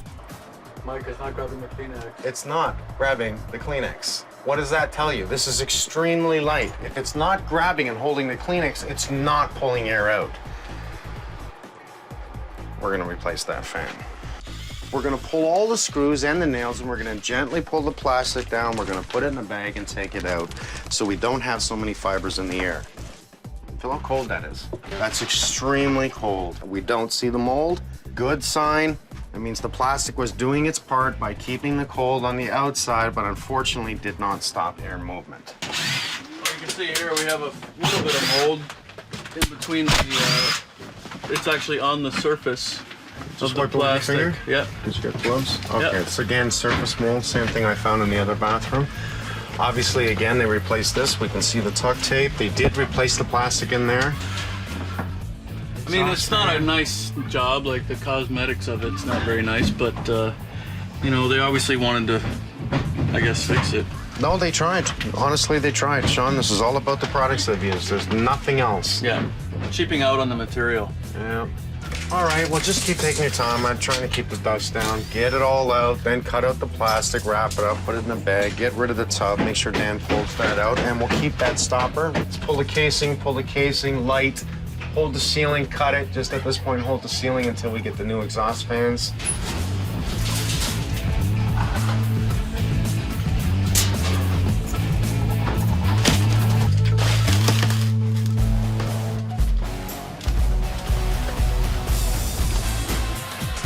Get the vacuum, we'll completely clean it up, pull all the nails and screws, and we've got ready to go new. The builder's good. Buy better stuff and tell the homeowners why you're doing it. They'll pay for it. Obviously, we gutted both bathrooms if you just want to come and take a look. It is a total gut. Oh my gosh. As we pulled this down, we found more mold. As a matter of fact, I kept the pieces to show you. Not only did we have mold on the plastic, this was replaced, whoever did it last time. So we find the mold on the plastic, we find the mold on the drywall. The vapor barrier that's supposed to tie into the wall plates here was not tuck tape. So this is going to allow air movement coming through the plastic, as much as underneath the tub, the vapor barrier was not properly secured to the wall with an acoustical sealant across the bottom. This makes it cool under the tub, so cool air coming in, meeting warm air. I thought I had done all of my work because I had checked out some of their sites, I had gone knocking on doors, I had asked questions of homeowners that had purchased their homes before, and everything was good. Why did we have problems with the tub? The structure here is fine. There's nothing wrong with the structure. It's nothing to do with the structure. Even if they said they had a problem, they said it was solved quickly and they were satisfied. The tub is the cheapest tub you can buy. This is why it was caving in. They even tried to spray foam underneath to help it. It's only going to make it worse. Right. This is the #1 factor in your bathroom, an exhaust fan. Minimum code requirement tells us we either have a window or an exhaust fan, and at a minimum this size is 90 CFMs, 90 cubic feet per minute of air movement. I took a Kleenex up to the fan to see if it would hold the Kleenex. Wouldn't even hold the Kleenex, didn't even grab it, didn't even somewhat pull it. So here's the big fault of the builder, is using bad products. I'm gonna come see the other bathroom? Same thing, we took everything down. The other bathroom was worse on the mold. We only found a surface mold on the vapor barrier in the corner here, but this tells me in no time at all, because it wasn't too long ago the bathroom was done, you're gonna have a lot more mold. So good practice is, again, we see the steel plates in front of all the copper pipes, but we wanna make sure we don't have any rattle. We have the pressure release pipes on top here. Everything is very much proper. Problem being cheap products. I still don't know if I'd buy a new home. I'm not convinced. Not convinced at all. 5-6 days, and I'll bring it back to show it done. I can't wait. Okay? Yeah. Tell Gary I said hello. I will. We'll see Thanks, you tomorrow. Mike. Take down all the wood, 2x4s, take down the drywall at the back.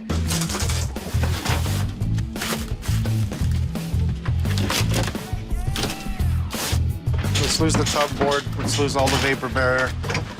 Drywall ceiling, all the bulkhead, lose it. What they did here was they have blown-in insulation in the ceiling. They did the right thing by putting vapor barrier up, but what they didn't do was tape these seams. So when we go to pull down this bulkhead, they've attached to part of the bulkhead on both sides without taping the joint. So when we pull this down, this is all gonna fall off. So what we're gonna try and do is just tape it up so that we don't get covered in pink insulation. We wanna keep that up in the ceiling, otherwise we gotta get more in.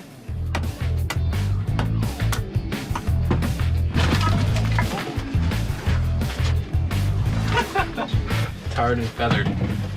We'll tuck tape this, and then we'll take the rest of it down. Tuck tape!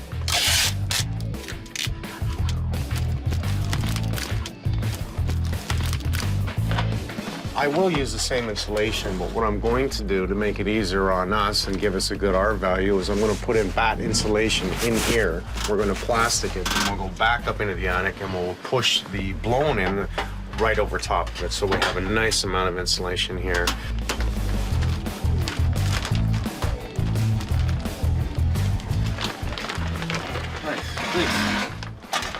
Dan, I think I'm just gonna make my way over there and start clearing the other one. Okay. See you guys in the other room. This fan was rated for 90 cubic feet per minute, or CFMs, and we're gonna put in one that's 110. A little better. It's also just a little bit better of a product. I just beat this 2x4 out so that I have a better connection. And then this slides right over top because I'm aligned properly. And we're just doing this like we always do to make sure that the airflow is contained to the pipe instead of moisture flowing up into the attic.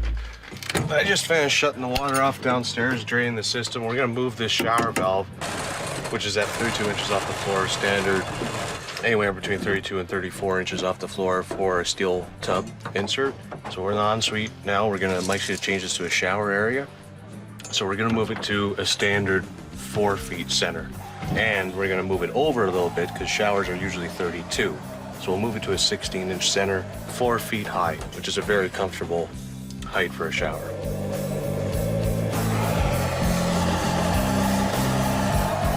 Oh my good God. This is why I always talk about the importance of putting the crown one way when it comes to your vertical studs. Don't just think of your floor where your crown has to come up so that it settles down to a leveled edge. Think of your walls as well, because if I have a crown, say this side is the crown, and it's out this way, and I have this one with a crown this way, and this one with a crown this way, I'm gonna end up with a wall that goes like this, exactly what we have. I'm not even touching this one, forget that. Look at these 3 studs, right? So that means this one here. You gotta go the other way. It's thick, yes, so what we're gonna have to do on that one is cut in on that push and put a screw in it. You see my guys do it all the time. They look down that 2x4, find the crown, mark the crown, put all the crowns the same way, and it eliminates this problem. It's not gonna be enough.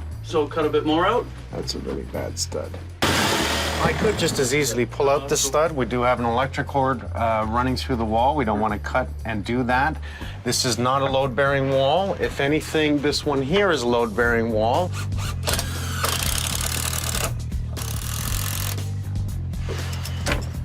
Better.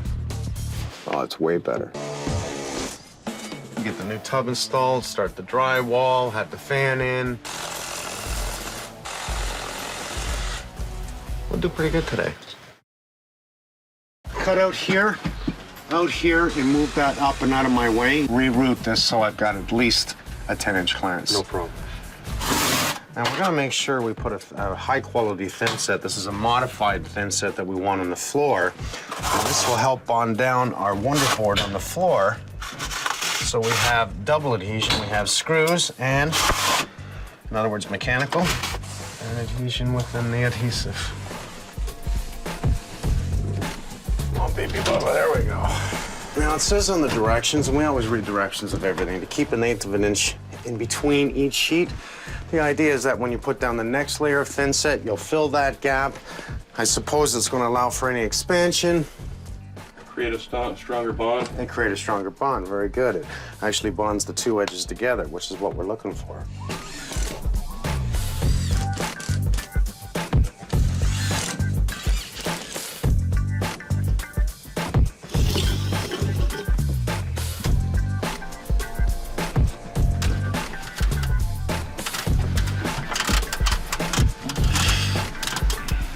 Oh, she's perfect.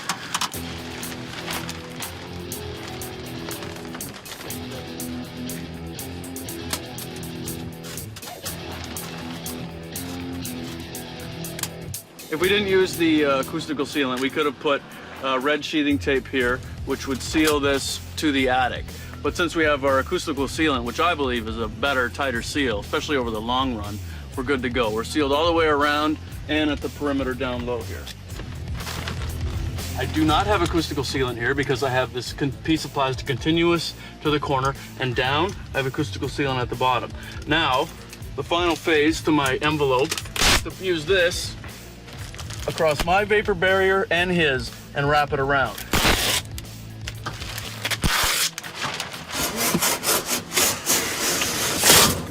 It's a metal tub, foam bottom, but much thicker metal. So I wanted to put in a steel tub to show there is a difference between the tubs. So I'm gonna let Dan show you how to put a tub in. So pay attention, eyes open, ears. All right, sounds You should good. be able to do it by yourself next time. 15 3/4 off the ground.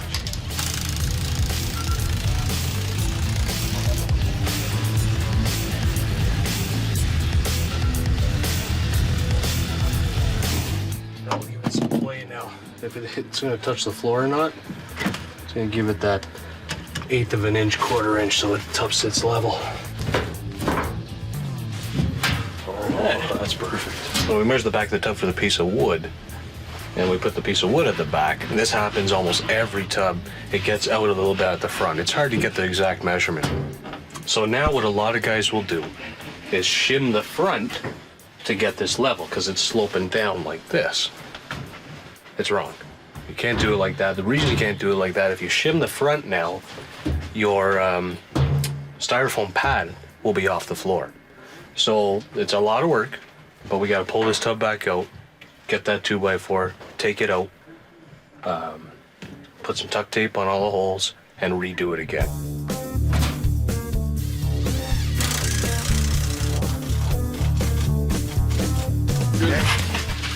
You see a lot of people put their board right down on the tub. Mistake, absolute mistake. The idea is to ride your board on top of this lift so that my backer board is nice and tight against the tub and doesn't push out, because this lip comes out further than the tub. This tub is designed to fit, yet we have a space here. So if you cut the board to come down around the tub, it pushes that lip out like this, and by the time you tile it, you can see down at the bottom, it comes into your tub. We secure it in place, and then when we're getting ready to put up the curdy on top of it, we will thin set that joint right across here, and the tile comes down to the tub. Thin set is waterproof, tile comes down to the tub, water cannot get up and over the tub.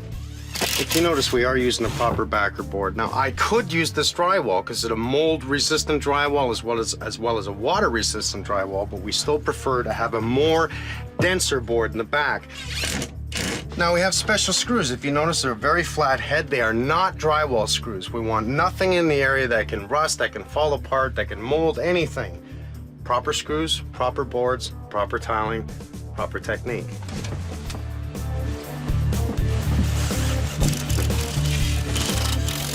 So you can do this, finish this, do this, drywall the bathroom. Normally you'll see people try and go vertical, in other words 4 feet on span and screw it in, but if we can go horizontal with no butt joints, we don't have to worry about the butt joints here because this is being tiled. That's the way we want to do it.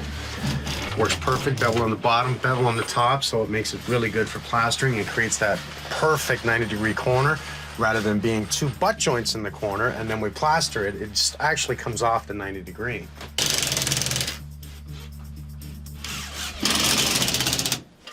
Time has arrived where we put in the shower tray system. Now we're cooking with gas. This is a contour fit. In other words, it's about 1.5 inches here, goes down to almost 1/4 inch here. So we have contoured so the water goes to the drain. I'm ready to go with my dry fit, and I'm just putting down the thin set mortar here. So in this case, the best thing to use is a thin set that's fortified, that's got glue in it. Because the glue is going to bond to the floor here, and the concrete is what we want for strength. I'm going to make a nice thick bed here, and my curb and my tray to lay on. Okay, I really only want to lay this down once. Probably the coolest thing about this product is that it's foam.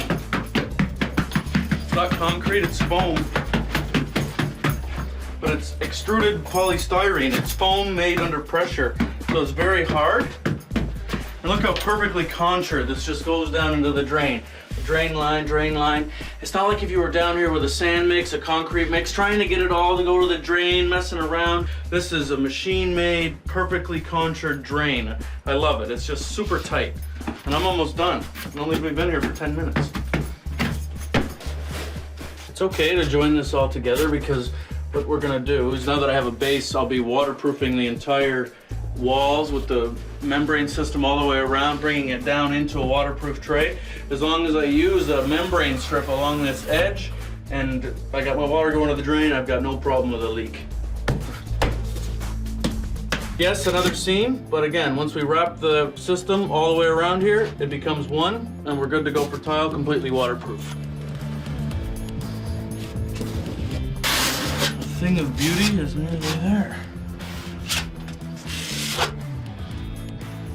So now when you're laying this stuff down, you're thinking about your most traveled area, right? Since the door's there, tub's here, so we want to have no seams on the traveled area.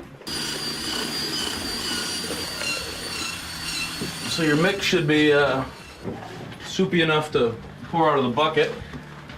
What I'm using here is a 3/16 V-notch trowel. That'll leave a pretty good groove for anything to bond to it. Line it up, and we just want to set it right down on top.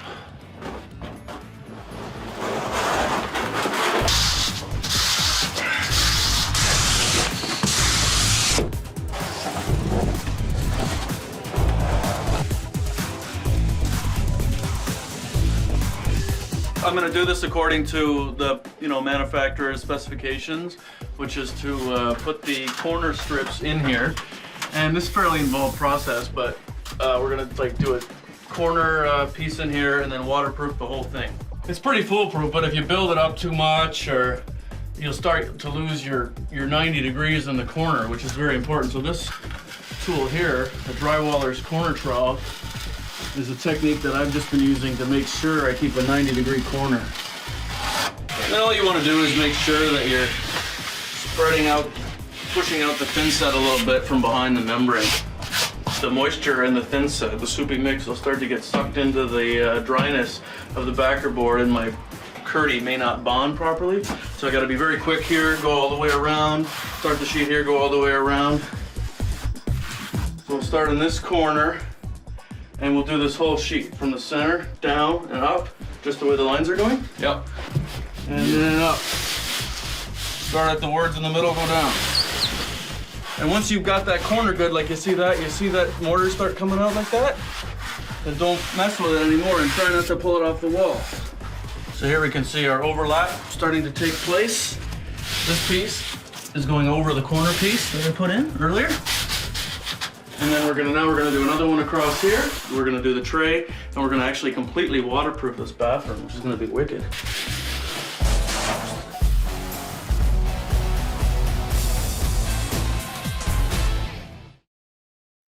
See, this one here goes with these two colors, right? Especially the black. This will be the bathroom floor there. All right. The other thing is paint. So today, we've come in, now the drywall's up, the plaster's done. We give it a primer coat so we can see any imperfections, which we see minor, you know, something so minor like this, I love it. That easily is filled later with a little bit of dry decks. And object now is to tile and paint to the tile. So we will today tile this area and the floor and start the other bathroom as well. Before you know it, sink, toilet, trim, paint, out. Well, I've already checked everything and put up pieces of tile and marked it off to see how it would fit in the back wall. We should be almost perfect with the back wall. We may have to cut a sliver off of that side. Right. So I'll start on this side. Our tub is level. We've designed it that it has a 1/16 of an inch inflow, so we'll make sure that our tiles are just off the bottom. At the just back. Okay. Same distance as a grout joint. Right. And I'll start here. Once I get this area done, you continue, and the two of us will just try not to rub elbows. And that sounds good. Did you bring a rubber ducky? No. Now, something else we want to do, I don't care which way we start. The idea is to do a horizontal grid line and not vertical, because if it's vertical, it tends to slide down. Horizontal tends to hold it in place. So you can start any way you want to get the wall. Go that way. Yeah. Right. So Damon, I actually want to start just above the tub, okay? Yeah. The idea is that I'm going to push it down rather than let it fall down. So I'm just going to push it to where I want it. I see. And it'll stay there rather than trying to pull it up or anything like that. Right. Now, we have a mesh back. Because we have a mesh back, we don't have to butter the back of the tile. Okay. So we'll just trowel the wall, put them in place, make sure we rub it all in so it grabs nicely. Okay. Just want to do a border right there. Oh, that'd be nice with the other tile. Yeah. So what do we think? 2, 3. I like 3. I like 3 too. I knew I wanted to add some extra color to it, so I thought, you know what, we'll create a border. This is a great solid color to continue out the tub and then break it with a border. And as we go, I may step back and add another one in, but normally to keep your border low looks really good instead of having it high. I really like it the way it is. Just the one? Yeah, I really do. Keep it low. Mm-hmm. I'm gonna agree with you. Let's keep it simple.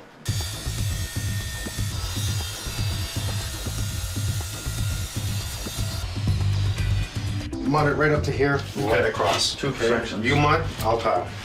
Last tile is really a pain in the butt, but it looks gorgeous when it's up. Now, this is obviously a back to the tile, and what they've done is it looks like they painted it so much that our thin set that we use doesn't bleed through it. The important thing, honestly, is to take a look at it and see if you see any bad tile sitting in place. If you do, cut it out now. Because once we adhere it, we can't see it, right? Now we're gonna put up all these tile, we're gonna let it set a bit, we're gonna wet this down and then pull the paper off. If you pull it off too soon, you pull the tiles off. Honestly, this is some of the hardest tiles to lay. If you wanna look at another hard one, it would be granite on the floor, because it must be perfectly straight. This is forgiving because it's less than 1 inch by 1 inch, and each tile, it is forgiving, but at the same token, I can't see the tile. Fun? Wow. Maybe we can leave the paper up and freak them out. It's grabbing it good, I'll tell you that much. Oh yeah, no, that's a good trowel for backsplash. Like any other tile, you really gotta have a good eye to look at all your lines. The real problem is having paper in front. I'm gonna concentrate that I'm nice and true on this, and I can feel it actually by running my hands over it and making sure I have the same space in between each and every row. By having that, I'm gonna make sure that I'm in line within reason. Because it's a small tile, we can maneuver it and manipulate it, and really it works to our advantage. It's something you take your time on. We're talking $3,000 worth of glass tile here. A lot of money. This adhesive is just grabbing it, so that's fantastic.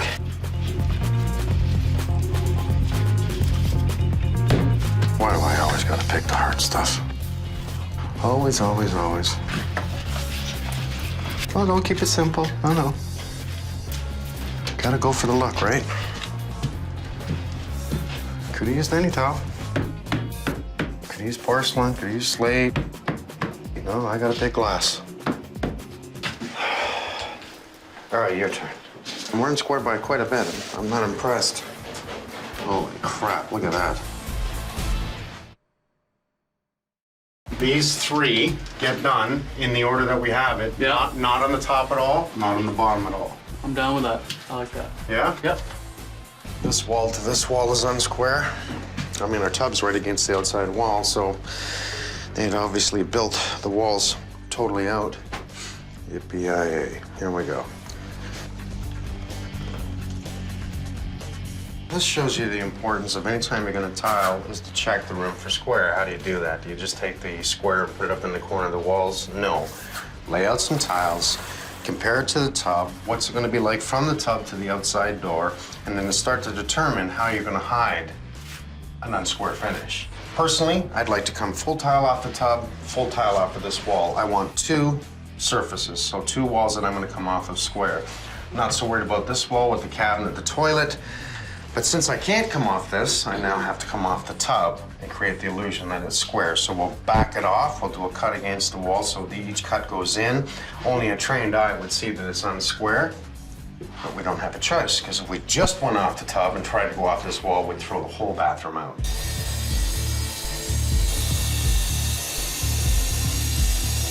If you notice, you see how I lay my tile? I'll keep it close to the other ones, push it down and over.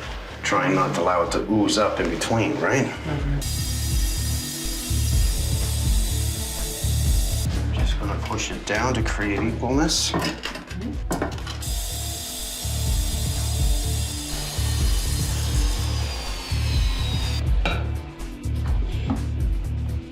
Cutting out for the toilet.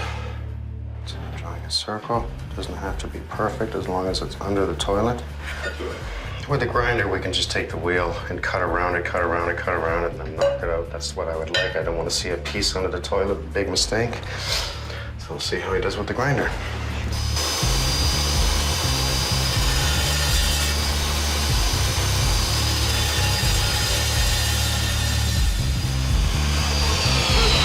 you're doing perfect. Keep going around like that. I just want you to go a little wider. Okay? Because you've got forgiveness, because I figured you could use that thing and snap it after. That's part of it, but I'm just saying you're gonna have forgiveness anyway because the toilet's gonna sit on top of that. Okay, so it's going outside line. Yeah, that's right. You're doing great.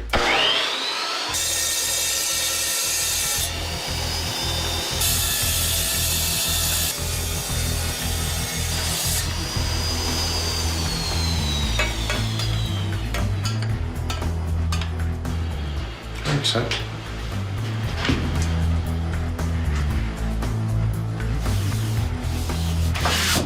Spent more time in this bathroom than the other one. Doubled. Anytime you use smaller tiles, it's a huge challenge. You know, obviously the bigger the tile, the easier, the faster it is. The smaller the tile is quite the opposite. It's the longer it takes. You've got so much cleaning to do to set up for the grout. Hours. Patience of making sure every tile looks perfect with every other tile. It's so much easier with a big tile. But so you're using sanded? Yeah, you can see here that the tile, that joint, once it's grouted, because the tiles are rounded and stuff, is over 1/8 of an inch. So whenever I can use sanded, I want to use the sanded. I agree with that. I don't want to see it come up. Well, all we got to do is make sure we let this set up nice, you know? Just pick the right time to come and sponge it all off. But it'll be strong, like it'll be like a concrete wall instead of like, you don't get any strength out of unsanded.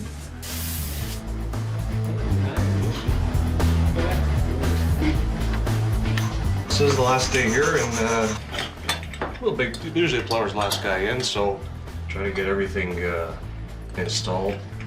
2 washrooms, a couple hours, Should be out of here.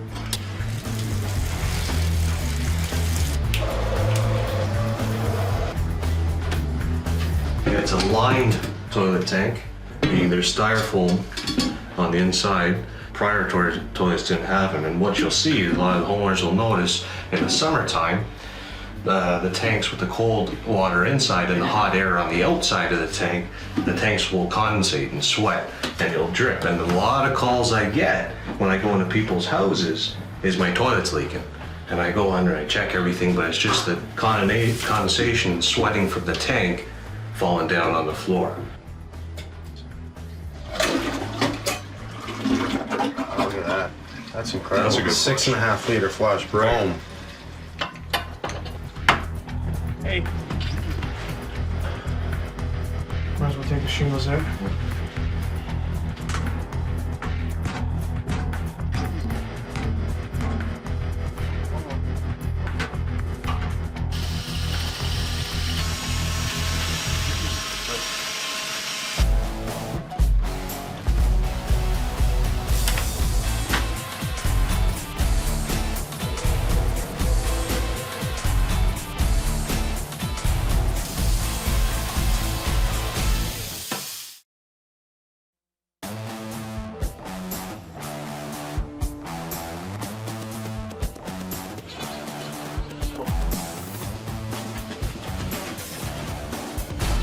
I'm ready to get the homeowners.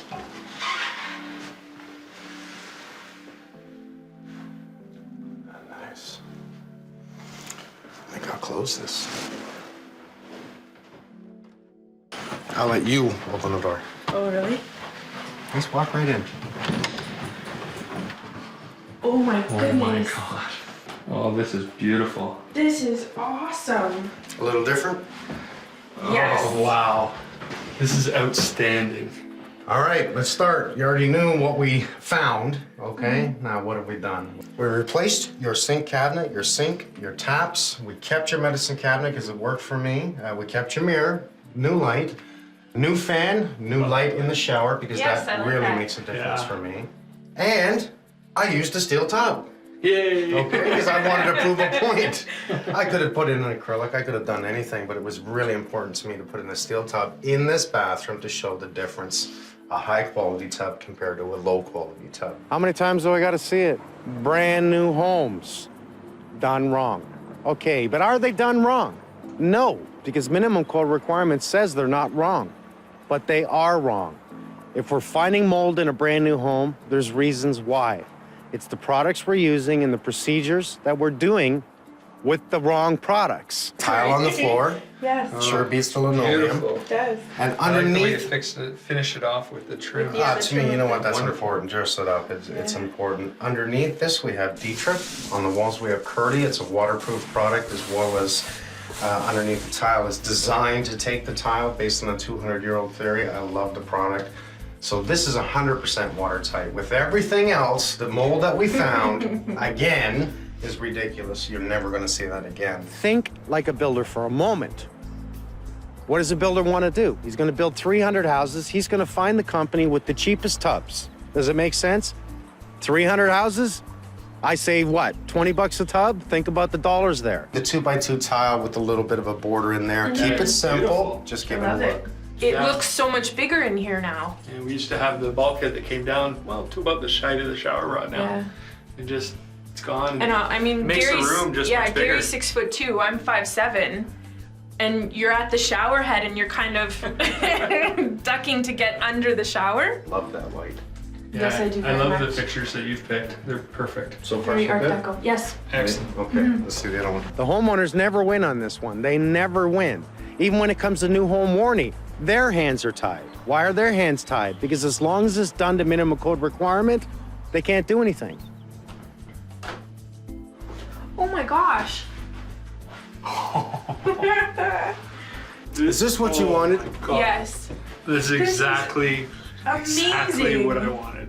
What we did is we have a kit that can convert from a tub to a shower stall, so that's exactly what we did. We converted it over. I changed the colors just a bit. The light is the same. I picked black and a white, okay? Just and highlighted, if you notice, that's all glass tile in there. That's It's Oh, all it is. glass. Wow. So I highlighted it with amazing. accents of black tiles in the middle, which gives it just a little bit of a look. Again, the same toilet, curb, again, all the waterproof products, mold-free on the drywall. And I give you on this one, because the other one's a three-way, the timer switch, okay?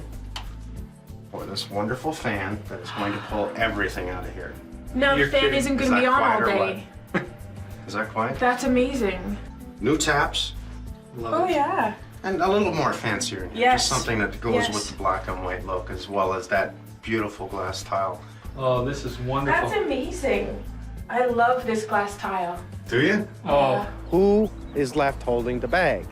The homeowner, each and every time. Until we stand up, squawk, make a difference, or at least educate ourselves and let the builder know this is how we want it done. I truly want to see the builder stand up and say, hey, we build the best homes available. I think they're going to sell better. Makes sense to me. The work that you guys did is just unbelievable. And we can't thank you enough. So I've done my job? And then some. Okay. Thank you so much. Absolute pleasure. No matter Pleasure what, is keep mine. smiling and Thanks, enjoy the shower. We will. Thank you so much. You can see through it, I really do. I'll see you next time. You bet. I talked to him about the method of installation, and he continues to this day to defend it. It's only screwed down with drywall screws, which is an absolute no. I'd sit in here all day long, and they wouldn't come. That's exactly where our cracks were, right across. We can see that. I had assumed that if there was a problem, they would stand by their work. I said, you know, I wouldn't have you guys put the roof on my doghouse. Oh yeah, baby. Mike Holmes. On the money. This is ridiculous. I've decided now to gut it. Take it all down. Mike Holmes, I love you. Me too.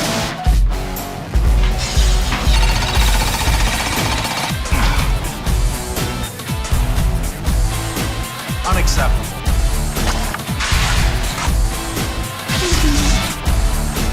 I love my job.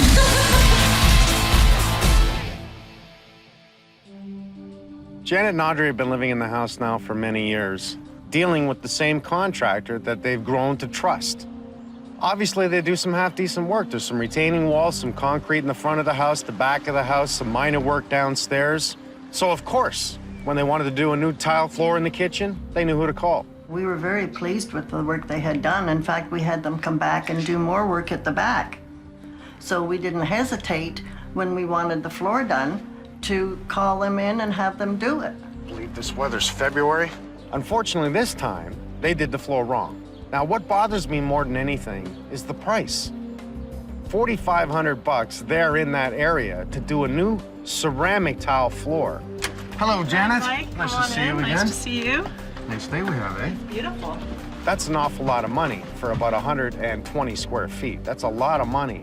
So if you're gonna charge that kind of money, you better give not only perfection, but happiness. We had them do a new floor and didn't get what we asked for. We got a quote, and in the contract, and it said that they would remove the existing floor. The day he started, he was putting down the cement board, and I said, "This is not what we wanted." And he said, well, if he takes up the existing floor, it will damage the subfloor. And I don't know why he wouldn't do it. He just had in his mind how he would do it. But he's arguing with them. He's telling them right out.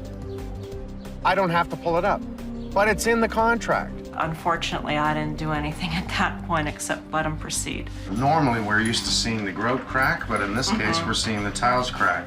Hi, Audrey. Hi, how you doing? Nice to see you Good, again. Good. Oh, your hands are cold. Well, it's a little damp outside, but your hands are warm. Oh, yeah, I know.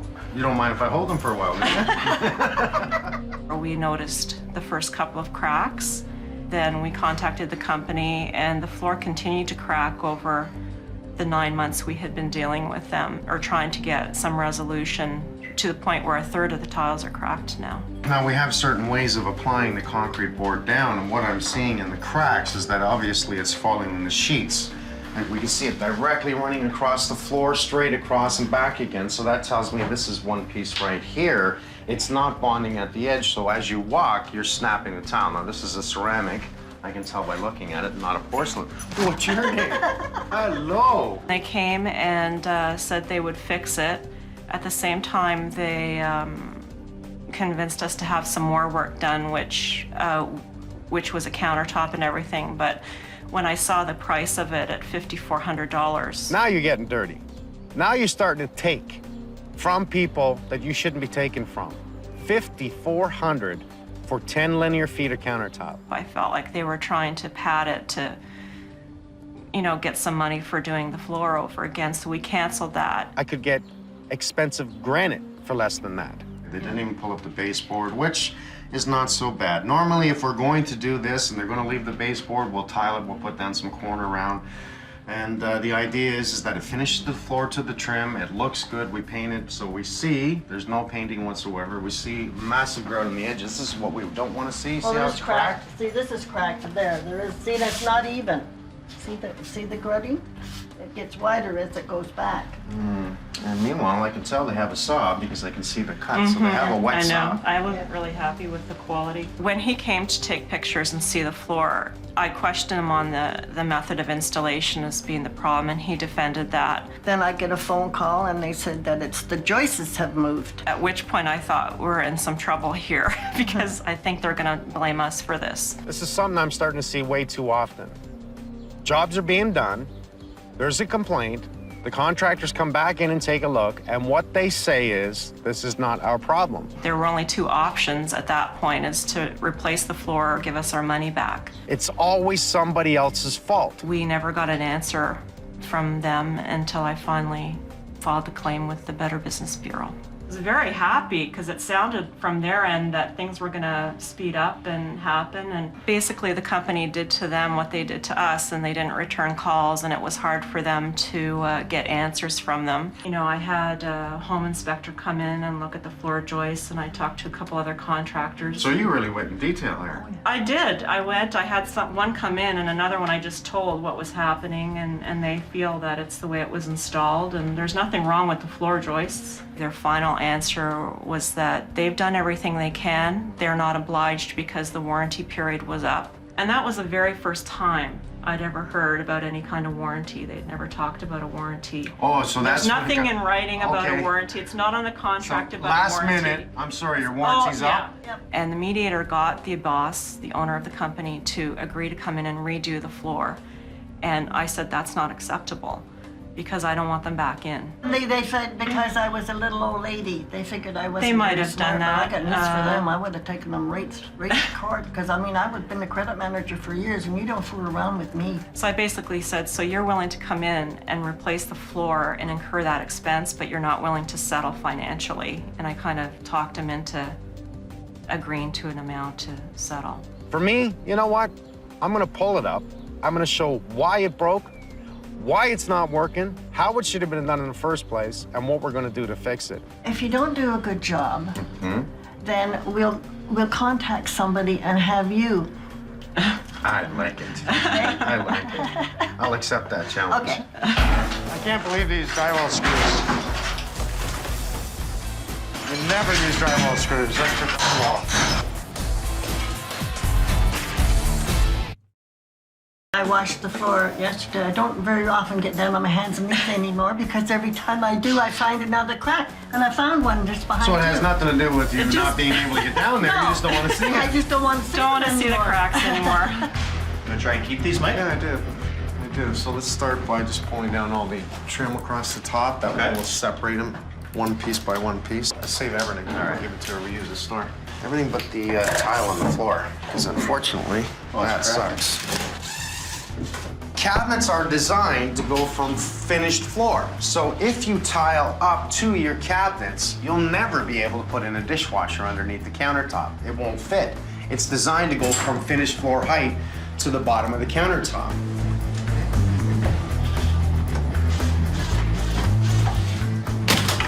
Okay, I got it from there. Thanks, thank you.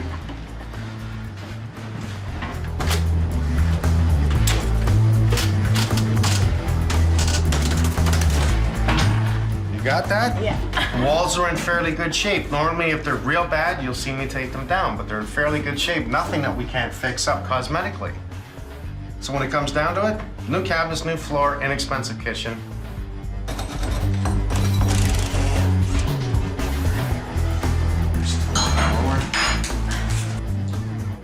So in an old counter, this is where you're going to see it rot across the bottom here. And we do see that you can see the water penetration that has hit this area here, but it's nowhere near as bad as I usually see where it's falling right apart.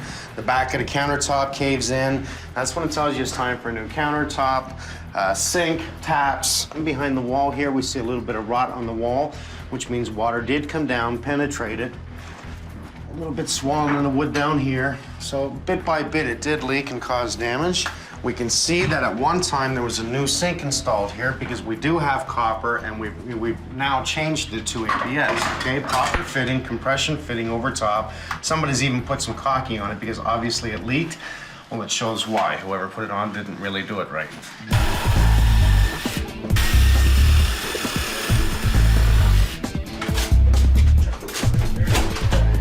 See, again, it's the proper stuff. The 1/4-inch hardy board, which is a good product. There's nothing wrong with it. But they've laid it over 2 layers of linoleum, and the old 1/4-inch looks like mahogany, which was designed to put your linoleum on top. This will probably come up rather easy. Let's go take a look downstairs first. Board joists look pretty good. Everything looks good. It's great.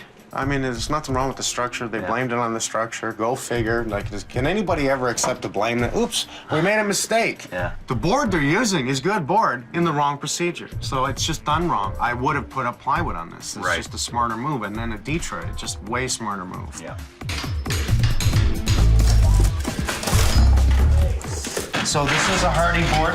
It's actually a great product. Problem being, it's only screwed down with drywall screws, which is an absolute no. Nothing adhered underneath it.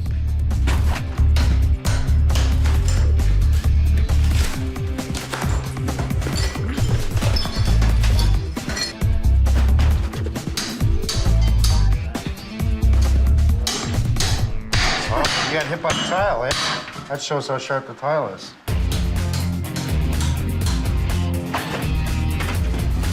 Medic, is that little cutter or is that another one? That's just from a little piece of tile right in here. It shows how good that board is because it's really holding the tile tight. Had that board have been bonded down, we'd have a hell of a time getting it up.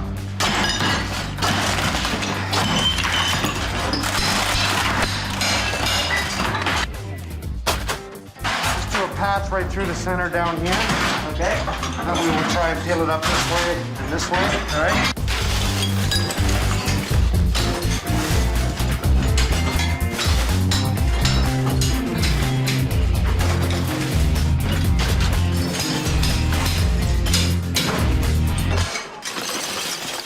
That's exactly where our cracks were, right across. We can see that. And I said it would be the join. It's precisely what it is. See, as this board is not bonded to this floor, which creates a floating floor. I mean, you can see how well it's bonded. This is Rhino board, it's not hardy board. Very similar product. But it's a good board, it's just not adhered down. You were right on the money, though, with that seam. Well, that's everywhere. Yeah. So they are 3x5 sheets, and it shows in the cracks. Right. So not bad for 15 minutes work. Another 15, we should be done. That's right.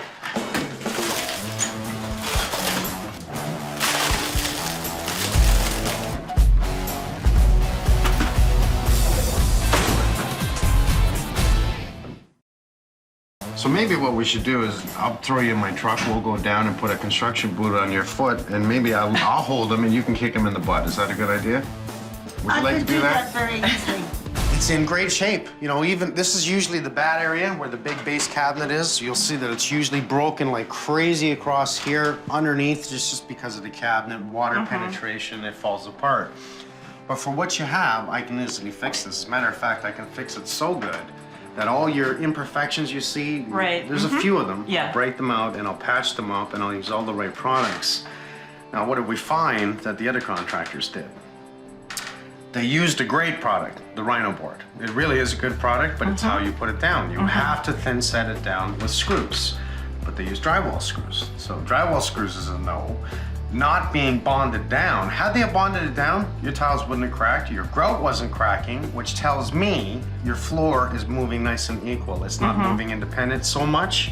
There was enough on it that it was holding it tight, but because the rhino board was not glued or adhered to the floor, it allowed movement, which snapped the tiles right at the joins of the 3x5 sheets. Oh, okay. I feel somewhat vindicated that what I believed and what other people had told me had actually happened to the floor was the truth. No, they tried to pull a fast one on you. They didn't want it, pull it up and do it again. Right. To them, that's just more work, and I guess if they can, stall it off for a while, eventually you'll go away. I think they want you to stop calling them and they just try to wait you out. I know now what exactly went wrong, and that's good to know. At least I know that I was right somehow. I think we'll keep with close to the same layout, a few changes, whether or not, I'm not gonna say anymore. You'll just have to see. Okay. But you'll have to trust my judgment. I will make this very nice for you. I'm not gonna, turn this into a piece of crap. I'm gonna make it very nice. And your mom, besides, she's gonna test me, right? Well, she is, and she's gonna call me and say, so have you chosen anything yet? And I'll have to say, well, we have to trust them. I'm a little nervous about letting them go ahead and not seeing, especially with my mom. That's the first that's anyone's ever said to me, and if you don't do it right, I'm gonna be phoning someone. I thought that was cute. Just the unknown, I think. I don't know what he's gonna do, and I think color-wise and everything, I think he always does a nice job in the places that he fixes up, whether it's, bathroom or kitchen or something. It always looks nice, so we'll see what happens. By tomorrow, you won't be allowed in, but we'll have a lot done by tomorrow. We'll be working on the walls and the floor at the same time. And you know what? Don't worry. I think you're gonna like what we do. Thank you. Okay? I'm sure I will. We'll see you tomorrow. We'll just lean it up against the front of it, okay?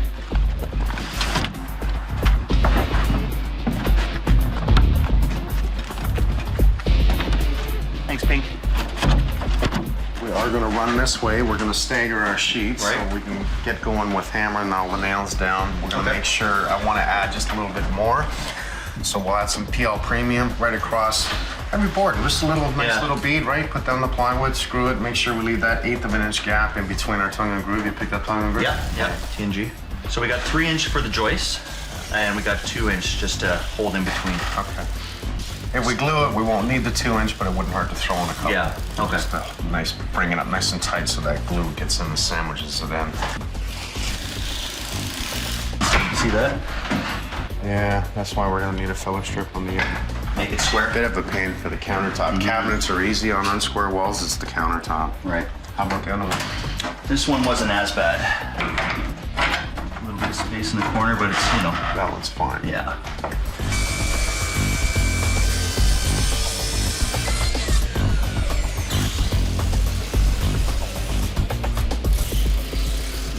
Now it's gonna be tight, I know that. Down here, but, it's good. Well, we can see it was just standard. We had approximately a 9-foot counter here, sink in the center, simple 2-foot island here, fridge and stove.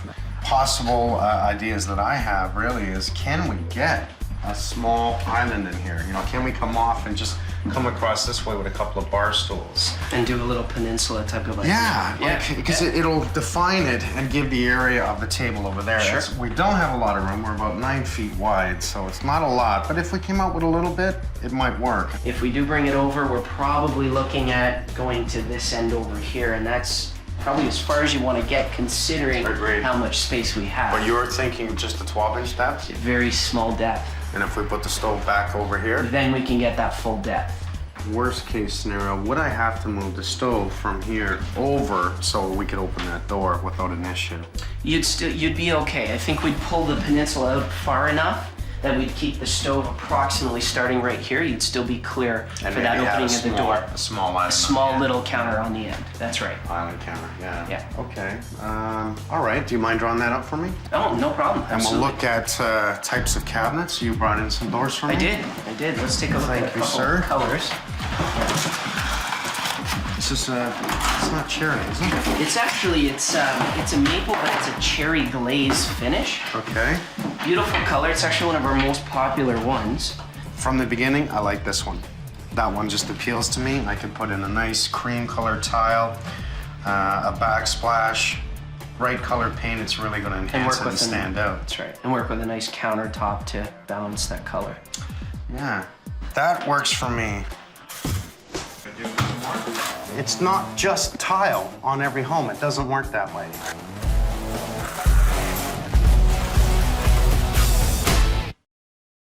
Get a sharp chisel, hit every single area. Okay. Peel it all back, chisel it off. Any lumps in it, chisel it, chisel it.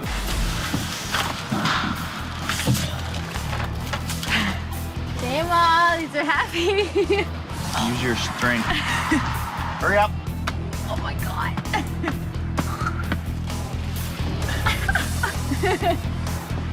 Okay, it's getting easier at least. Good. The fridge is not on its own? No. Well, back in the day when these houses were built, it wasn't code at that time to have them on their own circuit. So as we turned off the refrigerator, as you noticed, we lost these two lights also. It's on a regular circuit. So what we'll end up doing is we'll make sure that it is on its own circuit now. You're going through the trouble of renovating. And this is the biggest problem that we find in every home that we walk into, and we're in there for something small, and they'll tell us, well, don't worry about the kitchen, don't worry about checking it. We've already had it renovated a couple of years ago.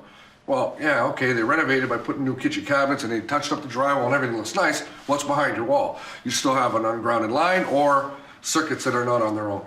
I guess what we're gonna have to determine is what else is on this circuit. Yep. We do know we're gonna need a new receptacle here, a new receptacle here, and a new receptacle directly over to silent at the same height.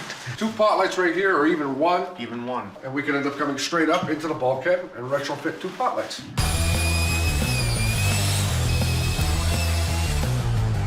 One thing's for sure, whenever you have old plastered walls, you want to use mesh tape because it just gives it a nice grid to bond to and helps it really keep it from cracking in the future. You can't just use paper tape.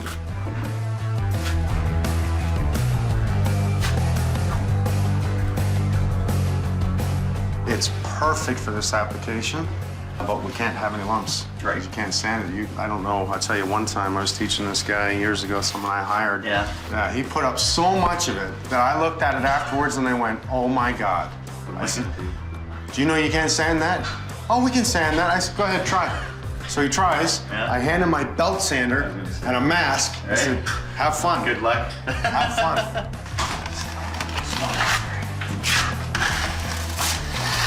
Trade. I care more about the top side than I do the bottom. I want to make sure we hit everything. I always use 2 trowels. One to hold, so it doesn't move. Okay. We'll finish trowel it later. The idea is to put the majority on the wall as fast as you can so you can tool it properly. See, this will work really well. You have to look at how we're going to finish this, right? So if we take off any high point before it dries rock hard, we're now going to take our second coat and flare it right to here. So if this is the zone that needs to be repaired, we're actually going to triple that zone and flare it and bring it out as much as we can.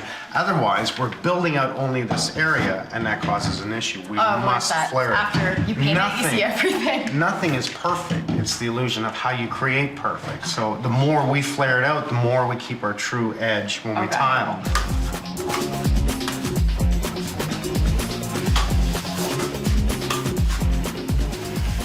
And then I'm going to tool it, and I'm going to take off all the edges. Just the high ridges? I'm going to let it sit 1 minute. Things like this, you can come in afterwards. We have to remember it's not sandable. I'll just take it off, right? Okay. So we will tool it. That's what I call tooling it.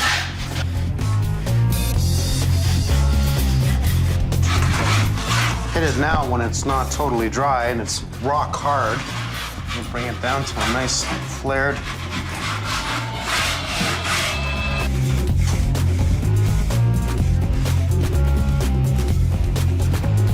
Now the thin set we used underneath this is a modified thin set. A modified thin set means more adhesion, more glues. We are able to use it underneath because as long as we have one porous subject, which would be the sheeting and the floor we did, and one non-porous, which would be the bottom of the Ditra, The modified will bleed into the wood and help it dry fast. Now, if you were to use the modified on top of this to the tile, what we have is like two pieces of plastic. Neither one is porous. Modified means it's going to take forever to dry, especially on an 18 by 18 inch tile. It won't dry, so don't do it. What you want to make sure that you do is use a non-modified on top of this. So with using the non-modified, we want to make sure we butter the back of the tile. So we'll just do a quick little butter on the back, and this is just going to give us a bonding ability. If you try and go tight to the wall, there's no walls that are perfect. We are putting up a nice thick baseboard on this. I have the room to play. Let's use it, just like that. Thank you. Now we're gonna hold this nice and tight to the next tile. And I mean nice and tight, nice and gentle. Drop her in place. You see how close I am to the tile? Drop this end, give it a push, and then move it away. By doing this, we don't squeeze up the adhesive in between and have to clean it up later.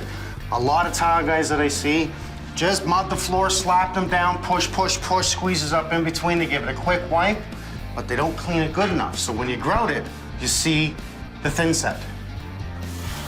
Now normally, the bigger the tile, the bigger the grout space you can have. But you really don't want to exceed about 1/4 of an inch. Now you're gonna hear a lot of people say, 3/8 is easy, you can do 3/8.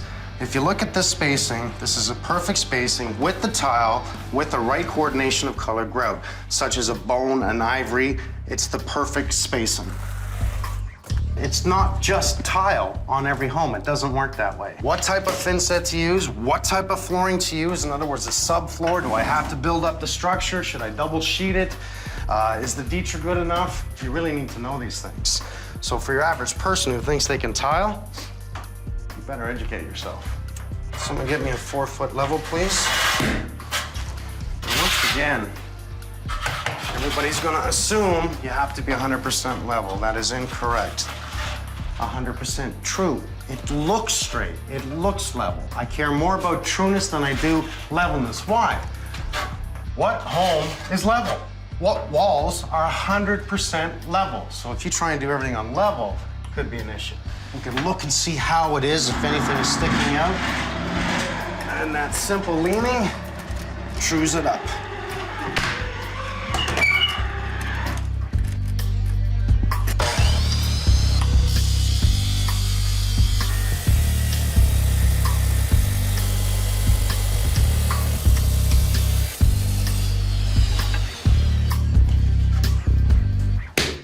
Better know what you're doing, putting them up. I'd say. Otherwise, you're gonna put them up and go, oops.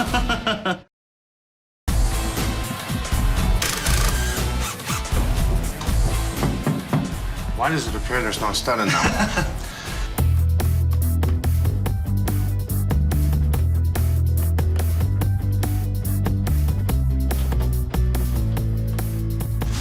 Filler strips you really serve many purposes. One, if your doors are too close together and when they open up, it allows the space. The idea of a filler strip is to allow space in between cabinets, especially if we have unsquare corners, which we really do here. By adding a filler strip to the one side, fixes that unsquare corner just as fast as that. But you should always have them for installation purposes because you never know when you're going to need them. And in this case, we need them.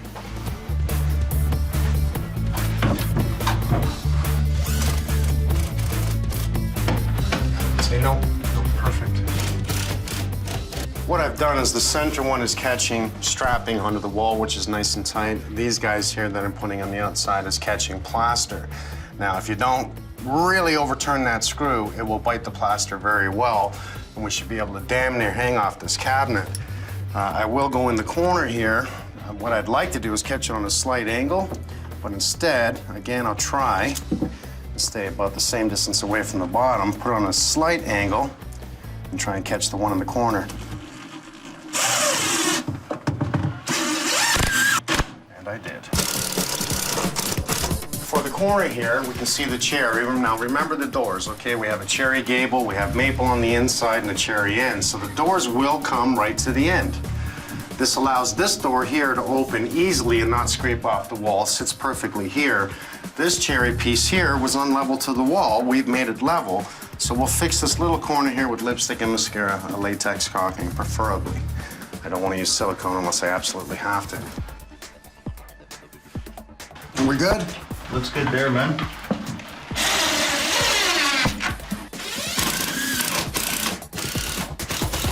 That just holds it incredible, eh? Just incredible.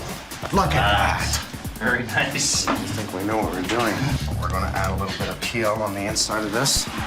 And if you notice, I'm gonna go closer to the inside of this, because if we put it here, it'll squish out into the wall. Right. All right. Nice. So, let's get the clips, put the clips in, get the shelf boards in place. Okay. That way they're not sitting around so we can scratch them.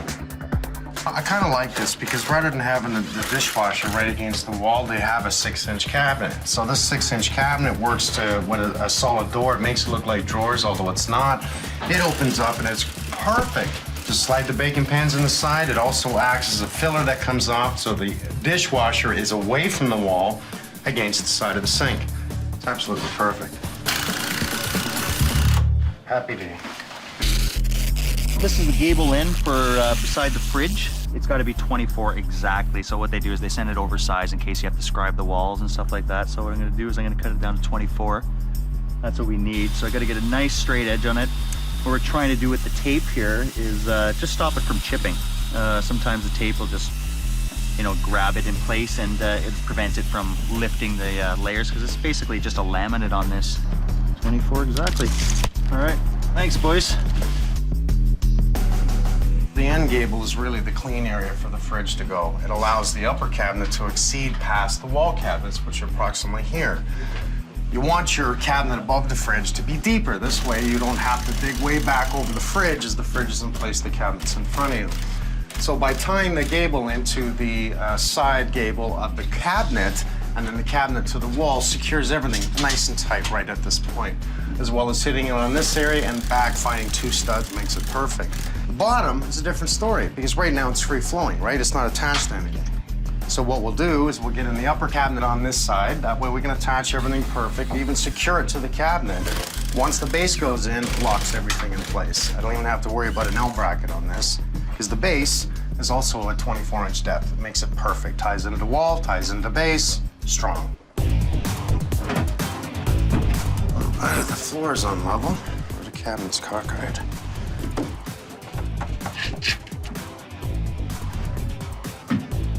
Triple check, double check, check, check.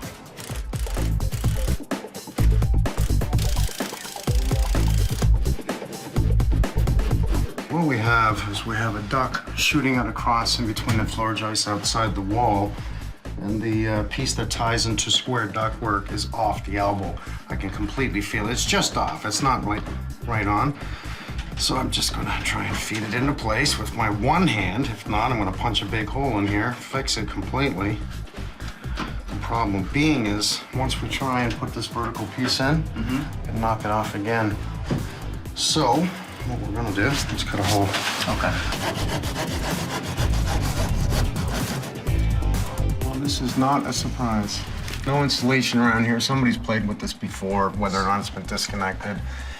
The good thing about this is now we're gonna find out how to get into the attic. We're gonna go up there, we're gonna fix it from up there, and now we'll convert it to round instead of square. Okay. You know what we could do, Mike? Yeah, it is a 5-inch line. It is? Oh, I was gonna say we could send the new guy up there and see for real. Well, let's send him up there, because he's the little one here. Yeah. And we gotta get some insulation up there, because look at the breeze, just airflow from here going up. Well, you can see a roof vent up there, can't you? Yeah. Man, the things we find Yeah. day in and day out.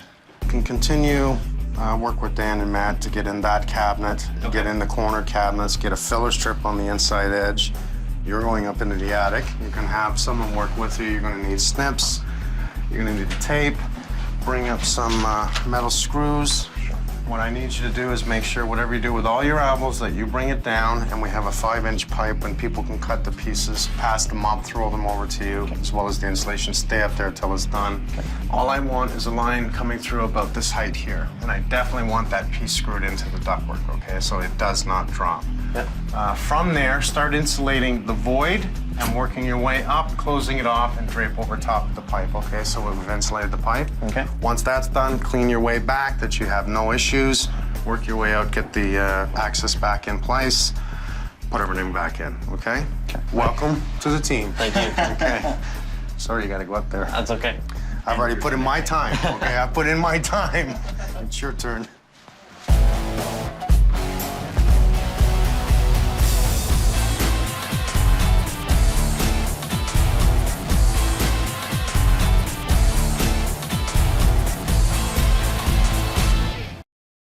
This is very much like a fast food restaurant today. I want a cheeseburger and fries, please. Order up. Oh, they are being taken. No way. Today is reveal day. It's finally here. This means reveal day when the appliances come in. So very happy to be finishing this up. It's been a long haul. We've done some really late nights, but these people deserve everything they get. They're some of the nicest people I've met yet. So they deserve all of this. I'm happy.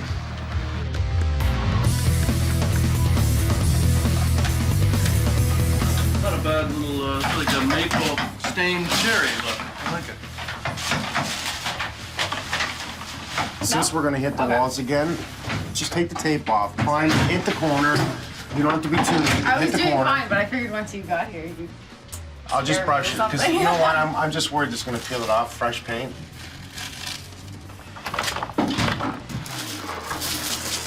You know what? This is starting to look really good. You know, the new fridge and stove outside that they don't know about, so that's gonna be a surprise to them. I'll take their fridge and stove and give it to a family who needs it. We're gonna be cutting trim. That's all right. I'm gonna use brown caulking over here. We still have the doors to put on. We'll get them on at the last minute. I think this will work. This is what we're dealing with. It's flush here, and we got quite an overhang here. So we just want to bring it back. You can see it's at a square down here. Yeah, yeah. So you guys can do your magic here. All we'll do is scribe this edge. We'll mark it with an erasable marker, and that will bring this edge hang over a little bit more, because it looks about exactly what we need is that amount there. Is that right? And it should look more proportioned. Okay, that'd be great.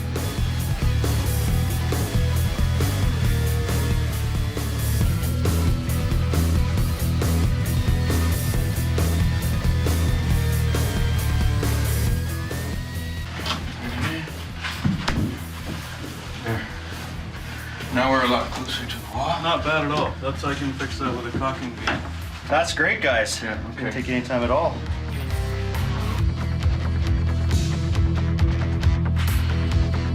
Sure they're ones. We're gonna put these corner braces up underneath on the build-up right here, through the build-up and into the top of it. Okay, see that's fast, really nice through the build-up into the top, because the build-up is just air stapled on, and this holds the top right down.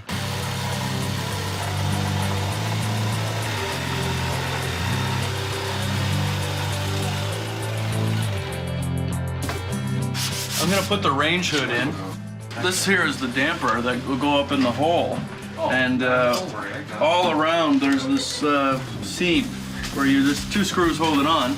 And what I like to do is take this foil tape and tape all the way around, because when I put this underneath, I have no chance then to do that. So this is an absolute must as far as I'm concerned. You can eliminate a lot of airflow and make sure that your range hood is gonna vent as good as it possibly can, which is very important.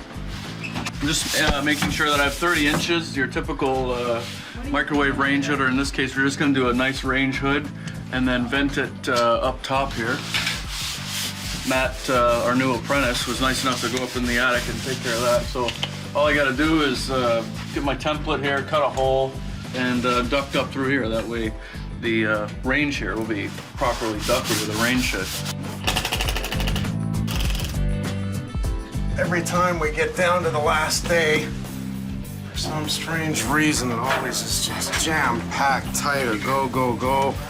Walking around each other like I'm gonna walk over him in a second. But when it comes down to it, we will get it done. We may work a little late, but it'll look damn good. That I can say. Straighten the sinks here just so I can mark the holes on them quick. marking the holes for the kitchen faucet.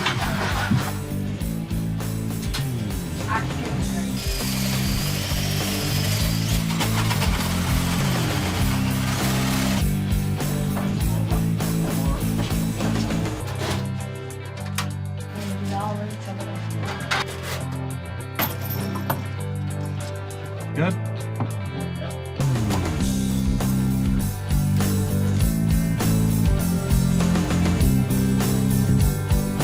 Let's go directly to the wall. We're going to stay flush with the maple, not the cherry, all right? Stay flush with the maple. Actually, even here is what I care about more than anything. I don't want to see that edge. Let's make this one come out with a finished cherry edge here, so this one butts into it, okay? Okay. Yep. Continue across, mitered corner there. On these cupboards here, we're just gonna, again, one miter joint straight across in. Same as that one, contour cut that other one out to the outside edge because we're gonna have 1, 2, 3 cuts on that one. I'm figuring at least 2 more hours. Could be a late night.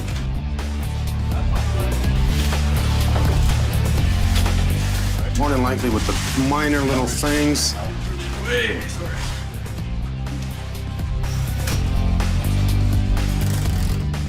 If we're lucky, 2 hours. If we're unlucky, 4 hours. That's great, yeah. You'll go around, Dave, and adjust these later? Yeah, exactly. If you can throw them in, we'll all adjust them at the end. Okay. Got the drill ready?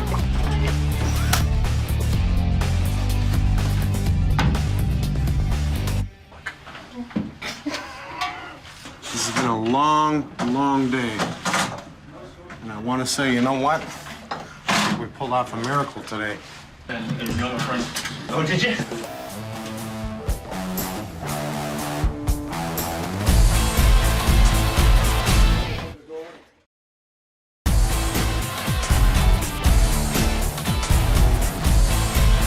Very, very impressive. I'm gonna go get Shannon and Audrey. Come on up. I want to say, I'm sorry to keep you up late. Oh, that's all right. I'm always staying up late. But it takes what it takes. I think you might like what we've done. Holy crow! Oh my goodness! Oh gee! Oh, I got a new stuff and a new fridge.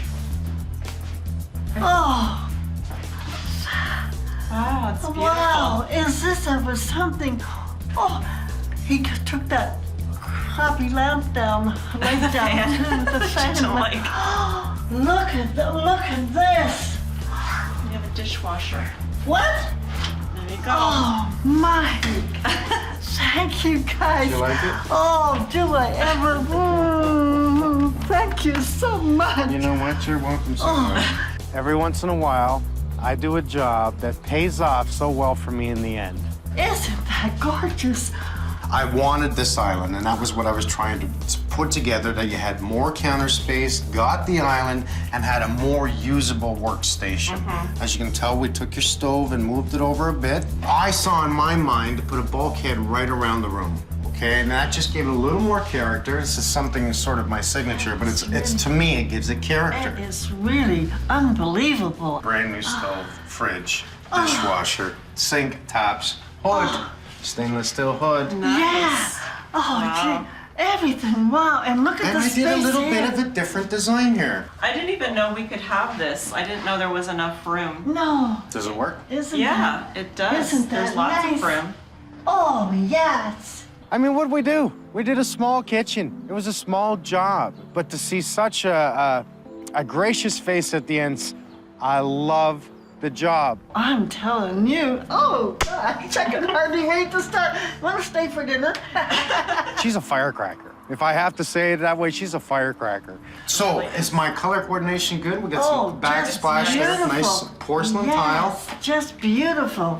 Oh, and you know what I like so much is having a outlet up here that I don't have to pull the fridge out. And Then go we down brought the- Frank in to make sure that we added and checked out your electrical, make sure that we made sure you have a separate line now on your fridge. Oh, it's just, I can't believe this. And you have a couple lights above the sink. I know, the pot lights up There's there. your switch right there. Yeah, isn't that gorgeous? And I'll oh tell my you, gosh. Look at that. Oh, She was so amazed of the little things that we did that I thought were little, to her were huge. gee, what do you know? And they even roll nice and they don't wiggle from side to side. Look at that. Oh, Mike. Oh my gosh. Peekaboo. Oh, isn't that nice? That's a good liquor cabinet. Is that ever gorgeous? Oh, I'm just all shivery. From a simple kitchen job to such a gracious ending where she grabbed me and kissed me 5, 6 times. Even when I left the door, she grabbed me right by my cheeks and smucked me right on the lips. We also made sure that you were able to, Oh, for goodness sakes, you mean just in case you gotta have a shower in the kitchen. I can have a shower in the kitchen? That's the idea. Just in Because case. I can't have one in the bathroom. Oh, you can't have one in the bathroom? Don't make me get my Well, we're tools. gonna have it. We're gonna have it. I gotta go fix your bathroom By now? Somebody you know, sure, you're gonna do it all over. That makes me happy. It's not the kissing. What makes me happy is the look on her face. The little things that we did made such a difference in her life. Oh, I just can't tell you how pleased I am. Well, I think you just did. You know what? I feel really good and I got goosebumps. That's where I smile. That's where my day is worth putting in everything I do. Such a small job to such a huge ending. Would have been so happy with just a new floor, but this is more than can even... To me, this is on me. I just This is feel- my pleasure and I my just gift feel to like you. crying. Thank you so much. I really do. Really You're appreciate welcome. it. You're welcome. It's Really do. I tell you guys, it's. Hey, give me a hug. Give me a hug. You deserve it. Oh, it's wonderful. Thank you You're so much. so welcome. Now you're just gonna have to cook me a dinner. Oh, I will. I will. Okay. That's a promise. That's my pay, okay? That's a promise. Okay. All right. That's Thank a you. promise. Thank you Okay, very much. Janet. Okay, thanks so much, Mike. Thank you, dear. I just appreciate it so much. I hope so much you enjoy. Oh, And I look forward to this dinner. oh, you get it. Now, this is the way it's supposed to be. The relationship, she tested me at the beginning. She said, if you don't do this job right, I'll be phoning and complaining on you. So have I passed? You know? Oh, yeah, you're passed. I passed? You're passed. Because I know you said if I didn't do a good job, you were going to be calling someone. Yeah, I was going to report you, wasn't I, or something like that? Okay, now who are you going to report me to? Nobody. Nobody? Nobody. Somebody challenged me that way, I'm going to step up to the plate. Now, it wasn't a lot of work. It was really easy. But to see that smile at the end,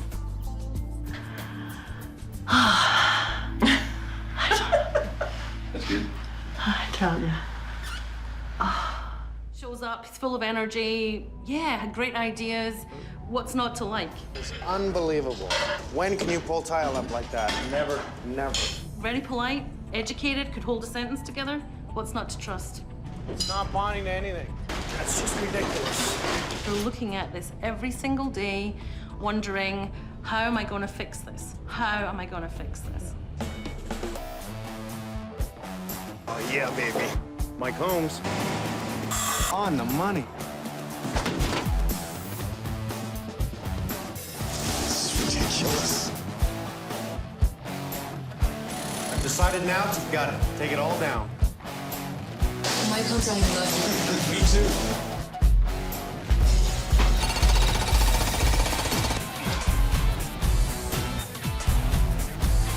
Unacceptable.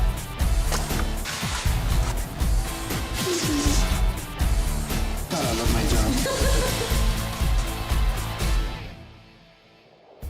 Quite the voyage, you know, for someone that just comes from another country that wants work done, that puts faith and trust in someone that is supposedly a professional. Susan and Tony bought the house within the last year, probably around 7, 8 months ago. And the idea was, like normal, you come in, you buy a place, you get it ready for what you want to move into. Because we were under time pressure to get the house before school started, this house was actually empty, so we knew we could do a quick settlement, which we did, and went ahead in 2 weeks, which was great. And the house needed a lot of work, it needed a lot of updating. The contractor was kind enough to really bring them around to look at different homes, give them ideas of what he could do for them. Come highly recommended. He was very helpful, Very personable. very personable, and we were delighted to have found a contractor so easily, someone that would help us. Tony. Mike, hi. Hi, come here. For the most part, in the beginning, he turned up on time, he kept showing up. The painting got started, the carpeting got done, and that seemed to go okay. You know, this really doesn't look bad from walking in the front of the door. On first view, it doesn't look too bad. It looks pretty decent, but as we progress down the hall, you'll see that things deteriorate pretty dramatically. Well, this is one whole lot of tile. This is right from the front door right through into the dining room. Yep. Closet, laundry room, bathroom. Is this how we finish bathrooms? I guess he was going to cover that up with corner round. The issues really started when the tiling started. The problems with him showing up started around that time also. I think the job was too much for him. And I think by that point, it was also all about the money. We don't have grout. I can also see right off that we've had grout repairs. We have the tiles in the middle here were very uneven, and we asked him to, redo them because they were so uneven, and obviously, it was Height difference? Height difference, yes, height difference. And he showed up at the door. He was very upset. He said his mother had been sick, and of course, we were very sympathetic to that. And he said he would absolutely finish the job, whatever it would take to make us happy. And he did start to show up again. I like the black, I like the amount, and I can't believe how straight that line is down here. So we do see talent within laying tile. What's up with the kitchen? We started to install that ourselves. When we hired him, he was initially going to work with us on doing this, but as the relationship broke down, we decided we would go ahead and do it ourselves. Basically, couldn't finish any of the cabinets until we had the floor finished. There's still tiles that were pulled out and grout that's not finished at the end, and it's not finished into the corners. What's the tape on the ceiling? We were looking to put an island in here. This is for the island. And so that's just rough positioning so that I had some idea of where, for those lights at the end, would line up with the island somehow. Okay, that shows you know how to plan ahead. This is not how to hold up a temporary sink. I'm pleased to see that we have a temporary sink here. The problem being with it is that he's anchored it into the windows. You're gonna put dishes in there, you're gonna fill it with water, and you're going to automatically lean against the counter. Yeah. I can't believe it hasn't snapped and come off.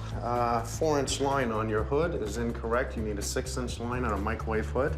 Okay. Did you know that? I didn't. Okay, but it's neat. This shows me you're doing it, and the tiles alone is not bad. However, oh my God, this is gonna be a lot of work.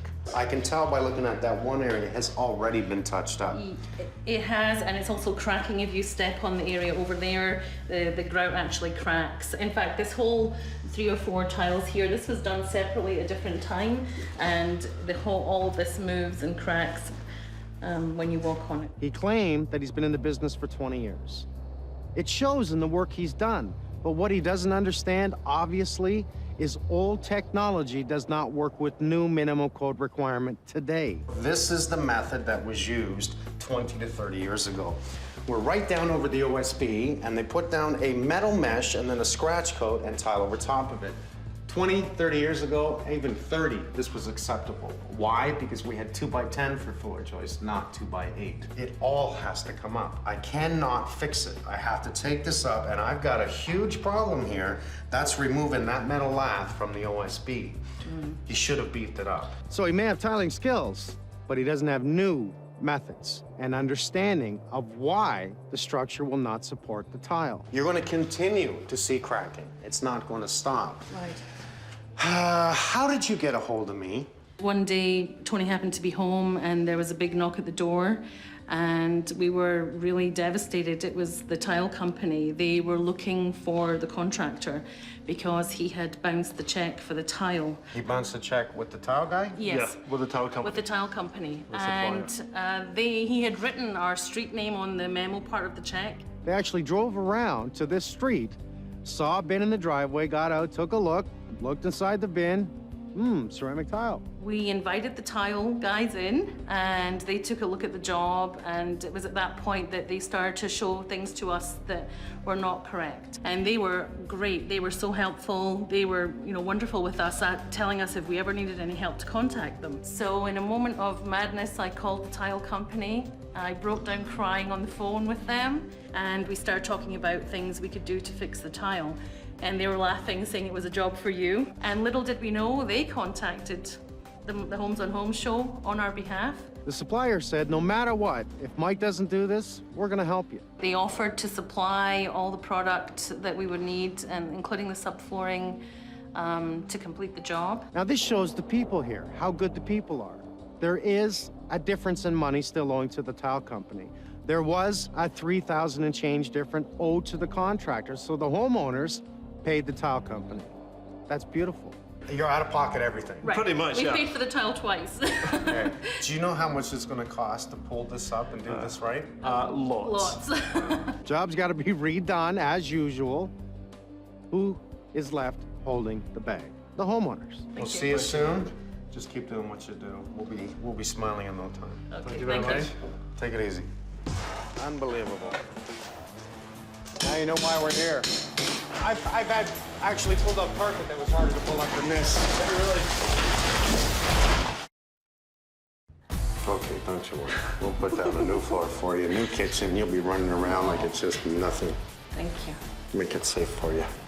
It is a total shame that we have to pull all this tile up because it looks pretty good, but unfortunately, it's not going to work. It's never going to stay, and we're going to redo it. So we'll move everything, plastic up here, start this way back, move everything from here into this room here. Object today is all tile gone.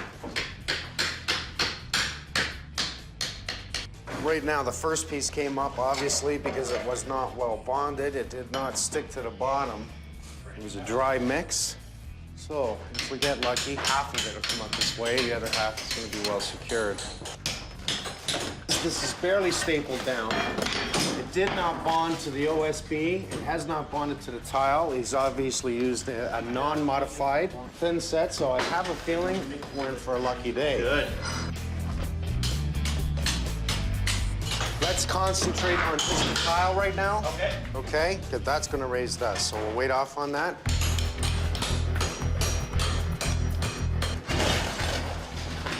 There's one that had bonded to the tile. Part of it Because it's not bonded to the floor, it came up. Right. There is a lot of black tile here from the front door to the very back of the kitchen. That is high maintenance. Let's compare it to a black vehicle. It's hard to keep clean.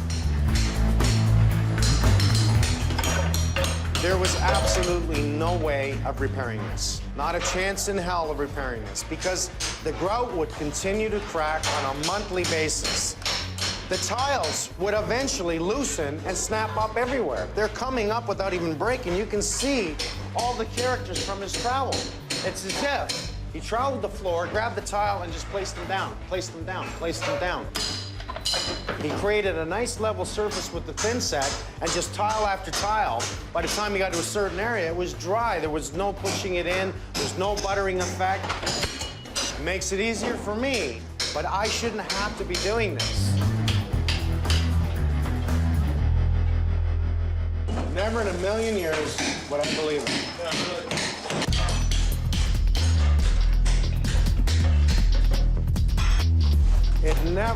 I have never pulled it up that easy.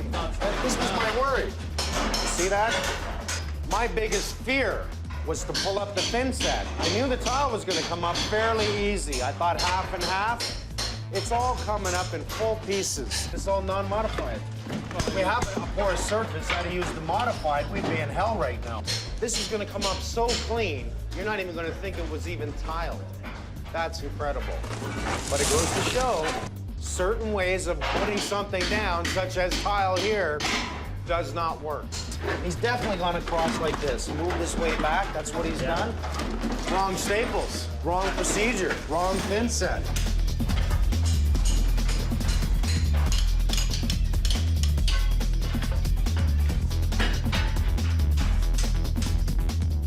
Taken 25 minutes.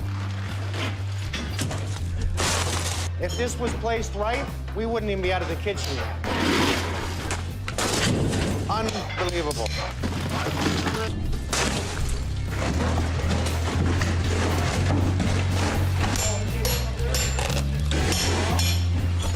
Make sure that we plastic off this area right around. Let's tape it to this area, so if I have to do repairs, it's minor repairs.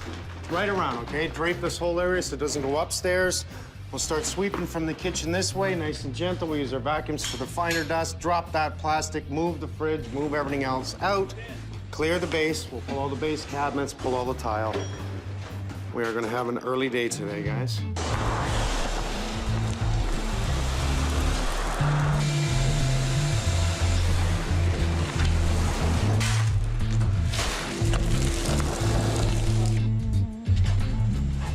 We have pulled up 90% of the tile without breaking it or harming it. Impossible. Impossible.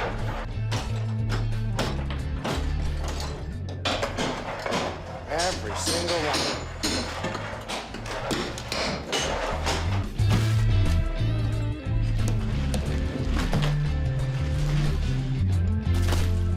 Okay, let's make sure we vacuum out all the duct works. When we clean this place today, it's like we weren't even here.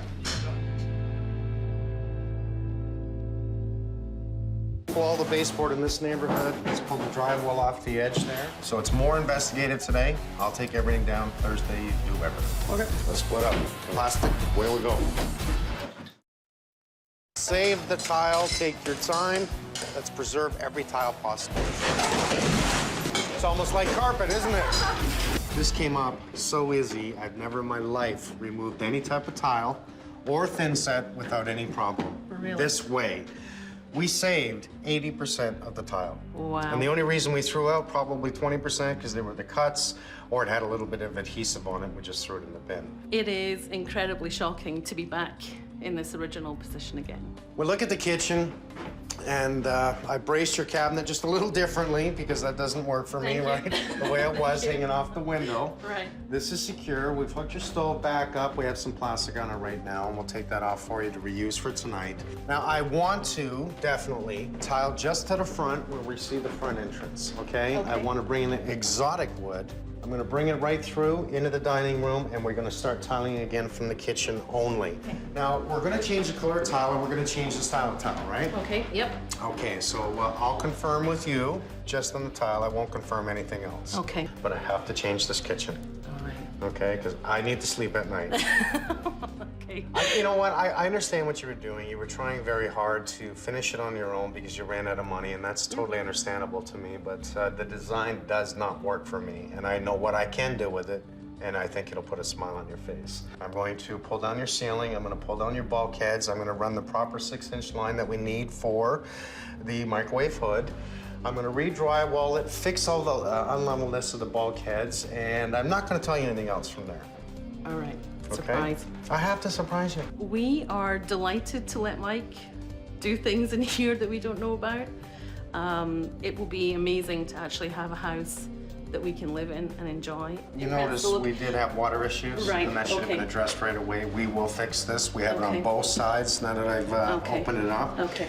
I'm happy that it came up easy and makes it easier for me to fix it. This Right. was my biggest scare, was getting up the thin set, but we just peeled it up like carpet. It was Right. ridiculous. Oh, that's unbelievable. Very dry mix, wrong thin set, wrong procedures, but good for us because it came up easier. Bad for you because Right. you're paying twice. For now, you can use everything you need to use. We'll come in and out. We'll create all the subfloors that we need to do for tile. Once I've gotten to a certain stage, I will block off the kitchen and you're out of luck for a couple of days. Okay, I can live with it. It's been a nightmare. It's been an emotional roller coaster, but at least we know there's going to be an end to it now. That's it. Okay. I'll be back. Thank you very, very much. We should not be using any type of metal mesh on the floor with thin set. We call it scratch coat. It doesn't work anymore. We have to beef it up. We have products we can use. We can use a concrete board, Wonder board. There's many different types. Hardy board. They all work because we thin set that down, we screw it down, and it gives us a much stronger floor. Bringing in a hair. Looks good. So you're the man. You're Ton. You're the one that saves people, eh? Another one out there. I really love to hear that. I think that's very admirable that you do this. That, you stand up to the plate and say, hey, we're going to help this family. The customer was unhappy, so it's not good for our industry, I think. So we should help. So we did. Now the homeowners made a valiant attempt here. They got all their lighting where we want, but This is what you call a retrofit pot light. Nothing really wrong with it, but I want to see what's going on in the ceiling anyway. So just pop all these pot lights down. I want porcelain at the front door. I want to do probably an exotic wood right through, wrapped around the stairs. I would love to do an inlay right here.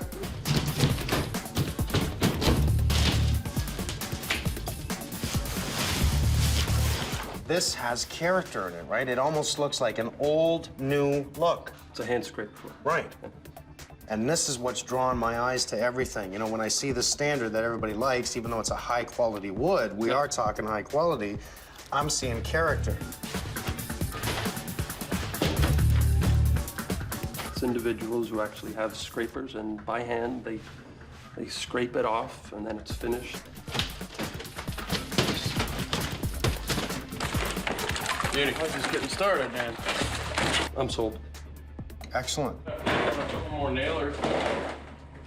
They have a new kitchen in here. They're not allowed back in here. From the front door to this point, we chalk a line. Oh, okay. We've actually maintained square from the front entrance, from the foyer, through to here. We're gonna have the same line like Mike wanted, have the Dietra go square with the structure. That way when we're tiling, we can just follow a line in the membrane, knowing that that's bang on and square. And we've carried it right from the front, about 50 feet or whatever this is, to the back wall. So now we're set square, ready to lay Dietra square to the structure, which will just enable us to do a lot more of a square finished tile job, which is what we want. This will be the first run of Dietra, which everything will square off of. So this one is important. And once we lay this down, we'll plot out the rest both ways off of that. And a lot of square footage here. Okay, that's good.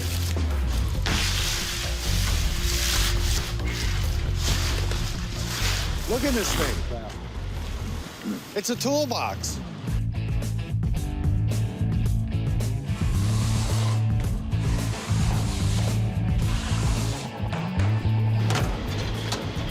Oh, I'll be damned. You see this? There's a bed in here. I'm gonna go in the bed. Is there a bed in here? Yeah, there's a bunk in the back. Well, if it opens up like this, could you imagine? You gotta bring tile to Timbuktu, then you can just take a nap if you get tired. I like that.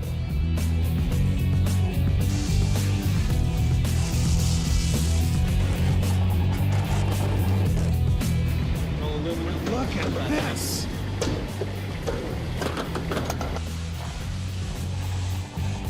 That's it. I want one. Easy. Look at it, parks in the garage. I'm impressed. I'm very impressed. What do you think of the big tile being laid straight out standard stone tile? Generally, I prefer the 45, but if the floor is not flat... You mean this way? Yeah. Diamond pattern? On a diamond. If the floor is not flat because it's such a large tile, before long you're trying to build up with inset. I can determine where our humps are, and if it's just the one, we can do our join there, right? Yeah. That's not an issue. To turn it on the diamond pattern, which I think we have the layout for, and I really think it would work in here. The only other thing you could do is do a combination pattern with the 20 by 20 and the 13 by 13, which would give you a cobblestone look. That would be like that. That would be a little bit easier than the 45. And again, same idea. If the walls are at a square, you've got a big piece, smaller piece, big piece, smaller piece. I like it. I like it. I like it. Sold. This is the original kitchen pipe coming down. Because it's going across the wall upstairs, and the dishwasher's gonna go there, we gotta reroute it around on the other side. I'm just gonna cut it down here. Look at this though. This is, all this black area is where some plumber, I'm assuming, or homeowner in the past almost burnt the house down. They were trying to solder one of these fittings up here. It's unbelievable. Caught fire here, caught fire here, caught fire here, caught fire here, and then he tried to put it out with something. It's coffee. It looks like coffee.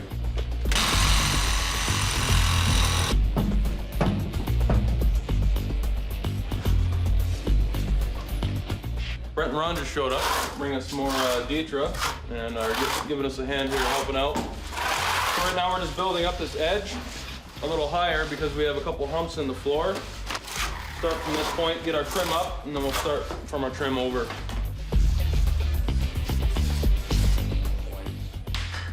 Twice. What did you just spray over that? It's the aerosol hairspray. Hairspray. Yep. Non-scented. Non-scented. Obviously, that's to keep the line there. Yep. More out. Yeah. Okay, that's good. You happy? Yeah. Okay, come over here and just tag that down, please.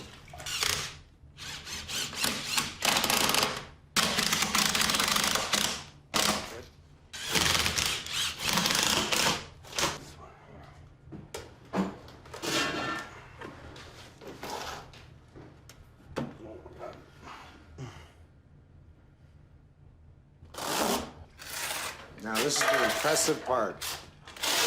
He cuts a porcelain tile, he takes a diamond sponge, and he cleans the edge so we get an edge similar to the one that's here.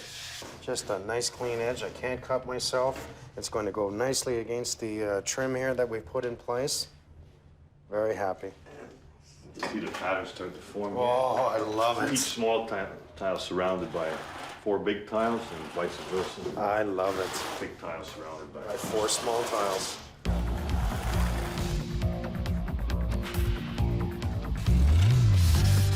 Porcelain definitely has to be dried because otherwise you get what's called a water bond, and the tile will just pop loose. You can have perfect coverage, but there'll be water separating it, and that's not good. That's perfect, Ron. I mean, perfect. Good. And you did that without a level. Perfect. Installing the cabinets. You guys have been working really hard. All new drywall, built out the bulkhead on top up here, making sure that the fridge will sit in place and that we have an equal distance out on both sides. Because as the cabinets go up, we'll have crown molding, so that has to equal all the way around. And of course, Sean leveled that. Way to go. I can see it right away. Because this was something that annoyed me. It was out a ½ an inch, and you would see it as the fridge sits in place and comes out. If the fridge is level, something's going to look unlevel.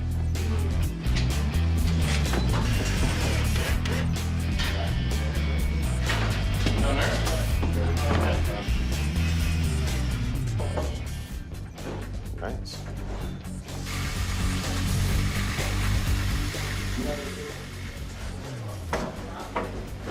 They didn't see me.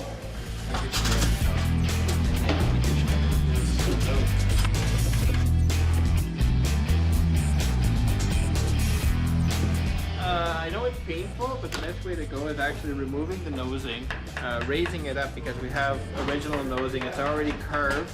It's probably the same color as the floor, very close to it. So take all this off, raise the nosing, cut the pickets, another 3/8, and that way it's pretty. Now, who is going to go to the care that you just did to do that? As a matter of fact, you know, even I was looking for a different angle. Do we put in a piece of, you know, quarter round and mold it to fit the round area? This was the smartest way of doing it. I really like it. I'll never forget it. It's usually the way we do it because you run into height differences, and also you run into height differences at the nosing and how you tie it in, and it just ends up looking like crap if you do it the other way.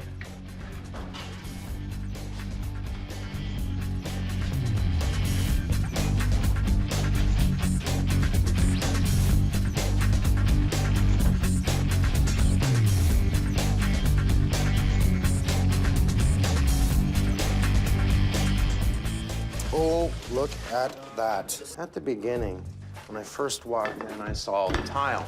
And one of the first things I noticed, besides the length of the tile, was they had an area carpet at the bottom of the stairs. It was a funky one. It looked pretty good. In my mind, I saw replacing the area carpet with this. Let's just throw it on a third one. It doesn't work there for me. So we started putting together the layout before the floor went in, what we were going to use as a tile, how we were going to match the front to the kitchen. Brent introduced these 3 pieces of tile. Just visually looked at it, and I said, this is the ticket. Unless I do a 4th.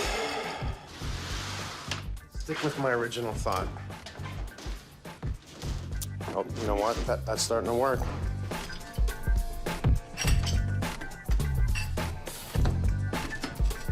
This works for me.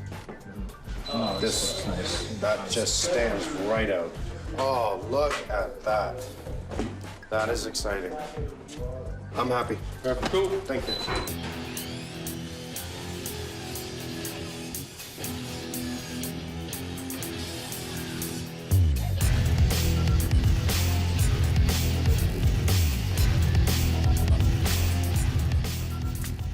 What we've done is we cut the difference off the pickets, difference that we raised the nosing.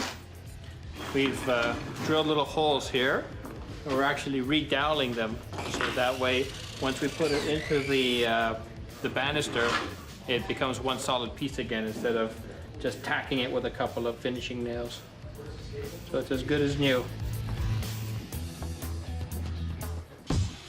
It's not too often I can meet someone that can cut a circle with a table saw. Look at that fit. It'll be a nice surprise if we block it off for her, because it seems so far she's been tempted to come in here and, you know, people start thinking too much. It's not good. Well, we have the guys just doing the plastering touch-ups. Chris is laying the floor. It's looking pretty damn good. Unfortunately, we're unable to cover it up and keep it away from the homeowner, which kind of bothers me, but he was here on the weekend and they were home. As long as they don't see the inlay, but it gives them an idea of what I'm doing. I'm trying to keep them calm because they are slightly full of anxiety, okay? Wondering what's happening to the house, the dust. But it's looking good. The cabinet guys will be back. Unfortunately, the gable is a special order here for the fridge. Now that we have them in place, we can really see the layout. It works out wonderful. We have the drawers on the island for pots and pans, so this is really good workstation in this area here. Crown molding's up, it's looking really good. They have some of the light balance up, so Frank will be back in soon, and we'll make sure we get our lights in underneath. We've had Brian and Gary come in on the weekend, and they moved that gas line for us. You gotta love those guys.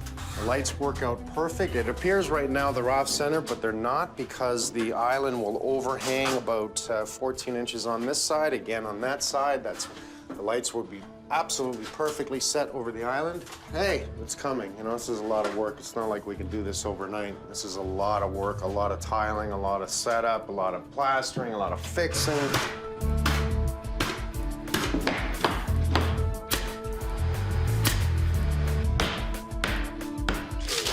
What we're going to do now is I need to make a template for this curve here. So what I do is I actually lay it on top of the floor, tape it down, trace the curve, transfer it to one of the boards, and then proceed to just cut it right out.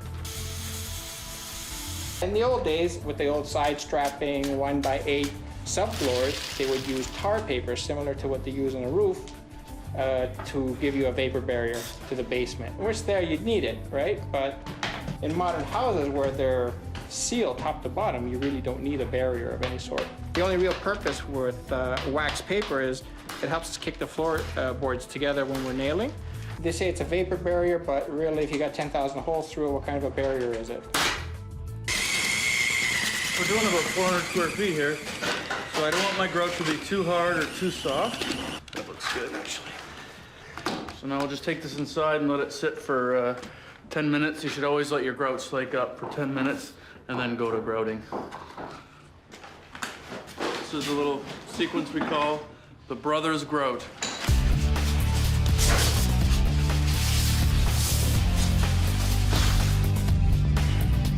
Imagine going through this since, man, we're talking, 5 months now. So you're without a kitchen. Everything's done, pulled apart, new carpets, tiles down, trying to finish the kitchen, and then we come in and take it all up. We turn their house upside down. We give them a room to live in with the fridge and stove actually in the living room. I mean, I understand the frustration, so that's why I call it divorce dust. But we come in, we do it right, and we do it quickly. She's got a little baby here. There's dust in the air. Would have been nice had they have left the house. But if it was done right in the first place, I wouldn't be here. What? No pain, no gain. No pain, no gain. No pain, no gain. That's right. So we're a little bit deep here with the flange, so I'm just gonna use another gasket and longer bolts. Within an inch below the tile, if you use 2 wax gaskets, you're fine.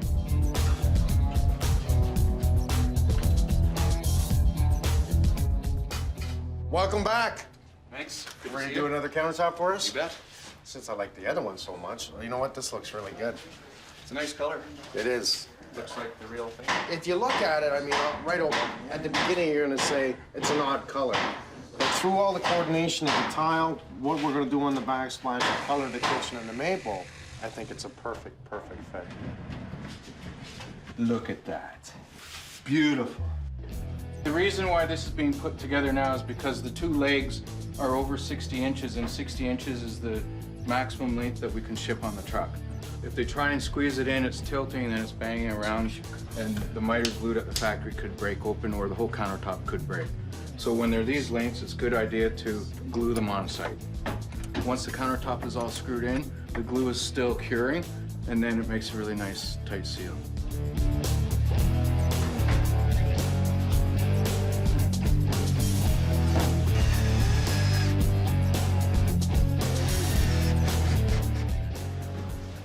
Fixed it. Nothing. Yeah, Mr. Perfect, get out of the way. Well, I'm almost done the inlay. Just gonna first lay this out, and I'm gonna determine my height difference, my layout. I'm gonna take my time on this now, so that when I go to lay it, I'm perfect. Perfect, perfect, perfect. I'd rather be perfect now, so that when I'm ready with thin set, I know exactly how to lay it. We measured everything out to set up for the flooring, because everything had to start at this point. If you're gonna do an inlay, that's where your flooring starts.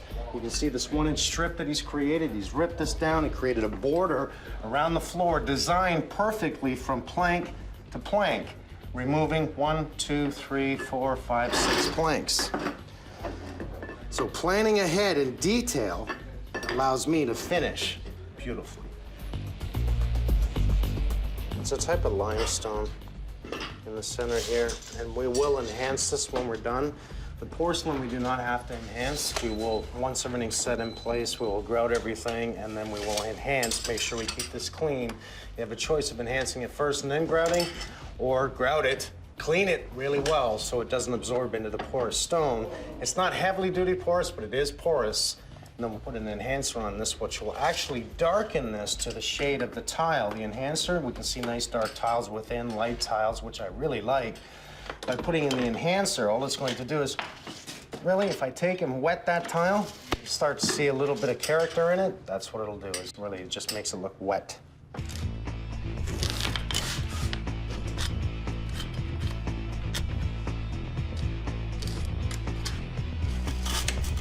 What I'm gonna do is put all 3 medallions in place first, then I'll get the deter and I'll cut strips on the outside edge in between where all the 6x6 are going, because our thickness is your standard 3/4 inch, and we should have the deter down and then the tile. That way we can set it easier and help the build up with it.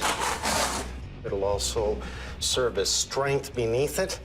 Under here, I don't need it due to the mesh and everything else wooded, the concrete board that we have down, but more than anything, I want the build up.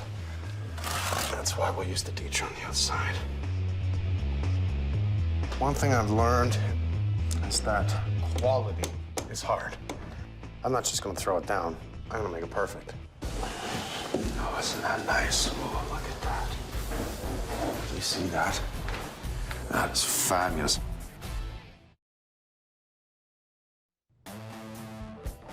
We're up here, looking down. What do you see?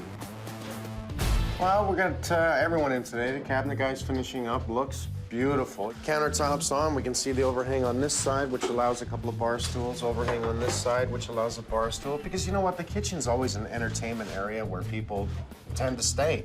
I think more people are in the kitchen than they are in the living room, if you think about it. Little things you do that make the huge difference for look. Independent lighting, so we have lighting under the cabinets, plumbing, electrical, the glass doors, glass door in the corner, which breaks that cabinet look. It's really nice. Hardwood. Tile backsplash. This is such a gorgeous tile. Again, porcelain, the mosaic. Countdown begins.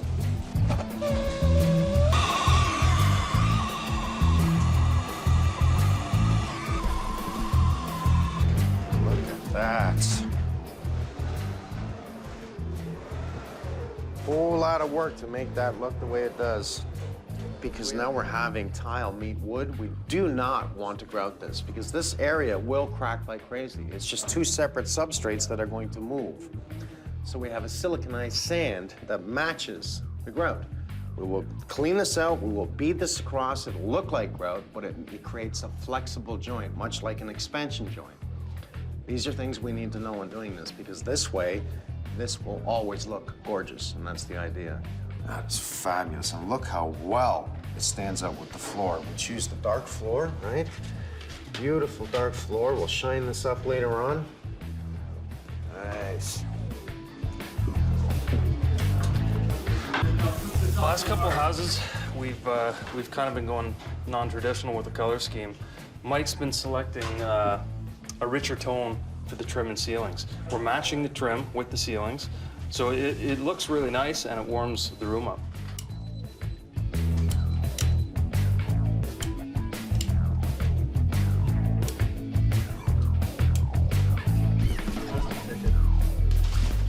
Yeah. Perfect.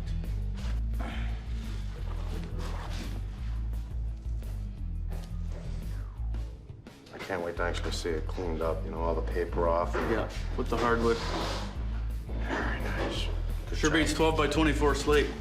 Good job. Thank you. You too, buddy.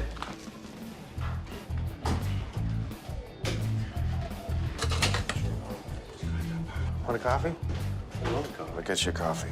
Well, you're gonna get me? I'll get you a coffee. Oh my goodness. He's not really getting me a coffee, is he? Get you a coffee as promised. Thank you very much, Michael. You're welcome. Well, just like every day.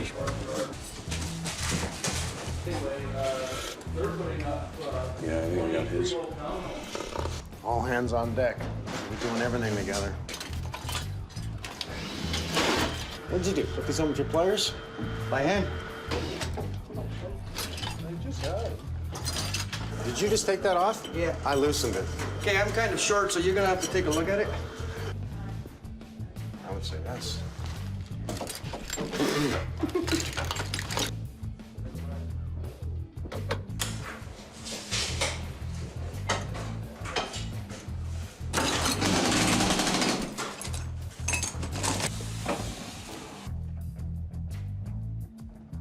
All right, onward. It appears to be mine.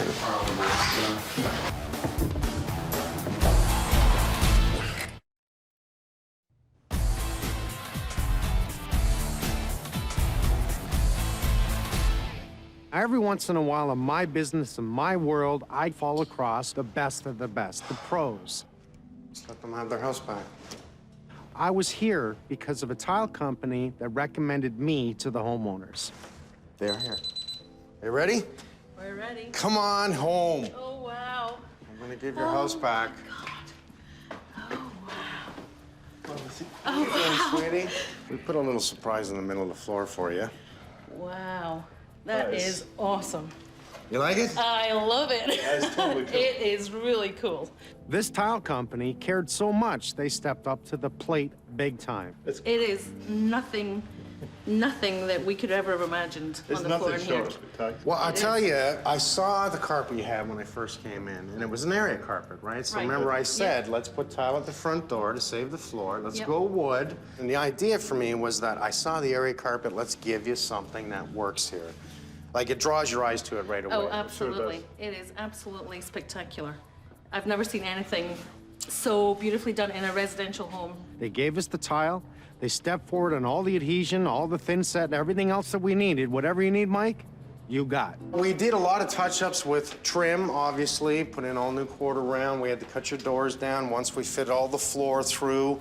Your bathroom is now complete. It has been taken apart and put right back together again. And well, it's brand new again. I took away your full finish on the ceiling. I don't know. Thank you very much. It wasn't ours. Oh, dear. It was truly about someone who cared about the homeowner. I was blown away by this company, I'll be honest.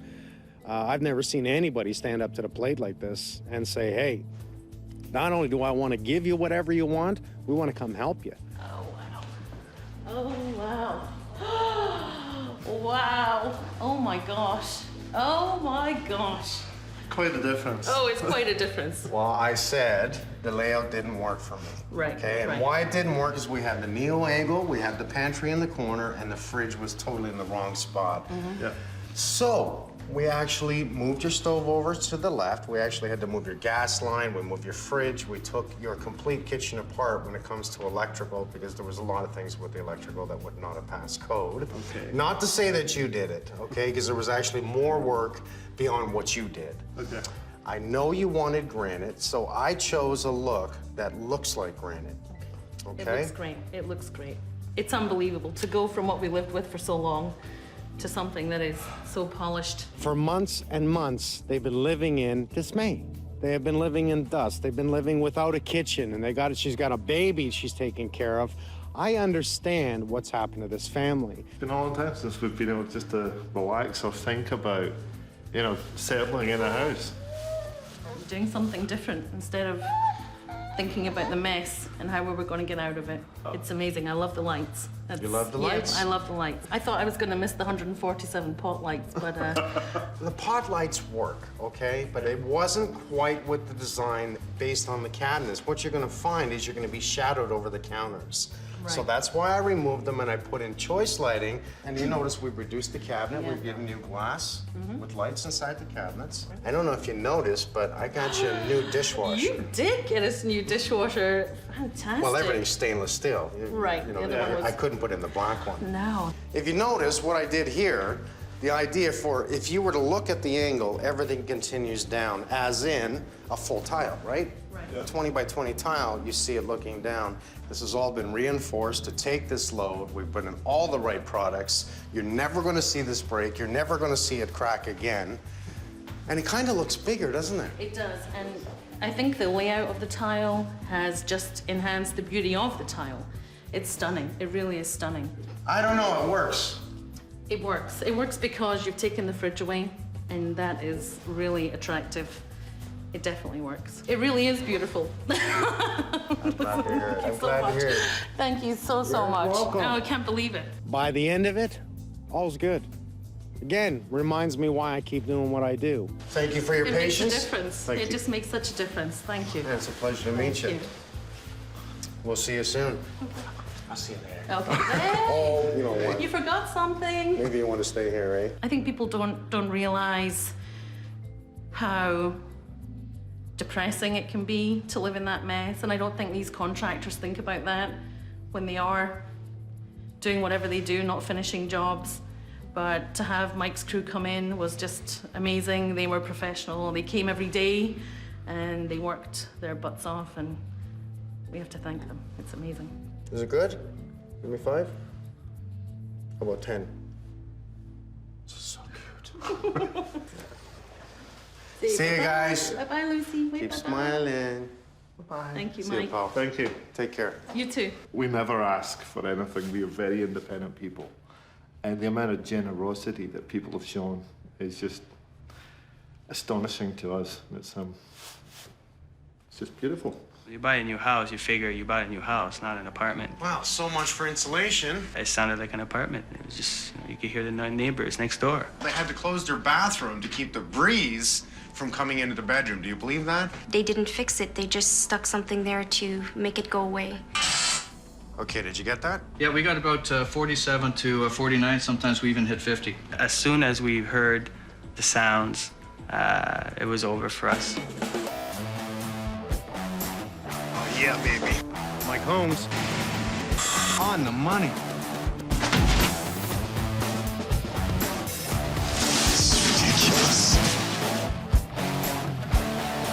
Decided now to gut it. Take it all down.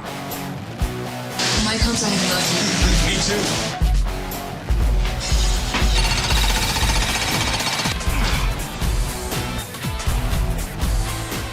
Unacceptable.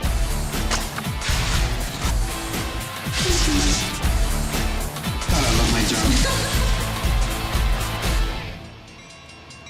When we first moved in, we were gonna stay for 5-10 years because we really loved the house. But the neighbors actually moved in maybe a month or so after we About a moved month in. or so, yeah. And I can just remember when they started moving in, my heart just sank. I couldn't believe that I just bought a house and I could hear them so clearly. Well, normally you're used to seeing me taking things apart, it's being done wrong, built wrong. But let me tell you, one of the biggest complaints is sound. Here we have a wonderful new subdivision, a lot of adjoining homes. The complaint is, I can hear my neighbor. I can hear them talking. I can hear them playing their music. I can hear the TV. I can hear them in their bedroom. Nobody was making the excess noises or anything. It was just talking. And when we heard that, it sort of, you know, I was shocked. Just that night, in fact, we were talking about, you know, when are we going to move out? Like, that's how disappointing we were. What I'm here for is minimum code requirement. And, you know, I keep talking about it day in and day out that minimum code is not good enough. And if you do buy a brand new home that's adjoined to another home, what are your options? Sylvie, nice to see you again. Guy, Hi, Mike. nice to see you. Thank you. This is a nice place. I like seeing no cracks in the grout or the tiles here. This is looking good. I like the layout.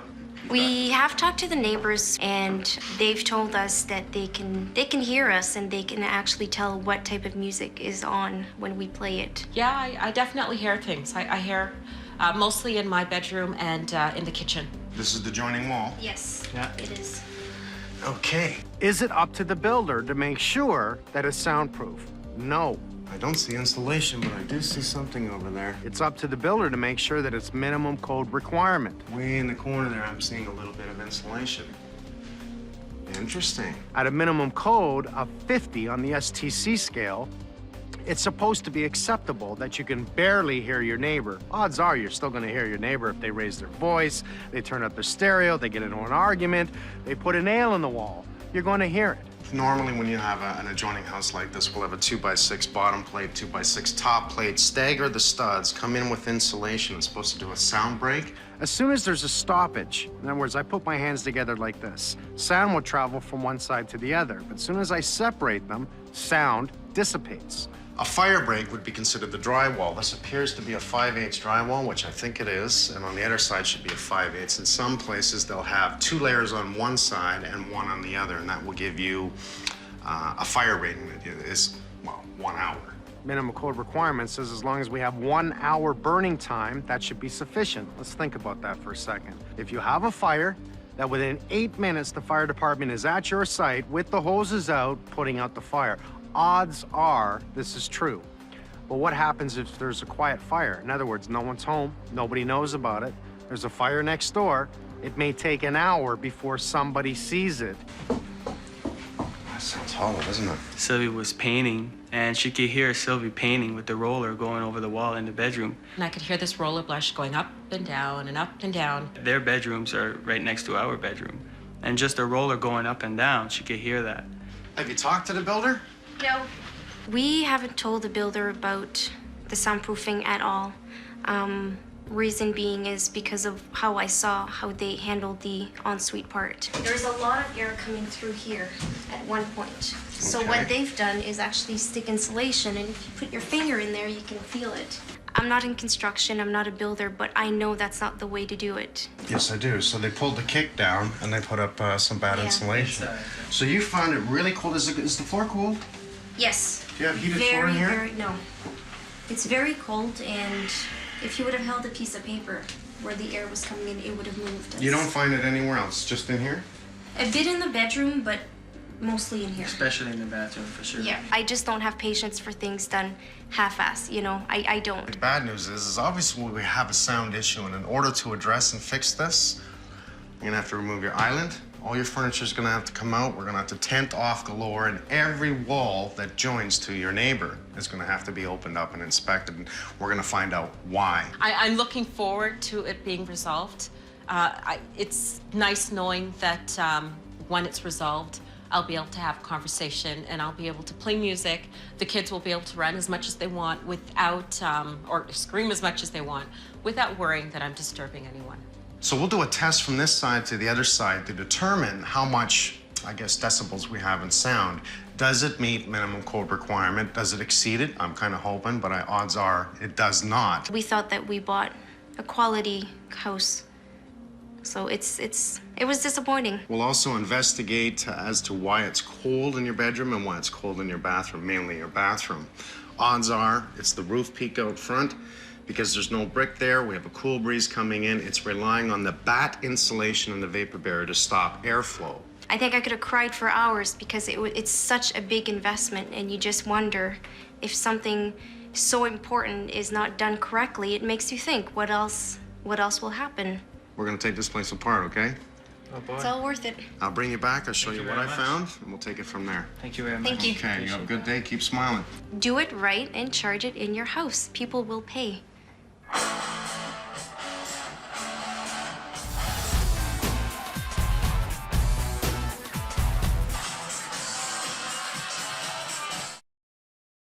We have the quietest neighbors, but you can still hear the steps, the talking, the kids. This is the other side of the house, so I set up or brought in Adam's work radio, and I thought what we could do is test the sound off the radio, and then I'll walk through this side, I'll talk to you on my phone, and you stand on the other side, and we'll find out just the sound that is stopped in between the houses here, how much. Do you need to be in front of it, or? No, actually what I'll do is I'll just stand by the wall here, I'll hold it up, perhaps you can get a shot of it, and this is a decibel meter. Okay. And it'll just register the amount of sound that's happening as a result of okay, now I've set this for full blast. All right. Okay, so let's...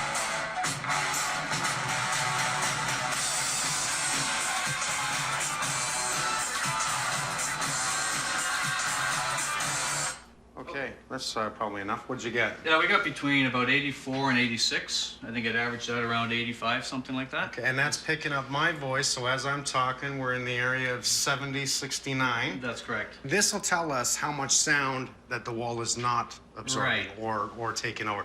This is supposed to be a minimum 50 STCs? That's correct. Well, let's see what we have. Okay. STC stands for Sound Transmission Class. In other words, how much sound the wall will absorb, where decibels is the measurement of sound that we hear. Okay, I got a receptacle here. Okay, Mike, I'm ready for it. Stand out of the way of it.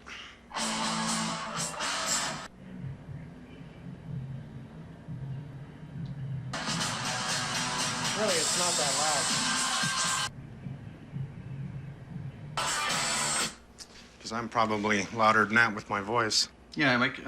No, you couldn't see anything registered here at all, and that's probably as a result of maybe a little extra insulation inside the walls here. Okay, let's go to the master bedroom then. Even though we're above code in STCs, in other words, sound in between the two houses, the problem is that there's high frequency and low frequency. With the high frequency, we have eliminated that. The low frequency is the bass or the boom that from people walking. That would take a lot more money to fix that. Okay, did you pick it up? Again, the high frequencies are gone, but the low frequencies remain. Interesting. Go ahead. Yeah, I'm almost here. Okay, I'm here, Mike. Okay, here we go. We're gonna do the same thing. Just give it about 3 seconds and it'll come on and blare my ears off. It's not that loud though.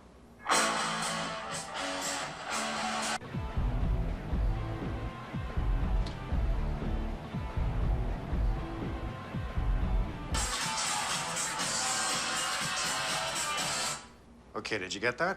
Yeah, we got about 47 to 49. Sometimes we even hit 50. The wall's supposed to be stopping about 46 STCs. And we had, I believe, about 80 on the other side, 85. So we're shy on what we should be getting for a staggered wall, that's correct. Okay, so we found that it was less upstairs than downstairs. That's correct. Okay, that's curious. So that means either there's insulation missing in the wall downstairs, everything's done correctly upstairs. So I would say it's safe to say that upstairs meets minimum code when downstairs does not. Right, we can deduce that we didn't hear anything upstairs, so with the decibels that you had upstairs, I would agree with you. Now, you heard it. I did. But this didn't pick up. But this didn't pick it up. Now, why? Because this is registering anything over 40 decibels, and it's the the high frequencies that are being attenuated at this point, not the low frequencies. Okay, now this is the drywall you're talking about. This stuff here will be the equivalent of 8 layers of drywall. That's correct. When the NRC tested this, that's what their comments were, acoustically speaking. And the trick here is not the actual metal that's inside, but it's the polymer, the viscoelastic polymer that's on both sides of it, which actually convert acoustic energy into heat, which you can't hear, and nor could you feel that. If I use this, that's correct. I'm going to stop really the high frequencies, but not necessarily the low frequencies. That's correct. The screaming, the yelling, the phones ringing, things of that nature, and any kind of bass that happens that's on a low decibel level, you'll get rid of that. But if you got a high decibel level of bass where you really crank it to a point of a concert speaker, let's say, this is going to be hard pressed to stop that because this viscoelastic polymer only has so much capacity. Well, I'm actually going to take this wall down because it concerns me as to why am I hearing more here than I am upstairs. So that's something I want to personally see. Maybe we'll come up with that. And then we'll, you know what, let me bring it back after I take this down. All right. So we can do a visual inspection. We can talk about what I see in the floor joists. And we'll take it from there. Sounds great. Man, thank you. You're very welcome. And I got to get one of these. I can tell my kids, you're loud. I'm always loud. I'm a salesman. You're loud, quiet.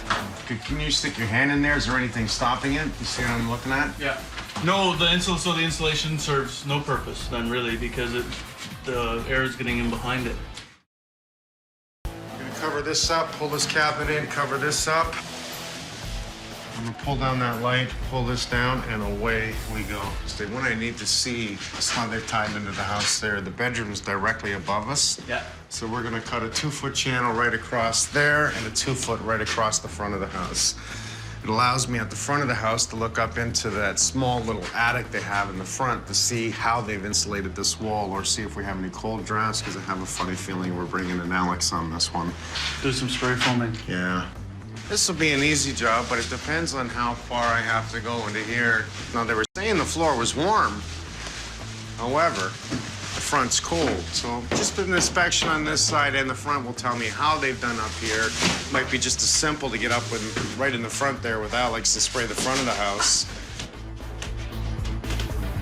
What they're trying to do is create a warm zone. So the vapor barrier, you can see they snapped it on here. They've come up right across. I mean, think about the insulation. I can't believe they're not colder up there. That whole front, there's got to be a wall going up the front. When was billowing this plastic? You know where that's coming from. That's why it's cold in the front. Yeah. Drop the whole ceiling. Okay.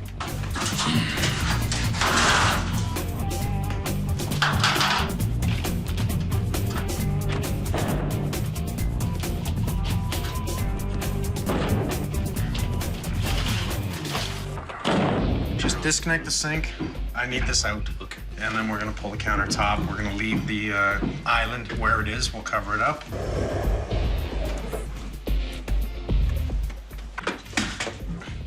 You see, Dan, he leaned on the bottom of a cupboard once and it all fell apart because he should be on a dive, but he broke it, so I'm trying to give him some room. But he didn't hear me say that. Just keep it protected. I removed the doors for you, Dan, so you didn't, like... Gain weight? I didn't say anything.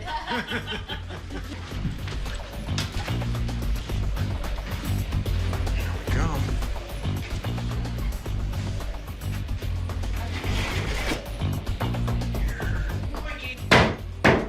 That's a hard drywall. You know, that's depressing. There was no insulation here. There's also no insulation here. Pull the wall down. Yeah! Well, that's their wall right there. Oh, wait a minute. We have a double wall. This is again showing me the builder cares about what they're doing. They did a double-studded wall rather than a 2x6 with bottom plate and top plate and staggered studding. When visually looking through the hole, I could see the distance in the back. This would equal a 2x6 distance. Right away, I'm thinking they did stagger studding, which they can do. But in this case, because it's a double wall, and I remember now one of the neighbors saying to me that my neighbor got insulation, but I didn't. And minimum code here was as long as one of them is insulated, the other one doesn't have to be. Okay, so that's a good sign. We see that they have insulated on the other side. I can see it over there. I'm no longer going to harm their side. That's where the sound came from. So I'm gonna take this piece, we're gonna plaster it back in place. There's the next door neighbor right there. On the other side of this, you're gonna see the same thing we saw here. Remember, we also saw, and I can see insulation in there. So that's good. Good thing is, we have a double wall. We have drywall in between, so fire rating is good. We have insulation on this side. For some strange reason, they ran out of drywall and decided to insulate this area. This would now explain why we can hear the music so loud on downstairs in the kitchen and not upstairs in the bedroom. All right, now that we have all the drywall down, this is what we call minimum code requirement. What they're going to do, and it's, again, I'm gonna say this, they bring in the framers, they frame the ceiling down low, they put in a nice, what is this, probably an R30 insulation. Look at these pieces. First of all, cold goes that way through this like a baffle. It's supposed to be this way. This should have been a continuous piece, but the reason they did this was so it didn't fall out on them. They just stuffed it up and then drywalled it. We see the plastic on the warm side, and how we see it is they came up from the wall, I can see it there, they drape across the top, they come down, they tie into the side of this 2x4. So there's no tape, there's nothing around here to stop air movement in here. Anytime there's a cold zone, such as a garage or a front porch or anything like that that has a room above, it should be spray foam. Spray foam's 100%. It's gonna seal it, it's gonna keep it warm. Cost factor, we know that spray foam is 3 to 4 times more cost than bat and vapor barrier, okay?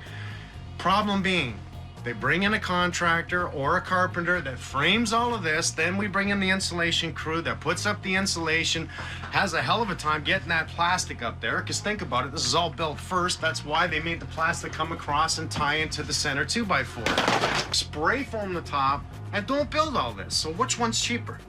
Look at that, eh? So the day they catch on to this and brag about it, hey, we spray foam it, your rooms are gonna be warm. That's what I wanna hear. My bedroom's warm, my bathroom's warm.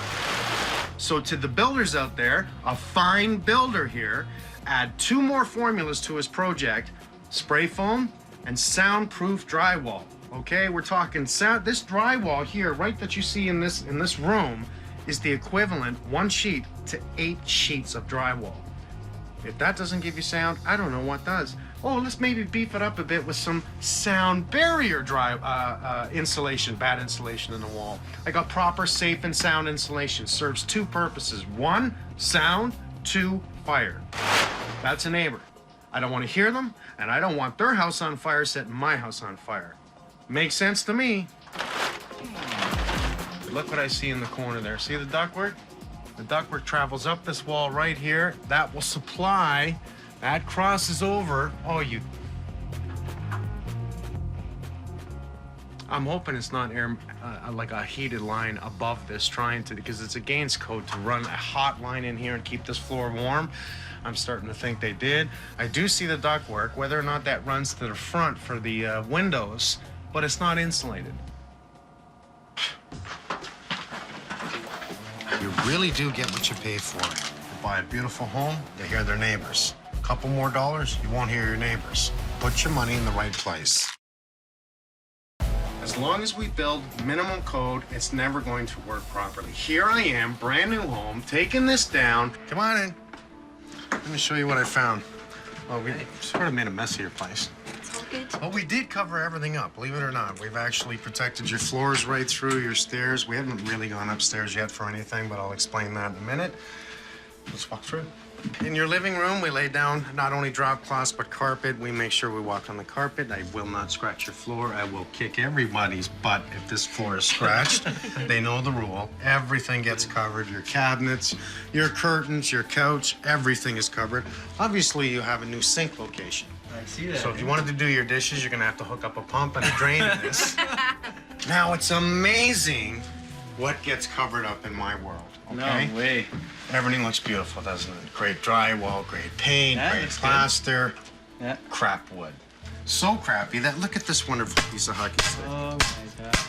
I thought it was the staggered studding. Remember I said it was Yeah. 2x6 on the bottom and the top? It's That's not, right. it's actually a double wall. So we have one wall on one side, one wall on this side. Minimum code requirement in this area states that as long as one wall is insulated, you're fine. As we were upstairs, I was on the other side of the house. My sound guy was on this side.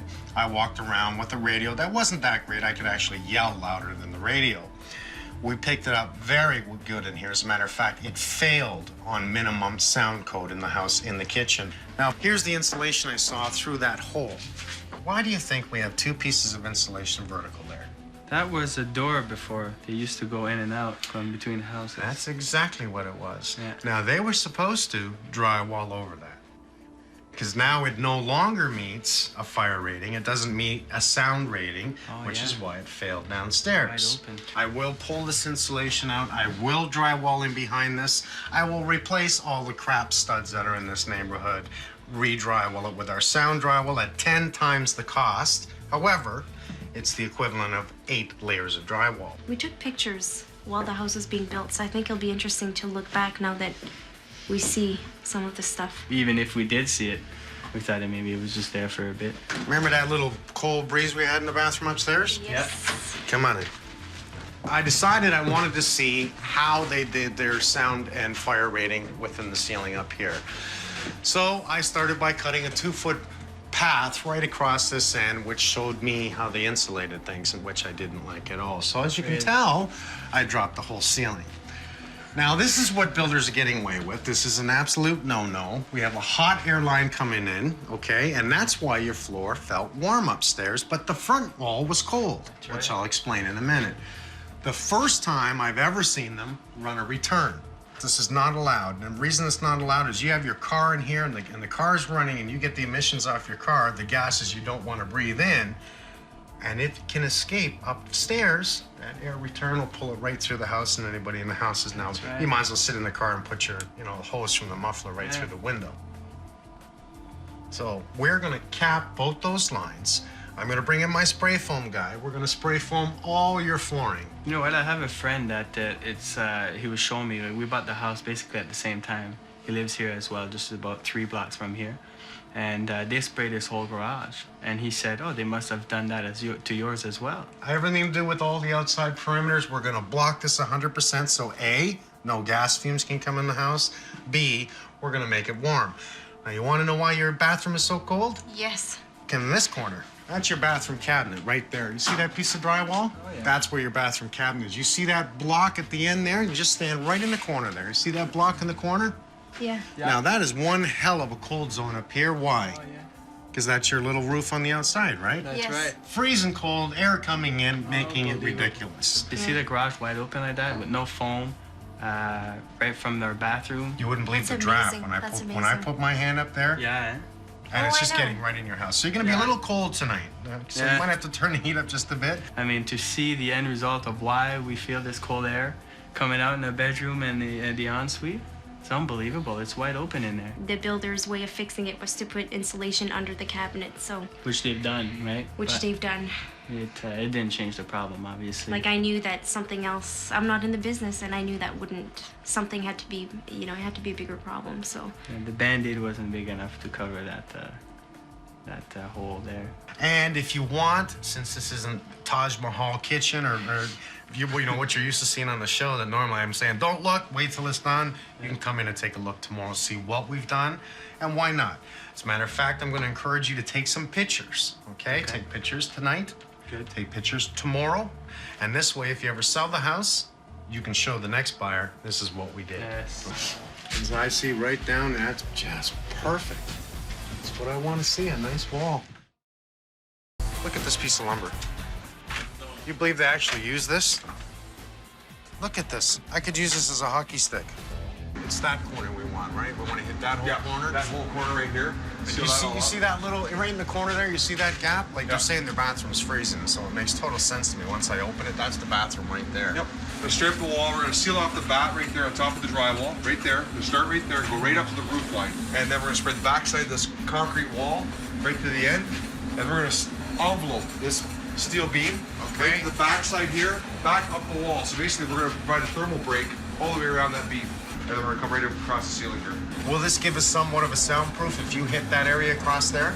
Yes, the first way sound travels is gonna be through open spaces, and there's definitely a bunch of cracks there where the sound can travel through, so the spray foam will deaden that a little bit. So you don't mind hitting above the 2x4 there in that hole zone? No problem. What we'll do is an air seal right there. That'll do the most spray foam will do. Excellent, okay, and obviously we have the same issue on the front porch where I've dropped the soffit, and we just need you to butter that wall around, so because that help protect the bathroom from it getting cold. Yeah, actually, we're more than butter. We're gonna spray it fairly thick on there. Excellent. Yeah, we're gonna probably 2 inches of foam at least there. Okay.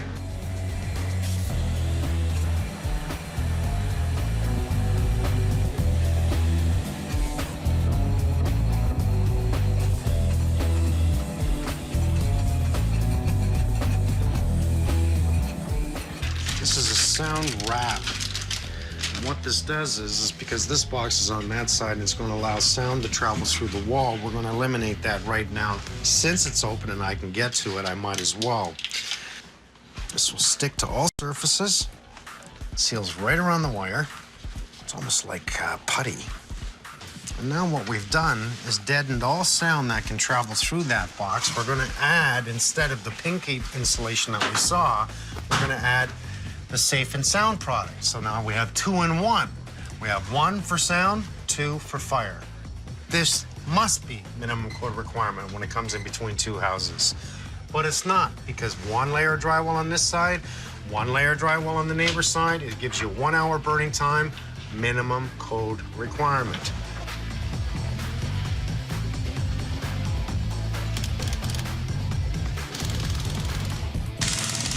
I can't believe you can screw through that and there's like metal in the middle.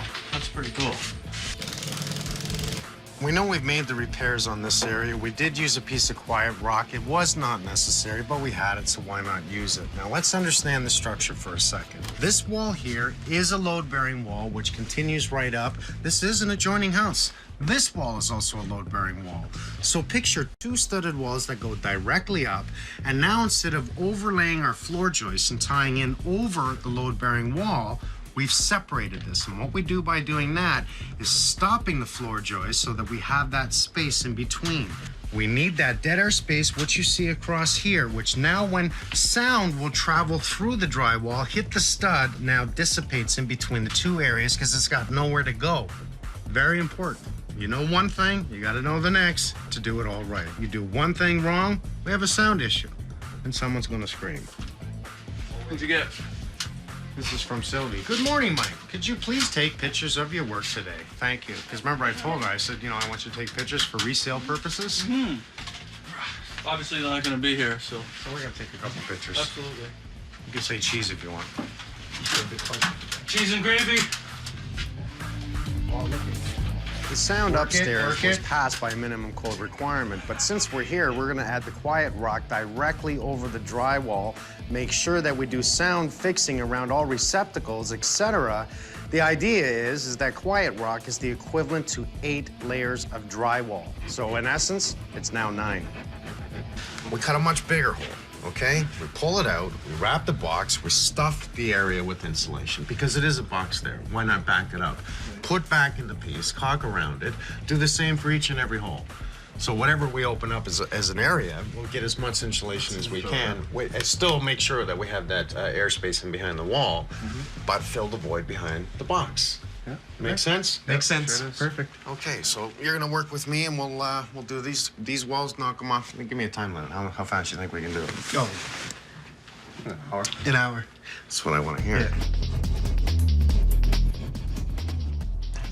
Tell you 5 inches, not like ½ inch, eh? No.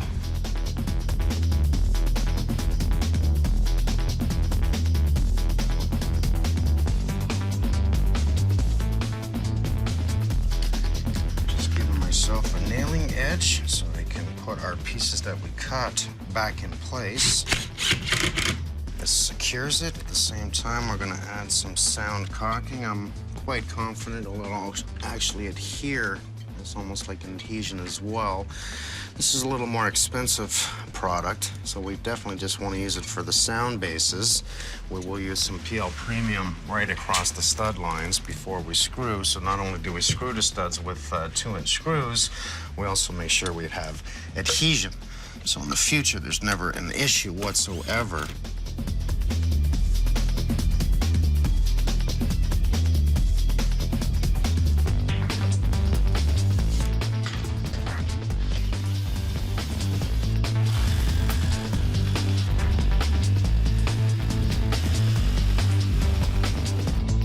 Normally, this is something I never recommend, is to cover up anything, but in this case, we're gonna cover it up with soundboard.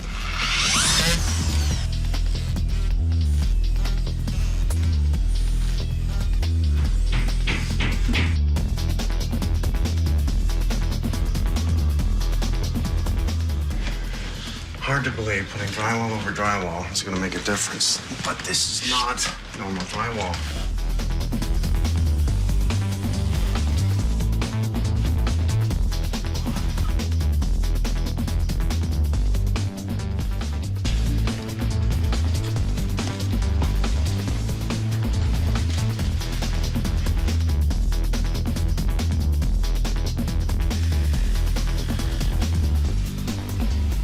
You don't have to worry about putting any seal on this because when you go through, there's polymer inside the drywall that'll coat the screw as it goes through. So it'll lock everything in. So it'll lock everything in. You Right. don't have to worry about hanging a picture or anything like that because it'll do the same thing to the nail.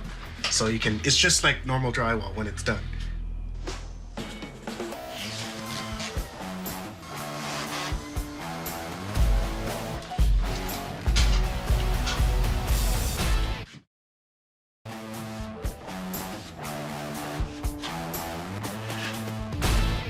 Nice, easy one for you today. I just need you to get the soffit back up. Obviously, you see that we've spray foamed it. Yep.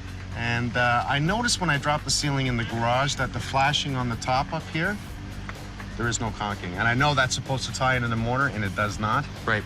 So you do me a favor and throw up a little Yep. bit of caulking. Yeah, no Maybe problem. take a look at everything on this side here, if you can, while you're up there. Yep, will do.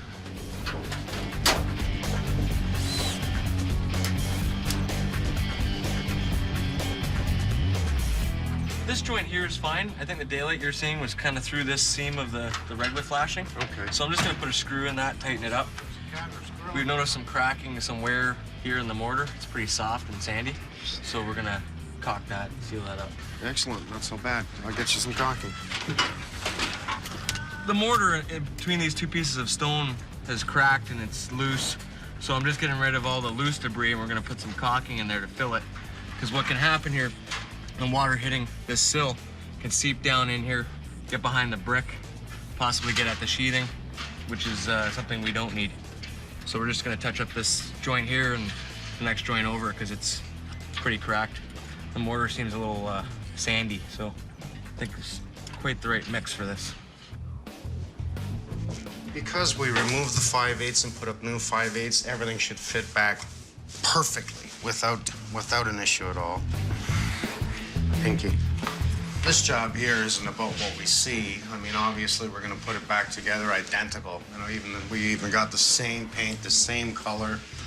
So visually, you're not gonna see a thing other than the one room and the garage, because we cleaned up the plaster in the garage, we painted it, and obviously changed the color in the one room. We matched everything else, but it's not about what we see, it's about what we hear.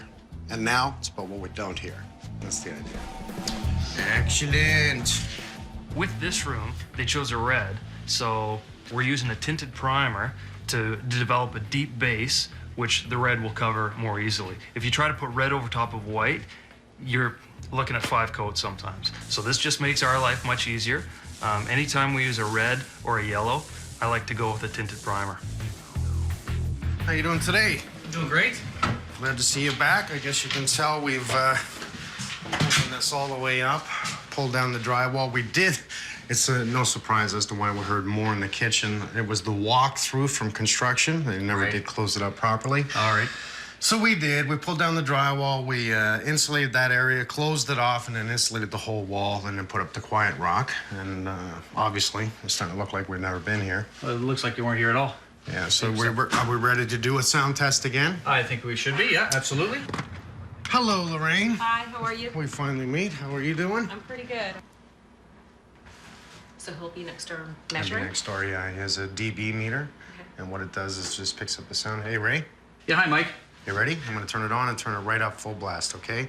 It's not as loud as you think, so hold on. Okay.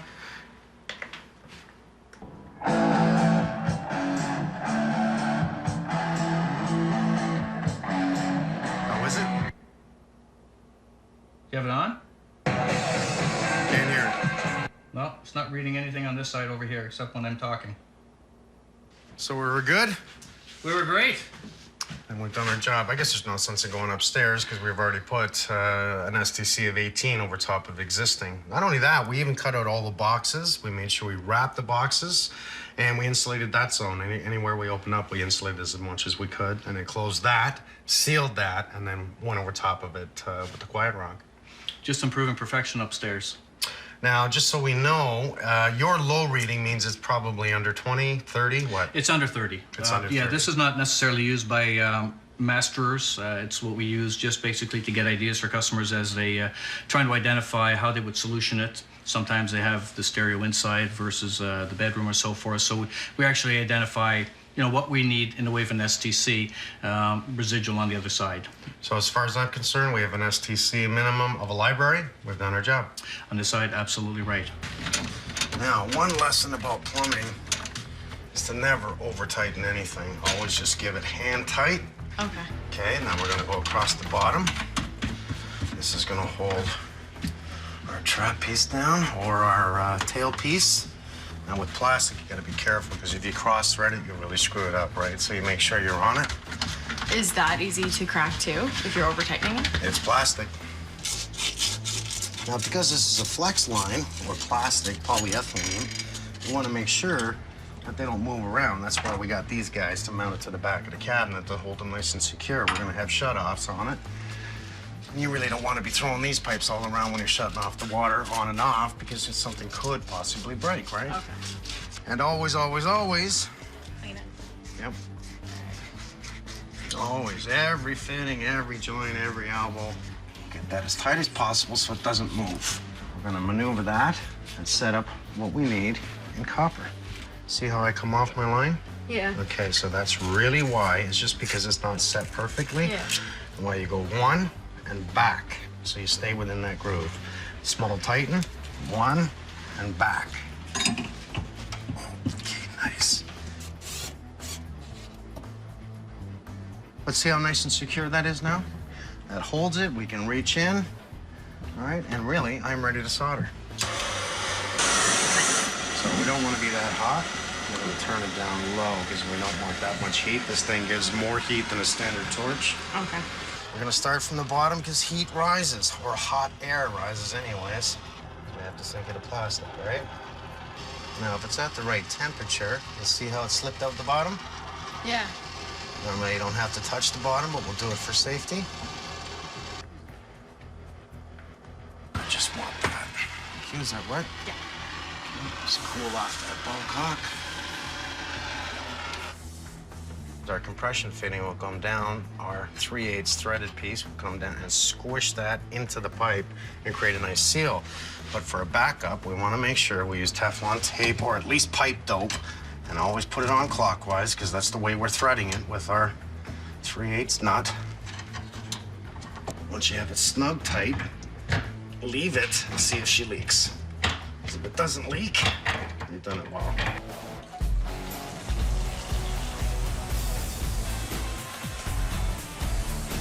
Got it? Got it. All right, you can do the next one. All right. Good job. Thank you. Well, I don't really do much, but good job.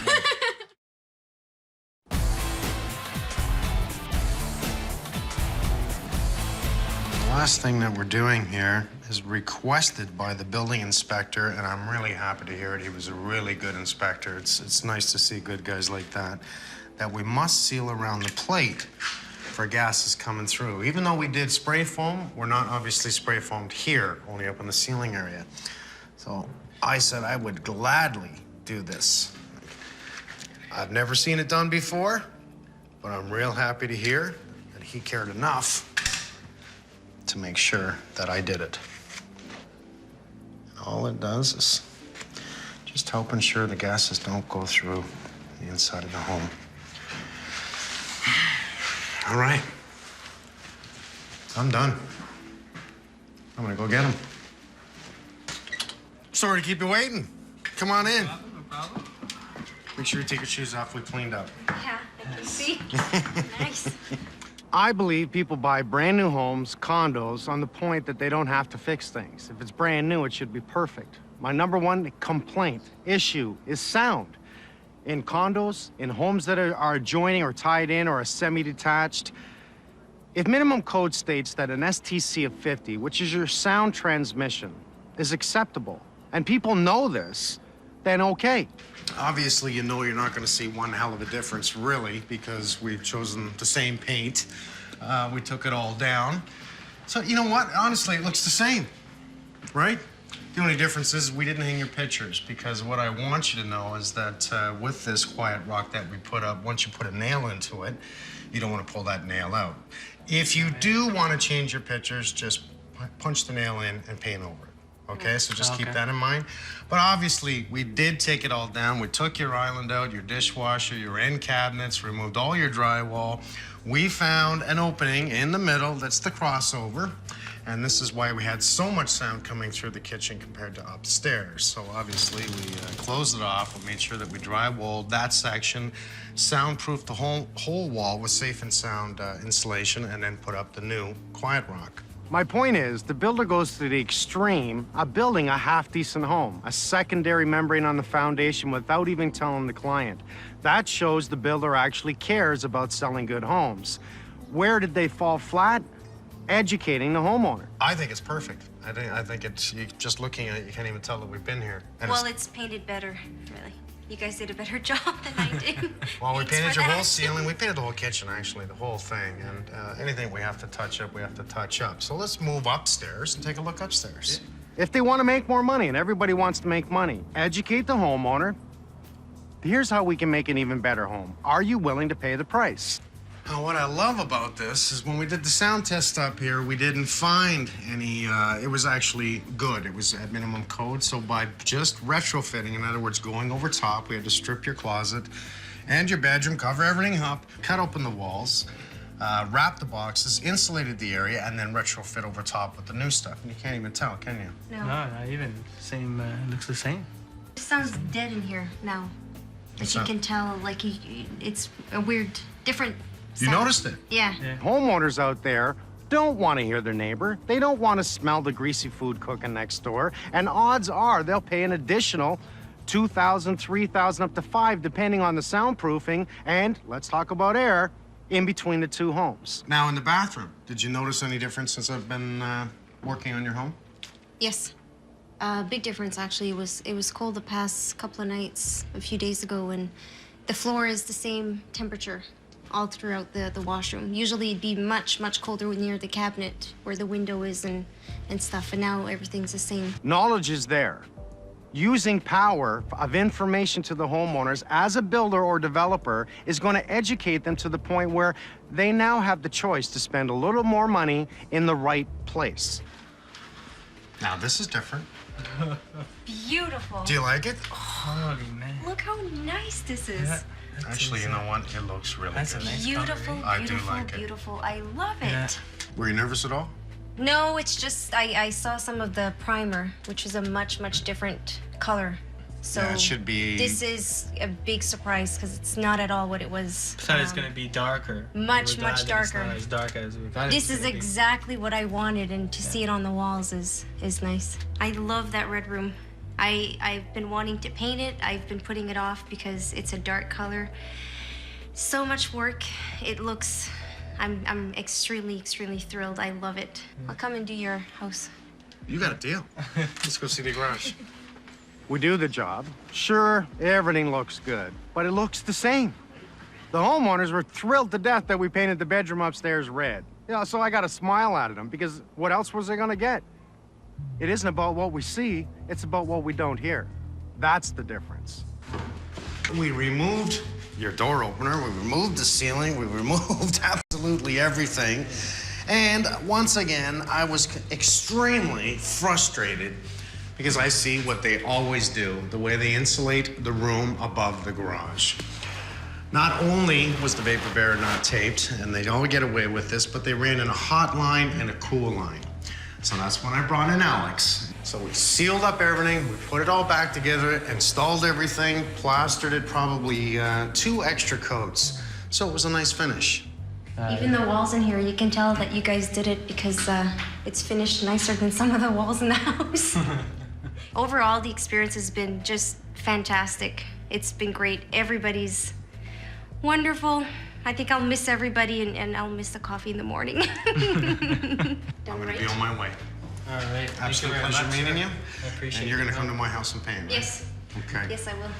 Thank you. Thank you for coming. Thank you. Thank you you keep for smiling. everything. Okay. Thank you. Enjoy it, all right? We're staying put. Yeah, we're staying put. You're thinking, well, you had the inspector here. If he didn't say anything about it, it must be all right. This house should have burnt down years ago. You expect him to see things and tell you, or at least write them in the report. You know, this looks odd, this is wrong, this isn't per code. Raw sewage, everybody wants to throw up.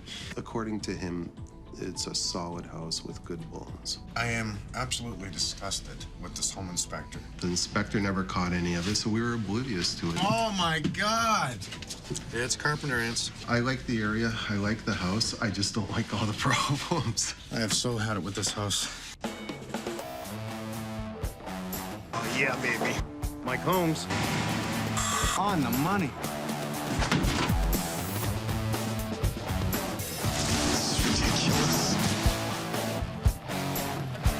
I've decided now to gut it. Take it all down.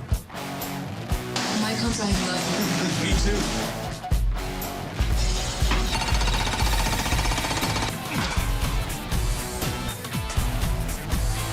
Unacceptable.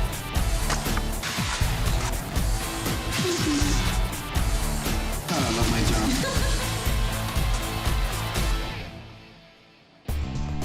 It's something I always say to people. If you're gonna buy a home, I don't care if it's brand new, used, get a home inspector. Have it inspected. Make sure that there's no problems with the home. During the process of buying a house, we demanded an inspection because that was one of the biggest requirements, that everything be in working order when we bought it, and we thought the home inspection would do that for us. Now understand, what they're looking at are things that we need to know about our home. Electrical, structural, plumbing, HVAC. Spring is in the air. The question is, how qualified should you be to be a home inspector? Good morning. How are you? Eeyore, nice to see you again. Nice to see you. Chris? Hi, Mike. You prefer Chris or Christine? Chris is good. Chris is good. I like that. Yeah. It was clean, it was a nice area. The house looked good. Inspector didn't see anything out of the ordinary. We thought, wow, the guy really, you know, this is a great house. Nothing was really wrong with it, right? I think the problems we have here is home inspection. Absolutely. Okay, maybe you noticed anything upstairs, or are we just talking downstairs at this point? We're talking, yeah, downstairs. Downstairs. Let's go take a look. Great. All right, you've been here 6 months. Any issues you've noticed? Anything that is standing out that makes you concerned? Well, after about a minute of showering, you're standing in an ankle deep in water. Bathing in the shower. That works. Yes. Let's take a look at it. Do we have a workable light in here? Nope. We don't know the story with the light. The light has no switch, and it's never worked. Well, this is not how we do a floor drain. I'll tell you that right now. That's 1.25 inches for one. That is no good. And I see water full in it, so obviously you have an issue with your plumbing. Is this the report? Yes. First of all, you're not a professional home person, so you walk around with him, or you did, and you expect him to see things. Did he tell you anything about plumbing? About the bathroom? What did he say about plumbing? The only thing he said was that it was interesting, and I asked him if it was fine, and he said it's fine. It's fine. You can't see everything, plus you're not a professional to see those things so quickly. Or know what to check. And what to check, right? So you know, you walk around, and then it's only afterward you come in and you start using things, and then things don't work. Venting. Functional drainage noted throughout the home at the time of inspection. Like, what does that tell you? All right, let's take a look at this then. With C, obviously they raised the shower floor to do the plumbing from the bottom, brought it up, so it almost appears that it's almost high here, and that might be an issue right there. Brought along the back of the washer and dryer. When you wash clothes, they don't rinse. And the laundry sink beside the washer fills up with water. And they tried to vent off of this line, which tells me there's no vent there. They've come up off of here, run it through a separate line for the washing machine. And at first you think, oh, the washing machine is no good, even though it's supposed to be brand new. But it's not the washing machine. It's the plumbing around it. This is the sink. No signs of venting. Carried off, toilet running through, clean out. Total improper venting. Not to mention, we don't want to see the plumbing like this. It should be actually cut through the floor. This is not how we tie things in, especially. Do you smell anything down here? The sewer gases that we smell down there are scary, disgusting. It stinks. There's something wrong. The shower doesn't drain. Well, there's things wrong with it. It's not even close to right. It's against code. And you know me, minimum code sucks. This is an issue. The plumbing is an issue. This was not explained to you? No. That was my major, and then we have a major number 2. Okay, we've had some people in your house playing around. 1, 2, 3, 4, 5, 6, 7 junction points right here. Why do we hire people? To give us advice, to give us the things that we need to do in life so that we don't have problems. Look at this. You were told right out that everything was fine. Electrical was fine, plumbing was fine, not an issue, that it wouldn't cost money to fix. Let me guess. Absolutely, that's exactly what was told to us. We have a lot of signs of rust. Was anything in there at all to do with your heating? Not at all. He just told us that the furnace was 20 years old. That's it? That's it. All right. Who's responsible? Looks like no one. What's the sense of bringing in a home inspector if they don't give you the right information? Read the fine print. And it's stated all over the paperwork. We're not responsible. It's what appears. It's what we can see.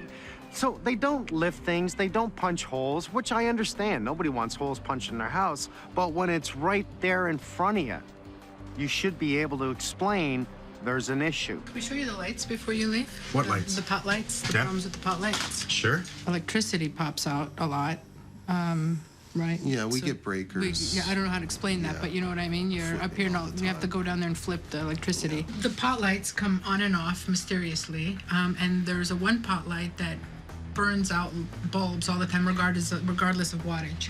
So, and that's that one right there. Plus, under the stairs, there's a halogen light that, it's where the kids play, and it falls out and hangs and... We have a receptacle box, punched a hole into the ceiling, a cord plugged in.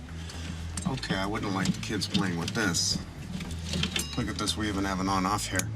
The problem is, you don't know who the inspector is. I mean, he might be someone who took a 6-week training course. Was any of this talked about, like this box hanging down like this when the extension cord plugged in? No. Nothing. They might not be qualified to be doing that kind of job. All right.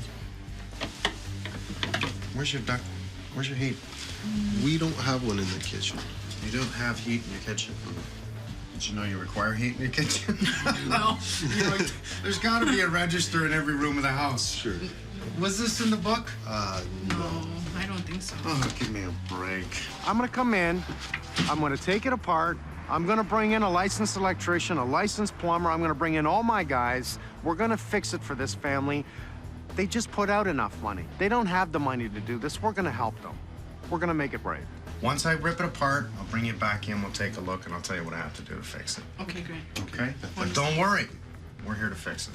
Thank you, Mom. Okay? Keep smiling. I'm gonna go get my guys. Okay, great, thank you. Maybe we just gotta hold up the plumbing so it drains. Give it the proper slope. Yeah. He didn't turn on the washing machine. We didn't see him do that. He didn't check anything. No. Just visually walked around and made a couple That's of what it notes. seems like, yes. One thing we do know is we're gonna take this apart. Right. So let's pull out the sink, pull out the toilet, pull out the washer and dryer, protect it with drop glass. Pull out the doors, protect it, keep all the track, keep all the hardware, tape it to the back of the door. Start putting it in a bag and tape it to the back of the door. Okay. Pull the racks out. The sink, the cabinets are still good. We'll keep them. Maybe we'll incorporate a small laundry room on the other side, dress it up somewhat nice, Right. and make sure we put in a proper bathroom here. All that water was sitting in that pipe, so it's all coming back.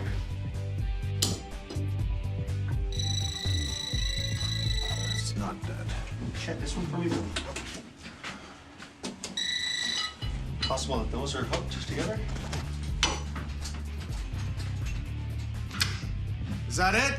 Okay, buddy, that's it, man. Okay, check to see if there's power on the heater, please. Sure.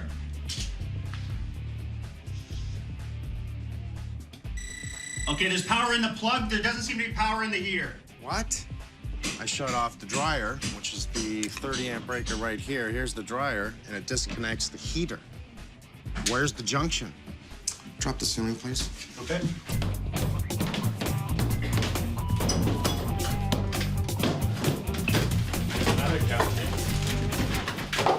First thing I would have told the homeowners is you have an electrical spaghetti factory in here that needs to be addressed immediately. Another junction box up here. 5 again. I have just shut that off.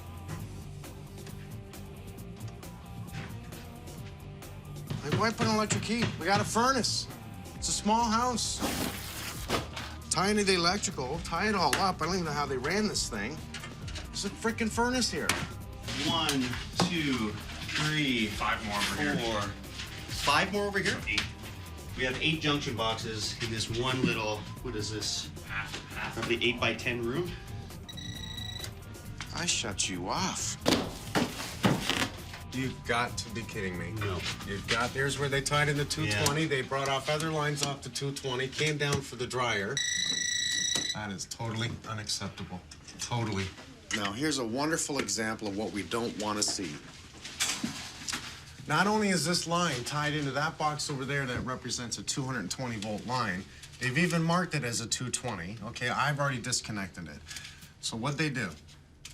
All they did was put on Marantz, okay? We can see the red and the black, which means 220 volts. Now, I have disconnected it, but when you're going to do this and you want to kill a line in the ceiling, you put the black and the red together. You're pulling it together. That way, if somebody turns it on by accident, it trips it and it cannot be used. Just sitting that wire up like that, unacceptable. Now, the electrical is 10 times worse than the plumbing. Do me a favor, disconnect the plumbing, cut the drain, get it all out of the way here so I can drop the walls. Sure.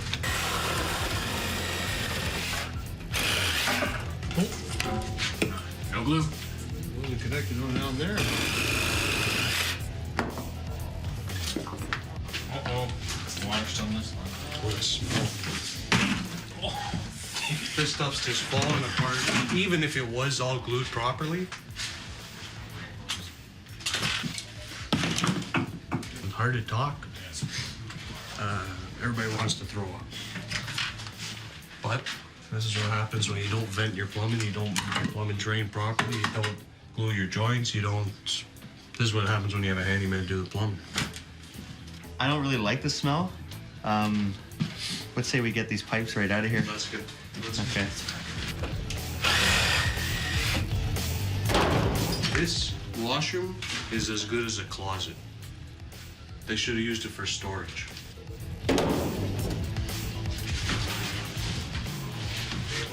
You got some mold, eh? Nice. Look at that. The smell's just getting worse. Is that mold for sure? Yeah, that's mold. That's disgusting. Yeah. Oh, that's what that smell is. Okay, this is a surface mold. It's not a huge deal. However, it stinks. I did not honestly expect to see mold underneath the vinyl, but it all makes sense to me now that I see it leaking from the washing machine, leaking from the corner. That just slipped out, so obviously that slowly dripped. The floor is running this way. It got it. Roll it back out, cut it in strips, roll it up gently, put it in a bag, close the bag, carry it out, okay? No problem. Plastic off the door. Okay. Shut off the furnace. Roll it out, cut it, strip it, bag it, get rid of it. Let's get the spray. Spray the floor, clean the floor. Once it's done, we'll continue.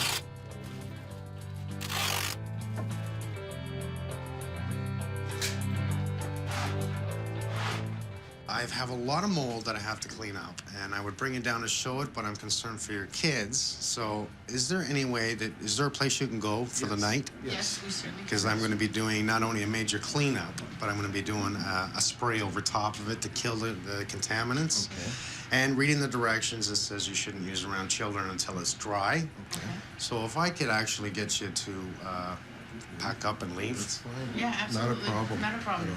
We'd be happy to. All right, it's coming up pretty good, but it's only a surface mold, so it'll be easy. You're just using soap and water, right? Yeah, just soap and water. Okay, we'll scrub it once, and get rid of the water, and get rid of the rag into a garbage bag. Scrub it again. All right. And we're gonna lay down plastic. Okay. And conceal it until we drop the rest of the room. Yeah. We're gonna pull up the plastic, and we're gonna put on our mold spray down on the floor, which is why I wanted the kids more than the reason I've even gone between the spray and the mold. Right. Once it dries overnight, we're set. Okay. Okay?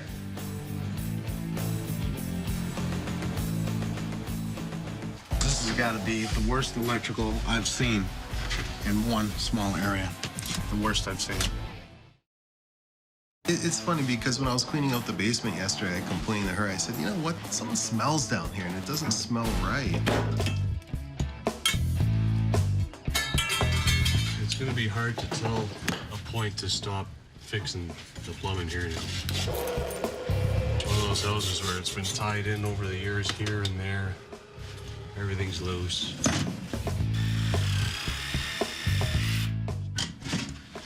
I just pulled this 90 or the stack here. It wasn't glued in or anything. Sewer gas was just filling this basement. It's almost like everything that you could do wrong, they did here.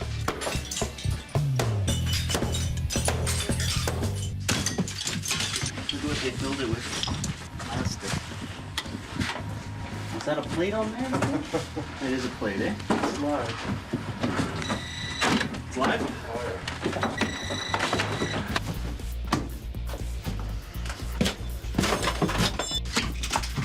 Concrete base. Okay, they use the concrete board and the jam to try and keep the water tight, so somebody has knowledge of shower stalls. Yeah. Use the drywall with mastic, so they don't have knowledge of mastic and tile. Right. Where it can bleed through the grout and get into the mastic and create mold. No signs of mold yet. Laid some bricks in the bottom. Poured a concrete pad on top. Right. No membranes. So we're relying solely on the join of the corners, not to wick through the wall. Unbelievable.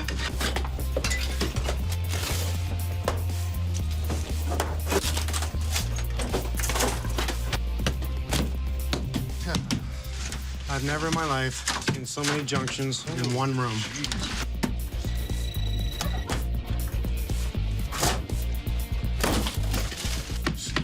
Why don't my pipes bang? I haven't got a clue. Yeah. I got a bad feeling we're gonna get this whole basement. Can you imagine? I'm just gonna pass you the whole thing along. Everything in here out there. Here we go again. That's a good way to run plumbing, you frickin' morons. Look what they did. They run the plumbing right down the wall here, where someone can easily put a screw in the pipe. This is kind of scary. It runs up the wall here. Are we over the top of the door? You're damn right we are. There it is right there. Oh, how cute is that? Okay, there's your second one. Lovely day. You want to tell me the bad news now? Are we going all the way with this? Yeah. We're gonna have to get rid of the TV, the couch, all the stuff, get it out of here. Got the whole thing. Man, I know how to find them, don't I? Just a simple plumbing problem. Oh, did you find another junction? Yep. You're right. Didn't even see it yet. And another one here. Like, look at the spaghetti factory of wires here. Right here. Yeah. How did they even figure out how to tie in? I swear to God, somebody's come in, wired it, and went, let's see if it works. Cross your fingers. Cross your fingers. Well, look at this. They even took the side off because they couldn't fit any more in through the actual holes they come off give the you. side. And they came in the side just to add more to it. That's unreal. This is where you want to bring in electrical inspectors and, but it never leads back to anyone. Who's responsible? Great question. Obviously, everything was done without a permit. How many different people played with electrical in here? Just like the plumbing. Dan's pulling out a hot water line that runs in a continuous square. Continuous. And then tapped off 2 feeds off of it. Like, that's plumbing.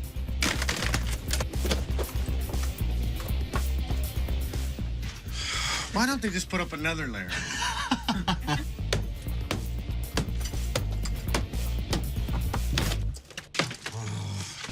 How would a home inspector not imagine this? You see it, we're in front of your eyes. What's where you can't see it. Look around. Look around. Look at the way things are done. Odds are there's electrical hidden in here, and I'd put my money on it, is what I'd say. There's the mold. I knew it. The irony is, I expected mold here. Right. And not here. And there was probably 100 times more here than what we're seeing. Yeah. It did get through the grout. It did feed off the mastic and get into the drywall. Look at that. Well, this would be, I think, number 17, Mike? 18. There you go. It's broken. Nice. Sand. Look at that. They filled it with sand and brick. Chunks of it. That is unbelievable. And there's one of the main reasons we take everything down. What is that from? That's just because this washing machine okay. leaked out. It's wicking up. Right. Pull the wall, get all the insulation on so we can do it properly. As soon as we're finished cleaning, we'll spray this floor, we'll shut it down, turn on the furnace, get out, come back tomorrow morning and continue. No problem. Yep. See that, bud? Oh, yeah. Ants. Ooh, my. A lot And they're eating in right into the wood. Look at the nest. They got a nest of them. And behind the paper? In behind the paper. Whoa. Look at that. Wow, they're just gonna love the moisture in that wood. Yeah. Ooh, look at the nest in there. Just take that right outside. All right. As quick as you can. Okay. Can you fathom the thought that we come in really just to put in a new bathroom? Look at that. Yeah, it's carpenter ants. Not a good sign. Not a good sign at all. It looks like they're not going to be home for a few days because we're going to have to make a look at the holes. Wow. Right through. They will eat your house apart. Yeah. Now, how far have they gone is the question. Hopefully, they just love to stay in this one neighborhood, but they started to work their way up, and that's not a good sign. Oh, they're everywhere. Look at them. Oh, my God. Ah. In one room, we have plumbing problems, which led to electrical problems, which led to massive mold, a few thousand ants, more mold in the corner, 18 junction points in electrical, all the plumbing's wrong, and we just started. Yeah. You ever get the feeling you're locked up and you can't get out?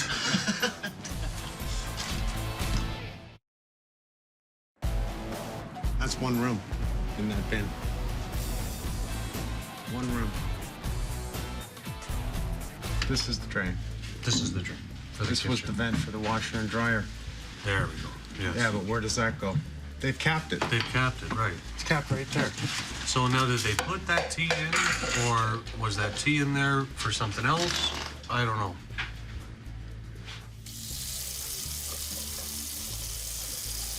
I could feel the pipe going back into the wall, and I could feel it going up. This window here, and this sink is directly above that other window downstairs. The window here where that drain's coming down in the basement, and we have our kitchen sink at this window here. You see they're directly above, and we know we have our kitchen sink drain in the center underneath the cabinet coming down, and that's that one pipe going through, shooting through the duct. The other pipe is on the side here, and as we said inside, we're probably assuming it's tying in above 36 inches above that kitchen cabinet, going up this wall and shooting across, and it ties into the vent going through the roof up here. Another thing I wanted to check out here was the weepers tying into the floor drain with the older houses past the 70s and into the early 70s. The weepers and the downspouts from the houses used to tie in together, go underneath the ground around the house, come in and tie into the floor drain above the trap. One reason would be to get rid of all that water and bring it out to the street. The reason why we don't do that anymore is so the sewage plant doesn't have to treat that much water.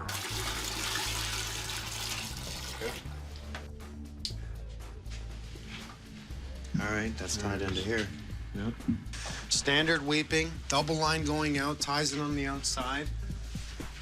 Old line kitchen drain, vent, everything would tie into the stack that was right here. But why is the stack tied into the weeping and not the sewage. It's that line that's got me confused. Weeping, I accept. We have a clean out for sewage, and I'm pretty damn sure this is two separate lines that go out I and tie in accept. I know what outside. you're saying. I accept that too. Weeping That's goes in right. here. We That's have right. a clean out for the weeping and a clean out for the sewage. Right. Why is that line Tied in there. tied into here? Right. Tell me I'm going to be bringing in my scoping guys. You know what? I'm just going to make the call. I'm going to have them come in. We're going to find out where these lines go to, where they tie into. Yeah. And maybe we're breaking up a whole lot more floor than we want. That's disgusting. That's not full. Tell me that's not full. I could Tell put me. my hammer in. No, I wouldn't do that. You could put. I'll put yours in then. Let's let's pull all the drop cloths off the stairs, take them outside, shake them out, get them ready for something else. Since we're gonna pull this up, let's drop the baseboard ASAP, and I'm gonna start cutting the carpet in strips so we can use it as runners rather than throw it in the garbage. Great. Yeah, let's carpet over everything, right? Let's cover up everything. It's drywall over everything. God, man, when do people stop doing that? These are 12 by 12 tiles. You could have scraped them up with ease. We saw all the joints, which means there's no tape. Just the plastered finish all the way around it. No tape in the corners, okay? We see that, it's right there, there's no tape. Somebody threw up the drywall over top, plastered the hell out of it, painted it, and called it a finished basement. Just wondering why they had an access here. Oh, somebody had a problem with the bell in the past. One already. Another one. Major no. Major no. 1, 2, 3, 4 here. Look at this one. That is a telephone line, and that would explain why they had to cut a hole here to get to the telephone jack to run a new line, because somebody pierced the line. Yeah. They use boxes galore, use pieces of drywall, use pieces of tan test. Unbelievable. Oh, God.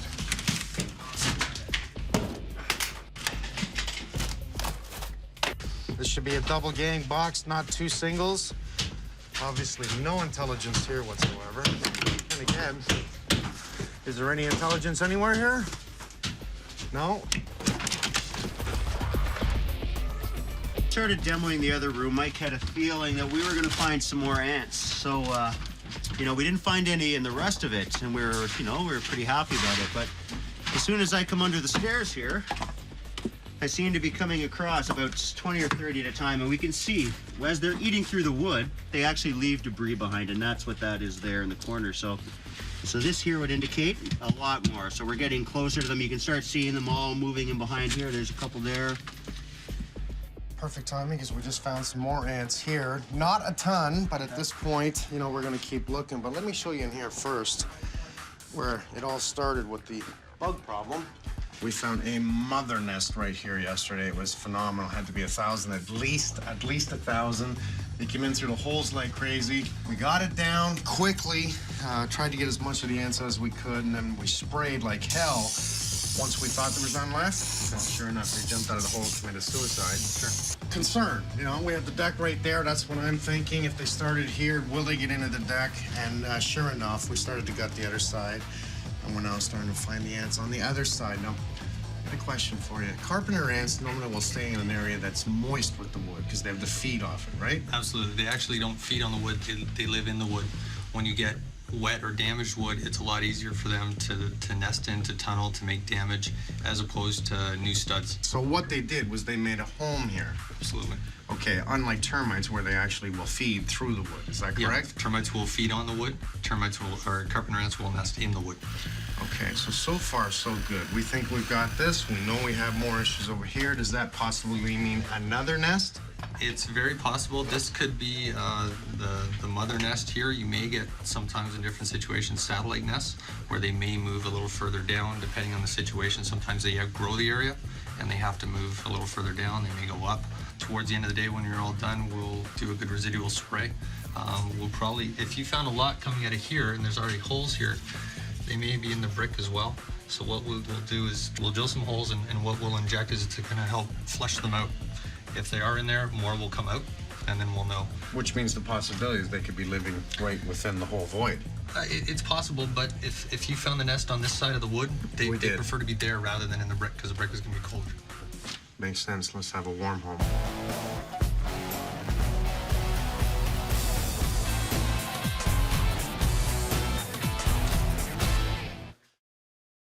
Okay, Damon. Yes, sir. You ready for your challenge? Get the rest of this down? Yeah. And in 1 hour, I want you to design this basement on paper for me. You're kidding me. Nope.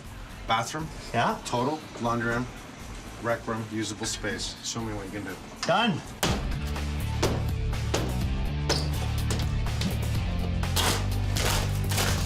One thing I love about old construction is how they did things. See how they studded the wall? Even though here we're 16-inch on center, here for some strange reason they're 24, but they braced across the center, normally at the 4-foot mark. Notice how clean these 2x4s are, and I'm telling you, the wall is 100% true. It's not warped, so it's quality wood with braces with a cross membrane across the back. What this does is make such a beautiful structural wall that does not sway. Today, what do our walls look like? Like this, because we have a crown in, a crown out. #1 wood. Look down that edge, it's perfect. That's it. Got it. This is a very nerve-wracking thing to do.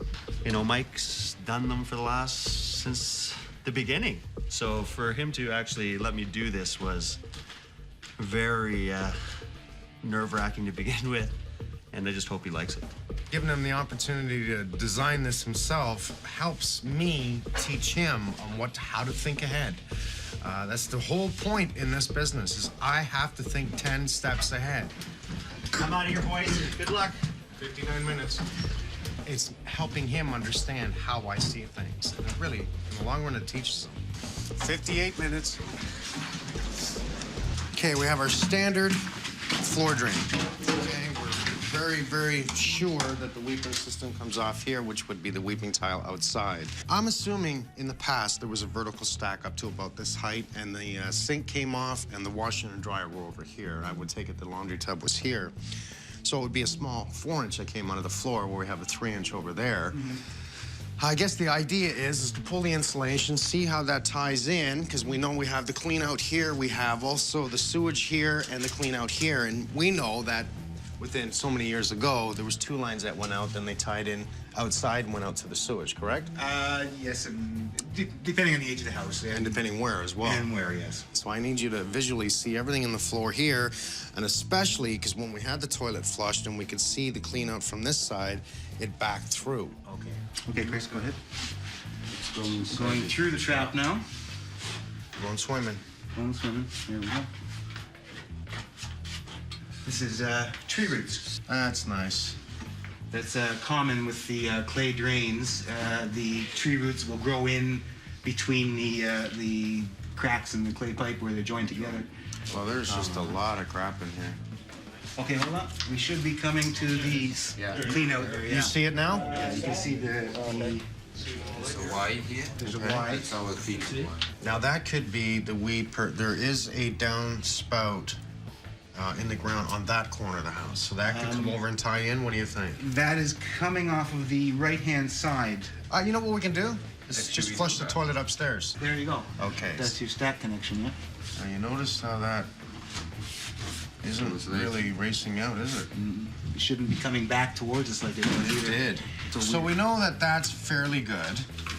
There's a couple of areas of minor backfall. But we did see around right here, weeds. Yes, roots. Tree roots. You can hear the sound going up. It's pretty much idiot-proof, so it's just perfect for plumbers. Okay.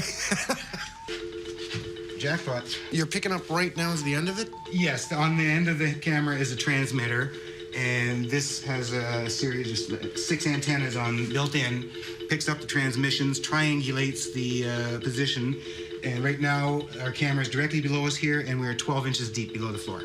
Oh, that is cool. However, we have roots right here. Correct. One thing I never expected was that we'd see roots, actual roots, inside the house. Well, I was outside earlier, and I was looking, and they have a large tree in the front yard. As a rule of thumb, we use that the root system is about 50% larger than the canopy of the tree. So if the canopy of the tree is huge... If the canopy is 50 feet in diameter, you can expect the roots to be 75 feet in diameter. Bigger? Bigger than the canopy of the tree, yes. And quite often in houses where the trees are close to the house, it's been trimmed back many times. So the canopy is artificially small. The root system can be even larger. Okay, I saw that tree. It's overhanging half the house. Correct. Which means you're telling me the roots are going to come right through the floor here. Absolutely. Probably anywhere you dig in this basement, you're going to find roots.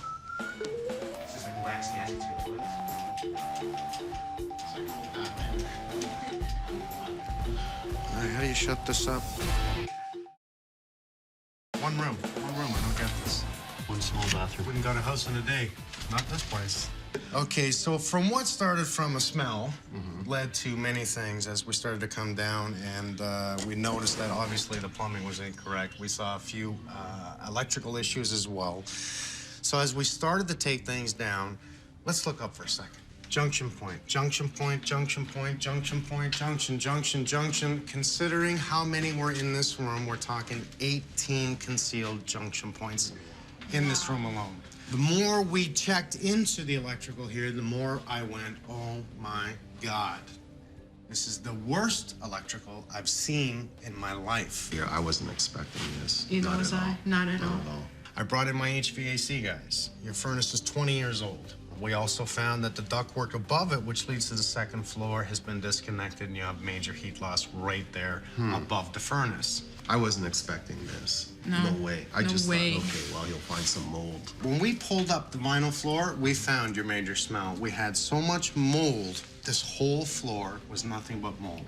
Wow. We found a mega nest of carpenter ants. Wow. And I mean a mega nest. I mean, a nest of carpenter ants. You know, it's unbelievable, unbelievable. Freaked right out. Here's an even bigger surprise. Throughout the whole outside of your property, you see that big tree on your front lawn? Well, that big tree, you see how big the top of it is? Imagine the roots. The roots are bigger than the top of the tree. And I don't mean thickness, I mean in span. They have climbed right through underneath the concrete and broke through all your clay pipes. It's crazy because Mike came in here and saw the problems Right away. immediately. Yeah, your plumbing doesn't work, and he was right. It didn't work. It didn't Your work. electrical wiring is all wrong, and it was all wrong. And you know, he guaranteed us we'll have mold down here, and we had mold, even more than maybe he expected. But the carpenter ants, you know, I mean, wow. We continued to gut. We found more carpenter ants on the other side, and a hell of a lot more junction points. So in total, we're in the area of approximately 40 junction points in your basement, which is just unheard of. I'm just freaked out. Who would have known? You know, you walk into this house and you look at it and it looked great.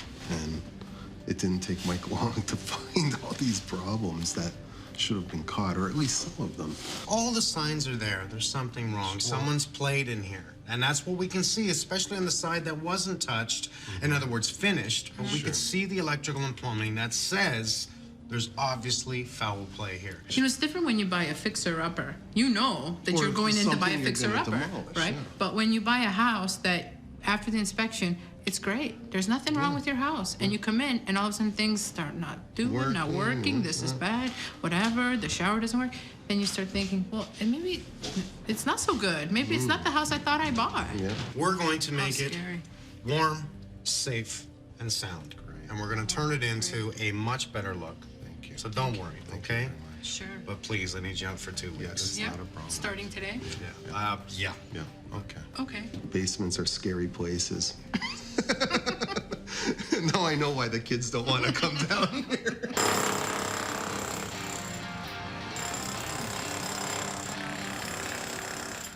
Now, this was a little bit tough because of where the stair layout is according to these pillars. So I had to really sort of think about this. So this is what I'm looking at. You're basically looking at it like this. Okay, we have 2 pillars. Right. I don't want the pillars to stand out, so we should incorporate them into a wall space. I agree with your closet. Right. No access on this side, strictly here. So what you're trying to do is create open concept, Exactly. right? So you have an office play area and possibly a rec room. Yeah, I also heard that one of the kids, they're sleeping together. So eventually they're going to want to take over that office upstairs. These kids are going to get older. They're going to want to take over that office. thinking of at least bringing it down here. So having it all open concept, so if they need the kids down here, she could still work with an office and have the kids down here with her as well. So that's why I wanted to keep it sort of open concept. Good. So why not put the bathroom over here? Okay. If that wall goes across here, and our laundry room is there, and our bathroom is here, we're away from the panel. We feed two purposes, bathroom, laundry room, so drainage comes right in across here and ties in. Love it. Yeah. However, if you took that bathroom and put it here, we've now opened it right up, right? Love that idea. Completely opened it up. So we have an open area here. It's going to make it look 10,000 times bigger than it was when we first walked in here. So I need you to redraw this. I want you to bring the wall across here and hiding this column within the wall, bringing it down, give me a door to the furnace room and the laundry room. You're going to have to incorporate this with Dan, how functional the toilet will work against the shower. Where should the toilet be? Is it at the end of the run? Is it at the beginning of the run? Because believe me, it's extremely important. Okay. Now, perfect around the stairs, having a closet. Now you're going to come across with a wall here and a wall here. And now I need you to come up with an area as to where this wall should be for the bathroom, hiding that column. Okay. Turning this into a functional rec room. Just big open space right in here. You got it, man. Nice. I've never seen so many roots, Mike. Even over here when I was digging here. Isn't that unbelievable? And the tree is about 20 feet from the house. Not a good sign, eh? No. So this is the final one for our amendments and everything. Okay, I really like this, Damon. I like the way we have an office here, and the open concept works for me rather than closing it off. Right. I like the way this is now opened up because it just makes it so big here. Let's do an open doorway as big as possible, please. Okay. 6 inches off this wall, 6 inches off this wall. Keep it open concept, no doors. Okay. Tub, toilet, sink, bathroom's good. Door to laundry room here now. Yep, right here. Really good. Washer, dryer, tankless hot water. Yep. Good job. Thanks, buddy. Keep doing it. Thanks, man.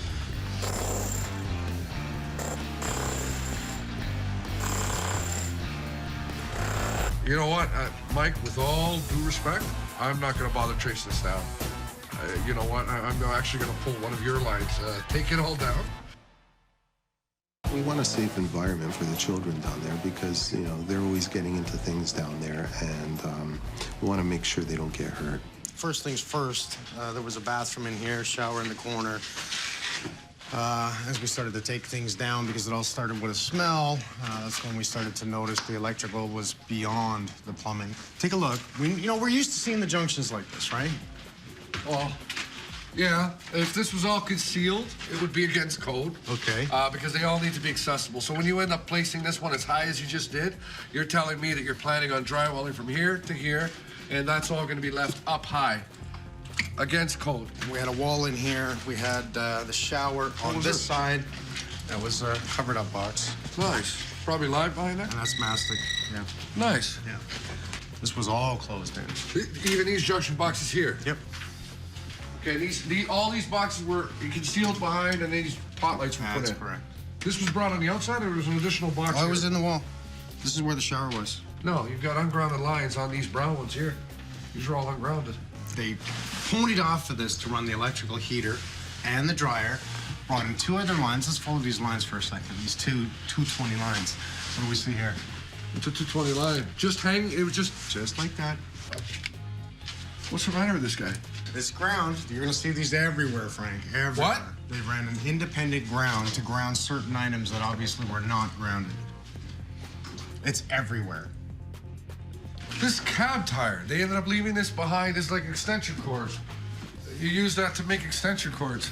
This is the way they were giving the boxes ground. That's correct. You're kidding me. No. And this just runs upstairs and picks up a ground somewhere upstairs. Yeah. Hey, look, there's already a fire that's broke out in there. You can see all the corroded lines in there.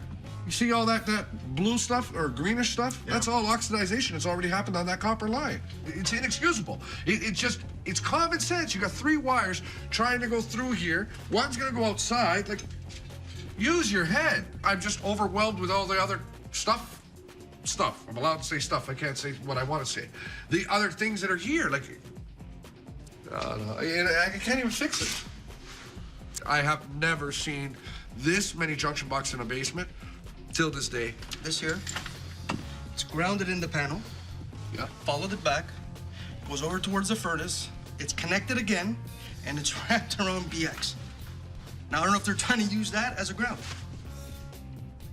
I'm not an electrical inspector. I think that if an electrical inspector was to walk through, he'd take one walk down, start looking. The minute he'd see all these junction boxes with all the wrong connectors being used, he'd walk right back out. Did you even check this?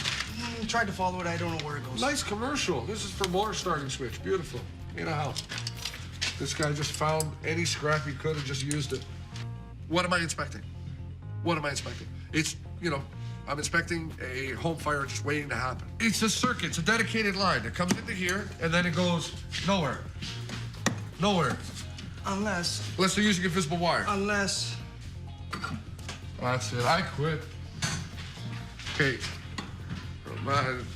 We just noticed that there's a wire coming from the electrical panel, stringing across these floor joists, and then this brown line here comes into this box and then went nowhere.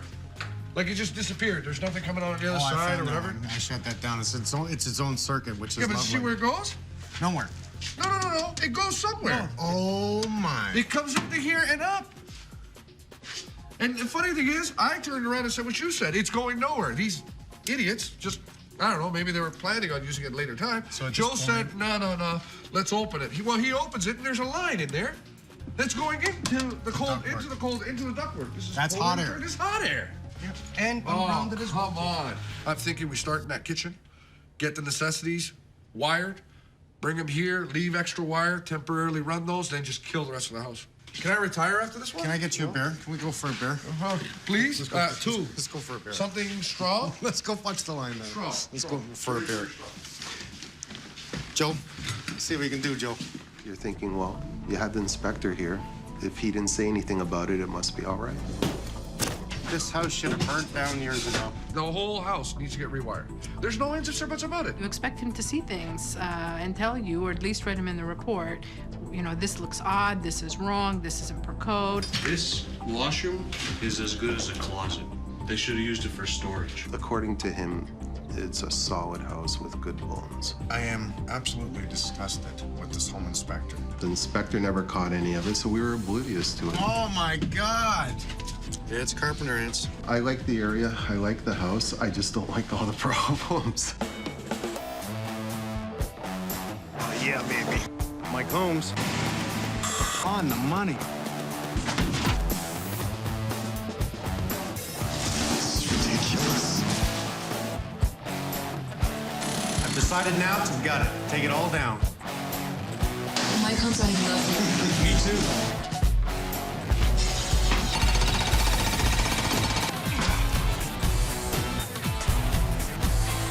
Unacceptable.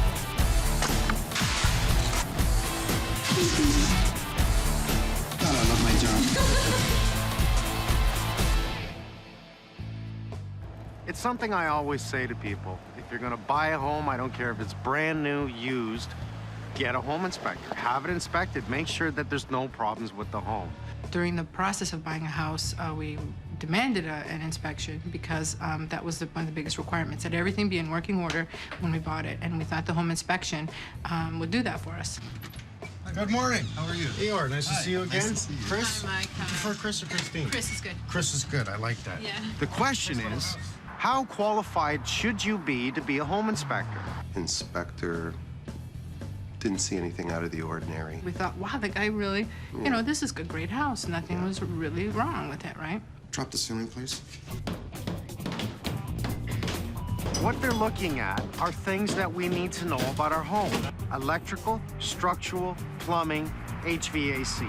You've got to be kidding me. No. You've got, there's where they tied in the 220. They brought off other lines off the 220, came down for the dryer. I've never in my life seen so many junctions in one room. That is totally unacceptable. Totally. Now the electrical is 10 times worse than the plumbing. First of all, you're not a professional home person, so you walk around with him, or you did, and you expect him to see things. I got a bad feeling we're gonna get this whole basement. Imagine. Everything in here out there? plus you're not a professional to see those things so quickly. Or know what to check. And what to check, right? So you walk around, and then it's only afterward you come in and you start using things, and then things don't work. Raw sewage, everybody wants to throw up. This is what happens when you don't vent your plumbing, you don't plumb and drain properly, you don't glue your joints, you don't... This is what happens when you have a handyman do the plumbing. Why do we hire people? To give us advice, to give us the things that we need to do in life so that we don't have problems. You got some mold, eh? I am absolutely thoroughly disgusted with this home inspector. If you smell it in the air, you search, you find it. Who's responsible? Looks like no one. Roll it back out, cut it in strips, roll it up gently, put it in a bag, plastic off the door. Okay. Shut off the furnace. Roll it out, cut it, strip it, bag it, get rid of it. Let's get the spray the floor, clean the floor. Once it's done, we'll continue. Read the fine print. And it's stated all over the paperwork. We're not responsible. It's what appears. It's what we can see. So they don't lift things. They don't punch holes, which I understand. Nobody wants holes punched in their house. But when it's right there in front of you, you should be able to explain there's an issue. Look at the nest. They got a nest of them. And behind the paper? In behind the paper. Oh, look at that. Wow, they're just gonna love the moisture in that one. Yeah. Oh, they're everywhere. Look at them. Oh my God. Ah, lovely day. You want to tell me the bad news now? Are we going all the way with this? Yeah. We're gonna have to get rid of the TV, the couch, all the stuff, get it out of here. We got the whole thing. In one room, we have plumbing problems, which led to electrical problems, which led to massive mold, a few thousand ants, more mold in the corner, 18 junction points in electrical, all the plumbing's wrong, and we just started. Yeah. It's crazy because Mike came in here and saw the problems Right away. immediately. Yeah, Saw your plumbing doesn't work, and he was right. It didn't work. Right. It didn't Your work. electrical wiring is all wrong, and it was all wrong. And he guaranteed us we'll have mold down here, and we had mold, even more than maybe he expected. But the carpenter answered, wow. This is the way they were giving the boxes ground. That's correct. And this just runs upstairs and picks up on ground somewhere upstairs. Yeah. Hey, look, there's already a fire that's broke out in there. You can see all the corroded lines in there. And I can't even fix it.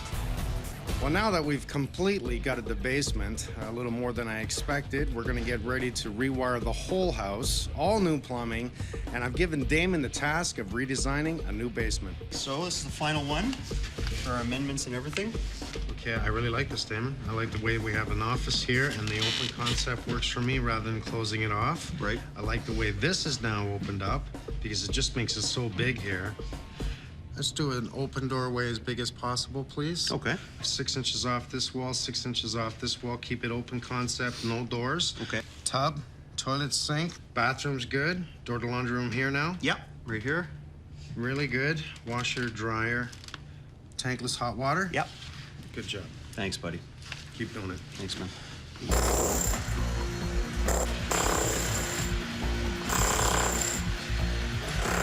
So how much damage are you doing, my friend? Well, so far here, this room here is not gonna be that much damage. We got no lights. Well, yeah, because we got no lights on the ceiling and basement's open. We got the kitchen light that's here. Our joists are running in our favor this way. Okay. So we can limit damage in the kitchen ceiling. But here, so I'm gonna be coming across here with my wire, over, because now the joists are running this way, so I gotta drill each joist. Let's cover up everything, their bed, their clothes, their TV. You can punch the hole there. That'll give you the beginning of what you need to see in the void. Okay. We're gonna come up through the closet downstairs, which is directly under this, right? Yep. If we gotta pull the sink, we gotta pull the sink. Okay. Okay, and that's probably the easiest route because there's our stack. And if you said you can take up the stack route, because you gotta replace that receptacle, this, they got one out here, and this is probably all, again, wired the same as downstairs. Actually, the whole top floor is a homeowner breaker. Geez, surprise. We gotta get to the lighting here. Yeah, I'm gonna have to get to the lighting here, smoke detector. So there is gonna be some damage on this ceiling as well. Yeah. Let's try and keep it as much as possible damage in the hallways and the staircase and not the bedrooms, as least amount as possible in the bedrooms, but don't cut anything till we've draped this. I mean, I want this place draped. Stay to the closet and right there. And that way we'll see how much we can feed and what's left from there, and if you have any other issues, we'll find another route. But that should be enough, because that allows us to get right through, right? Yeah. And then drill down. Yeah. Nice. Although I'm not going up there. Oh, looky here. I guess this is where they put all the scrap drywall. Top floor bathroom, taking off mirrors and cabinets. The reason we're doing this, pulling this cabinet out now, is because Joe needs to get behind here to fish his wires up, because we're rewiring the house. What they have underneath this cabinet is a heat vent that's going into the cabinet and into the kick at the same time. It's one of those old heat vents. So they put this cabinet in, they didn't want to move the register.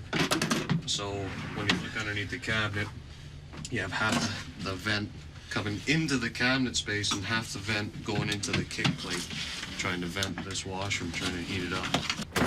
There we go. If we're doing interior weeping with all the roots in this ground, we're going to create the same issue. The roots will go into the weeping because it is the feed channel for the roots, okay?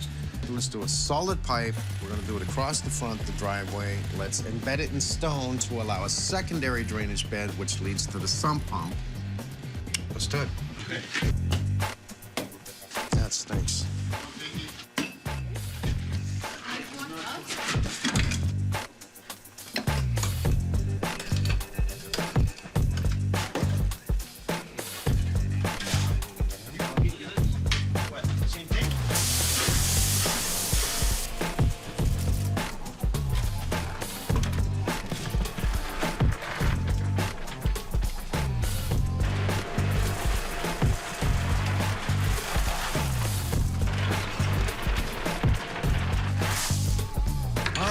I'm coming.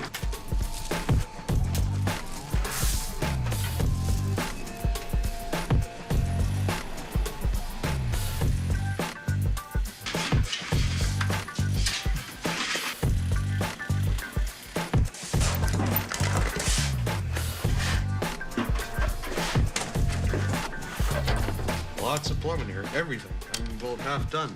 Not even. I'm not half done. Now I gotta bring all these vents and drains. I gotta bring them up. I gotta tie them all in. I gotta cut out all the water pipe, reroute all that, take out that kitchen sink drain that's running through the furnace. And then I gotta find a vent in the attic and drop it down, find a way to drop it down. Because that 1.5 inches over there by the kitchen that we found is not enough to pick up all these new fixtures. I'm getting upset now. We are plastering off this whole house. What has to happen is Dan has to run plumbing lines. So he's running plumbing lines. They have to be vented for flow and everything. That has to go through the roof here. So basically, we have to do chases from the basement plumbing all the way to the roof so that it can vent outside. In order to do that, it means cutting up the floors, cutting out the walls. It means a whole lot of damage. So what we're doing is making sure that this whole house is plastered off, because the last thing we want to do is clean this whole house by the time we're done. It just adds on 2 or 3 days work. So plastic it now saves us work later. Okay, that's not what we want to do. I know it's only 3 meters, but it sure beats mixing bags and bags of concrete down there, and I honestly prefer this over bags any day. Where'd you bring us? We got Ultra 25 MPA with some fibers in there just to help a little bit with the shrinkage. Why not? It's too bad I didn't take up the whole floor, but I got enough on my hands.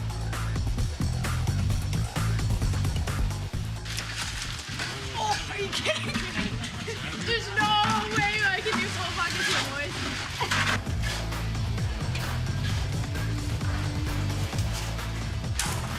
Don't run, you're gonna get hurt.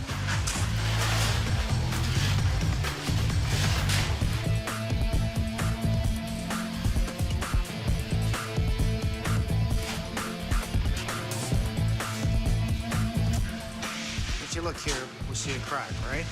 All I really have to do is blend it in. It's amazing what it does, just really sealing the edges.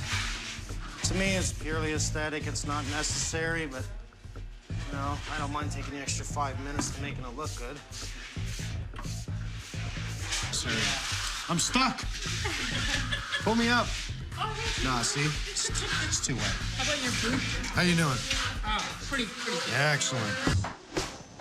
Looking good. Nice. You guys are flying along. Cleaned up. We'll get rid of the TV, the couch, everything else. Go right through the place, okay? All right, man. I have so had it with this house.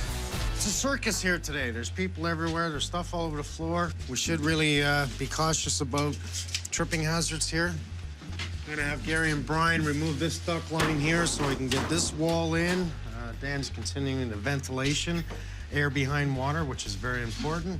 He's gonna tie it in. We're gonna come up through the top plate here, shoot it right across on the back wall, and then we're gonna go up through that closet upstairs that we cut a hole, maneuver it, and get it out through the roof. Obviously with a ton of repairs. Upstairs, we're gonna cut a big hole in behind the fridge. We're gonna attach the pipe to the wall so we can release it here and tie into our 3-inch, which is 4-inch in through the floor. But just the opportunity to come down here and see it so open. Office on that side. And now the rec room, right? They come around the corner. Too bad of this, but it's not that bad. I'm 6 feet, so this is just anybody over 6 feet's in trouble. Come into here, we can see where the wall's going to be. The wall's gonna come right across, hide that column in there, and this creates a nice little alcove entertainment unit. By the end of this, it's gonna be really nice. I think the homeowners are gonna be freaked right out when they walk downstairs and realize, wow, our basement's huge.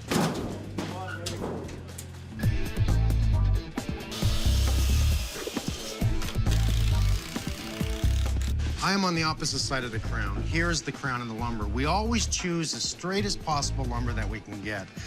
So I want my crown on the other side so I can level the uncrowned side. Now, if you stand right over there, you're gonna see I have a minor crack right here. That's because the crown's on this side. A good way to show it is I'll shine my flashlight through it. If I have my 6-foot level centered in between the stud and I level it, I'm on the money, as accurate as possible for being true. That means the wall is almost 100% level.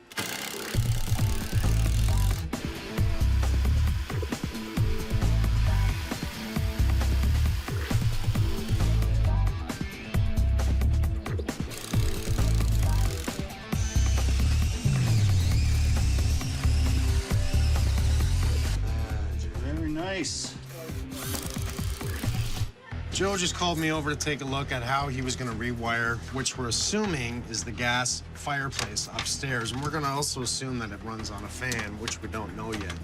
So he cuts his line. He notices that we have a line running in the chimney. Well, look up above that. What else do we have in there? We have a gas line that feeds the fireplace upstairs. So all we got to do is pop off the old doors here, the old clean-out doors here. This electrical line right here runs right up through the chimney. What did we find walking through this house? Visibly, that was right in front of us. The electrical was right in front of us. The plumbing was right in front of us, which says somebody's worked on this house that doesn't know what they're doing, and you may have issues down the road. This is an extreme issue. We're talking off gases from the furnace here, so that's probably and more than likely coming back into the house through the holes. Electrical running up there with major heat off the furnace, it's not allowed. Gas, electrical, absolutely not allowed. Was totally missed by the inspector of this job. You should have caught it. Go to the chimney. What's this electrical line? Geez, that appears to be going through the chimney. What's this gas line? That appears to be going through the chimney. What the hell? They're gonna use this for a fresh air intake to the fireplace. No. This was a wood burning. That's why. What did we just do? We went on the outside. We took off a cap. We find it's a fresh air intake for the old wood burning fireplace. We cannot see where the gas line is, where the electrical line is. But I did take a mirror and look up the chimney, which the furnace and the hot water heater's hooked up to, and I'm looking up and I see an electrical line in there. It's not allowed in there. Where's the gas line going? How the hell did they run that line? Whoever looked at this house, doesn't know what they're doing. Who's responsible at the end? The homeowner. Go figure. We'll temporarily put this back on. Let's just go check. Let's see if we can pull it out. Oh, come give me a break, please. Okay, the good thing is that we are disconnecting the furnace, the hot water heater. There is going to be no more off gases, but we do have to determine that electrical point and the gas line. Right now, it's off. We'll get to it. There's kids in this house. That should have been caught. Does anybody ever get a feeling that there might be something in the ground here? I'm just wondering if we should, like, maybe go fishing. Well, how about we just open it up a little bit and find out exactly what it is? Sure. That's disgusting. That's the return air? That's the return air. So that's all that stuff was floating in the air. Out of sight, out of mind, right? Yep. Now, for the sump pump, minimum code requirement states we can hang out an 1.5-inch line 8 inches outside, so it drips right back into the foundation. Let's take it out to a dry pit away from the home that's going to hold the water away from the foundation. People don't know about dry well systems. Actually, it's very old technology. They've used dry wells, for hundreds of years. When everybody used to have cistern systems, they used to collect all the rainwater, and they would use whatever water they could for around the house, feeding the animals. Now, go figure. We did this hundreds of years ago. Yeah. And we don't do it anymore. No, it works well, Mike. Boy, we've used these very successful for years.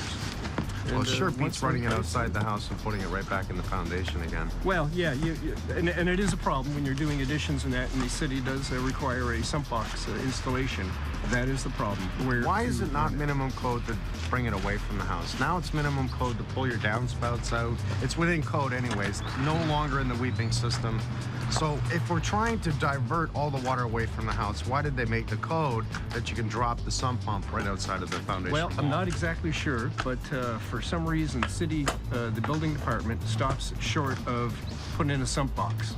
They won't tell you where to exhaust it to, or how to exhaust it, or anything. That information is just not available from them. We're going about 24 inches deep here for the exhaust line. Okay. We're going to be approximately 40 feet away, eh? Run through. Yep. I see you've already pulled up the stone. 2 feet down, and all I've got to do is go inside and access that. And I'll wait till we dug down so we get that direct run. I don't want to put it in too deep. I wait for you, and I'll re-drill this. Well, like I said, we'll be coming out of that wall about 2 feet below grade, 24 inches below grade. Okay. We're just recovering the Freon from the air conditioning right now. We're going to be replacing the furnace, so we need to change the coil that's in the air conditioning. So right now I just got my recovery machine hooked up with my tank, which is hooked to the air conditioning, so we'll be taking the gas out. The reason you want to recover the Freon is it's against the law right now to just cut the lines and let it out to the atmosphere. You know, it's gonna ruin our ozone layer. So recover, do it by code, do it by law, and you have no problem.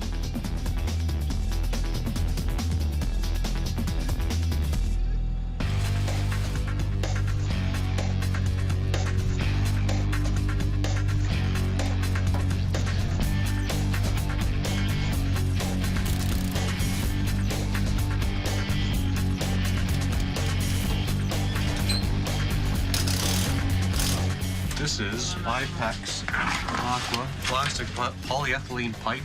Has 3 layers, an internal layer, then there's an aluminum coating and an exterior layer. Interior and exterior layers are polyethylene. It's guaranteed for 25 years. Very easy to install and will outlast copper. These fittings, because they're 3/8 inside, some inspectors don't like that. Myself, after installing and seeing the actual results, even when I used a lot of fittings on this product, you still get better flow. Just because you're not using 90s. The 90s on copper pipe restrict the flow more than anything. So you want the water to get from your valve coming in the house to your fixtures with the least resistance as possible. The guys found a hole in the ground here, and this is really interesting. I've never in my life seen it. This appears to be an old dry well where water goes into. It is massive. It is so big. It is brick, and it's the same brick as the house, so it was done at the same time. It is about this big. You're at the bottom? Okay, so that's rock there, right? Wow. It's a freshwater containment unit of some kind. It has nothing to do with the sanitary or the drains or anything like that. What's that? That was probably a breather vent that came up to here. Is that ever interesting? See how they built the brick up and created it staggered into the top for the opening? Yep. What this is an old cistern system. The elevation of this line here probably used to take all the rainwater that would come off the structure, and it would go here. When it filled up, it would flow out into that ditch on the outside. Now, they might have even been using this water for gardening, that type of thing around the house before all the infrastructure was done in the streets, and they filled up all the ditches and put in all the proper sanitary drains, everything like that. This line that comes up here, I'll put my money on it. There was a pump here.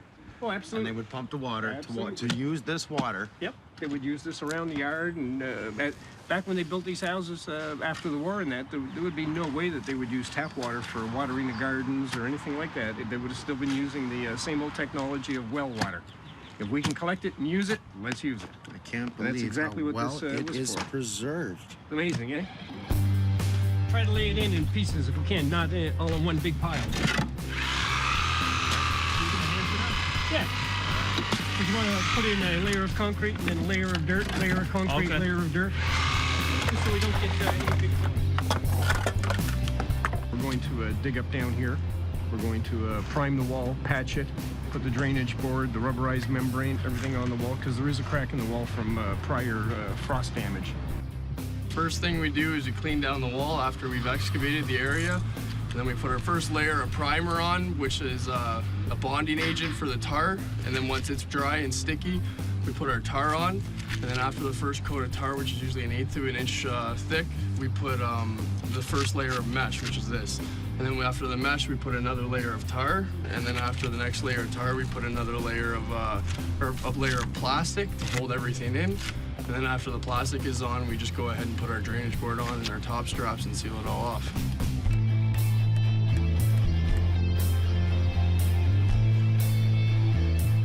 I want all the water that we're going to catch from the sump box and the drain system from the weeping tile and everything. I want it to be able to dissipate into the earth. Basically what we're going to do is fill this pit up to about within 1 foot of finished grade. Then we're going to fold that cloth over top of the gravel bed, and then we can put our topsoil and grass seed back on top. And we have a clean containment. I like that. Perfect.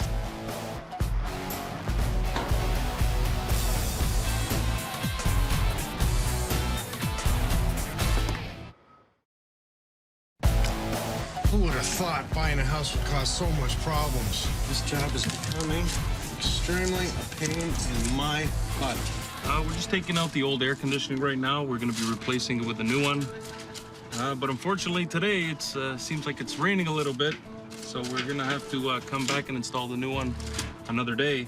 You don't want to install air conditioning when it's raining out. You don't want to open up the system and get any type of moisture in the system. And that's a contaminant that can get into your compressor.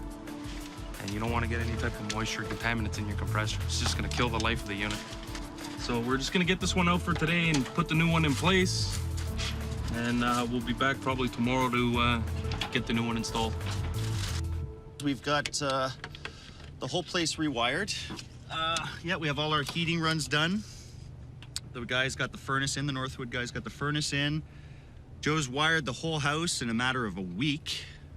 This is really running along. We've got it insulated. We're ready for drywall. We can cut the next one in 94.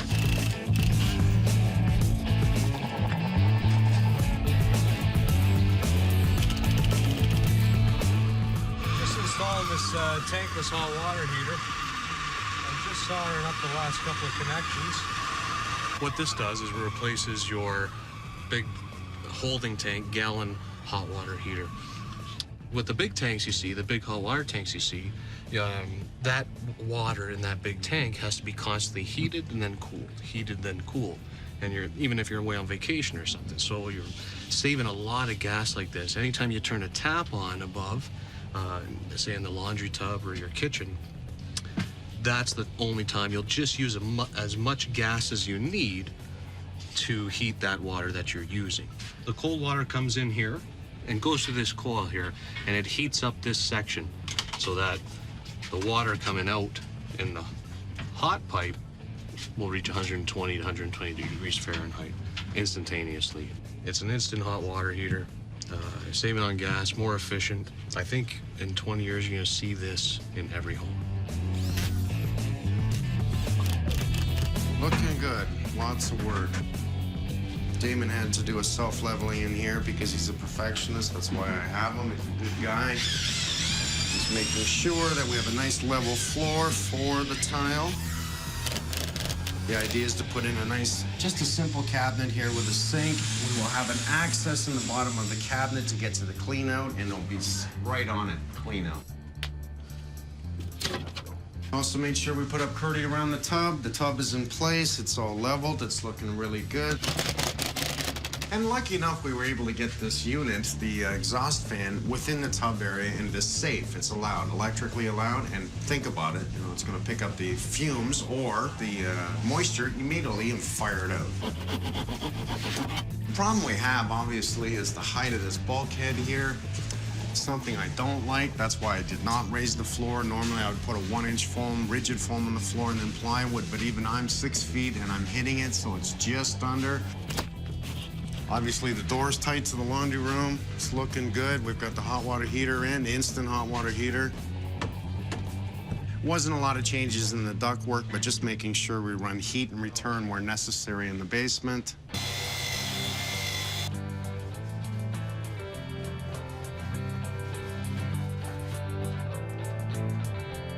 You can see the openness as you come downstairs. Now it's open, right? This will be the office. We have an open area here, which allows it bigger. Even though it's a shorter ceiling, the idea is that it's just more room.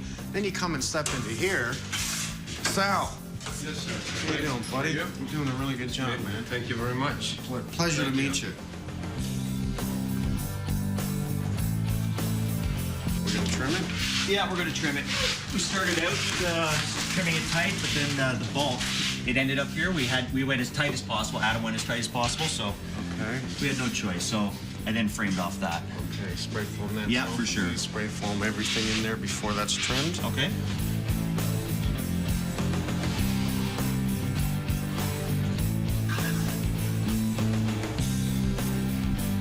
See the way this stands out? It looks ugly, right? And it's the same way as doing a bulk here without continuing trying to create some sort of feature. Sure, it would have been empty space, we might have been able to put a pot light in it or something, but always keep this in mind that when you're gonna do bulks, visually, how's it going to look? I want you to extend this bulkhead. Okay. I can't. It's gonna drive me insane. That's all right. So pop the corner bead, extend the bulkhead, do it as quick as you can so Sal can get a coat of plaster on it, lose this. Okay. And now what we're going to do is we're going to wainscot this wall. Then a chair rail. We'll put an access panel in there, and you won't see it. It'll give an effect on this wall. Yeah. And it solves our problem. That'll look great. Why do we have this? That is that piece of ductwork, right? Duct. We had no choice. Okay. And what I want you to do then is get some wood, and I want you to extend it right across. Sure. Okay? Okay. Same thing as the other side. Okay. Let's do the brick pattern on the floor this way. Okay. And the brick pattern on the wall this way. Okay, you're okay with that. Okay, good. That's what I was going to ask you about, because if we do it this way, do you want them running up this way at that point, or? And make sure, you know, just because of all your aesthetics here, just bring it out probably about to here, straight down the top, okay? Don't have a little piece, give us a nice piece. Okay.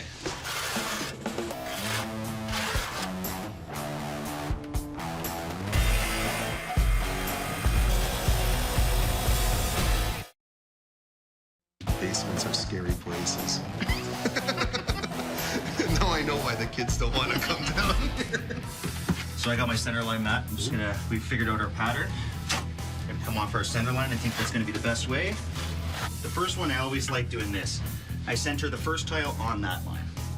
And then on the top one, we're gonna stagger it. So I'm gonna come off that line, and then I have a line to go to there. Once we level this, you can fly on this.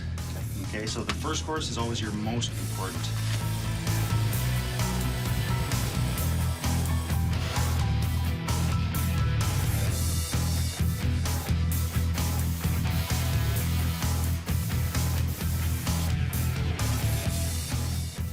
It's looking good. You're using the power roller? Yeah. Man, you gotta love that sprayer, right?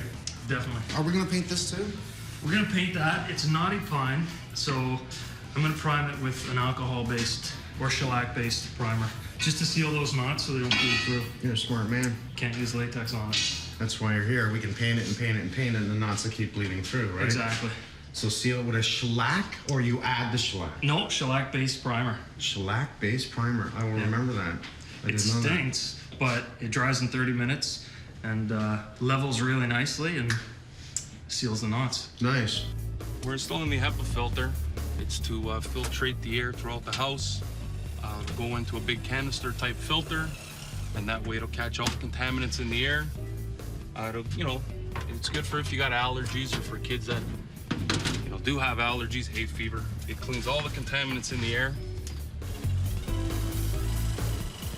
A lot of people, they surge protect their TVs, surge protect their computers. What about your furnace, your fridge, your AC? Your microwave, your telephone, your answering machine. Everything else. I know, because my home got zapped by lightning. Exactly. Fried everything. The surge protector here goes in and we protect everything.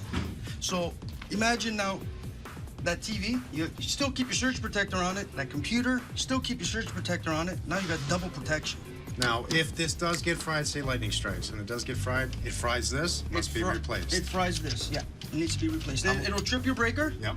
Then again, you can also see it's got a little light here. Yeah. Then when it's working properly, it will be lit. Okay, so for approximately just under $500 installed, yeah, you're protecting the whole house. Yeah, instead of going out buying a new fridge, a new furnace. Well, when lightning hit my house, it was $10,000. Exactly. 500, 10,000. Fried my furnace. I mean everything. I was stunned. Microwave, telephone, you name it, it fried it. It just fried it. We're protected now. Just like that.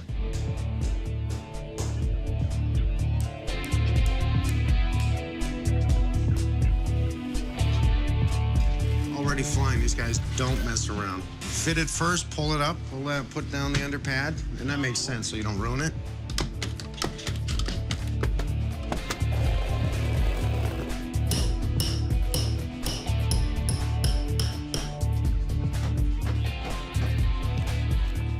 All the stuff that was in the office, get it back in the office. The office is done and clean. Move everything in there, clean up this living room. Let's get the desk back downstairs. Are we ready for that to get the TV on it? Yeah. So like split up, who's gonna do the TV? Get the TV down so it's safe so nobody hits it. Hold off on the couches, we'll do that last, but let's get the desk set up with the TV and everything else and everything out of here so we can get this knocked off, get the cleaners done in here, and we're almost done. Let's do it, please, thank you.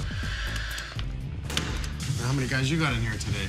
Well, we're 3 in one room right now. We have about 6 here today. We're just trying to work wherever we can. Yeah. So let's see, we have cleaners in, we have painters in, electricians, Yeah. HVAC, all our guys, and I mean all our guys. Yeah. I guess you can see it, but I've already noticed you've done the dining room. Great. We're gonna try immensely to get guys upstairs, start finishing upstairs so you two can go up there and we'll work our way down and out of this house. Sure.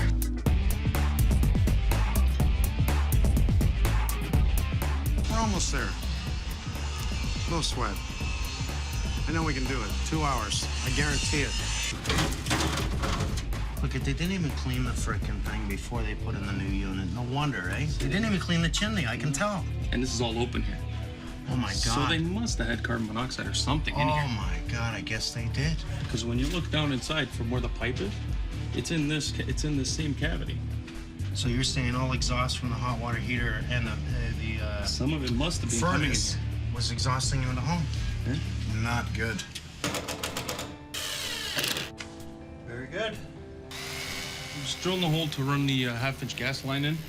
We'll be running a solid pipe from inside here all the way down to the basement, and then we'll be running a flex connector from that solid pipe to the fireplace. We're just putting some soap solution on just to make sure that none of these joints have any leaks. Now, if there is any leaks, you'll see them bubble up. And it'll be, quite a bit of bubbles inside, so everything looks good. Looks like we got no bubbles, and like they say, no bubbles, no troubles. No bubbles, no troubles.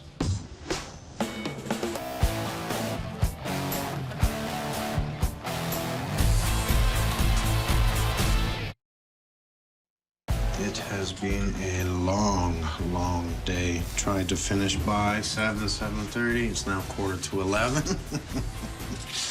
It's just the way it is. Good work takes what it takes. Okay, let's bring them home. That's enough. The day's done. It's early, right? Yeah.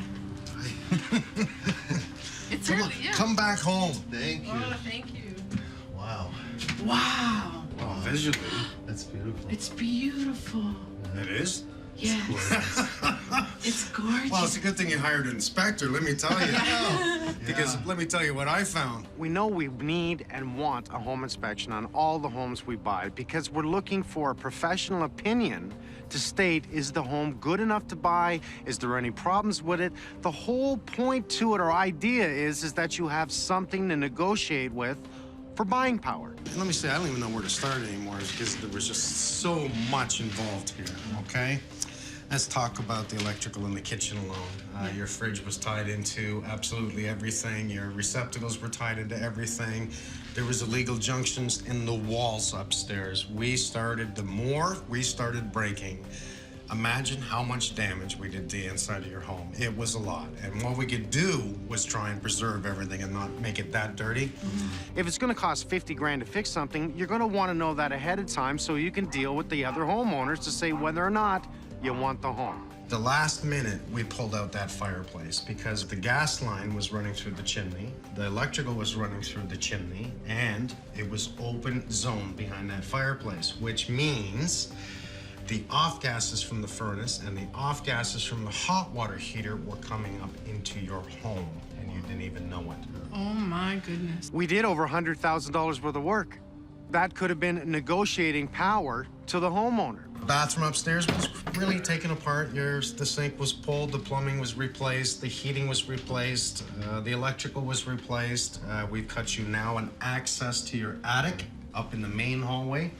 So we could fish wires all the way through everything and come down without damaging ceilings was my biggest point, not to touch your plaster. Now, not only would it be good to know that they could have saved $100,000 on the home, it would have been good to know moving in with 2 little kids that the home was an extreme fire hazard.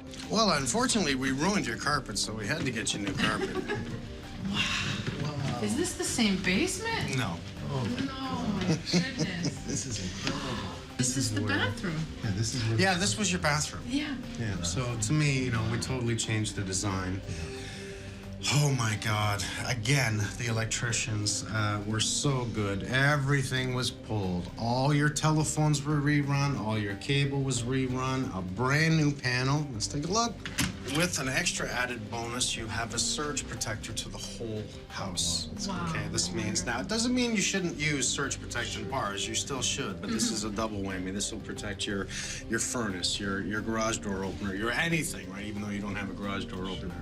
Again, everything ripped down, we have proper insulation in behind it, we have 2-inch foam on the walls.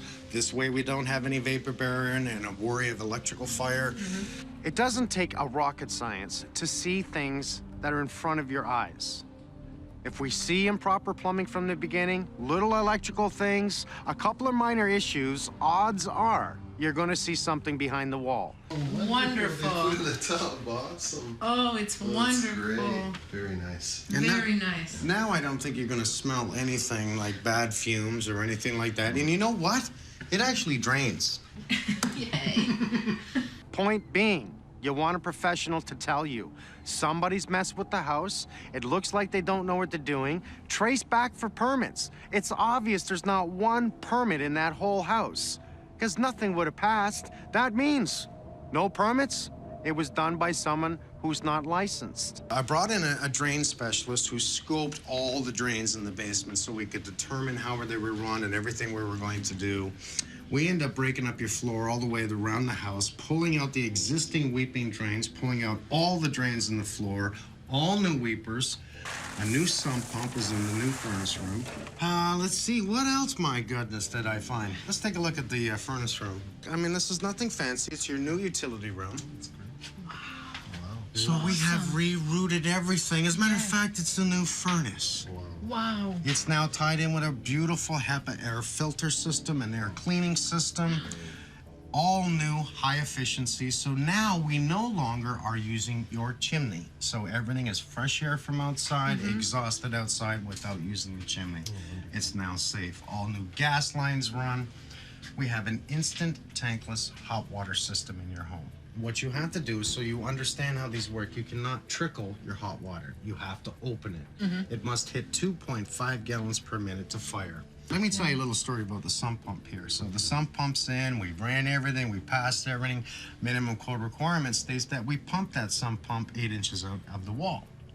So, as soon as we did that, it started pumping, and we got water come in your basement. Oh. John McRae come in, and they dug that whole corner, watertight the wall, and then we trenched a new line to a dry well, or a dry pit, which is 4 times the size of the sump pit. And on our way of trenching that line, we found an old-fashioned well right in front of your house. Wow. Unbelievable. It had to be 6 feet in diameter, at least 6 feet deep, and it was for fresh water. And there was actually, years ago, a pump in front of your home. Incredible. Yes, which means you have a septic tank in the backyard somewhere. Somewhere. Yes. I think we covered everything in one home that could possibly go wrong. You picked it. Electrical that should have burnt the house down. As a matter of fact, we found burnt wires that were already charring, and the possibilities of the fire happening were huge.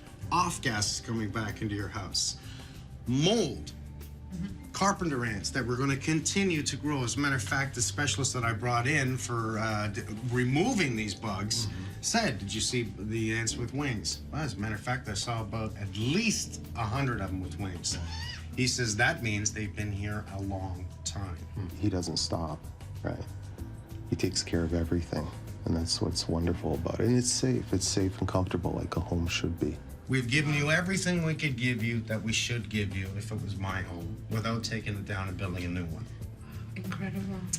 But it looked so good, Mike, remember? It didn't look bad, you're right, but upon further inspection, like, because a person like me would look around and say, it looks normal, right? That's why you pay somebody to tell you if it's good or bad. Well, welcome to my world of illusions. Yeah. What looks good doesn't mean it is. Was all of it necessary? Yes. The furnace was almost gone. The electrical should have burnt the house down. The plumbing, that was obvious. It's not worth it. Not a home inspection. I'd certainly call tradespeople in, like electricians and plumbers and a good general contractor to look at the house and give you their opinion, because the home inspector that we had didn't find any of these issues. And it's, it's sad. Thanks. Oh, and one from him. Yeah, because I don't want to. Yeah, no.